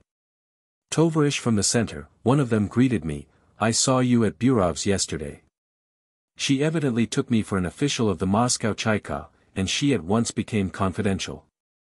"It was she who brought the charge against the prisoner," she said. "They had been arrested together by the whites, and when they were brought to the police station the defendant whispered something to the officer. She could not hear what he said, but she was sure that he had nodded in her direction. Both were locked up, but after a while the man was released while she was to be shot. She was positive the man had denounced her as a Bolshevik, though she was not one at the time. She has become a communist since, and now she is helping to fight counter-revolutionists, same as you, Tovarish," she added significantly. Her face, offensively painted even to her lips, was coarse and sensuous. Her eyes glowed with a vengeful light and the consciousness of power. Her companion, younger and more comely, resembled her in a marked degree. "Are you sisters?" I asked. "Cousins," the younger one replied. "Katya is lying," she broke out vehemently, "she's jealous, the man left her, he didn't care for her, she wants revenge." "A lot he cares for you," the other mocked. "You are younger, that's all. And he's a dirty counter-revolutionist." The door opened and a woman entered.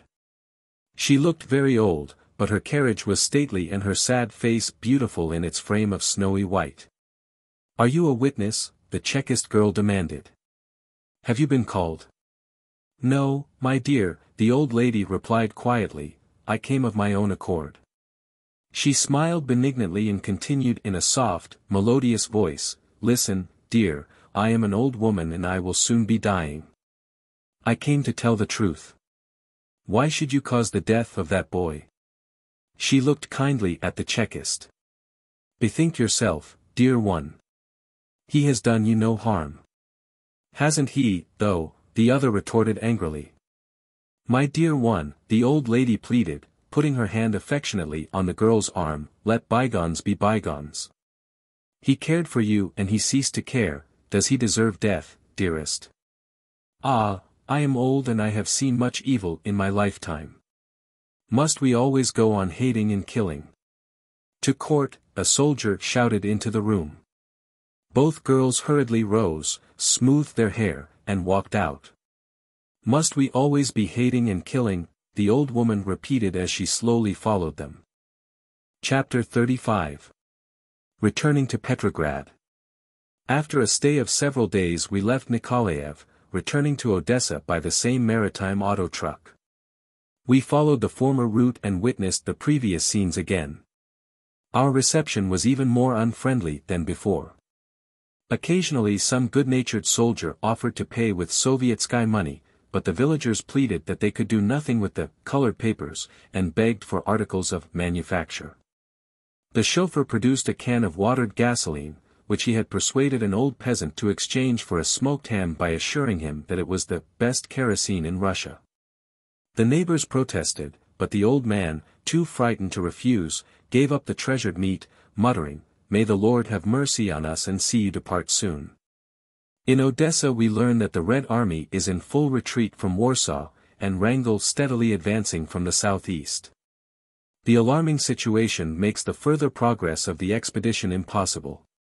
Our anxiety is increased by the circumstance that the mandate for the use of our car expires on October 31st, after which date the Railroad Commission has the right of immediate confiscation, involving the probable loss of our material.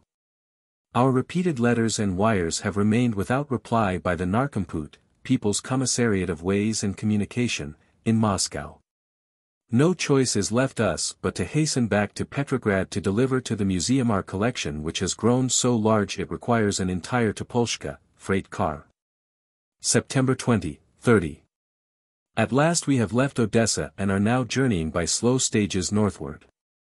The lines are clogged with military trains, dead engines, and wrecked cars. At Znamenka we come upon the rear of the 12th Army retreating in disorder. The Bolsheviki are evacuating points along the route of the expected Polish advance. Large areas have been left without any government at all, the Communists having departed, the Poles not pursuing. The Red Army is rolling back toward Kiev and Kharkov. Our train is constantly delayed or switched to a side track, to clear the way for the military. Should the enemy advance, our expedition may be entirely cut off from the north, finding itself between Wrangel's forces in the south and southeast, and the Poles in the north and northwest. Progressing only a few miles a day, we pass Bersela, Benyarki, Zmarinka, and Kazadin.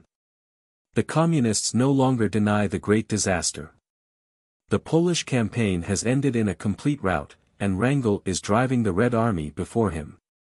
It is claimed that Makhno has joined forces with the counter-revolutionary general. The Soviet papers we occasionally find in the Educational Bureau at the stations brand the Povstancy leader as Wrangel's aide. Familiar with the methods of the communist press, we do not give credence to the news.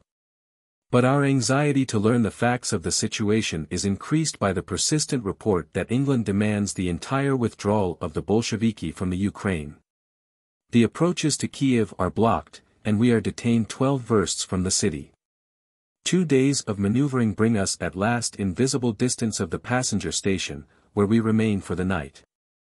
Kiev is being evacuated. A visit to the Union headquarters fails to discover any prominent officials. They are preparing to leave in case of revolutionary necessity. There is much speculation whether the Bolsheviki will release the political prisoners before surrendering the town, as the enemy will undoubtedly execute all revolutionists who fall into its hands. On the streets joy at the departure of the communists struggles with dread of the hated Poles. Rising next morning at 9, by the new time. 7 by the sun, I am surprised not to find my clothes in their accustomed place. Believing my friends to have played a hoax, I proceed to wake them. All my apparel and personal effects are gone, we have been robbed. The thief evidently entered through the open corridor window, the imprint of his bare feet is still on the rain-softened ground. We are certain the theft was committed by the militianary guarding the woodpile about 30 feet from our car. It was a moonlit night. No one could have climbed through the window without being seen by the sentry. In any case, a desperate undertaking, for such acts are now punishable with death. Our interviews with the soldiers, inquiry and investigation failed to throw light on the robbery, and at heart we are glad. The loss, however great, is not worth a human life. October 2nd. Journeying toward Kursk. We still hope to be able to return south by way of Yekaterinoslav, but rumors are persistent of the taking of that city by Wrangel. Splendid autumn day, clear and sunny. The country is luscious, fields of black soil, primitive forests of oak and fir. But the weather is growing cold, and our car is unheated for lack of dry wood. Our supplies are almost exhausted. Even the resourceful culinary art of Emma Goldman is unable to produce meals from an empty larder. In the evening a rare sunset over the western slope, the horizon aglow with luminous red. Broad lines of purple afloat on an azure background, its base a light yellow of frayed edges. Now the dense woods hide the sky. I catch glimpses of the paling fire shimmering through the trees. Windmills of ancient Russian type and peasant khadi, their roofs straw-covered, sides whitewashed, slowly pass by, looking melancholy. Women at work in the fields. Children driving a flock of black sheep. A solitary peasant trudges behind a pair of oxen hitched to a plow of primitive design. The country is even, flat, monotonous. It is growing dusk. Our candles are exhausted. In the gathering darkness, our little commune around the table, we exchange reminiscences. Today is the first anniversary of my release from the federal prison. 48 a year rich with experience, intense days of anti-conscription agitation and opposition to world slaughter, arrest and detention at Ellis Island, stealthy deportation. And then, Russia and the life of the revolutionary period. With the touching curiosity of the Russian in all things American, our colleagues are absorbed in the story. The skyscraper, that bold striving toward the heights, is the symbol of the far-off world to them.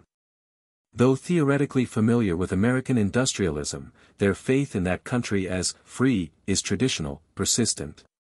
And they experience a rude awakening at the recital of the actual facts of our economic and political life.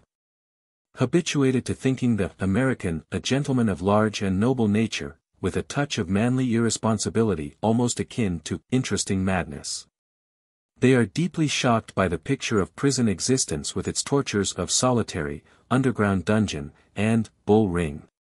Under the most cruel czarist regime, they assure me, the politicals were accorded better treatment even in the worst casemates of Petropavlovsk and Schlüsselburg. Is it possible, our secretary asks for the third time, that in free, cultured America a prisoner may for years be kept in solitary, deprived of exercise and visitors? 49. Only 1 year ago, yet how far it all seems, how removed from the present. Long trains of artillery rush through the darkness, the revolutionary army is routed on all fronts. The soldier's plaintive song, now Russian, now Ukrainian, grips the heart with heavy sadness, as our train slowly creeps along the flatlands of northern Ukraine. October 21st. A clear, cold day. The first snow of the season on the ground, Moscow presents a familiar sight, and I feel at home after our long absence. Eagerly I absorb the news at the Commissariat of Foreign Affairs. The 12th Army has precipitately retreated from Warsaw, but the Poles are not pursuing. It is officially realized now what a serious and costly mistake the campaign was, and how baseless the expectations of a revolution in Poland. It is hoped that a quick peace may be patched up without too great sacrifices on the part of Russia. Happier is the news from other fronts. Eastern Siberia has been cleared of the last remnants of Kolchak's army under Ataman Semyonov. In the Crimea Wrangel is almost entirely crushed, not the least share of credit admittedly belonging to Makhno.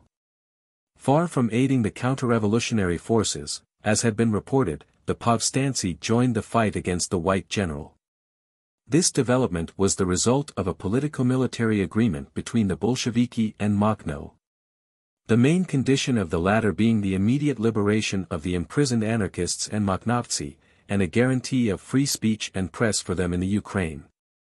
The telegrams sent at the time by Makhno requesting the presence of Emma Goldman and myself at the conferences did not reach us.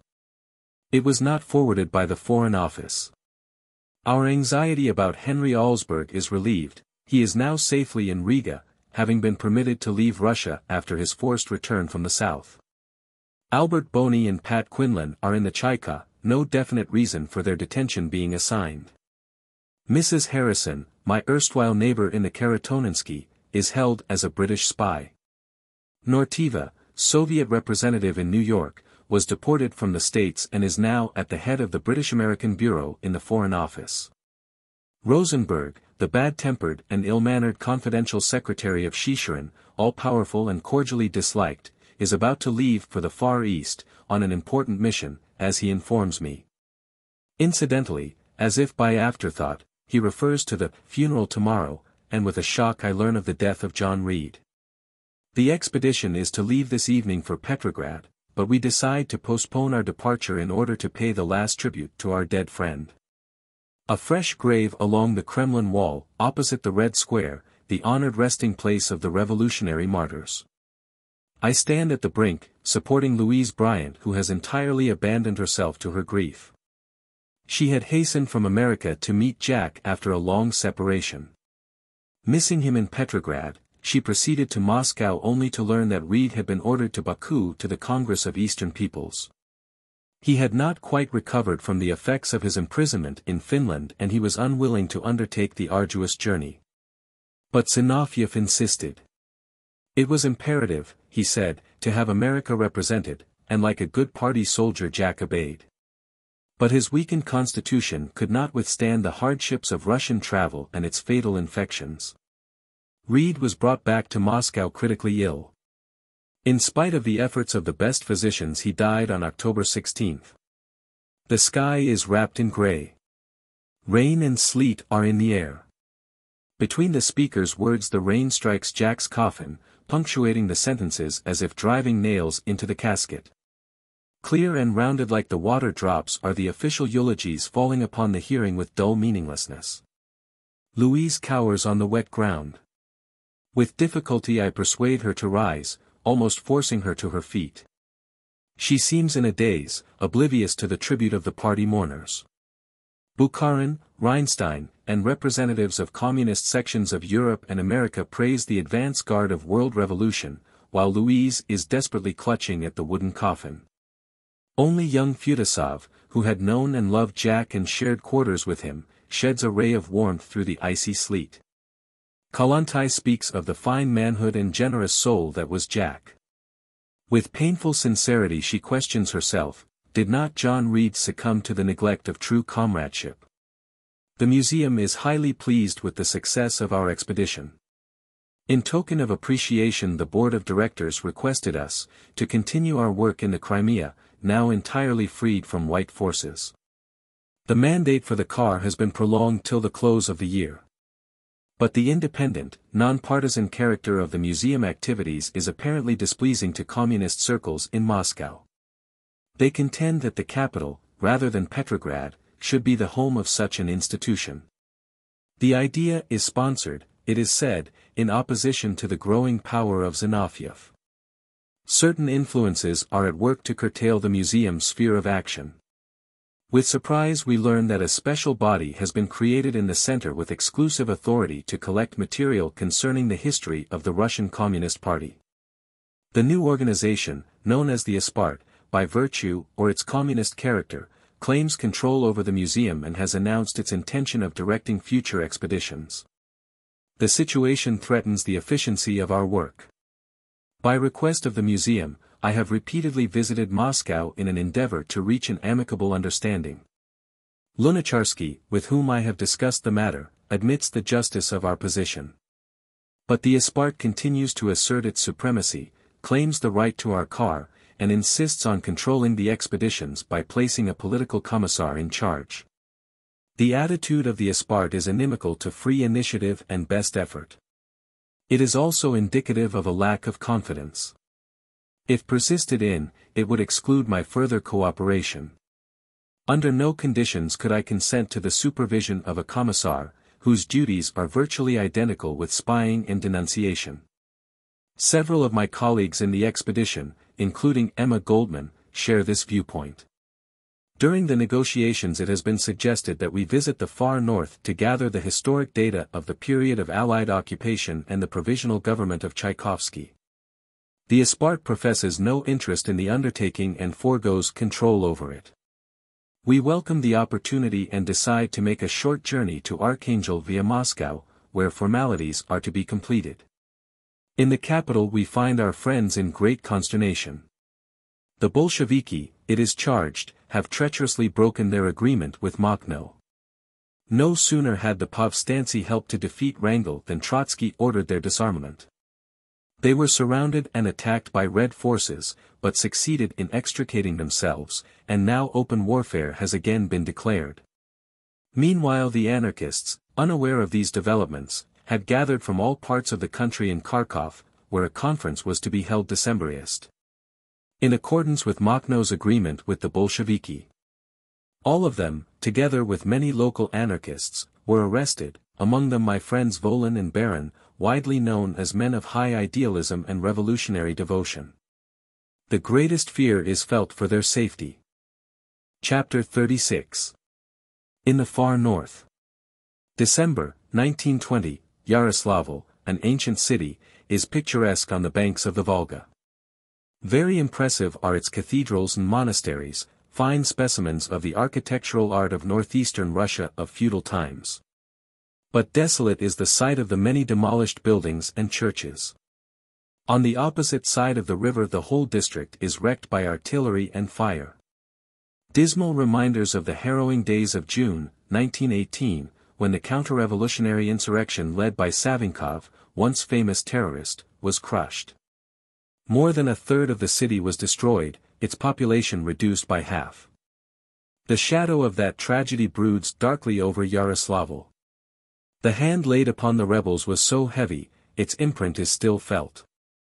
The people are cowed, terrified at the very mention of the ghastly days of June. Through Vologda we reach Archangel, at the mouth of the northern Dvina, almost within the Arctic Circle. The city is situated on the right bank, separated from the railroad station by the river which we cross on foot. The ice is dotted with peasant sleighs, some drawn by reindeer with huge, crooked antlers. The drivers are entirely wrapped in furs, only their narrow dark eyes and flat Lapland noses visible. The streets are clean, the small frame houses well kept. We have learned from the occupation, Kulikov, chairman of the Espelkom, comments. He is a young man, tall, clean-featured, and of quick intelligence. The whites killed his entire family, including his young sister, but Kulikov has preserved his mental balance and humanity. Comparative order prevails in the Soviet institutions.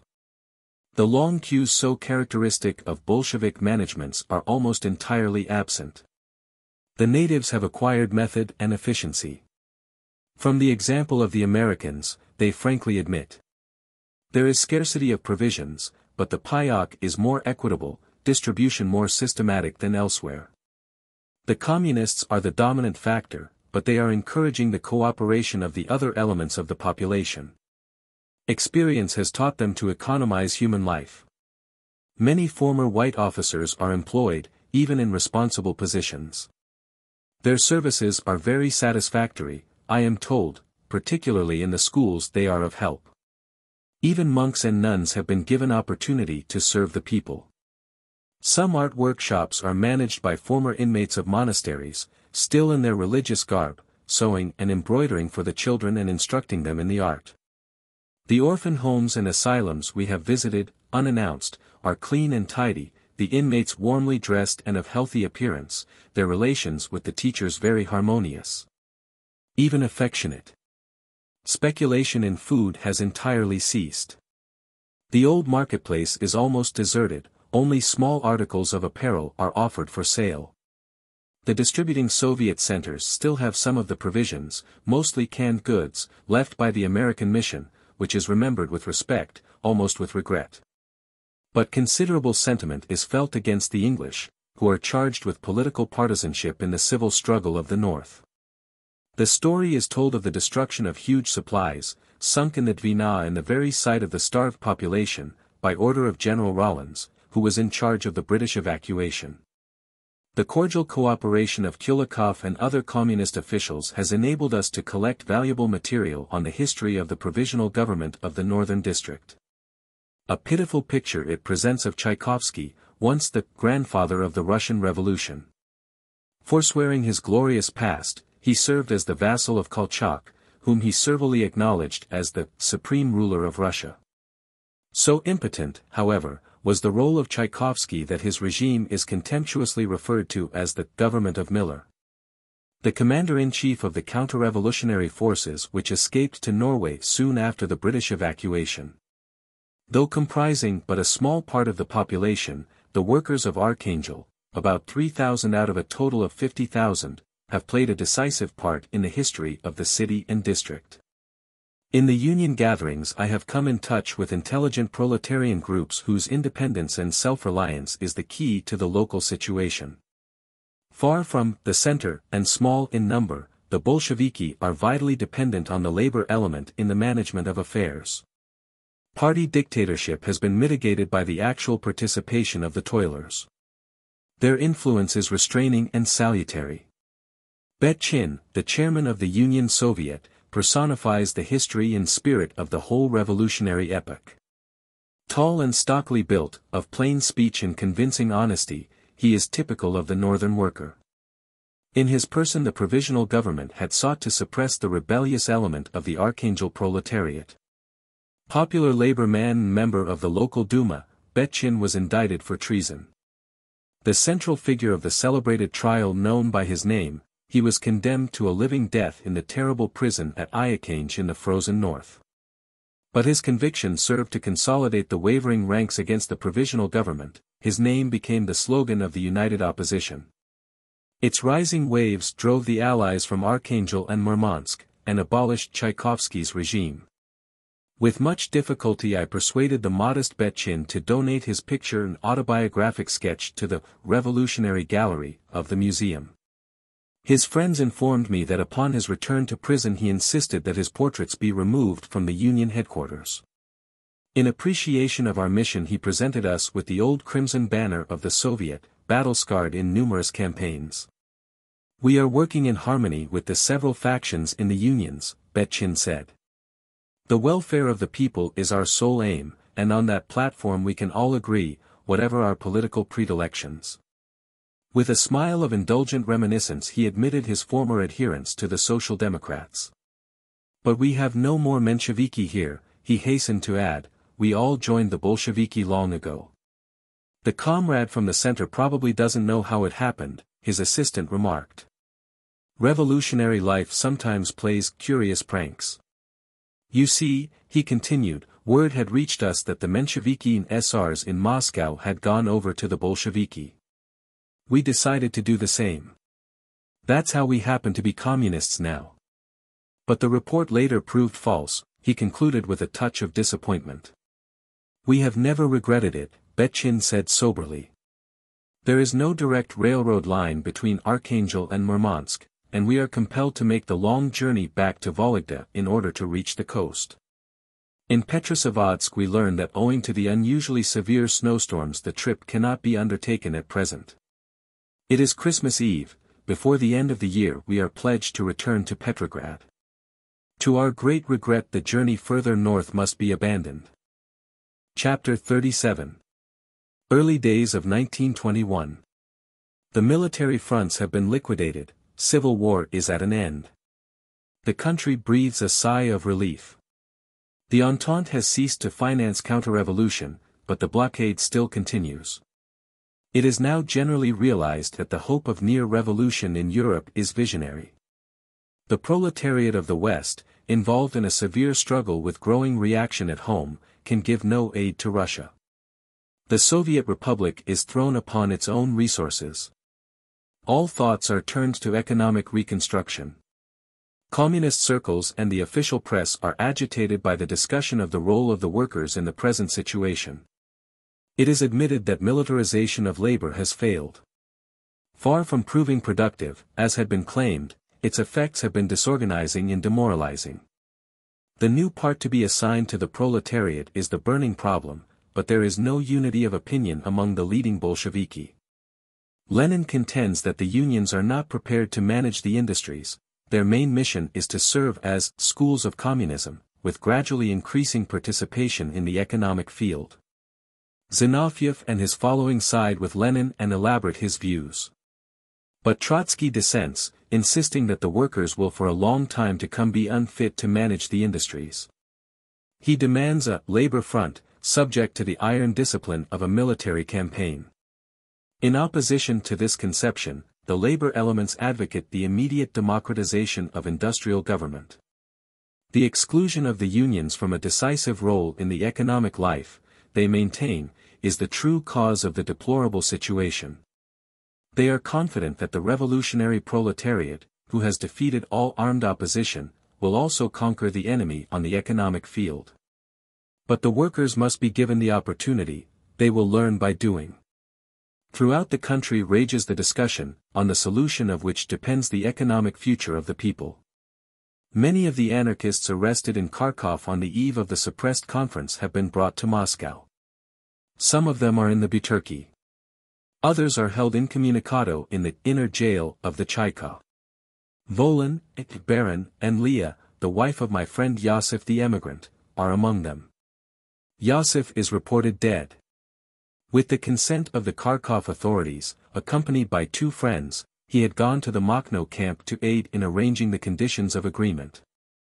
On the way all three disappeared, killed, it is assumed, just as they entered a village that was being pogromed. There are rumors of Bolshevik responsibility for the tragedy, but I cannot believe them guilty of such treachery. By the aid of Angelica Balabanova we intercede in behalf of the victims of the broken truce between the Soviet government and Makhno. Almost all of them come within the communist definition of idini anarchists, of ideas, and Lenin had assured me that the party is cordially disposed toward them. The efforts of Angelica have secured for me an appointment with Latsis, head of the Department of Secret Operations, of the VIII, in charge of the cases. But calling at the agreed hour, I am informed that Latsis, aware of the purpose of my visit, had left orders not to admit me. Still believing in the possibility of establishing more amicable relations between the Soviet government and the anarchists, I appealed to influential communists. The great task of rebuilding the country, I urge, necessitates mutual understanding and cooperation. But my Bolshevik friends scorn the suggestion as utopian, though some of them are willing to aid in the liberation of certain individuals by serving as their guarantee. At last I decide to address myself to Lenin. In a written communication I present to him the situation and set forth the reasons, revolutionary, ethical, and utilitarian, for the release of the politicals in the interests of the common cause. In vain I await a reply. The prison doors remain closed. More arrests take place in various parts of the country. February 13, Peter Kropotkin died on the 8th instant. Though not entirely unexpected, the news came to me as a great shock. I hastened from Petrograd to Dmitrov, where a number of personal friends of the dead man were already gathered. Almost the entire village accompanied the remains to the train bound for Moscow. Little children strewed the way with pine branches, and touching tribute was paid by the simple country folk to the man beloved in their midst. The Soviet government offered to take charge of the funeral, but the family of Kropotkin and his comrades have declined. They feel that Peter, who throughout his life denied the state, should not in death be insulted by its attentions. The funeral commission formed by the Moscow anarchist organizations requested Lenin to permit the imprisoned comrades of the dead to attend the funeral of their friend and teacher. Lenin consented, and the Central Committee of the party recommended to the Chaika the temporary release of the anarchists. Delegated by the commission to arrange the matter, I was given opportunity to visit the prisoners in the Buturki. Over a score of them gathered about me, pale, martyred faces, with eager eyes and palpitating interest in the life they are deprived of. In the inner jail of the Chaika I was permitted to see a Baron, the spokesman of the anarchists imprisoned there. Accompanying me was Yarchuk, himself but recently released. "You'll probably be with us again soon," the magistrate remarked to him with a sardonic grimace. Owing to the nationalization of all conveyances, printing facilities, and materials, the Commission has been compelled to apply to the Moscow Soviet to enable it to carry out the funeral program. After considerable delay, permission has been secured to issue a one-day, 4-page in memoriam paper. But the authorities insist that the manuscripts, though exclusively devoted to appreciations of Kropotkin as scholar, man, and anarchist, be submitted to censorship. The Cheka refused to release the anarchist prisoners without a guarantee of the funeral commission for their return. That guarantee secured, the Extraordinary Commission informed me that, upon examination it was found that there are no anarchists that could be freed. There followed an intensive exchange of opinions between the Moscow Soviet, in the person of Kamenev, its president, and the Cheka, which has finally resulted in the solemn promise to permit all the imprisoned Moscow anarchists to attend the funeral. In the Hall of Columns in the Union House the remains of Peter Kropotkin lie in state. A continuous procession of workers, students, and peasants passes before the bier to pay the last tribute to the dead. Outside a vast mass is waiting to accompany the remains to their resting place. All is in readiness, the requiem has been sung, the time set for starting has already passed. But the anarchist prisoners have not come. Urgent inquiries at the Cheka elicit contradictory information, the collective guarantee of the Commission is not satisfactory. We are told, the men refuse to attend the funeral, they have already been released. It is past noon. The funeral is delayed. It is apparent that the Cheka is sabotaging our agreement. We decide to protest by demonstratively removing the government and communist wreaths from the hall. The threat of a public scandal quickly brings the authorities to terms, and within a quarter of an hour the 7 prisoners of the inner jail arrive. We are assured that the Buturki anarchists have been freed and will presently join us. 50. The long procession slowly wins its way to the cemetery. The students, arms linked, form a living chain on both sides of the great multitude. The sun is bright upon the hard, glistening snow. Black anarchist banners, interspersed with flashes of scarlet, flutter above like mournful arms of love. A Kropotkin museum is to be founded in memory of the great anarchist scientist and teacher. The Committee of Anarchist Organizations in charge of the undertaking has requested Emma Goldman and myself to aid in its organization. Our further cooperation with the Museum of the Revolution has become impossible owing to the arbitrary attitude of the Espart. Moreover, the Kropotkin work is of greater immediate importance and of stronger appeal to my sympathies. I have severed my connection with the museum to accept the secretaryship of the Kropotkin Memorial Commission. Chapter 38. Kronstadt 51. Petrograd, February, 1921. The cold is extreme and there is intense suffering in the city. Snowstorms have isolated us from the provinces. The supply of provisions has almost ceased. Only half a pound of bread is being issued now. Most of the houses are unheated. At dusk old women prowl about the big woodpile near the Hotel Astoria, but the sentry is vigilant. Several factories have been closed for lack of fuel, and the employees put on half rations. They called a meeting to consult about the situation, but the authorities did not permit it to take place. The Trubachny millworkers have gone on strike. In the distribution of winter clothing, they complain, the communists received undue advantage over the nonpartisans. The government refuses to consider the grievances till the men return to work. Crowds of strikers gathered in the street near the mills, and soldiers were sent to disperse them. They were cursanti, communist youths of the military academy. There was no violence. Now the strikers have been joined by the men from the Admiralty shops and Galernaia docks. There is much resentment against the arrogant attitude of the government. A street demonstration was attempted, but mounted troops suppressed it. February 27, nervous feeling in the city. The strike situation is growing more serious. The Patrony mills, the Baltievsky and Lafram factories have suspended operations. The authorities have ordered the strikers to resume work. Martial law in the city. The Special Committee of Defense, Komitet Obrony, is vested with exceptional powers, Zinoviev at its head.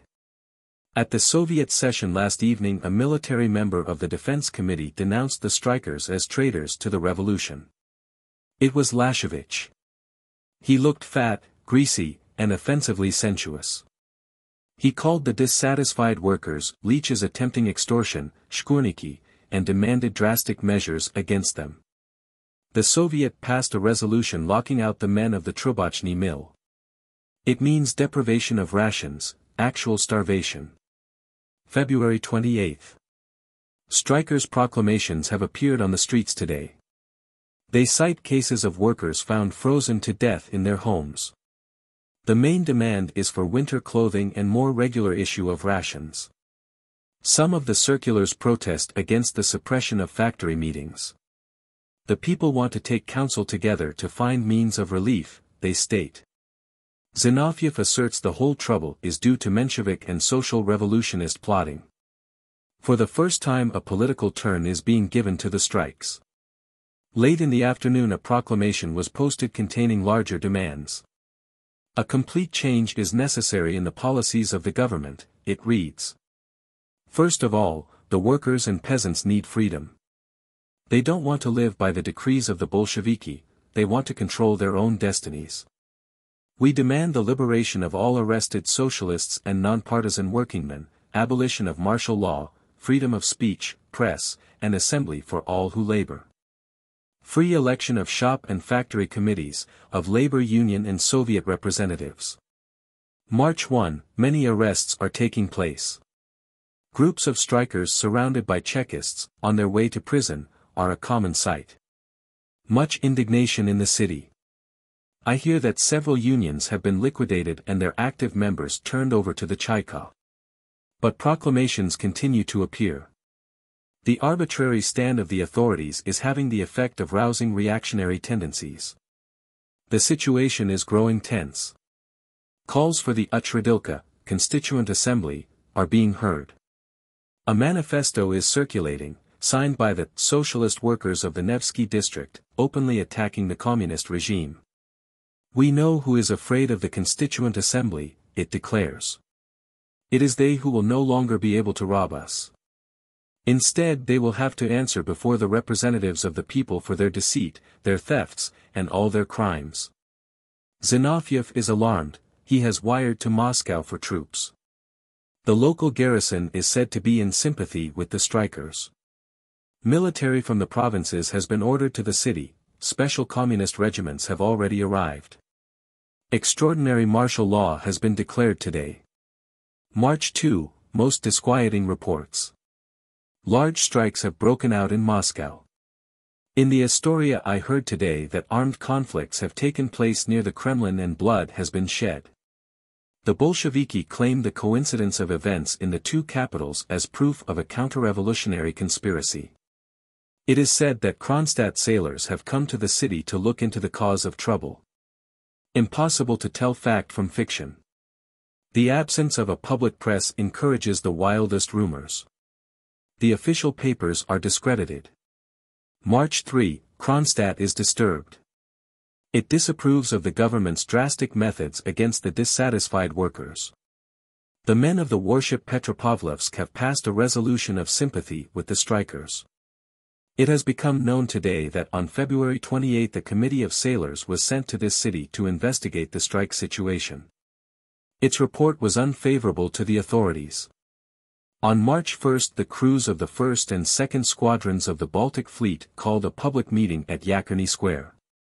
The gathering was attended by 16,000 sailors, Red Army men, and workers. The chairman of the executive committee of the Kronstadt Soviet, the communist Vasiliev, presided.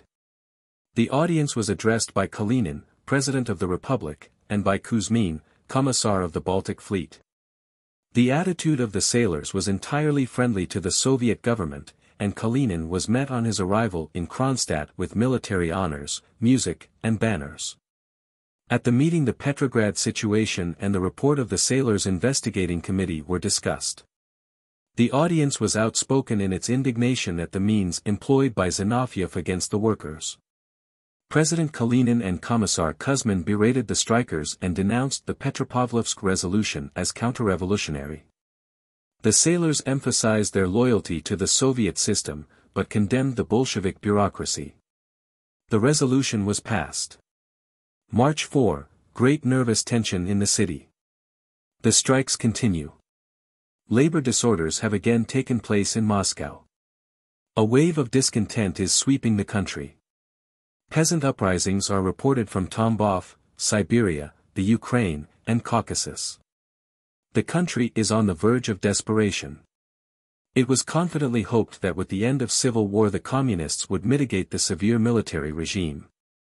The government had announced its intention of economic reconstruction, and the people were eager to cooperate. They looked forward to the lightening of the heavy burdens, the abolition of wartime restrictions, and the introduction of elemental liberties. The fronts are liquidated, but the old policies continue, and labor militarization is paralyzing industrial revival. It is openly charged that the Communist Party is more interested in entrenching its political power than in saving the revolution. An official manifesto appeared today. It is signed by Lenin and Trotsky and declares Kronstadt guilty of mutiny, Myates. The demand of the sailors for free Soviets is denounced as a counter-revolutionary conspiracy against the proletarian republic. Members of the Communist Party are ordered into the mills and factories to rally the workers to the support of the government against the traitors. Kronstadt is to be suppressed. The Moscow radio station sent out a message addressed to all. Petrograd is orderly and quiet. And even the few factories where accusations against the Soviet government were recently voiced now understand that it is the work of provocators, just at this moment. When in America a new Republican regime is assuming the reins of government and showing inclination to take up business relations with Soviet Russia. The spreading of lying rumors and the organization of disturbances in Kronstadt have the sole purpose of influencing the American president and changing his policy toward Russia. At the same time the London Conference is holding its sessions. And the spreading of similar rumors must influence also the Turkish delegation and make it more submissive to the demands of the Entente. The rebellion of the Petropavlovsk crew is undoubtedly part of a great conspiracy to create trouble within Soviet Russia and to injure our international position. This plan is being carried out within Russia by a Tsarist general and former officers, and their activities are supported by the Mensheviki and social revolutionists. The whole northern district is under martial law and all gatherings are interdicted. Elaborate precautions have been taken to protect the government institutions. Machine guns are placed in the Astoria, the living quarters of Zinoviev and other prominent Bolsheviki. These preparations are increasing general nervousness. Official proclamations command the immediate return of the strikers to the factories, prohibit suspension of work, and warn the populace against congregating in the streets. The Committee of Defense has initiated a cleaning of the city. Many workers suspected of sympathizing with Kronstadt have been placed under arrest. All Petrograd sailors and part of the garrison thought to be untrustworthy have been ordered to distant points, while the families of Kronstadt sailors living in Petrograd are held as hostages. The Committee of Defense notified Kronstadt that the prisoners are kept as pledges for the safety of the Commissar of the Baltic Fleet, N. Kuzmin, the chairman of the Kronstadt Soviet, T. Vasiliev, and other communists. If the least harm be suffered by our comrades, the hostages will pay with their lives. We want no bloodshed, Kronstadt wired in reply. Not a single communist has been harmed by us. The Petrograd workers are anxiously awaiting developments. They hope that the intercession of the sailors may turn the situation in their favor. The term of office of the Kronstadt Soviet is about to expire, and arrangements are being made for the coming elections. On March 2 a conference of delegates took place, at which 300 representatives of the ships, the garrison, the labor unions and factories were present. Among them also a number of communists. The conference approved the resolution passed by the mass meeting the previous day. Lenin and Trotsky have declared it counter-revolutionary and proof of a white conspiracy. 52. Resolution of the General Meeting of the crews of the 1st and 2nd Squadrons of the Baltic Fleet. Held March 1. 1921. Having heard the report of the representatives sent by the General Meeting of ship crews to Petrograd to investigate the situation there. Resolved. In view of the fact that the present Soviets do not express the will of the workers and peasants, immediately to hold new elections by secret ballot. The pre-election campaign to have full freedom of agitation among the workers and peasants. To establish freedom of speech and press for workers and peasants, for anarchists and left socialist parties. To secure freedom of assembly for labor unions and peasant organizations.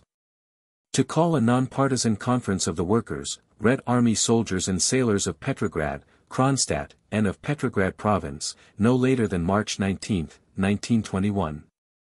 To liberate all political prisoners of socialist parties, as well as all workers, peasants, soldiers, and sailors imprisoned in connection with the labor and peasant movements. To elect a commission to review the cases of those held in prison and concentration camps. To abolish all politodeli, political bureaus, because no party should be given special privileges in the propagation of its ideas or receive the financial support of the government for such purposes.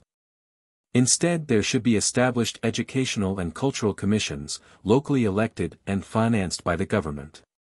To abolish immediately all Zagraditelny Otriety, armed units organized by the Bolsheviki for the purpose of suppressing traffic and confiscating foodstuffs and other products. The irresponsibility and arbitrariness of their methods were proverbial throughout the country. To equalize the rations of all who work, with the exception of those employed in trades detrimental to health. To abolish the communist fighting detachments in all branches of the army, as well as the communist guards kept on duty in mills and factories. Should such guards or military detachments be found necessary, they are to be appointed in the army from the ranks, and in the factories according to the judgment of the workers. To give the peasants full freedom of action in regard to their land, and also the right to keep cattle, on condition that the peasants manage with their own means. That is, without employing hired labor. To request all branches of the army, as well as our comrades, the military cursanti, to concur in our resolutions. To demand for the latter publicity in the press. To appoint a traveling commission of control. To permit free Kusternoi, individual small-scale, production by one's own efforts. Resolution passed unanimously by brigade meeting, 2 persons refraining from voting. Petrochenko, Chairman Brigade Meeting. Perepelkin, Secretary. Resolution passed by an overwhelming majority of the Kronstadt garrison. Vasiliev, Chairman. Kalinin and Vasiliev vote against the resolution. March 4, late at night. The extraordinary session of the Petro-Soviet in the Tauride Palace was packed with communists, mostly youngsters, fanatical and intolerant. Admission by special ticket. A propusk, permit, also had to be secured to return home after interdicted hours. Representatives of shops and labor committees were in the galleries, the seats in the main body having been occupied by communists. Some factory delegates were given the floor, but the moment they attempted to state their case, they were shouted down. Zinoviev repeatedly urged the meeting to give the opposition an opportunity to be heard, but his appeal lacked energy and conviction. Not a voice was raised in favor of the Constituent Assembly. A mill worker pleaded with the government to consider the complaints of the workers who are cold and hungry. Zinoviev replied that the strikers are enemies of the Soviet regime. Kalinin declared Kronstadt the headquarters of General Kozlovsky's plot. A sailor reminded Zinoviev of the time when he and Lenin were hunted as counter-revolutionists by Kerensky and were saved by the very sailors whom they now denounce as traitors. Kronstadt demands only honest elections, he declared. He was not allowed to proceed. The stentorian voice and impassioned appeal of Yevdokimov, Zinoviev's lieutenant, wrought the communists up to a high pitch of excitement. His resolution was passed amid a tumult of protest from the non-partisan delegates and labor men. The resolution declared Kronstadt guilty of a counter-revolutionary attempt against the Soviet regime and demands its immediate surrender. It is a declaration of war. March 5. Many Bolsheviki refuse to believe that the Soviet resolution will be carried out. It were too monstrous a thing to attack by force of arms the pride and glory of the Russian Revolution, as Trotsky christened the Kronstadt sailors. In the circle of their friends many communists threatened to resign from the party should such a bloody deed come to pass. Trotsky was to address the Petro-Soviet last evening. His failure to appear was interpreted as indicating that the seriousness of the situation has been exaggerated. But during the night he arrived and today he issued an ultimatum to Kronstadt. The workers' and peasants' government has decreed that Kronstadt and the rebellious ships must immediately submit to the authority of the Soviet Republic.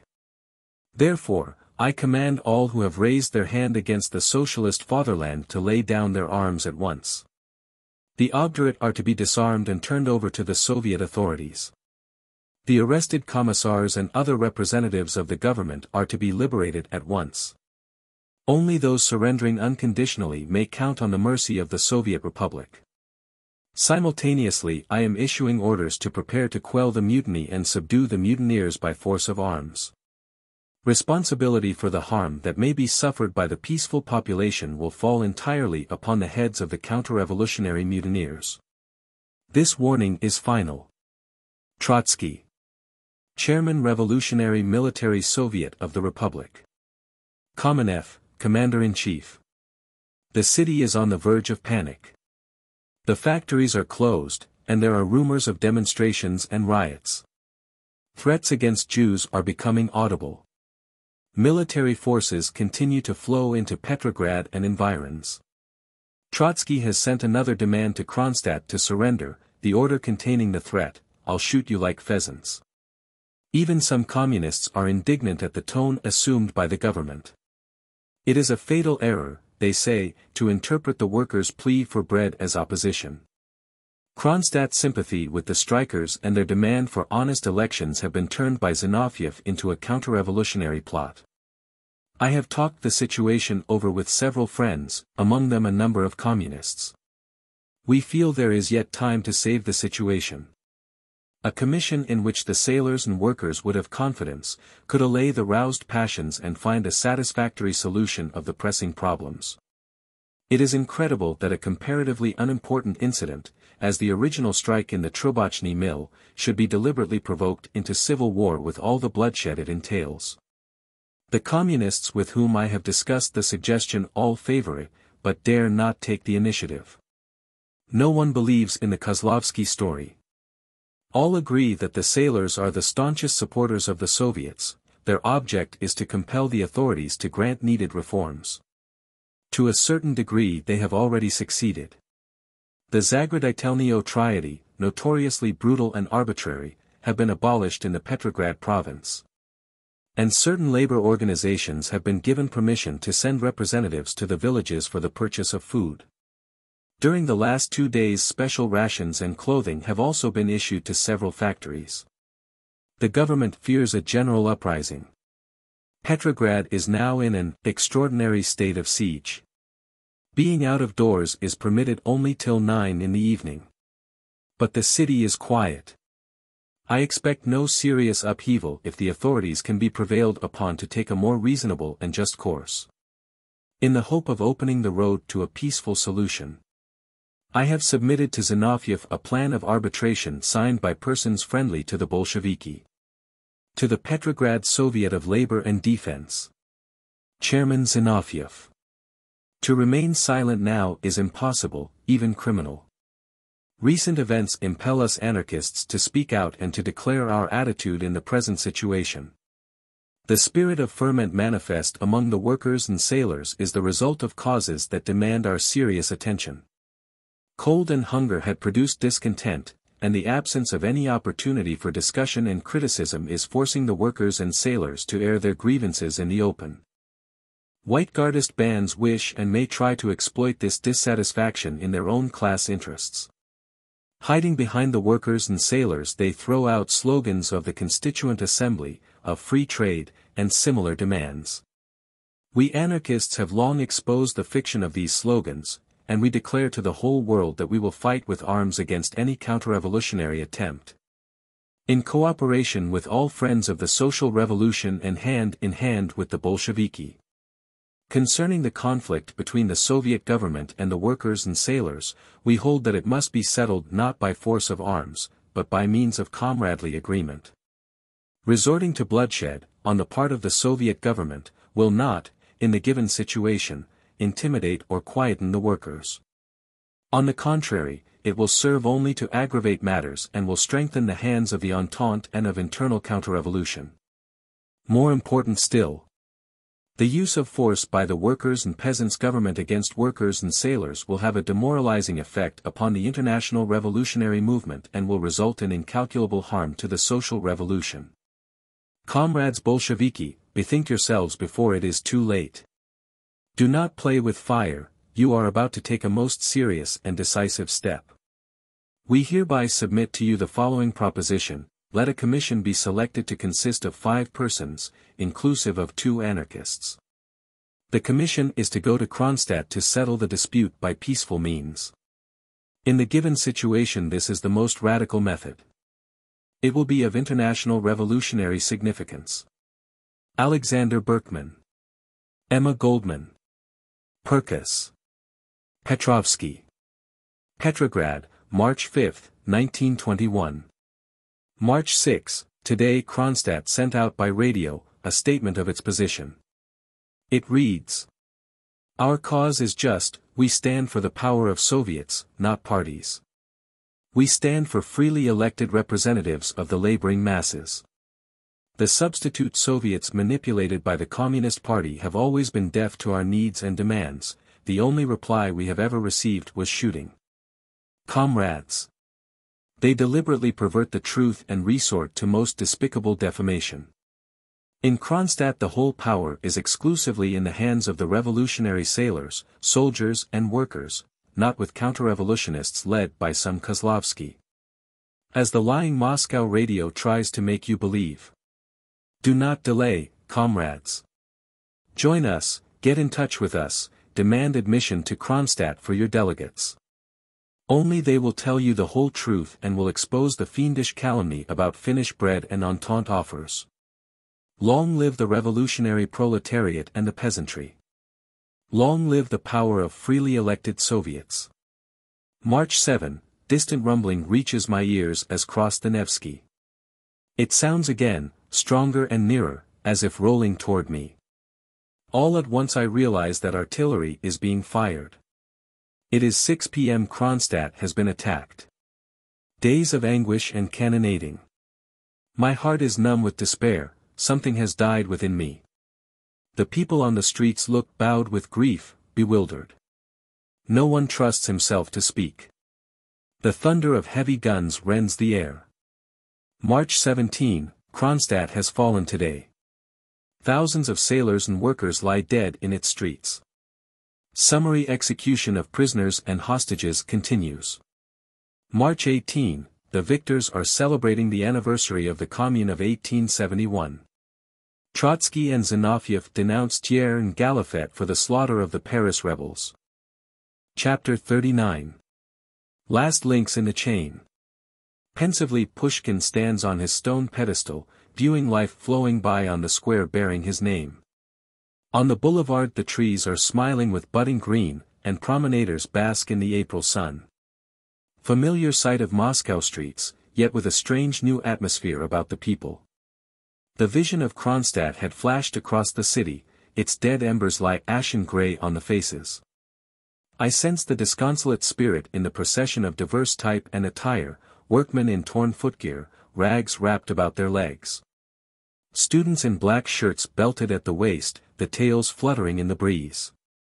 Peasants in lapti of woven straw, soldiers in long grey coats, and dark-skinned sons of the Caucasus in brighter colors. Young women mingle with them, in short skirts and bare legs, some wearing men's boots. Most of them are painted, even the little girls. Boldly they gaze at the men, inviting them with their eyes. Gay music sounds from the garden nearby. At the little tables white-aproned waiters serve food and drinks to the guests. Groups gather at the gate sullenly watching the novel scene. Bourgeois. Damned speculators, they mutter. The NEP 53 is at work. All along the street stores have been opened, their windows washed, freshly painted signs announcing private ownership. Provisions in large quantity and variety are exposed to view. Resentfully men and women crowd on the sidewalk, their eyes devouring the tempting display. No food for rations. Someone comments sarcastically. "That's what we've been shedding our blood for," a soldier exclaims with an oath. On the corner a feminine voice hails me, "Ah, the American tovarish." It is Lena, my young acquaintance of the raid of the Ochotny market, over a year ago. She looks very fragile, her paleness accentuated by her crimsoned lips. There is unwanted self-consciousness in her manner, and the pink mounts her face under my gaze. "You see, I didn't manage to get away," she says wearily. "Get away?" I asked in surprise. "Don't you remember? It was America or," she breaks off with a forced smile. We are in front of a sumptuous delicatessen store. Men in starched shirts and white collars, looking offensively opulent, and elegantly dressed women carry their purchases with free, assured manner. Ragged children besiege them for alms. The passers-by scowl at them angrily. "How many times I was arrested for speculation," Lena remarks bitterly. Remembering my visit to her home, I inquire after her family. "Mother, baby, and Yasha died from typhus," she replies dully. "That's what the certificate said, but I know it was starvation." "Your cousin?" "Oh, she is doing well. With some communist. I'm all alone in the world now." "Poor Lena," escapes me. "Oh, I don't want your pity," she cries disconsolately. "Wish I'd died with mother." Further on the Tverskaya I find Golos Truda, the anarchist publishing house, closed, a Chaika seal on the lock. A man is peering through the window at the havoc wrought within by the raiders. His red army cap does not conceal the fresh scars on his head. With surprise I recognize Stepan, my Petrograd soldier friend. He had been wounded in the Kronstadt campaign, he informs me. The Petrograd hospitals were crowded, and he was sent to Moscow. Now he has been discharged, but he is so weak he is barely able to walk. "We crossed the Neva at night," he relates. "All in white shrouds like so many ghosts, you couldn't tell us from the snow on the frozen river. Some of the boys didn't want to advance," he looks at me significantly. "The communist detachment back of us trained machine guns on them, there was no hesitating. The artillery belched from our side, some shots fell short, striking the ice just in front of us. In a flash whole companies disappeared, guns and all, sunk into the deep. It was a frightful night." He pauses a moment, then, bending close to me, he whispers, "In Kronstadt I learned the truth. It's we who were the counter-revolutionists. The Universalist club on the Tverskaya is deserted, its active members imprisoned since the Kronstadt events. Anarchists from various parts have been brought to the city, and are now in the Buturki and Taganka jails. In connection with the growing labor discontent severe reprisals are taking place against the revolutionary element and the communist labor opposition which demands industrial democracy. The situation handicaps the work of the Peter Kropotkin Memorial Committee, in the interests of which I have come to the capital. The Moscow Soviet passed a resolution to aid Golos Truda in the publication of the complete works of the great anarchist thinker, but the government closed the establishment. The Soviet also donated the house where Kropotkin was born as a home for the museum, but every attempt to get the place vacated by the communist organization now occupying it has failed. The official attitude negates all our efforts. April 15, unexpected visitors today. I sat in my room, in the apartment of a private family in Leontievsky Alley, when an official entered, accompanied by the house porter and 2 soldiers. He introduced himself as an agent of the newly organized department for the improvement of the workers' mode of life. And I could not suppress a smile when he solemnly informed me that the campaign for the benefit of the proletarians is directed by the Chaika.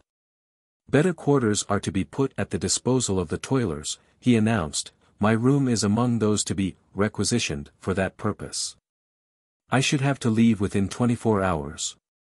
In entire sympathy with his object, I called the officials' attention to the utter impossibility of securing even bed space at such short notice. Permission and assignments must first be procured from the Housing Bureau, a procedure which at best takes a week's time, often it requires months. Without deigning a reply, the Chekist stepped into the hallway, opening the first door at hand. He said curtly, "You can stay here in the meantime." A burst of soapy vapor swept against us. Through the clouds of steam I discerned a bedstead, a little table, and a woman bending over the washtub. "Tovarish, here lives," the house porter remarked timidly. "It's big enough for two," the official retorted. "But it's occupied by a woman," I protested. "You'll manage somehow," he laughed coarsely. Days spent at the offices of the Housing Bureau bring no results. But a week passes, then another, and no tenants appear to claim my room. The Department for the Improvement of the Workers' Mode of Life is apparently more interested in requisitioning occupied lodgings than in putting them at the disposal of the proletarians. Only influence in high places or a generous gift secures the favor. 54. Unexpectedly a friendly communist comes to the rescue. It is arranged that my room be assigned to the Kropotkin Memorial Commission for an office. Being the secretary, I am permitted to retain it as my living quarters. April 30th. Dark rumors circulate in the city. 300 politicals are said to have disappeared from the Butyrki prison. Removed by force at night, it is reported, some executed. The Chaika refuses information. Several days pass in tortuous uncertainty. Many of my friends are among the missing. People living in the neighborhood of the prison tell of frightful cries heard that night and sounds of desperate struggle. The authorities profess complete ignorance. Gradually the facts begin to leak out. It has become known that the 1,500 non-politicals in the Butyrki had declared a hunger strike in protest against the unhygienic conditions. The cells were overcrowded and unspeakably filthy, the doors locked even by day, the toilet buckets seldom removed, poisoning the air with fetid smells. The Sanitary Commission had warned the administration of the imminent danger of an epidemic, but its recommendations were ignored. Then the strike broke out. On the fourth day some of the prisoners became hysterical. Unearthly yells and the rattling of iron doors shook the prison for hours, the uproar rousing the neighborhood in alarm. The politicals did not participate in the demonstration. Segregated in a separate wing, they had by collective action compelled concessions. Their situation was much more tolerable than that of the common prisoners. But their sense of human kinship determined them to intercede. Their expostulations finally induced the Chaika to declare the demands of the hunger strikers just and to promise immediate relief. Thereupon the commoners terminated their protest, and the incident was apparently closed. But a few days later, on the night of April 25, a detachment of soldiers and Chekists suddenly appeared in the prison. One by one the cells of the politicals were attacked, the men beaten and the women dragged by their hair into the yard, most of them in their night clothes. Some of the victims, fearing they were being taken to execution, resisted. Butts of guns and revolvers silenced them. Overcome, they were forced into automobiles and taken to the railroad station. Investigation by the Moscow Soviet has now elicited the information that the kidnapped politicals, comprising Mensheviki, social revolutionists of the right and left, and anarchists, have been isolated in rigorous solitary in the most dreaded Tsarist prisons in Ryazan, Orlov, Yaroslavl, and Vladimir. June, intensive preparations are being made for the reception of the foreign delegations. The Congress of the Comintern, Communist International, and First Conference of the Red Trade Unions are to be held simultaneously. The city is in holiday attire. Red flags and banners decorate official buildings and the residences of prominent Bolsheviki. The filth of months is carted off the streets, swarms of child hucksters are being arrested. The beggars have disappeared from their customary haunts, and the Tverskaya is cleared of prostitutes. The main thoroughfares are emblazoned with revolutionary mottos, and colored posters illustrate the triumph of communism. In the Hotel Lux, palatial hostelry of the capital, are quartered the influential representatives of the foreign communist parties. The street in front is lined with automobiles. I recognize the Royce of Karakhan and Zinovyev's machine from the garages of the Kremlin. Frequent tours are arranged to places of historic interest and Bolshevik meccas, always under the guidance of attendants and interpreters selected by the Chayka. Within there is an atmosphere of feverish activity. The brilliant banquet hall is crowded. The velvety cushions and bright foliage of the smoking room are restful to the delegates of the Western proletariat. On the sidewalk opposite the hotel, women and children lurk in the hallways. Furtively they watch the soldiers unloading huge loaves of bread from a truck. A few chunks have fallen to the ground, the urchins dart under the wagon in a mad scramble. All traffic is suspended on the theater square. Soldiers in new uniforms and polished boots, and mounted troopers form a double chain around the big square, completely shutting off access. Only holders of special cards, provided with photographs and properly attested, are permitted to pass to the big theater. The Congress of the Comintern is in session. July 4th. Polyglot speech fills my room far into the small hours of the morning. Delegates from distant lands call to discuss Russia and the revolution. As in a dream they vision the glory of revelation and are thrilled with admiration for the Bolsheviki. With glowing fervor they dwell on the wondrous achievements of communism. Like a jagged scalpel their naive faith tears at my heart where bleeding lie my own high hopes, the hopes of my first days in Russia, deflowered and blighted by the ruthless hand of dictatorship. Most sanguine and confident are the latest arrivals, secluded in the atmosphere of the Lux and entirely unfamiliar with the life and thought of the people. Fascinated and awed, they marvel at the genius of the party and its amazing success. Tyranny and oppression in Russia are things of the past, they believe. The masses have become free, for the first time in the annals of man. Ignorance and poverty, the evil heritage of Tsardom and long civil war, will soon be outlived. And plenty shall be the birthright of everyone in the land where the disinherited have become the masters of life. Occasionally in the discussion a discordant note is sounded by the new economic policy. The seeming deflection from avowed principles is perplexing. Does it not hold the menace of returning capitalism? A smile of benevolent superiority waves the timid questioner aside. The NEP is ingenious camouflage, he is assured. It is of no particular significance, at most, it is a temporary expedient, an economic Brest-Litovsk in a way, to be swept away at the first blast of revolution in the West. The more reflective among the delegates are disturbed. Life in revolutionary Russia is too reminiscent of home, some are well-fed and well-clad, others hungry and in rags. The wage system continues, and all things can be bought and sold. Apologetically, almost guiltily, they express the apprehension that legalization of commerce might cultivate the psychology of the trader, which Lenin always insisted must be destroyed. But they are resentfully terrified when a Hindu visitor suggests that the Chayka had apparently flogged the peasants into taking the whip into their own hands. Day by day the problems of the revolution are discussed with increasing understanding of the causes responsible for the great deviation from the road entered upon in October, 1917. But the pressing need of the present centers the greatest attention. Those syndicalists, we have joined the Third International, the Spanish delegate announces.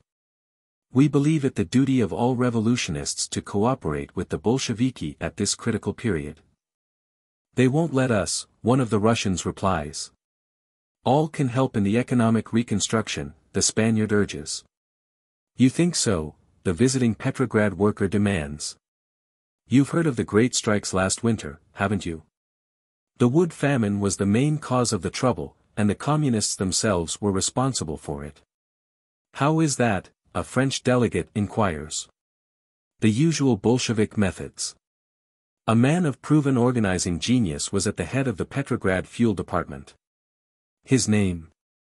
Never mind, he's an old revolutionist who spent 10 years in Schlüsselburg under the old regime.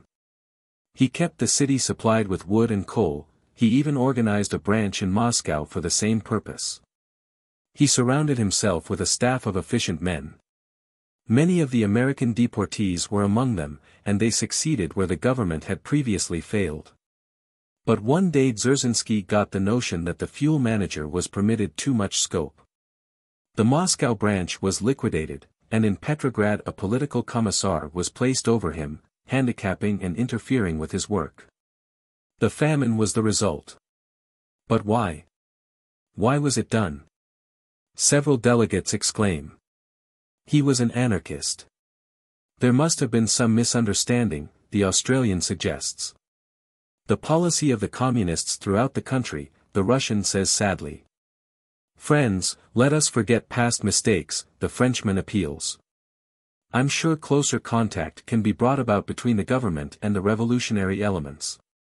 I'll speak to Lenin about it. We in France see no reason for this strife.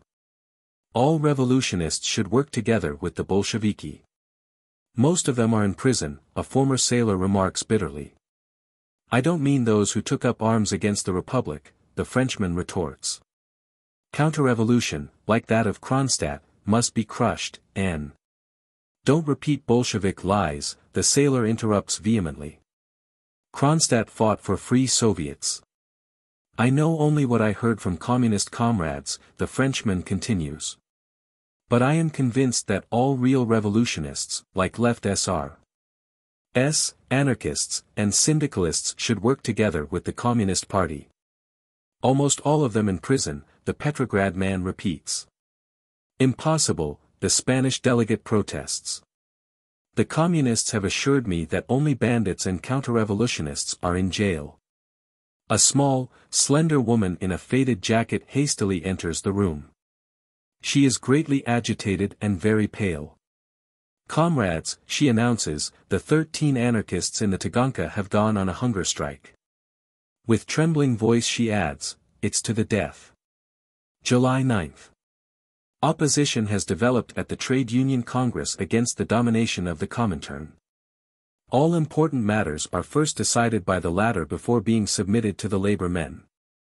The delegates resent the autocratic methods of the communist chairman. The inequitable distribution of votes is a source of constant friction. The Bolsheviki are charged with packing the Congress with delegates from countries having no industrial movement. An atmosphere of disillusionment and bitterness pervades the sessions. The French delegation threatens to bolt. Some of the Germans, Swedish, and Spanish members are perturbed by the general situation. They have come in contact with the actual conditions. They have sensed the spirit of popular discontent and caught a glimpse of the chasm between communist claims and the reality. The hunger strikes of the politicals, in Moscow, Petrograd, and other cities have become a subject of great concern. The prisoners are undernourished and exhausted. The desperate decision jeopardizes their lives. It were criminal to permit such a tragedy. Moreover, it is felt that their protest is justified. In defiance of the Soviet constitution, the politicals have been kept in prison for months, some even for years, without charges being brought against them. The foreign delegates propose to call the subject to the attention of the Congress. They will refuse to cooperate with the Bolsheviki, they assert, while their comrades remain in prison without cause. Fearing a serious rupture, some delegates secured an audience with Lenin.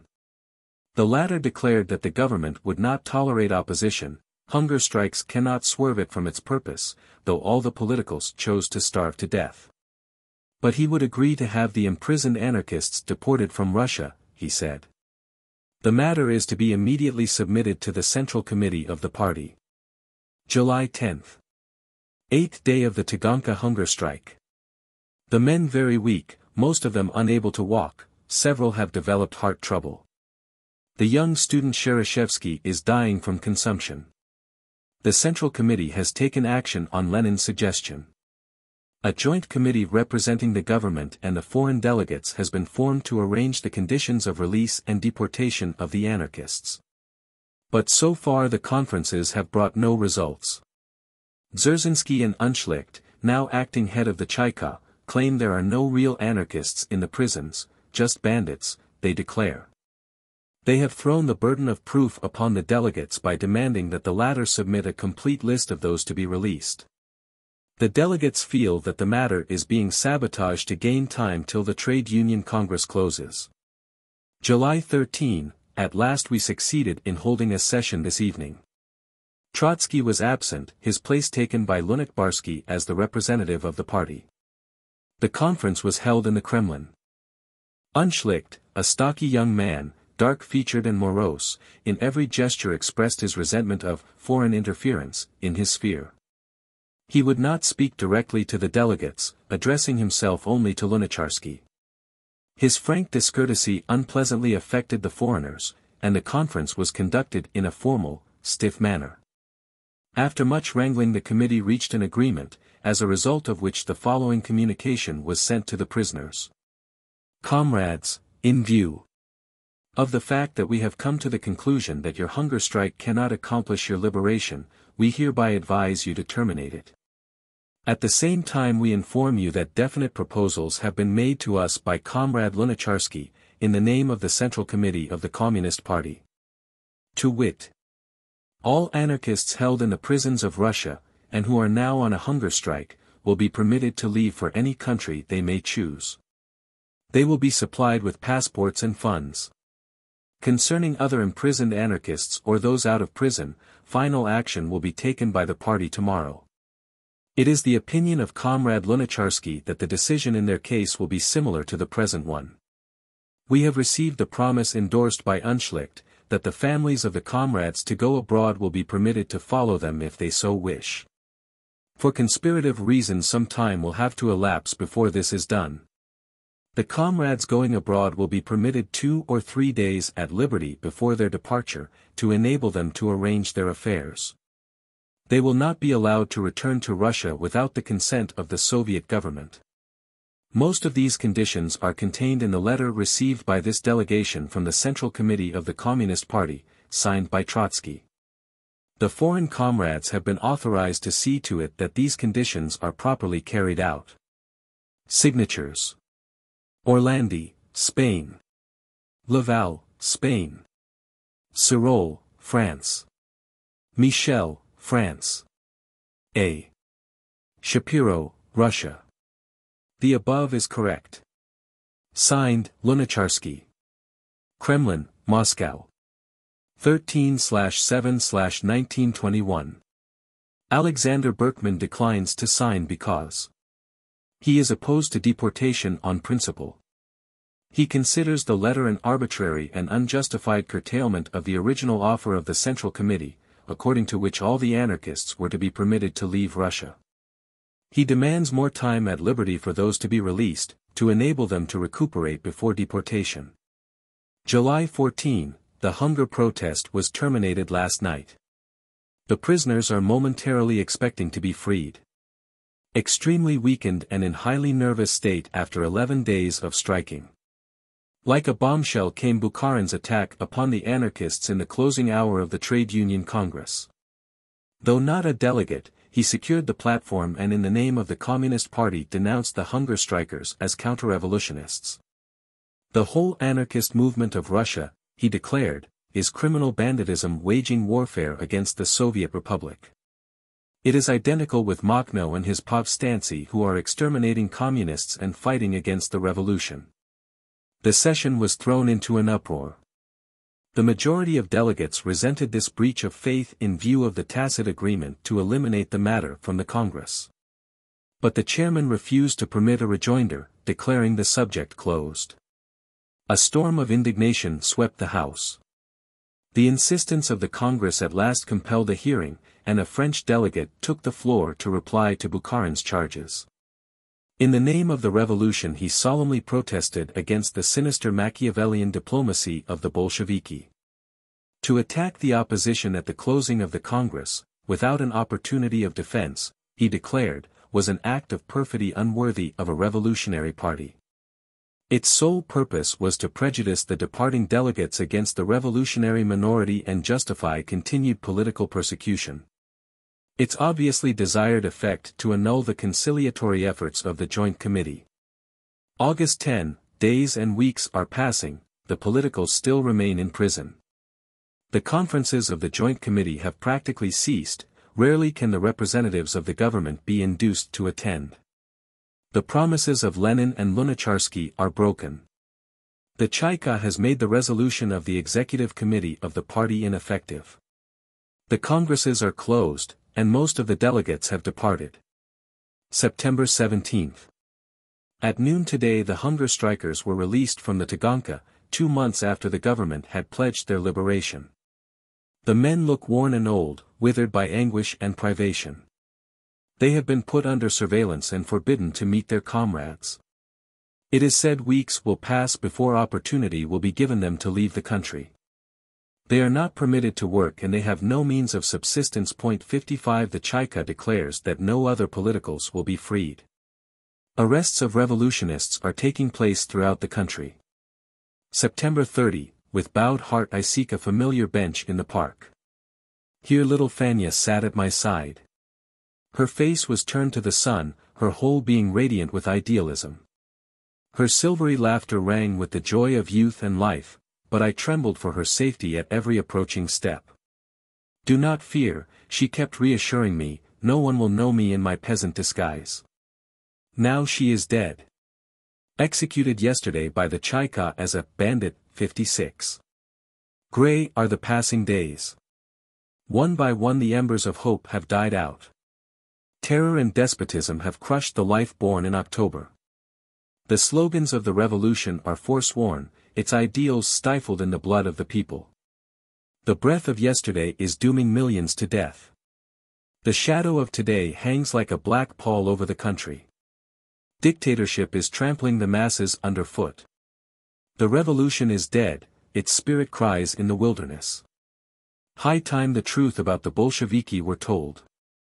The whited sepulchre must be unmasked, the clay feet of the fetish beguiling the international proletariat to fatal will, the wisps exposed. The Bolshevik myth must be destroyed. I have decided to leave Russia. Chapter 40. The Lessons of the Bolshevik Myth. Chapter 1.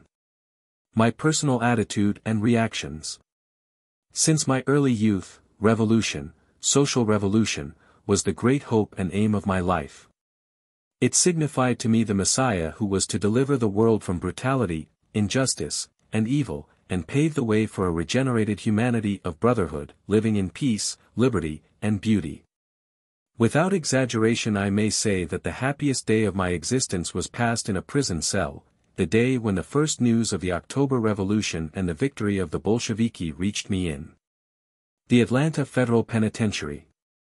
The night of my dungeon was illumined by the glory of the great dream coming true. The bars of steel melted away, the stone walls receded, and I trod on the golden fleece of the ideal about to be realized. Then followed weeks and months of trepidation, and I lived in a ferment of hope and fear lest reaction overwhelm the revolution, hope of reaching the land of promise. At last arrived the longed-for day, and I was in Soviet Russia. I came exultant with the revolution, full of admiration for the Bolsheviki, and flushed with the joy of useful work awaiting me in the midst of the heroic Russian people. I knew that the Bolsheviki were Marxists, believers in a centralized state which I, an anarchist, deny in principle. But I placed the revolution above theories, and it seemed to me that the Bolsheviki did the same. Though Marxists, they had been instrumental in bringing about a revolution that was entirely un-Marxian, that was indeed in defiance of Marxian dogma and prophecy. Ardent advocates of parliamentarism, they repudiated it in their acts.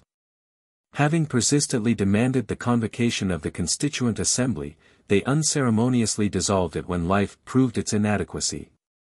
They abandoned their agrarian policy to adopt that of the social revolutionists, in response to the needs of the peasantry. They resolutely applied anarchist methods and tactics when the exigency of the situation demanded them.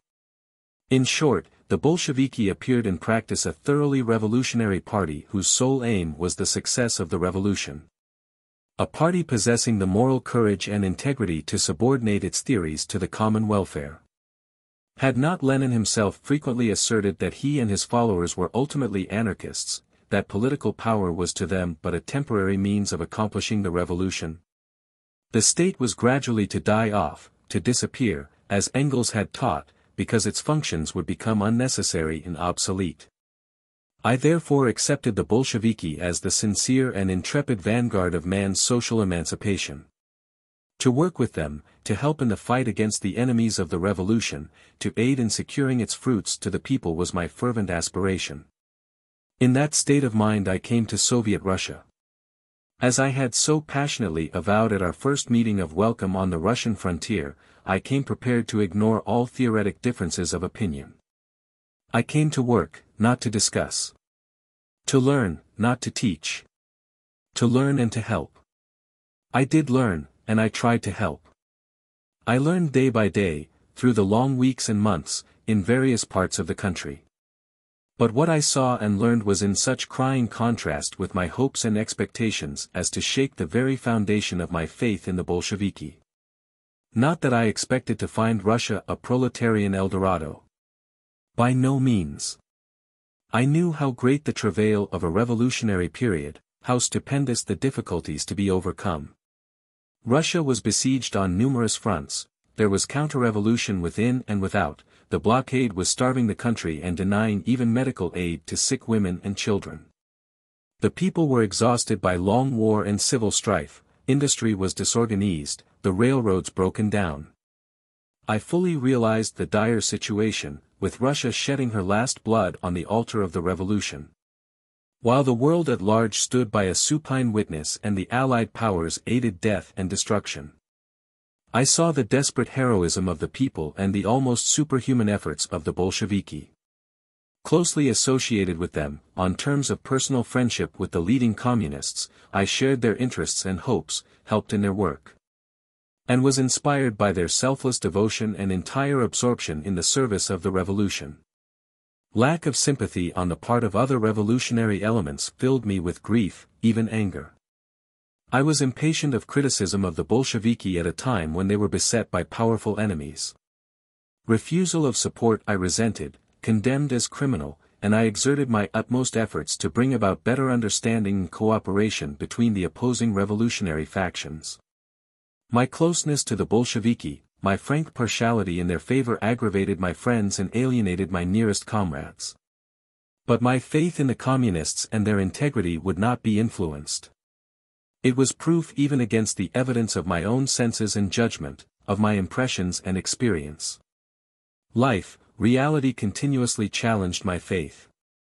I saw inequality and injustice on every hand, humanity trampled in the dust, alleged exigency made the cloak of treachery, deceit, and oppression.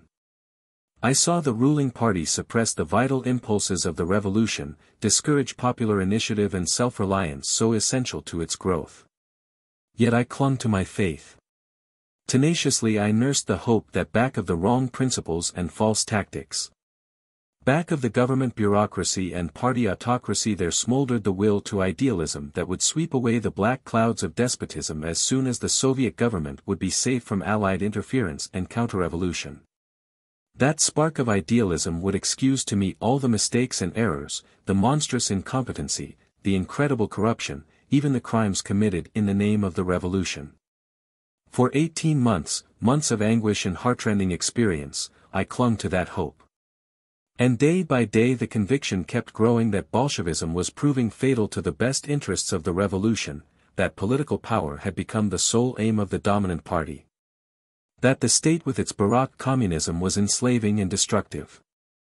I saw the Bolsheviki steadily gain momentum on the inclined plane of tyranny. The party dictatorship become the irresponsible absolutism of a few overlords, the apostles of liberty turned executioners of the people.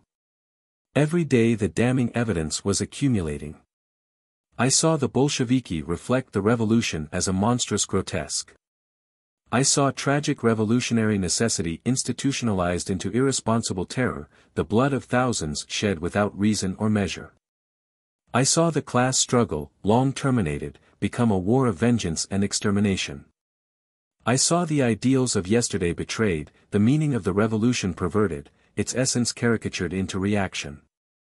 I saw the workers subdued, the whole country silenced by the party dictatorship and its organized brutality. I saw entire villages laid waste by Bolshevik artillery.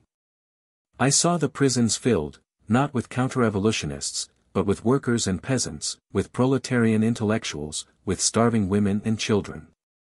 I saw the revolutionary elements persecuted, the spirit of October crucified on the Golgotha of the omnipotent communist state.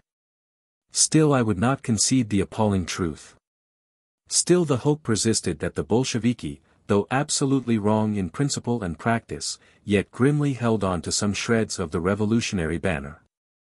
Allied interference, the blockade and civil war, the necessity of the transitory stage, thus I sought to placate my outraged conscience. When the critical period will be past, the hand of despotism and terror would be lifted, and my sorely tried faith justified. At last the fronts were liquidated, civil war ended, and the country at peace. But communist policies did not change. On the contrary, more fanatical became repression, red terror grew to orgy, more ruthlessly the juggernaut of the state spread death and devastation. The country groaned under the unbearable yoke of the party dictatorship. But no relief would be given. Then came Kronstadt and its simultaneous echoes throughout the land. For years the people had suffered untold misery, privation, and hunger. For the sake of the revolution they were still willing to bear and to suffer. Not for bread did they cry. Only for a breath of life, of liberty. Kronstadt could have easily turned its guns against Petrograd and driven out the Bolshevik masters who were frightened and on the verge of flight. One decisive blow by the sailors, and Petrograd would have been theirs and with it Moscow. The entire country was ready to welcome the step. Never before were the Bolsheviki nearer to destruction. But Kronstadt, like the rest of Russia, did not intend war on the Soviet Republic. It wanted no bloodshed, it would not fire the first shot. Kronstadt demanded only honest elections, Soviets free from communist domination. It proclaimed the slogans of October and revived the true spirit of the revolution. Kronstadt was crushed as ruthlessly as Chicherin and Karakhan slaughtered the Paris communards. And with Kronstadt the entire country and its last hope. With it also my faith in the Bolsheviki. That day I broke finally, irrevocably, with the communists. It became clear to me that never, under any circumstances, could I accept that degradation of human personality in liberty. That party chauvinism and state absolutism which had become the essence of the communist dictatorship. I realized at last that Bolshevik idealism was a myth, a dangerous delusion fatal to liberty and progress. Chapter 2. The Communist Dictatorship and the Russian Revolution. The October Revolution was not the legitimate offspring of traditional Marxism. Russia but little resembled a country in which, according to Marx, the concentration of the means of production and the socialization of the tools of labor reached the point where they can no longer be contained within their capitalistic shell. The shell bursts. In Russia, the shell burst unexpectedly. It burst at a stage of low technical and industrial development, when centralization of production had made little progress. Russia was a country with a badly organized system of transportation, with an insignificant bourgeoisie and weak proletariat, but with a numerically strong and socially important peasant population. It was a country in which, apparently, there could be no talk of irreconcilable antagonism between the grown industrial labor forces and a fully ripened capitalist system.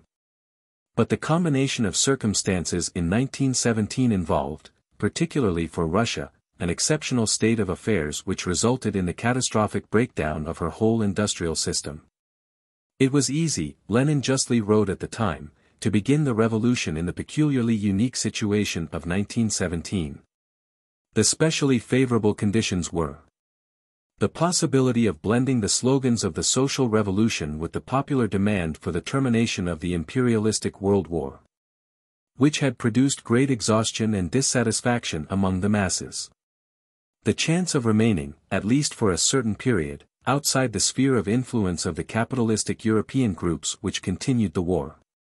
The opportunity to begin, even during the short time of this respite, the work of internal organization and to prepare the foundation for revolutionary reconstruction. The unusually favorable position of Russia, in case of new aggression on the part of West European imperialism, due to her vast territory and insufficient means of communication. The advantages of such a condition in the event of civil war. And the possibility of almost immediately satisfying the demands of the peasantry for land. Notwithstanding the fact that the essentially democratic viewpoint of the agricultural population was entirely different from the socialist program of the Party of the Proletariat, which seized the reins of government. Moreover, revolutionary Russia already had the benefit of a great experience, that of 1905. When the Tsarist autocracy succeeded in crushing the revolution for the very reason that the latter strove to be exclusively political and therefore could neither arouse the peasants nor inspire even a considerable part of the proletariat. The World War, by exposing the complete bankruptcy of constitutional government, served to prepare and quicken the greatest movement of the people, a movement which, by virtue of its very essence, could develop only into a social revolution. Anticipating the measures of the government, often even in defiance of the latter, the revolutionary masses by their own initiative began, long before the October days, to put in practice their social ideals. They took possession of the land, the factories, mines, mills, and the tools of production. They got rid of the more hated and dangerous representatives of government and authority. In their grand revolutionary outburst they destroyed every form of political and economic oppression. In the deeps of Russia the processes of the social revolution were intensively at work even before the October change took place in Petrograd and Moscow. The Communist Party, aiming at the dictatorship, from the very beginning correctly judged the situation. Throwing overboard the democratic planks of its platform, it proclaimed the slogans of the social revolution in order to gain control of the movement of the masses. In the course of the development of the revolution, the Bolsheviki gave concrete form to certain fundamental principles and methods of anarchist communism. As for instance, the negation of parliamentarism, expropriation of the bourgeoisie, tactics of direct action, seizure of the means of production. Establishment of the system of workers' and peasants' councils, Soviets. Furthermore, the Communist Party exploited all the popular demands of the hour, termination of the war, all power to the revolutionary proletariat, the land for the peasants. This attitude of the Bolsheviki was of tremendous psychologic effect in hastening and stimulating the revolution. The latter was an organic process that sprang with elemental force from the very needs of the people, from the complex combination of circumstances which determined their existence. The revolution instinctively followed the path marked out by the great popular outburst, naturally reflecting anarchist tendencies. It destroyed the old state mechanism and proclaimed in political life the principle of the Federation of Soviets. It employed the method of direct expropriation to abolish private capitalistic ownership. In the field of economic reconstruction the revolution established shop and factory committees for the management of production. House committees looked after the proper assignment of living quarters. It was evident that the only right and wholesome development, which could save Russia from her external enemies, free her from inner strife, broaden and deepen the revolution itself, lay in the direct creative initiative of the toiling masses. Only they who had for centuries borne the heaviest burdens could through conscious systematic effort find the road to a new, regenerated society. But this conception was in irreconcilable conflict with the spirit of Marxism in its Bolshevik interpretation and particularly with Lenin's authoritative view of it. For years trained in their peculiar underground doctrine, in which fervent faith in the social revolution was in some strange manner united with their no less fanatical faith in state centralization, the Bolsheviki devised an entirely new system of tactics. It was to the effect that the preparation and consummation of the social revolution necessitates the organization of a special conspirative staff, consisting exclusively of the theoreticians of the movement, vested with dictatorial powers for the purpose of clarifying and perfecting beforehand, by their own conspirative means, the class consciousness of the proletariat.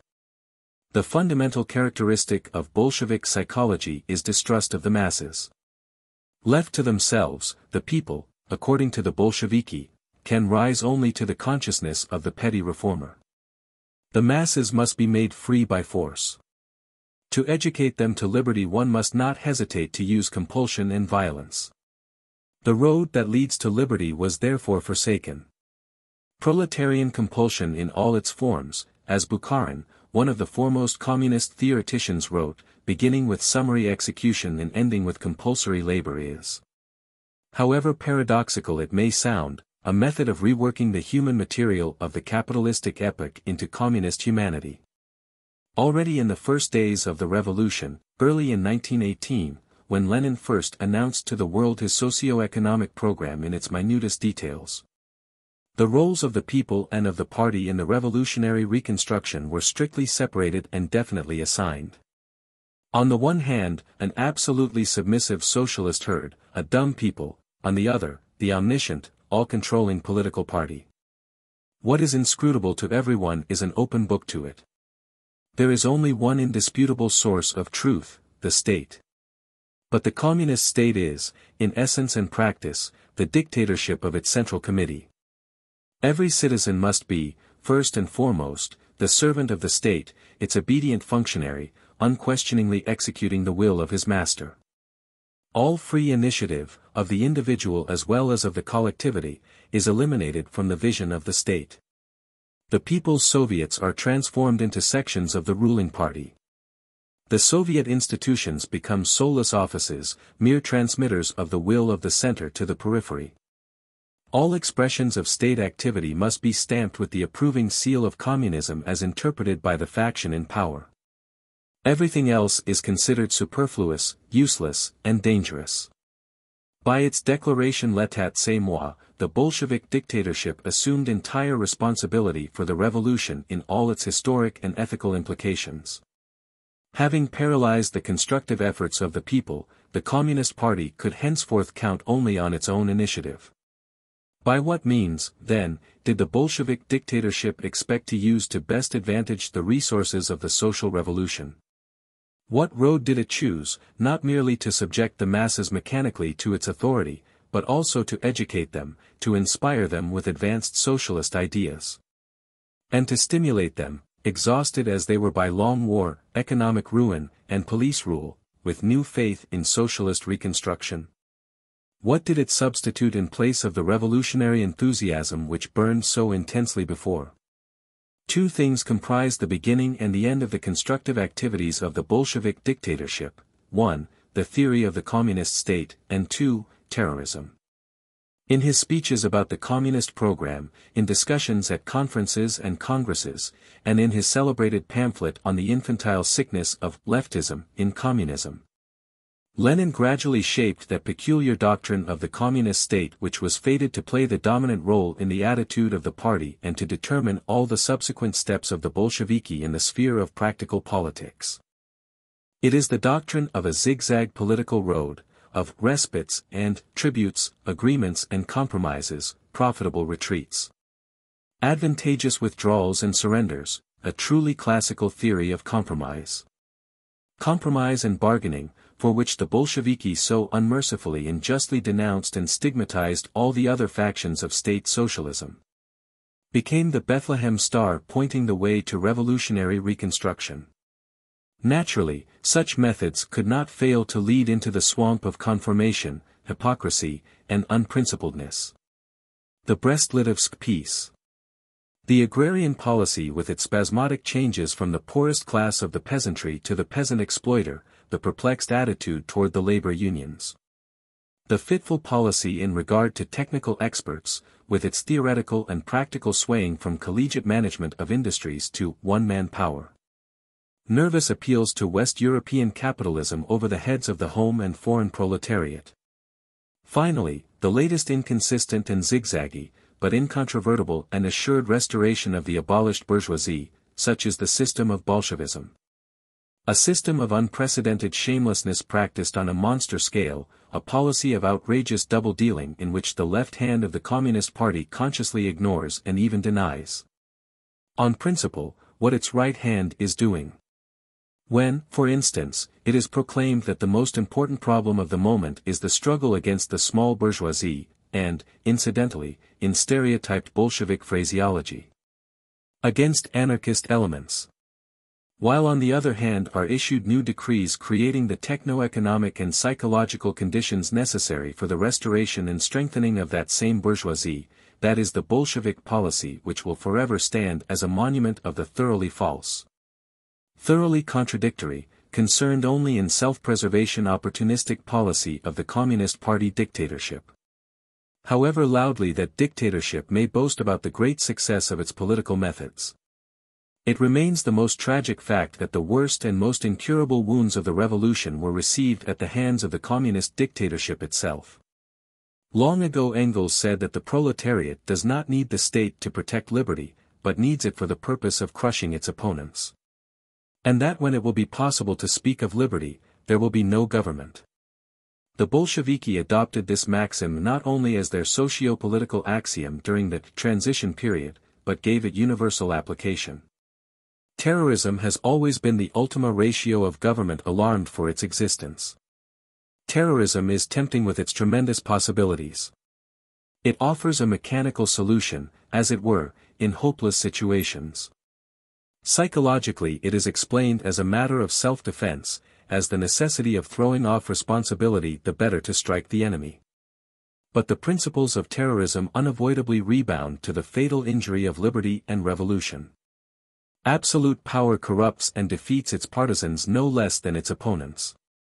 A people that knows not liberty becomes accustomed to dictatorship. Fighting despotism and counter-revolution, terrorism itself becomes their efficient school. Once on the road of terrorism, the state necessarily becomes estranged from the people. It must reduce to the minimum the circle of persons vested with extraordinary powers, in the name of the safety of the state. And then is born what may be called the panic of authority. The dictator, the despot is always cowardly. He suspects treason everywhere. And the more terrified he becomes, the wilder rages his frightened imagination, incapable of distinguishing real danger from fancied.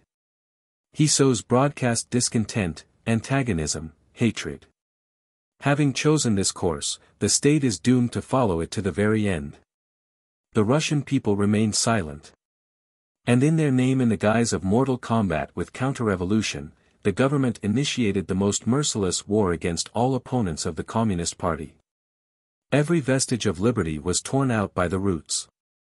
Freedom of thought, of the press, of public assembly, self-determination of the worker and of his unions, the freedom of labor, all were declared old rubbish, doctrinaire nonsense. Bourgeois prejudices, or intrigues of reviving counter-revolution. That was the Bolshevik reply to the revolutionary enthusiasm and deep faith which inspired the masses in the beginning of their great struggle for liberty and justice, a reply that expressed itself in the policy of compromise abroad and terrorism at home. Thrust back from direct participation in the constructive work of the revolution, harassed at every step, the victim of constant supervision and control by the party, the proletariat became accustomed to consider the revolution and its further fortunes the personal affair of the communists. In vain did the Bolsheviki point to the World War as the cause of Russia's economic breakdown, in vain did they ascribe it to the blockade and the attacks of armed counter-revolution. Not in them was the real source of the collapse and debacle. No blockade, no wars with foreign reaction could dismay or conquer the revolutionary people whose unexampled heroism, self-sacrifice, and perseverance defeated all its external enemies. On the contrary, civil war really helped the Bolsheviki. It served to keep alive popular enthusiasm and nurtured the hope that, with the end of war, the ruling party will make effective the new revolutionary principles and secure the people in the enjoyment of the fruits of the revolution. The masses looked forward to the yearned for opportunity for social and economic liberty. Paradoxical as it may sound, the communist dictatorship had no better ally, in the sense of strengthening and prolonging its life, than the reactionary forces which fought against it. It was only the termination of the wars which permitted a full view of the economic and psychologic demoralization to which the blindly despotic policy of the dictatorship brought Russia. Then it became evident that the most formidable danger to the revolution was not outside, but within the country, a danger resulting from the very nature of the social and economic arrangements which characterized the system of Bolshevism. Its distinctive features, inherent social antagonisms, are abolished only formally in the Soviet Republic. In reality those antagonisms exist and are very deep-seated. The exploitation of labor, the enslavement of the worker and peasant, the cancellation of the citizen as a human being, as a personality, and his transformation into a microscopic part of the universal economic mechanism owned by the government. The creation of privileged groups favored by the state, the system of labor service and its punitive organs, these are the characteristics of Bolshevism.